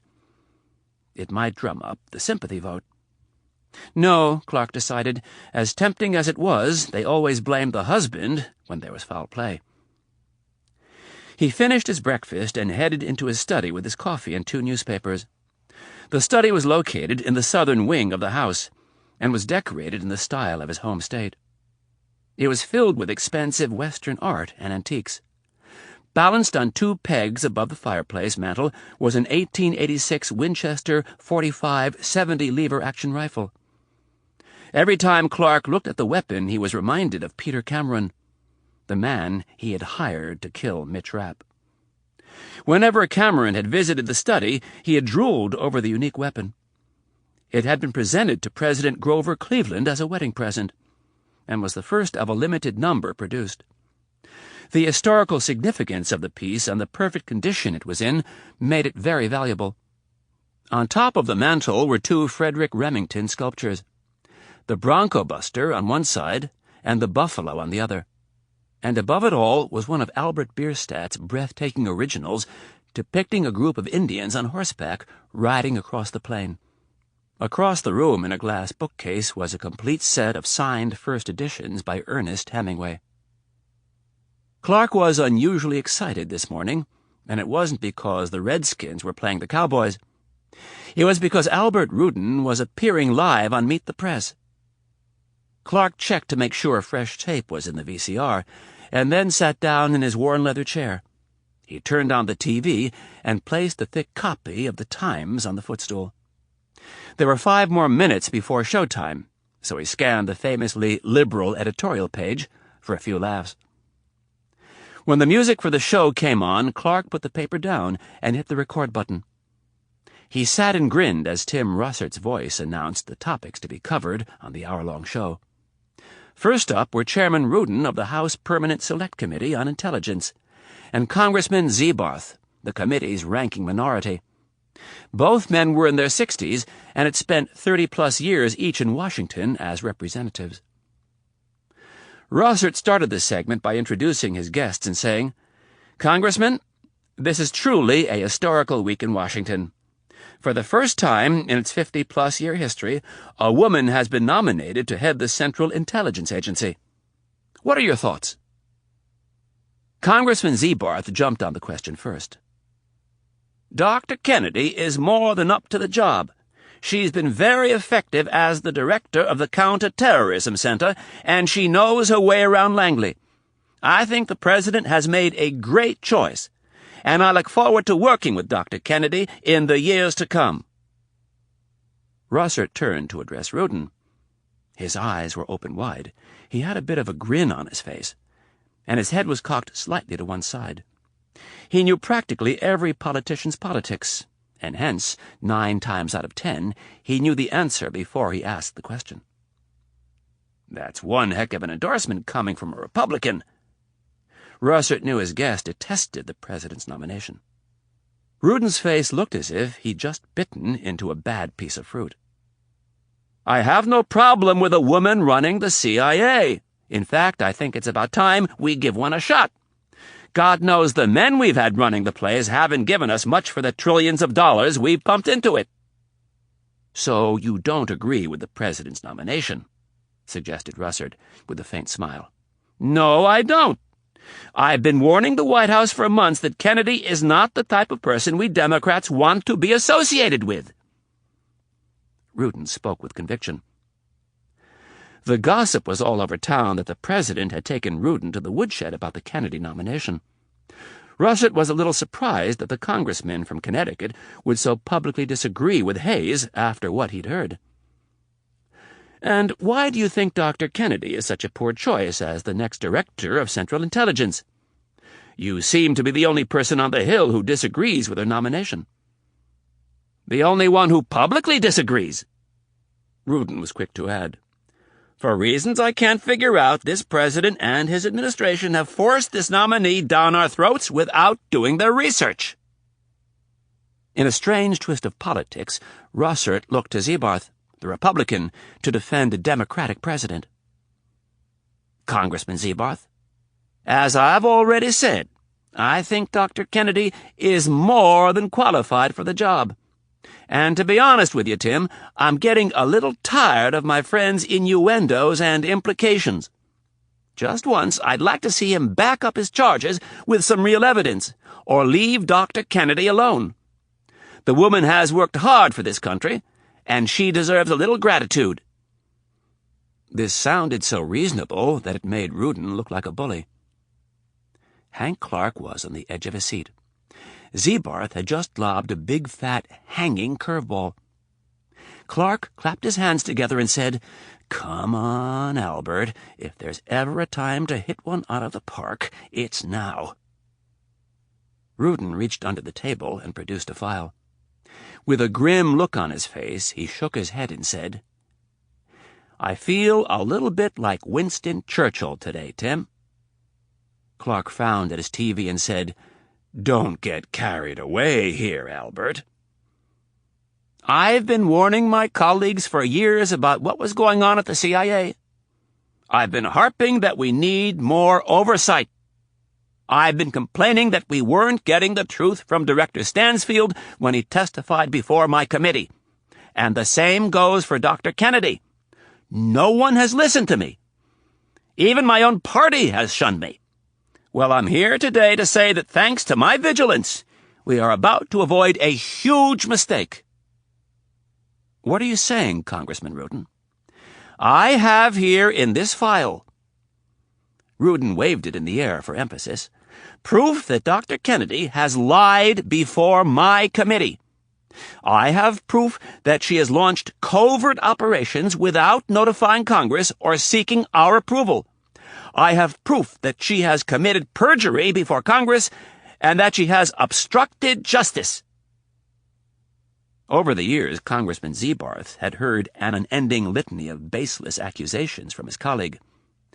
To his ears, Rudin's diatribe sounded like a last-ditch effort from a desperate man. "Albert, I've heard you say this many times before, and frankly, I think it is despicable that you continue to assassinate the character of this fine woman." "I'll tell you what's despicable," Rudin fired back. "A Congress that refuses to do the work the American people sent them to Washington to do.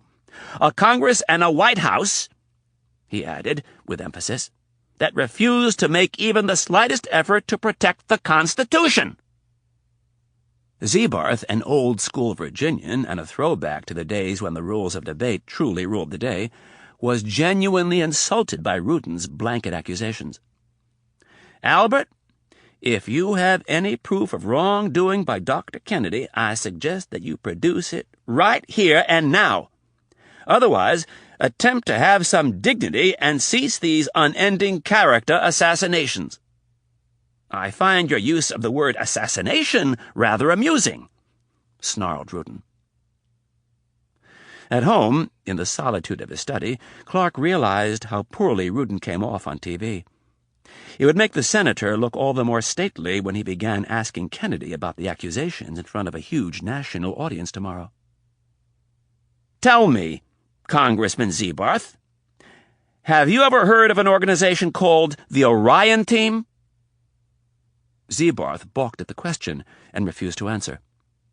"It is a clandestine organization that was founded by Thomas Stansfield and run by none other than Dr. Irene Kennedy. An organization that for the last 10 years has waged a secret war in the Middle East without a single member of Congress being notified." Sounding disinterested so as not to give Rudin's words any weight, Zebarth asked, "And how did you discover this secret organization?" Beneath his calm exterior, Zebarth was ablaze. He knew of the Orion Team. He was one of a select group of congressmen and senators who had told Thomas Stansfield to take the battle to the terrorists. "Since my own committee has refused to allow me to investigate the CIA, and President Hayes has also tried to silence me at every turn, I had to proceed on my own. Through my own diligence, and at great personal sacrifice, I found a very senior person at the Central Intelligence Agency who was willing to talk to me.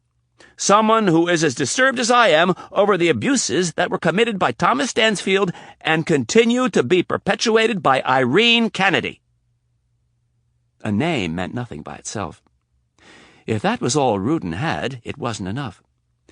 Glancing down at the file on the table, Zebarth felt the urge to call his colleague's bluff. "If you have proof, I'd like to see it." He pointed at the file. Rudin was more than willing to oblige. He whipped open the file, saying, "I have the names and dates of people that this organization assassinated. I have proof that U.S. Special Forces personnel were involved in some of these operations, and I have this."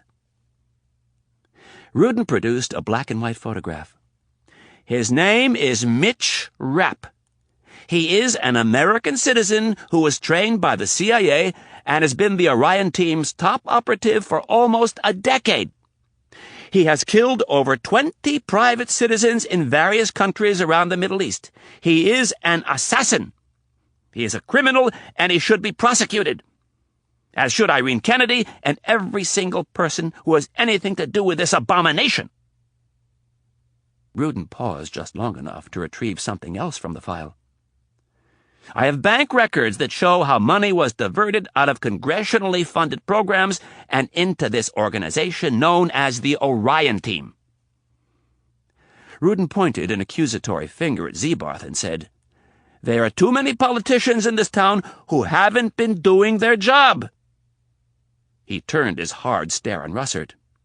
"And I'm here to tell you that that is going to end." Russert was so shell-shocked, all he could manage to say was, "These are very serious accusations, Congressman Rudin." "Yes, they are."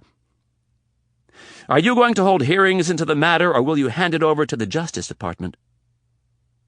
Rudin glanced sideways at Zebarth briefly, and then back to the moderator. "Since my own committee has been unwilling to look into the matter, and since Irene Kennedy is set to testify before the Senate Intelligence Committee tomorrow, I'm going to turn this evidence over to Senator Clark and see if, for once, someone can get some straight answers from her." In his study, Clark had risen to his feet in pure elation. Albert Rudin had just given him everything he'd been working for.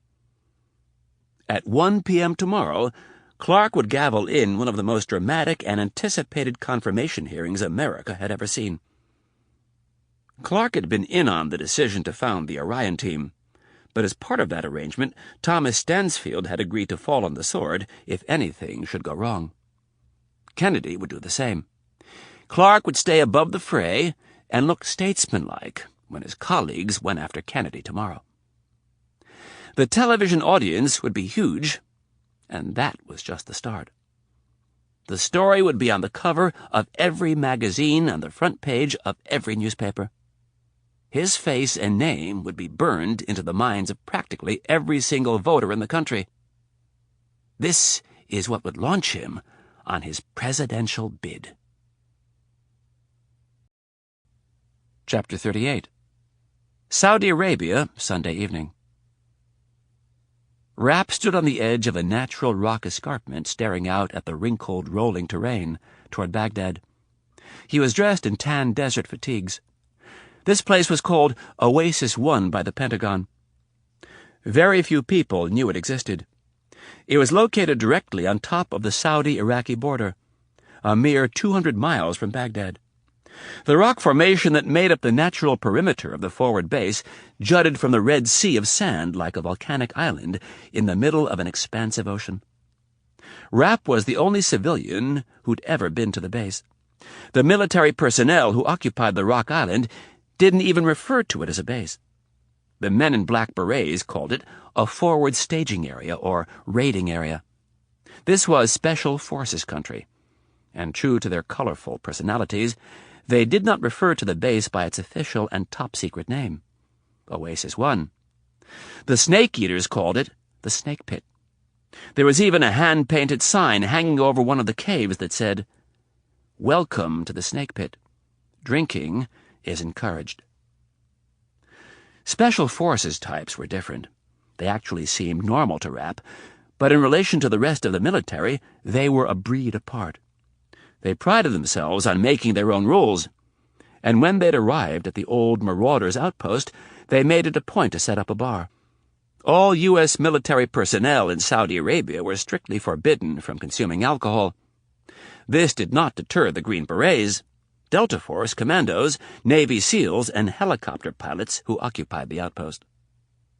They had arrived at the Prince Sultan Air Base the previous evening after traveling non-stop from North Carolina with several in-flight refuelings. 3 huge military cargo C-141 Starlifters had made the trip.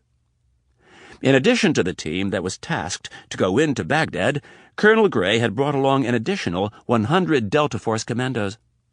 Part of that force would be assigned the vital role of backup in case the primary team got bogged down and needed to be pulled out. And for the remainder of the force, Colonel Gray had something special planned. Due to the secrecy surrounding the mission, they flew in under the cover of darkness and landed at the 80-square-mile Prince Sultan Air Base, located 60 miles south of Riyadh. The American portion of the base sits inside the Saudi Air Base and is a highly secure facility, in great part due to the tragic 1996 bombing in Dhahran, which killed 19 U.S. servicemen. Special Forces personnel are constantly coming and going from the base, but rarely does such a large force arrive unless an exercise is scheduled. For this reason, the force left the base within hours of arriving. It was still dark when the helicopter pilots of the Army's 160th Special Operations Aviation Regiment and the Air Force's 1st Special Operations Wing began ferrying the commandos off the Prince Sultan Air Base and up to the northern frontier. The bulk of the force was delivered to Oasis 1, and other units were distributed along the frontier at predetermined locations that U.S. Green Berets had already prepped. The U.S. military had learned many lessons during the Gulf War, chief among them that it was vital to have equipment positioned before a conflict starts. This was a lesson they had also learned painfully during both World War I and World War II, when German wolf packs sent millions of tons of vital equipment to the bottom of the North Atlantic. After World War II, the military minds of the day got it right, and a large portion of U.S. armor and artillery stayed in Europe. When Saddam Hussein invaded Kuwait in late July of 1990, the U.S. was completely caught off guard and had to move fast, for fear that Saddam might seize the moment and take Saudi Arabia. Initially, the only thing President Bush could do was send elements of the 82nd Airborne Division. Several thousand lightly armed men against 150,000 of Saddam's Republican Guard.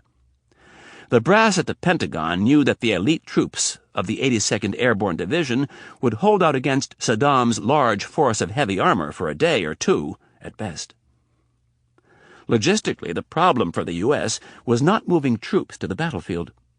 Wide-body airplanes, such as 747s and C-141s, could ferry 10,000-plus troops a day into the region.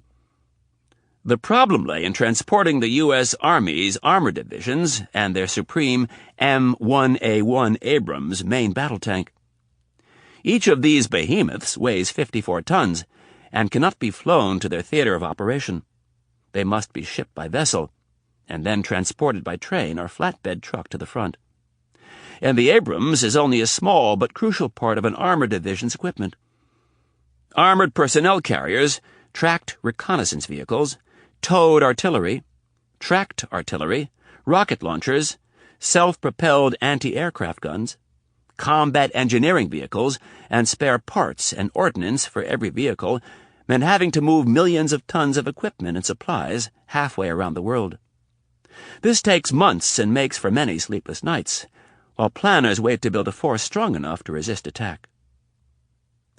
After the Gulf War, the U.S. military did the smart thing, and with the approval of several Arab Gulf states, they created depots for their heavy equipment and left it in the theater. The Special Forces took this basic idea and carried it a step further. Not only did they keep equipment such as helicopters and desert fast attack vehicles in the region, they used it as a live-fire training ground for their operators. Unknown to the public, and most of the military, was the fact that since the end of the Gulf War, U.S. Special Forces personnel had continued to operate in southern and western Iraq. They had created a series of outposts along the northern frontier between Saudi Arabia and Iraq that allowed them to operate without interference from their host country. Saudi Arabia knew something was up, but chose to turn a blind eye. Saddam, too proud to admit that a handful of American soldiers were harassing his supposed elite troops, didn't dare say anything to an international community that had little sympathy. The bases were originally established as quick response combat search and rescue outposts, or CSAR, as they were referred to in military jargon. The farther to the north these bases were located, the quicker the CSAR crews could get to a downed aircrew. During the Gulf War, many of these operations were conducted from the small airport at RR, 40 miles from the border.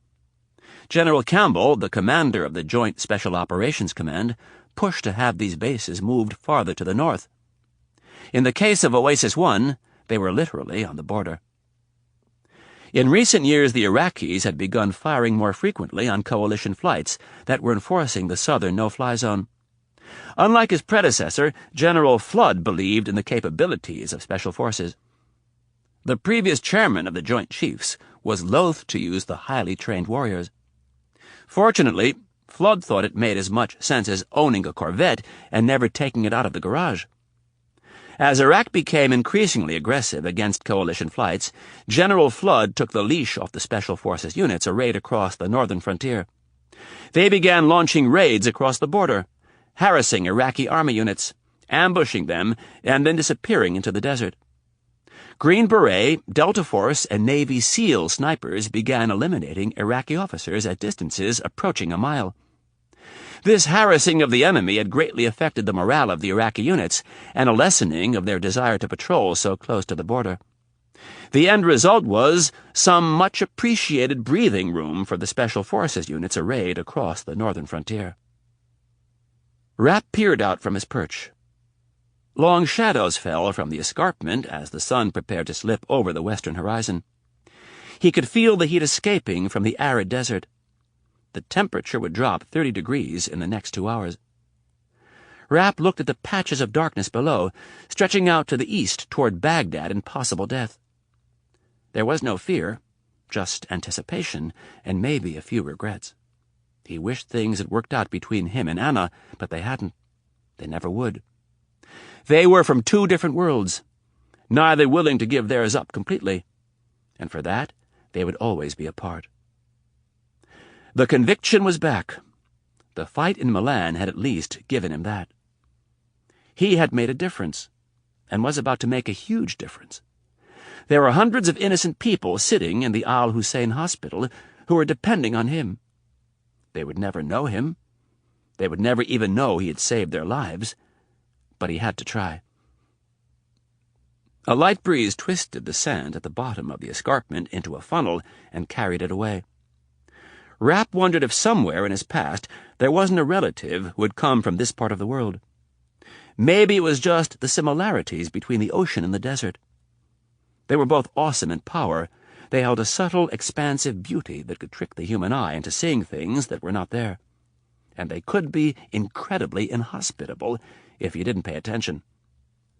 The sound of a footfall from behind pulled him from his trance, and he turned to see Colonel Gray approaching through the narrow crevice. "Beautiful up here, isn't it?" asked the wiry leader of Delta Force. "Very." "A perfect natural fort." Gray placed a hand on the rock and looked down the 100-foot sheer drop to the desert floor. "What did you have to give the Bedouins to get it from them?" "Nothing. They used to launch raids from this place across the border into Iraq. They'd steal anything they could get their hands on. Saddam got fed up, and in '89 he cleared the rat's nest out and poisoned the well. The Bedouins left and have never come back." Rapp nodded. Water dictated all travel in the desert. "Have you put any more thought into tonight?" "Yeah, I think you're right. The men have the infiltration and extraction down. No sense running another exercise and risking an accident. We'll give everybody a chance to get some rest and save up for tomorrow night." "You've talked to Washington." Rapp kept his eyes on the desert. "Yep." "And it's on?" Gray cocked his head and grinned. "You know how they like to change their minds. For now it's on." "Good. We can't afford to have this compromised. The longer we wait around, the better chance there is that someone will talk." "Not my men," said a defensive Gray. "It's not your men I'm worried about. It's the blowhards back in D.C., Rapp added quietly. "We need complete surprise to pull this off. I told the President your men could handle it. Another day or week of training will only give us a marginal benefit. But if the word leaks out somehow, we're fucked." Rapp looked off into the distance toward Baghdad. If they know we're coming, no amount of training is going to save us. Chapter 39. South Lawn, the White House, Sunday afternoon. The day was still as Marine One descended ominously from the gray sky. The wheels landed perfectly on the 3 discs that had been put down to keep the heavy helicopter from sinking into the lush grass. The fire engine was in place just in case something went wrong, and the Secret Service was out in full force to dissuade anyone from trying anything stupid. The meet and greet at the rope line had been canceled. When the President left and returned to the White House on Marine One, his staff often arranged for friends, family and donors, of course, to watch. Depending on how busy the President was, he would sometimes stop and shake hands. The meet and greet had been scheduled for 7 p.m. Due to a certain congressman's interview on Meet the Press, the President was returning early from Camp David, and he was in no mood to shake anyone's hand. The hatch opened and President Hayes appeared almost immediately. He was wearing a pair of olive dress slacks, a white button-down, and a blue blazer. He saluted the Marine standing at the foot of the helicopter and wasted no time heading for his office. As he motored quickly across the South Lawn, his staff tried frantically to keep up. Several of them attempted to talk to him, but he wasn't having any of it. He had one thing on his mind right now, and he wasn't going to talk about it outside. When he reached the Oval Office, he slammed the door closed and glared at his Chief of Staff, Valerie Jones. "Where the hell is everybody?" "Dr. Kennedy is downstairs in the Situation Room. The others should be here any minute." The President looked as if his head was about to pop off. "Have you seen what he has?" She shook her head. "But I've heard it's pretty serious stuff." The President knew it was. He'd authorized some of it. "Valerie," he spoke through gritted teeth, "I want to be very clear about this. I want Albert Rudin destroyed. By tomorrow morning, I want him working out of a broom closet on the 5th floor of the Capitol. I want to call in every political favor we're owed, and I want Rudin to feel like he's a leper." Jones placed her hands in front of her, as if she were about to pray, and then separated them and made a cautioning motion. "I don't want to hear excuses," snapped the president. "I just warned him, remember?" Jones nodded. She knew the president needed to vent, and being the chief of staff meant that she was the chief ventee. "Yes, I remember." "Well, the little prick went out, and despite my warnings, he continued to try and meddle in the affairs of the executive branch." "He is the chairman of the House Intelligence Committee, sir." "And he's a damn Democrat!" yelled Hayes. "He's supposed to be on our side. I'm not supposed to have to worry about congressmen from my own party attacking me." "Sir, I know you're upset, but I need to caution you." The president held up a hand like he was a traffic cop. "And I know you're my chief of staff, and you're trying to prevent me from doing anything stupid, but this time around, Valerie, there is no turning back. Albert Rudin has committed the cardinal sin of politics. He's stabbed his own president in the back. Everybody is watching now, and only one of us is going to survive this." Jones blinked several times and finally nodded. She would have to try again later when he had calmed down a bit. "What do you want me to do?"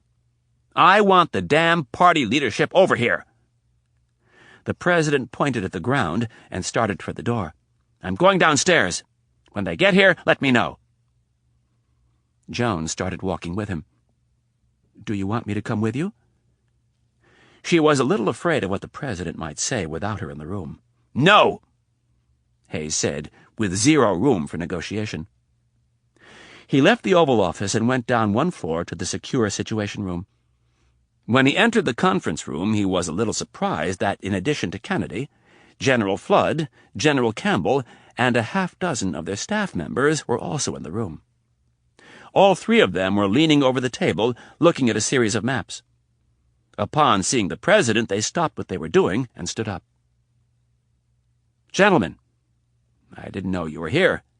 If you'll excuse us for a moment, I need to speak with Dr. Kennedy alone." The military men were all aware of what had happened on Meet the Press, especially the part where Rudin had mentioned the use of Special Forces personnel. They knew before the week was out they'd likely be summoned to the Hill to answer some very pointed questions. The timing couldn't be worse. As the military men filed out of the room, the president gestured for Kennedy to sit. She did so, and Hayes remained standing. He placed his hands on the table, and with genuine sorrow looked at Kennedy and said, "Irene, I'm sorry. I'm sorry you've been dragged into this." Kennedy smiled and said, "Mr. President, I'm sorry I've dragged you into this. Albert Rudin hated me long before you became president." "No, I don't mean that. I'm talking about what we asked you to do back in '88. The formation of the Orion team." He shook his head. "We never thought that one of our own would blow the cover." "Sir, I was aware of the risks when I took the job. If it were offered to me again, I wouldn't hesitate for a second." Hayes bowed his head. "I know you wouldn't," he said softly. "That's all the more reason you don't deserve this." Kennedy had expected some of this. It was politics, and it was never rougher than during a confirmation fight. She'd spent much of the day analyzing her future, and it didn't look so good, especially in regard to becoming the first female director of the CIA. The pressure on President Hayes to pull her nomination would be immense. Kennedy wouldn't make him do it. She would withdraw her name from consideration before it came to that. But she didn't think it would. She guessed from the president's beaten posture that he thought it was over. He didn't know what she did, though.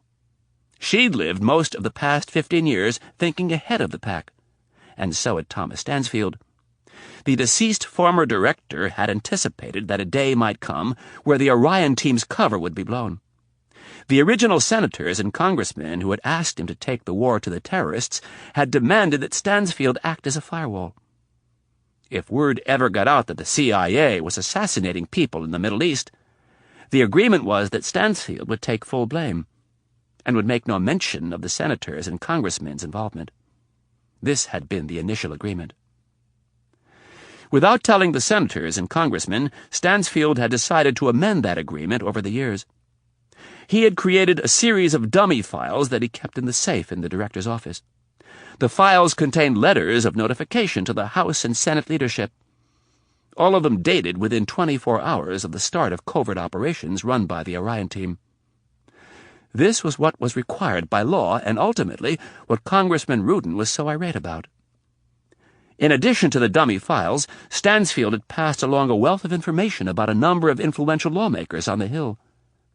The type of information they would like kept secret. Kennedy saw a chance in what, just hours earlier, had looked like a hopeless situation. Hayes brought his gaze up and asked, "How in God's name are you going to testify tomorrow?" "I am not sure I'm going to, sir." There was a brief pause while the president wondered if she would withdraw her name. "I wish there was a way we could fight this, Irene." "Oh, there is," Kennedy replied, with an understated confidence. "How?" "It's going to involve some risks, sir, but I think it will work." The president studied her, wondering how she could possibly get out from under Rudin's sights. "I'm listening." "Whatever Congressman Rudin has in that file that he was waving around today, it is classified material." "And?" "It is classified material that he received from an employee of the CIA. Someone, sir, has committed a crime by passing along that information." "How?"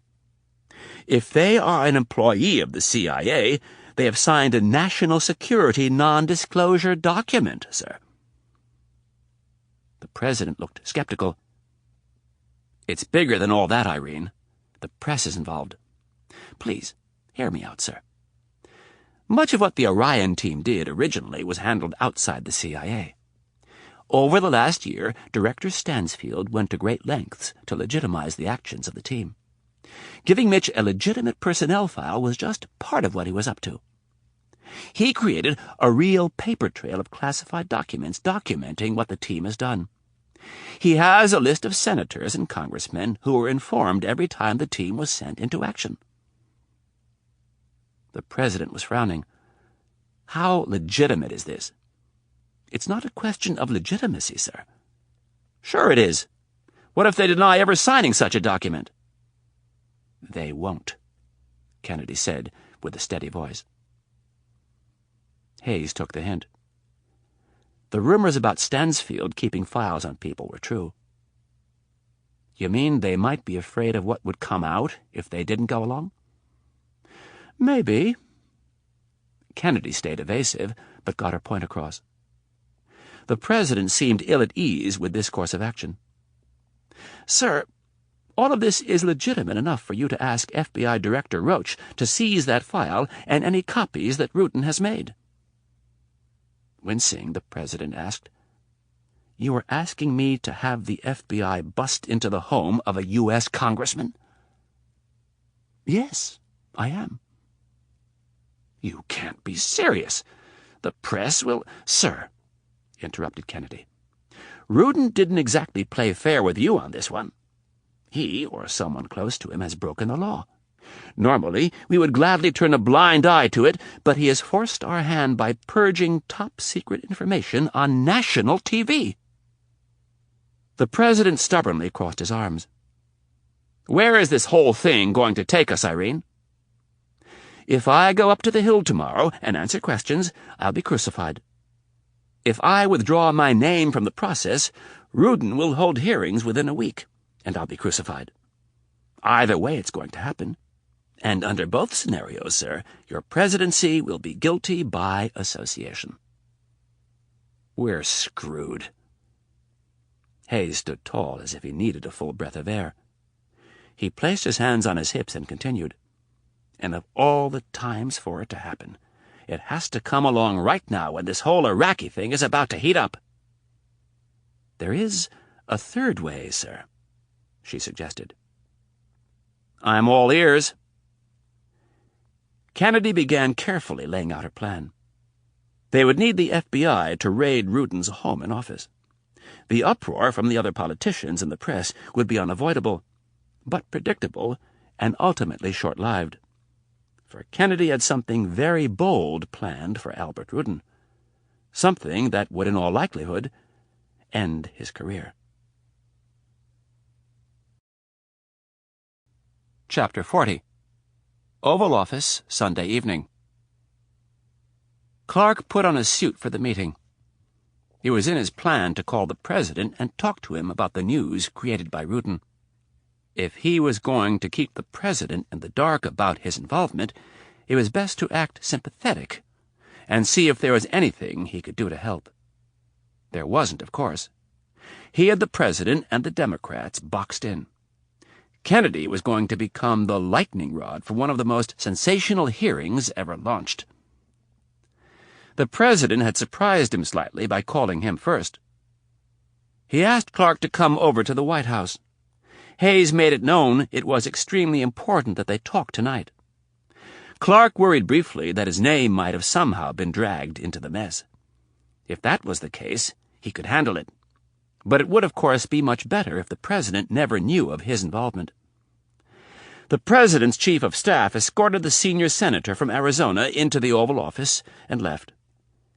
The president closed the classified documents he was looking at and set his reading glasses on his desk. Hayes had also put on a suit. He rose to greet the man whom he thought was his ally. "Hank, thanks for coming in." He stuck out his hand. "No problem, Bob." The two men had served in the Senate together, and Hayes preferred to be called by his first name when no one else was around. "Let's take a seat over here." Hayes gestured to the couches by the fireplace. "Can I get you anything to drink?" "No, I'm fine, thank you." Clark unbuttoned his suit coat and sat. The president took the opposite couch and said, "Well, your old buddy Al Rudin has created one hell of a mess for us." Clark was very conscious of the president's tone. He worried briefly that he might know more than he was showing. Clark let out a sigh and said, "Tomorrow is going to be a circus." "There's no doubt about that." The president leaned back and draped his right arm over the back of the couch. "How are you going to handle it?" "That's a good question. As you might imagine, my phone hasn't stopped ringing since this morning. Every reporter in town wants to know what's going to happen tomorrow. Practically every member of my committee is called. Most of them are furious. They all pretty much feel the same way. If there is any truth to what Albert said on TV this morning, Dr. Kennedy is toast." This was no great revelation to the president. His chief of staff had already talked to several of the Democratic senators on the committee, and they were already trying to distance themselves from the president and his nominee. The president used the moment of frankness to ask a question that he normally would not. With a sly grin, he asked, "And just what is your party leadership saying?" Clark stared unwaveringly at the president. "They want your balls, and they want me to serve them up on a silver platter." Hayes stared back. "Are you going to?" Clark blinked and looked away. "You know I don't like this crap, Bob." "You didn't answer my question." Clark kept up his act of looking torn. "I'm not going to call your capabilities into question." "But someone else on your committee will." The president moved his head in an effort to get Clark to look him in the eye. "Senator Jetlin, perhaps?" "Bob, this is beyond us." "I have a tremendous amount of respect for you, but you know how this works. There's blood in the water, and the sharks are circling." "I'm sure they are." There was a trace of amusement in his voice. Hayes was silent for a while and then said, "Hank, you've been a good colleague over the years, so I'm going to give you a warning. Do yourself a favor and delay the hearings for a day or two." "There's no way I can do that." Clark shook his head vigorously. The president wondered how far he should go, and after brief reflection decided that he didn't have to go far. The battle lines had been drawn. It was Republican against Democrat, with Albert Rudin in the middle. A very dangerous place to be in Washington. From one friend to another, Dr. Kennedy is going to be very tight-lipped tomorrow. Do yourself a favor and go easy on her. How tight-lipped?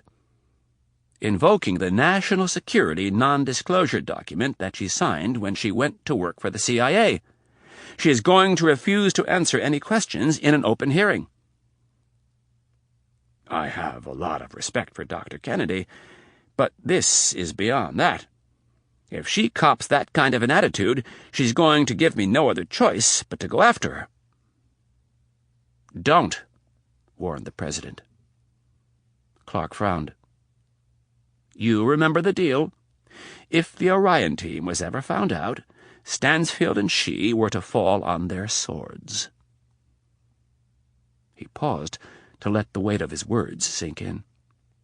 She needs to do the right thing and come before my committee and admit fault. I'll do everything I can to protect her. Well, she's not going to do it tomorrow, so be smart and go easy on her. The president stood. As one friend to another, Hank, I'm giving you fair warning. Take the high road tomorrow. Clark looked up at the president and wondered what he could possibly have up his sleeve. The man was clearly checkmated, and he had the gall to bring him into the Oval Office and think that he could intimidate him. Inwardly, Clark wanted to laugh in his face, but outwardly, he acted as if he was carefully considering the president's words. Clark stood and said, I'll take your warning under advisement. Situation Room, Sunday evening. The president left his meeting with Clark and went back downstairs where the Secretary of Defense, the National Security Advisor, Irene Kennedy, and the Joint Chiefs awaited him. The Secretary of Defense, Rick Culbertson, had returned from Columbia just that morning and was briefed personally by the president on the situation in Iraq. Security was so tight around the ultimate target that the president had made the decision to keep the inner circle very small. The only member of the Joint Chiefs who knew was General Flood. To the individual heads of each branch, there was to be no mention of the Al-Hussein Hospital and what lay beneath it. The president entered the room, and before anybody could stand, he said, "Stay seated, please." Hayes took his chair at the head of the table and looked at General Flood at the opposite end. He nodded once. The chairman of the Joint Chiefs proceeded to distribute a briefing to each person at the table. Gentlemen, Flood was speaking mainly to the Joint Chiefs. You will be happy to know that in light of the recent aggressive behavior of the Iraqi air defenses, the President has given the green light to go in and clear them out. If you'll open your briefings, you will see a target list. Target lists for the Iraqi theater were updated on a daily basis as aerial, satellite, and human intelligence was fed into the system. The military men at the table hadn't seen a list this comprehensive since the war. Eyes bulged, and murmurs could be heard as the warriors flipped through over a dozen pages of targets. Each target was given a designation, a description, a GPS number identifying the exact location and the type of ordnance and delivery vehicle that would be used against it. General Flood continued. At 2100 tomorrow evening, Saudi time, we will commence operations against Iraq. The attack will proceed as follows. The first wave will consist of A-10s, Apache attack helicopters, F-117 stealth fighters, and cruise missiles. Flood did not need to go into detail. Each officer had seen the plan outlined 1,000 times. The first wave goes in undetected and takes out the air defenses, and then the second wave, consisting of bombers and attack fighters, goes in to take out the hard targets. The men sat stoically and listened to Flood. None of them asked a single question or added a thought. It was all predetermined. The men and women stationed in and around the Gulf train for this 365 days a year. The military machine was in place. All that needed to be done was to flip the switch. Flood finished his thumbnail sketch of the plan and said, "I apologize for not giving you more warning, but there are some other circumstances that figure into this. It goes without saying that we don't want to tip our hand on this, so let's be real careful.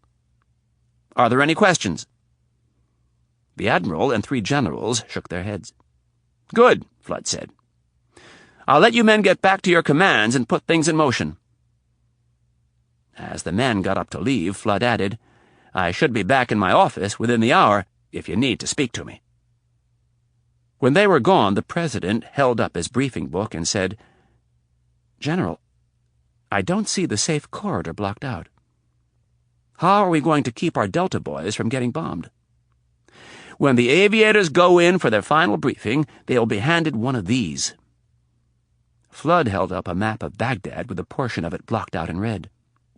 "Nowhere on their target lists will there be a site within this red zone.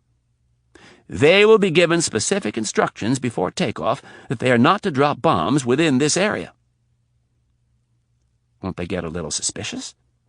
Since the Chinese embassy incident, they're used to being told to stay away from certain areas. But this cordon that we have marked off here— Flood pointed to several roads going in and out of the city— "this is pretty unusual." "So they might wonder?" asked the president. "Yes, sir. Some of them will. But you have to remember they're going to have a lot on their minds." "Sir," interjected Kennedy, "the hospital is in the Al-Mansur district of Baghdad. It's very upscale and is home to several embassies, most notably the Russian embassy, the Jordanian embassy, and the Pakistani embassy. It also happens to be where the Iraqi intelligence service and the Republican Guard are headquartered. It is not unusual for us to stay away from this area when we conduct strikes." The president seemed satisfied with Kennedy's explanation of the red zone in the middle of Baghdad, but he still thought the corridor snaking out of the city to the south and west looked a bit unusual. "General, if one of these flyboys saw a caravan of white cars screaming down the road in the middle of the air raid, what do you think their reaction would be?" "They would radio the nearest AWACS and report the cars." The AWACS was the Air Force's airborne warning and control system, used to coordinate attacks and vector fighter aircraft to intercept hostile targets. "You don't think they might take the initiative and strafe the cars?" he suggested. The general thought about that and then said, "They might." "That's not going to work," announced the president. "No, it isn't," agreed Flood, as he tried to come up with a solution. After a moment of deliberation, he looked at the president and said, "Sir, I think we're going to have to let our people know that we will have troops on the ground." The president winced at the idea. "Right now?"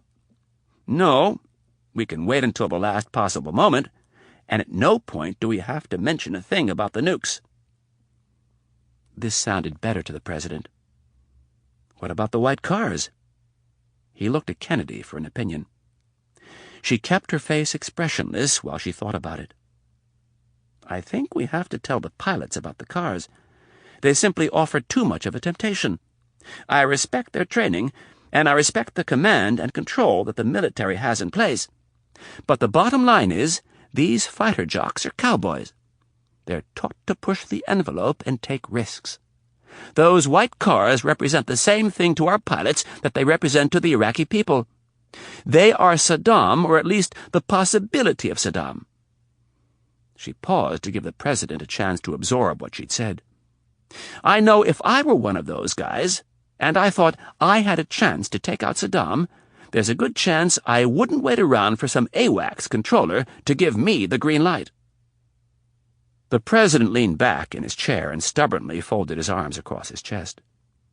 Kennedy could see that he was struggling with the idea of letting too many people in on the secret. History was replete with stories of advantages that had been lost because someone had talked. Having worked in the CIA for more than 15 years, she was acutely aware of the importance of guarding knowledge. Conversely, though, history also had many examples of knowledge that was too protected. The CIA's own James Angleton had practically incapacitated the entire agency with his paranoia. Thousands of U.S. sailors and airmen died at Pearl Harbor because the powers that be in Washington were too afraid to disseminate intercepted Japanese messages that made their intentions very clear. At some point, you had to let go and trust your people. Sir, if we alert the aviators and AWACS controllers an hour prior to the start of the bombing, I'm confident we won't compromise the mission. Even if, and it's a big if, Iraqi intelligence can intercept and decipher our communications, they can't move that fast. An intercepted message like this has to get kicked up the chain of command. And right about the time it would get to anybody who may or may not do something about it, the bombs will start falling. The president finally relented. All right, we tell the troops 1 hour before the bombing starts, but that's it. No earlier. Chapter 41. Capitol Hill, Monday afternoon. The nation's capital was in a state of frenzy that could only be brought about by scandal. And this wasn't just any scandal. This one involved the CIA, lying to Congress, diverted funds, and the assassination of foreigners. Normally, this would be more than enough to cause a media storm, but an early morning development had upgraded the story to a full-blown hurricane. At the crack of dawn, with search warrants in hand, special agents from the FBI had raided the home and office of Congressman Rudin. The congressman had spent the entire morning ranting and raving in front of every camera and microphone he could find.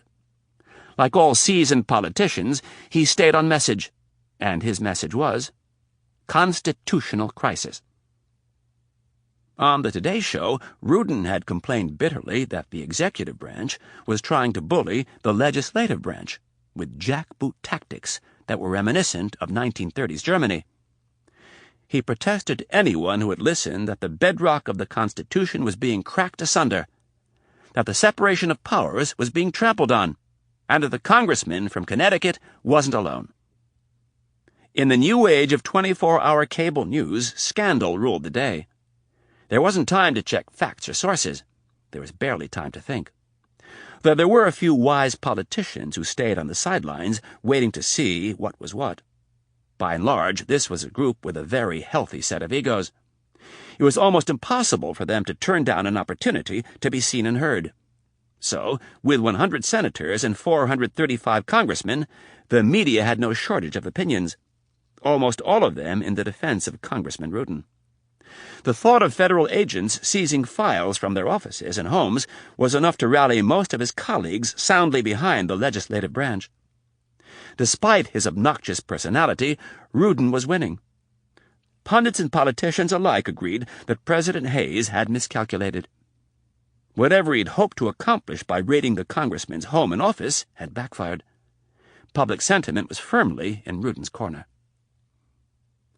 This was the mood Kennedy faced as her motorcade approached the Hart Senate office building shortly before 1 p.m.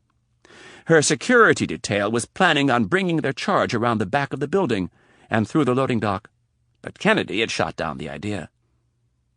Despite their vehement protests, she informed them that they would be dropping her off in front of the building, where no less than 10 news trucks with large satellite dishes were parked, and several hundred protesters were loudly exercising their First Amendment rights. Kennedy understood media manipulation as well as anyone in Washington, and she was not going to be seen slinking into the back of the Senate building between two dumpsters, surrounded by a cordon of stocky armed men. She would walk right through the mass of screaming protesters and pushy cameramen, and she would look like she had nothing to hide. There was too much going on when the 3 cars pulled around the corner for the protesters and media types to notice. The caravan came to a quick stop, and the car doors flew open. Kennedy was on the curb surrounded by 4 of her bodyguards before the mob knew she was there. The Capitol Hill police had been kind enough to keep the walkway and entrance clear. They were halfway to the door before anyone noticed, and inside the building before the screaming started. They were waved through the security checkpoint and metal detectors and picked up an additional escort of 4 Capitol Hill police officers for the trip up to the committee room. Set up in the broad hallway outside room 216 were correspondents from every network, plus the cable news shows. One correspondent who worked for one of the more sensational cable news shows announced that Dr. Kennedy's cortege had arrived. The not-so-subtle implication was that she was on the way to her own funeral. They continued up the sloped ramp and into the hearing room. At the door, Kennedy shed the wall of muscle and steel and continued down the center aisle by herself. All of the senators were already seated and looking down at her from on high, atop a U-shaped bench draped in front with crimson bunting.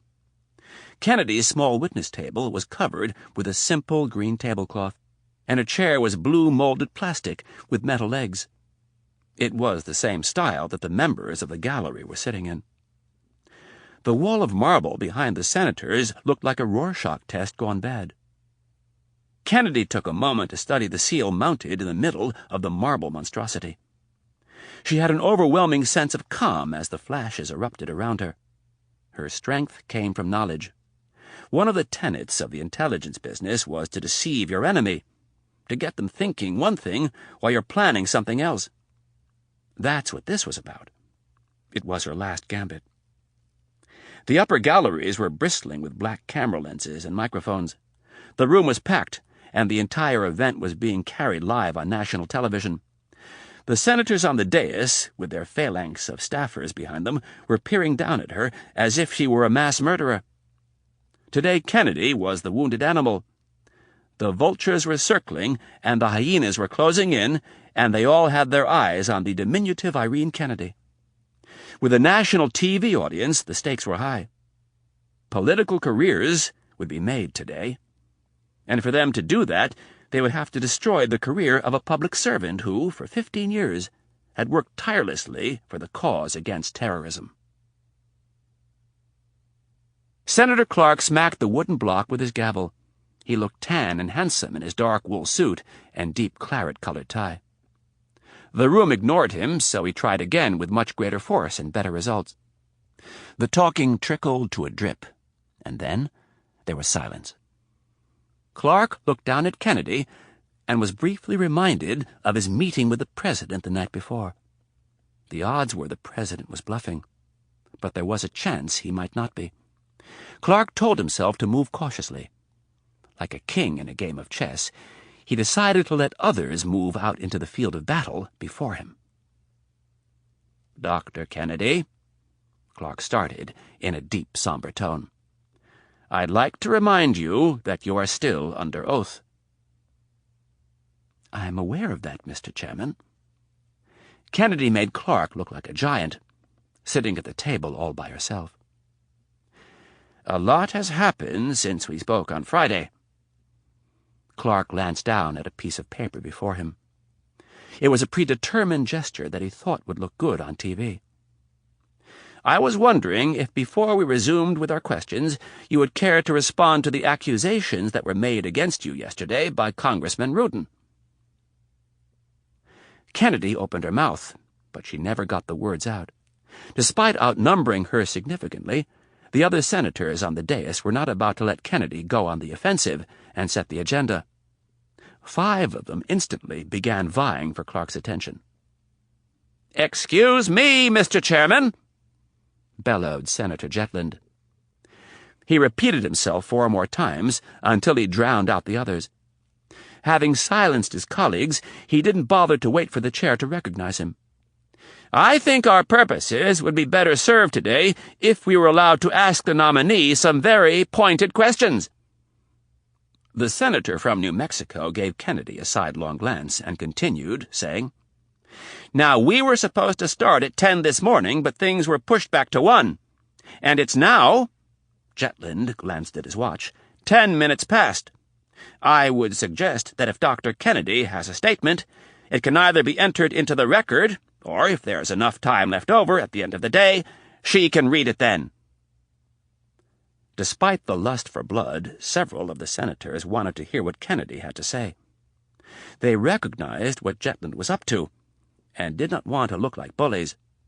They began to intervene on Kennedy's behalf, but were interrupted. The surprise came from the witness table. "If that's what Senator Jetland would prefer, that's fine with me." Kennedy was calling him out. Jetland was a showboat who'd been an undependable ally of the CIA for some time. He also served on the Judiciary Committee, to which he devoted the bulk of his time. The only time he got involved in intelligence issues was when it meant that he might get some headlines.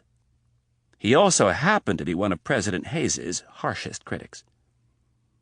Again, not waiting to be recognized by the chair, Senator Jetland grabbed the pedestal of his microphone and said, "That is very kind of you, Dr. Kennedy.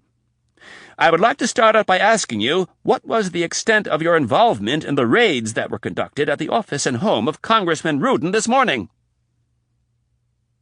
"Could you be a little more specific, please?" A faint smile spread across Jetland's face, and he asked, "Did you advise the President or Director Roach of the FBI, or anyone at the FBI for that matter, that they should launch this raid against Congressman Rudin?" All eyes turned to Kennedy. She leaned forward and said, "Yes, I did."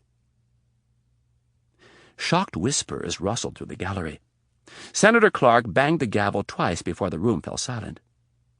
Kennedy added, "I advised both the President and Director Roach that they should serve Congressman Rudin with a search warrant." Senator Jetland placed both elbows on the table and said, "I find it very disturbing that you would launch a vendetta against a member of the House of Representatives after he went public with certain allegations that might be damaging to your career." He glared at Kennedy. Unfazed, Kennedy sat silent for a moment and then asked, "Is that a question or a statement, Senator Jetland?" Jetland was not amused. "You can treat it as either. Just please respond to it in a truthful manner." "The only thing I'd like to respond to is your choice of the word vendetta." Kennedy spoke in her trademark clinical fashion. Her tone was even and respectful. "I have no vendetta against Congressman Rudin. I think the record would show that it is the congressman who has a vendetta against the CIA." "So that excuses you ordering the President to have Congressman Rudin treated like a criminal?" "Senator, one does not order the President to do anything, especially not this President. President Hayes is—" Jetland cut her off. "Have any federal agents broken down your door lately to rifle through your personal effects?" "I wasn't aware that they broke down the congressman's door." Kennedy knew they hadn't, and wasn't about to let Jetland get away with the implication. "You didn't answer my question, Dr. Kennedy. Let me rephrase it. Have any federal agents seized your files at the behest of Congressman Rudin?" "No, they haven't, sir." Jetland treated this admission as a victory and took the chance to look around the bench at his colleagues. "I find it to be just a bit of a coincidence that after Congressman Rudin goes on TV and accuses you of some very serious violations, you in turn advise the President and the Director of the FBI that they should conduct a raid on the congressman." Kennedy looked up with her doe-like eyes and said, "It is my job to advise the President." "Thank you, Dr. Kennedy," said Jetland in a patronizing tone. "I appreciate the remedial civics lesson. Now, let's get to the heart of the matter. What was your reason for advising President Hayes to treat Congressman Rudin like he was a criminal?" Kennedy took quite a long time to answer the question, so long that it was obvious that she did not want to. Finally she said, "I'm sorry, but I can't answer your question, Senator Jetland." Jetland's brows furrowed for the cameras, and he scowled at Kennedy's defiance. "You can't, or you won't?" "I won't." Kennedy held her ground. "Are you claiming executive privilege, Dr. Kennedy?" "No, I'm not, Senator. For reasons involving national security, I cannot and will not answer your question." Kennedy's reply tripped the senator up a bit, and it took him a moment to form his next question. Recovering loudly, Jetland asked, "Congressman Rudin appeared on Meet the Press yesterday, and he leveled some pretty serious accusations at you. Would you care to comment on those accusations?" No. "And why not?" For reasons involving national security. "How convenient," sniped the senator. Kennedy calmly replied, "I don't think there is anything convenient about national security." "Yes," bellowed the senator from New Mexico. "I'm sure you're willing to go to great lengths to protect what you consider to be this nation's national security. Even break a few laws along the way, perhaps?" In a no-nonsense manner, Kennedy asked, "Again, is that a statement or a question, Senator?" "I have a question for you," spat the senator. "Do you think this committee will confirm your nomination if you refuse to answer our questions?" No. Kennedy shook her head. "Am I to assume, then, that you no longer want the job as director of the Central Intelligence Agency?" No. You would be wrong to assume that. "Then you still want the job?" Yes. Jetland threw up his arms in a theatrical gesture of frustration. "Well, Dr. Kennedy, I hate to be the one to tell you this, but you can't have it both ways. If you want to be the next director of the CIA, you'll have to answer some pretty tough questions. So let's get back to the task at hand." Jetland flipped open a file and said, "Congressman Rudin claims to have information that was provided by one of your co-workers. I know Congressman Rudin, and have no reason to doubt the authenticity of his information. So for now, I'm going to believe him." Jetland repositioned his chair and settled in. "I find that when we get into these types of discussions, it's easy to get lost or confused. So I'm going to make this real simple and clear for everyone." Jetland held up a photograph and showed it to Kennedy. "Here's a face. It's always nice to put a face on a problem. This particular problem has a name, and it's Mitch Rapp. Now, according to Congressman Rudin and his source, this man has worked for the CIA for the last 10 years. And he's no clerk," the senator added with an arched brow. "He's allegedly responsible for the deaths of over 20 people. 20 people!" Jetland paused to give everyone a chance to think of the bodies. "Could you confirm or deny for us whether or not this man is, or has ever been, employed by the CIA?" Kennedy looked at the photograph and thought it was very fortunate that Mitch was far away from a TV in the middle of a desert right now. With great concern on her face, she replied, "Senator, for reasons of national security, I cannot answer your question." Jetland shook his head in frustration. "That is entirely unacceptable." Kennedy nodded, as if to say she understood. After glancing at her watch, she shocked the entire room by standing. She looked up at Senator Clark and said, "Mr. Chairman, I have something I must attend to.